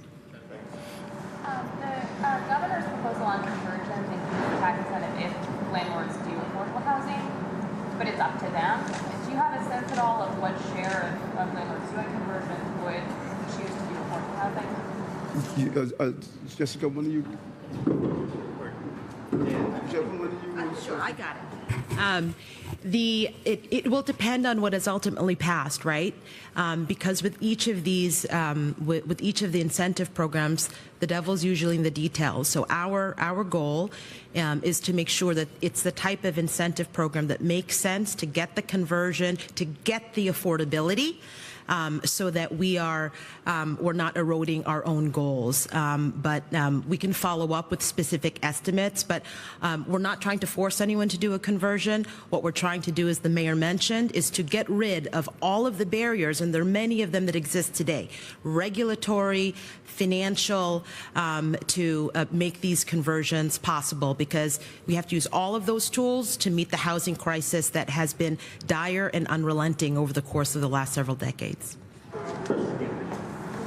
So how many units are we going to have? What we're talking about, the percentage of the or number of units that you're going to have that are affordable?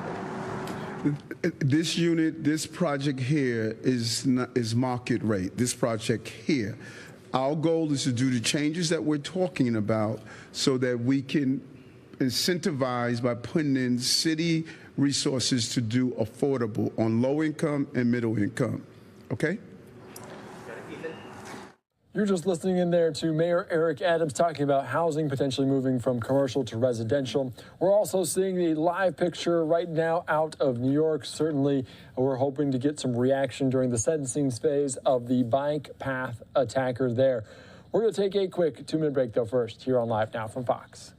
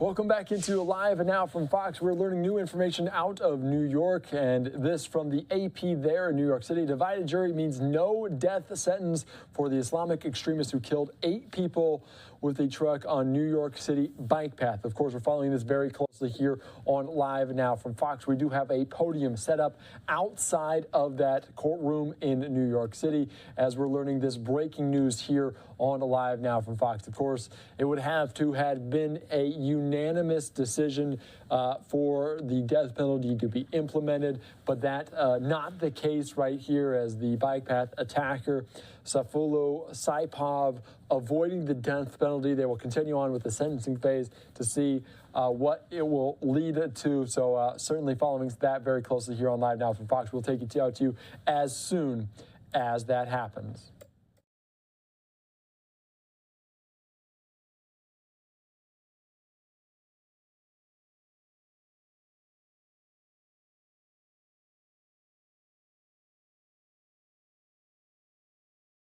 Following all these top stories here on Live Now from Fox, of course, we saw President Biden arrive in California. He's expected to meet with leaders of the United Kingdom and Australia. And we just saw this moment here from just a little bit ago. As you can see, President Biden meeting with Rishi Sunak, the Prime Minister of the United Kingdom and also of Australia. Let's see if we can hear any conversation here on Live Now.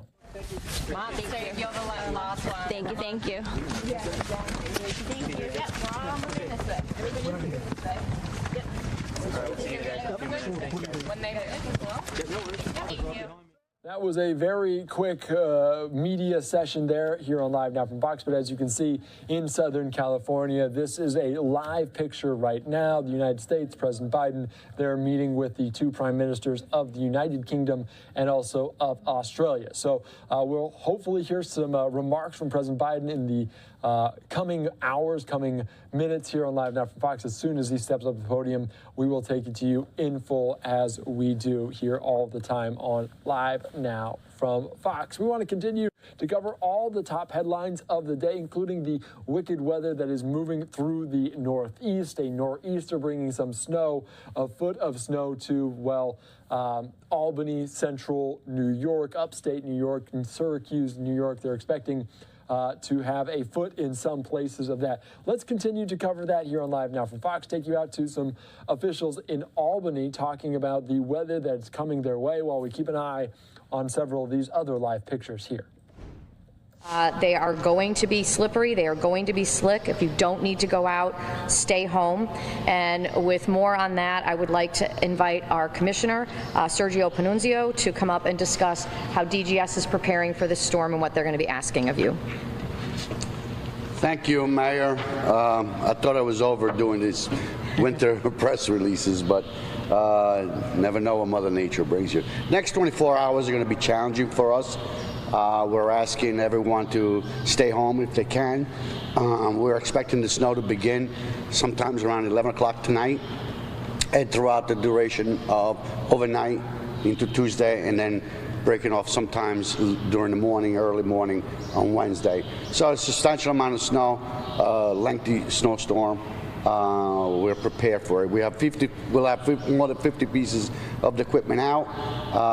We didn't pre-treated the streets because they were already done.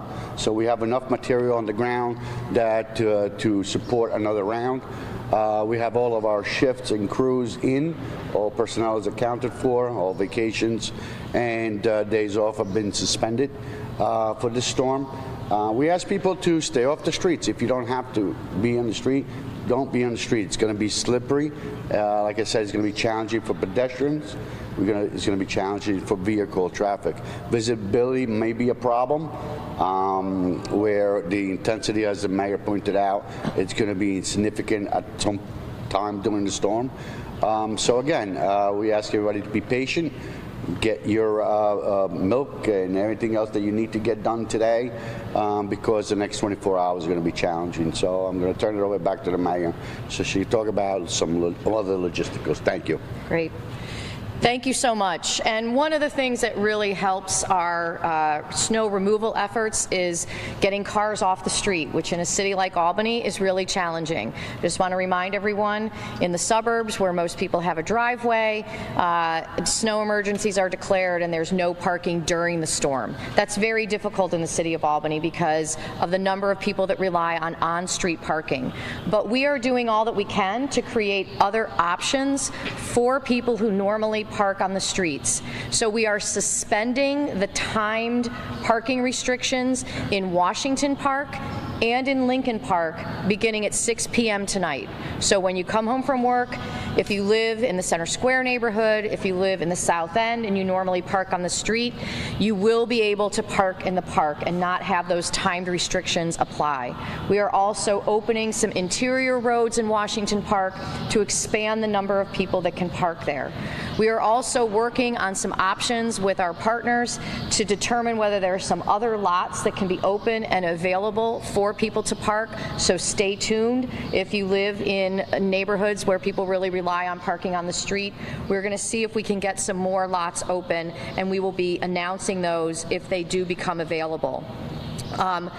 We are going to, we are also, through our partnership with the Albany Parking Authority, announcing that all Zone C residential permit holders, so if you are in Zone C and you have a residential parking permit, you will be able to park at the Riverfront Garage, and you'll be able to leave your car there until Friday morning. You will need to move your car Friday morning, but you will be able to park your car there to get it off the street so that our plows can get down the streets. We will not make a determination as to whether we are declaring a snow emergency until we see how much snow falls on Tuesday. So the earliest that a snow emergency would begin would be Wednesday evening if we declare it. I also want to give a message to anyone who is a UAlbany student and may have left your car parked on the street. This is spring break. If you have left a car on the street, call a friend. Hopefully you left the keys behind. But we are very concerned that if we do have to declare a snow emergency, if people left cars parked on the streets, they're going to come back from spring break and that car is going to have been towed. So, you know, I just want to, for any UAlbany students that are still in town, maybe you can help a friend get these cars moved off the street in anticipation if we do have to declare a snow emergency. So again, we won't make that determination until we see how much snow falls, what happens with the temperatures, but we are anticipating that if we get the full amount of snow, we may very well have to declare a snow emergency. So we're going to have somebody from National Grid speak to us. We know that this is going to be a wet, heavy snow, which creates other issues. So I want to start with Chief Gregory talking about EMT calls and safety when we have a wet, heavy snow like this. Chief Gregory. Thank you, Mayor. Good morning. As the entire Capital Region prepares for this upcoming snowstorm, the Albany Fire Department is also getting ready. All firehouses will be fully staffed as always, but we'll also be ready to implement our inclement weather operational policy, which allows us to have additional apparatus and firefighters available for deployment to any medical or safety needs of our citizens. So we just want to offer up some helpful tips and reminders to keep in mind. Have flashlights, blankets, and extra clothing ready in case the power goes out. Make sure all cell phones are fully charged prior to the snow's arrival. Please avoid using candles as a method of lighting your rooms. Do not use a gas oven to try and heat your residence. If using a space heater, move any flammable objects at least 3 feet away from the unit, and always turn the unit off when you leave the room. Generators should always be used outside. Be sure to keep all vents and pipes clear of snow to avoid carbon monoxide buildup. And check on any neighbors who are elderly or may have difficulty getting out of their home. And make sure your house number is visible so that emergency responders can find you if necessary. And keep walkways and stairs clear from snow to allow access for us if we need to assist you. And remember, please do shovel out your hydrants, if possible, on your property and around your property. In the event of an emergency, dial 911. Your Albany Fire Department will be ready. So stay safe out there, and thank you. Thanks, Mayor. Thanks, Chief. The police department is also preparing for this. They are great at getting alerts out on Nixle, and I'd like to invite Deputy Chief Foley up to say a few words. Good morning. The police department continues to monitor the storm and communicate with other departments to ensure we're working together to effectively serve this community. We are ready for whatever the storm brings. All shifts are fully staffed, and police officers will be out on patrol to ensure residents and businesses remain safe. This storm has the potential to create hazardous travel conditions. We encourage you to avoid any unnecessary travel and stay at home if you're able to. This will allow the Department of General Services the ability to effectively clear our roads. In addition, staying off the road will make it easier for police, fire, and ambulances to respond to emergency situations. Please do not hesitate to call the police department if you see someone who may be in need of shelter. We continue to work closely with HADIS and other agencies in our city who remain committed to serving our homeless and ensuring that they have shelter and are safe. Let's hope we don't have to, but in the event the city has to declare a snow emergency, we ask you please move your vehicles in accordance with the snow emergency. Doing so will allow DGS the ability to clear the streets as efficiently as possible. We also encourage everyone to follow the Albany Police Department social media pages for the latest updates and information. You can find us on Facebook, Twitter, Instagram, and Nextdoor. Further, as the mayor had just mentioned, you can follow us and subscribe to Nixle, and you can receive text messages and emails with the most up-to-date information. This you can do so by visiting our website at www.albanynewyork.gov. Again, please plan ahead, look out for one another, and avoid unnecessary travel. We'll be there to assist you and all the other agencies in the city. Thank you.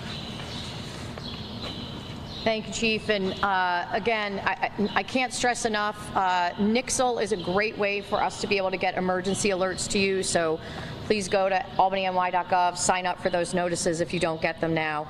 I would like to invite up Mike Diacetes to talk to us about the National Grid plans for this storm. As I mentioned, this is supposed to be a very heavy, wet snow, and we know that National Grid is in preparedness for this, and he's going to give us some more information. Thank you, Mayor. Good morning, everyone, and thank you for allowing us to share a little bit about our storm preparations. So we began tracking this storm forecast Wednesday, Thursday. By Friday, when it began to materialize, we pulled the trigger on our comprehensive emergency response plan. Some of those activities include increasing our staffing and extending crew coverage throughout the evening and overnight hours.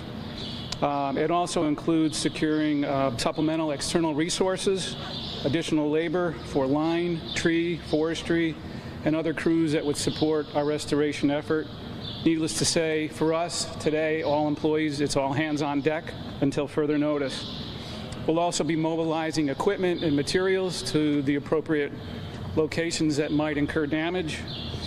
We also, as part of our plan, proactively maintain communication with our municipal and elected stakeholders. So part of what I do during a storm event is I smother the mayor's inbox with emails on everything that's going on, just to maintain transparency and also identify any common areas where we need to work together to resolve an issue. We also reach out directly to our customers through traditional methods, social media, email, text, to inform them of the storm, our preparations, and for them to also prepare and be safe. We also conduct outbound calls to elderly, blind, disabled, asking them to prepare. We also maintain a list of customers that are on life support. They use electricity for certain types of equipment, as well as critical facilities. Those are public safety buildings, medical facilities, etc. So we monitor all of those customers during a storm, and we ask them to prepare and follow their own action plan. But we do stay in touch with them throughout the entirety of an event. We're committed to maintaining safety. I heard the mayor and others this morning remind us all, if you don't have to travel, stay off the road. Not only does it help the city's crews clear the road, but it also allows us to get to where we need to be. So if you don't need to go out, please don't. Give our crews some room. If you do have to go out, please proceed slowly if you're driving near a crew that's working to restore service. A couple safety tips real quick. If you're going to operate an emergency generator, remember to do it outside. We've had some events here in the Capital Region in the past with disastrous results. Also, make sure that you open your main breaker so that if you are operating a generator, it's connected to your service panel. It's not backfeeding and creating voltage or power that our crews might unnecessarily be aware of. Additional information, always treat every downed wire as if it were live. Customers that are also registered with us can stay connected through a couple means. Obviously, if you've lost power, you're not going to be able to go in and log in online. You might not have internet service, but we have a really great mobile app, so you can report an interruption that way. If you are looking for updates, you can type the REG or text REG to 64743, and you will receive periodic updates regarding the interruptions in your area. For additional real-time info, you can visit our Outage Central website, as I mentioned earlier. Customers that want to report an interruption, another really great point, don't assume that we know that you're out. Okay, I've had that conversation time and again with all of my community stakeholders. If you're out, please let us know. It might be just your individual house. If you don't know, don't assume that we know. So we ask all of our customers to call us promptly at 800-642-4272. We're prepared for the worst, but we're hoping for the best. Thanks. Great. And I hope that all of the media outlets will post that number. I can't stress enough how important it is that you. You're just listening in there to officials in Albany, New York, talk about the latest updates there with that weather storm that is going to be moving through the area. Of course, this is our computer X-RAD monitor. As you can see, some storm there in New York, in upstate and central New York, Albany, Syracuse, and other places like this, potentially dealing with a foot of snow. So we're following that very closely here on Live Now from Fox, and some certainly information and updates that people need to know to be safe during a dangerous snowstorm that's going to bring some heavy and wet snow. Well, here on Live Now from Fox, as the closing bell rings on the New York Stock Exchange, down some 90 or so points. It's been a wild day, but you imagine some volatility with the markets today following those two banks that collapsed, including Silicon Valley Bank. But President Biden making the announcement earlier, talking about how all the depositors will be made whole. President Biden also will be making some remarks very shortly in Southern California, San Diego, California, alongside the leaders, prime ministers of the United Kingdom and also Australia. We will take you to those as soon as they happen. And also out of New York, we're learning that the no unanimous decision, meaning the bike path attacker there from 2017 and that terrorist attack, will avoid the death penalty, instead life in prison. So we'll take you out to any reaction out of New York as soon as it happens here on Live Now from Fox. We're going to take a quick 2-minute break.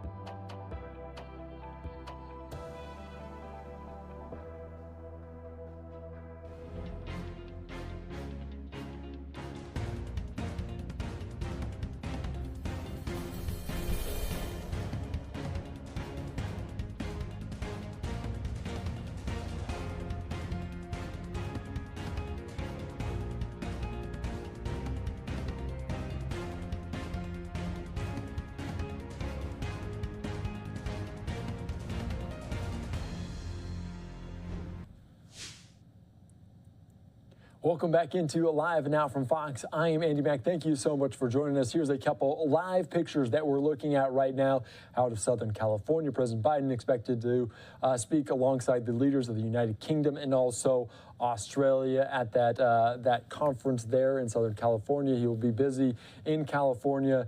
And then on to Nevada as well. Also out of New York, the bike path attacker sentencing phase, going through that as the jury was unable to make a unanimous decision, meaning that person will avoid the death penalty in that case. So we'll take you out to either of those events as soon as they happen right here on Live Now from Fox. We want to talk more about the budget as the Pentagon requesting its largest ever budget request, calling on Congress to provide $842 billion for next year. Let's listen in to some officials with the Pentagon as they provide an update on this.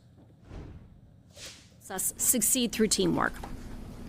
With our network of allies and partners around the world, one of America's unbeatable asymmetric advantages, and with the collective arsenal of democracy and commercial innovation that's been energized by Russia's unprovoked war in Ukraine.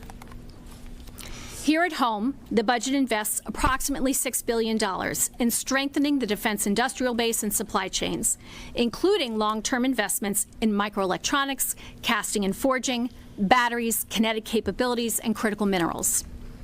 As we remodel for the future, we're paying as much attention to the wiring and framing as we are to the finishes. Cyber, space, IT, shipyards, munitions plants, munitions components, barracks, and housing. In all of these areas, we're funding expansions, upgrades, and overhauls, none of which DoD can do alone. The budget also continues to build bridges with America's dynamic innovation ecosystem, with the traditional defense industry and well beyond it, including funding for key technology areas like AI, quantum sensors, and directed energy. Hastening the pathway from joint concept to experimentation to fielding systems through the Rapid Defense Experimentation Reserve, and launching DoD's new Office of Strategic Capital to help attract and scale private capital in sectors like semiconductors, advanced materials, and biotech. Beyond our shores, the President's budget aligns with new investments by U.S. allies and partners to strengthen their own security. One example is AUKUS. As you know, today President Biden and Secretary Austin are in San Diego, meeting with the leaders of Australia and the United Kingdom to announce the optimal pathway for Australia's acquisition of conventionally armed nuclear-powered submarines. Our collaboration through AUKUS, including on submarines and advanced capabilities, is a generational opportunity to strengthen our combined security, boost our defense industrial capability, enhance our ability to deter aggression, and promote our shared goal of a free and open Indo-Pacific. Closer to home, our partnership with the legislative branch is one of the most important and visible manifestations of how we can succeed through teamwork. We appreciate Congress's commitment to providing oversight and checking our work, so we deliver maximum value for both warfighters and taxpayers. We are also grateful as ever for Congress's bipartisan support for DoD and its people in providing for the common defense of our country, our allies and partners, and our interests. We ask Congress to support this budget, and we hope this support will include on-time, full-year appropriations for the U.S. government and our service members, instead of defaulting to continuing resolutions. If you add up the months DoD has been under a CR since 2011, it totals 4 years' worth of delays. Delayed new program starts, delayed training, delayed PCS moves. Again, that's 4 years lost over the last decade plus. To outcompete the PRC, we cannot have one hand tied behind our back for 3, 4, 5, 6 months of each year. And let me assure you, more money cannot buy back this lost time. I know members of Congress on both sides of the aisle care deeply about America's national security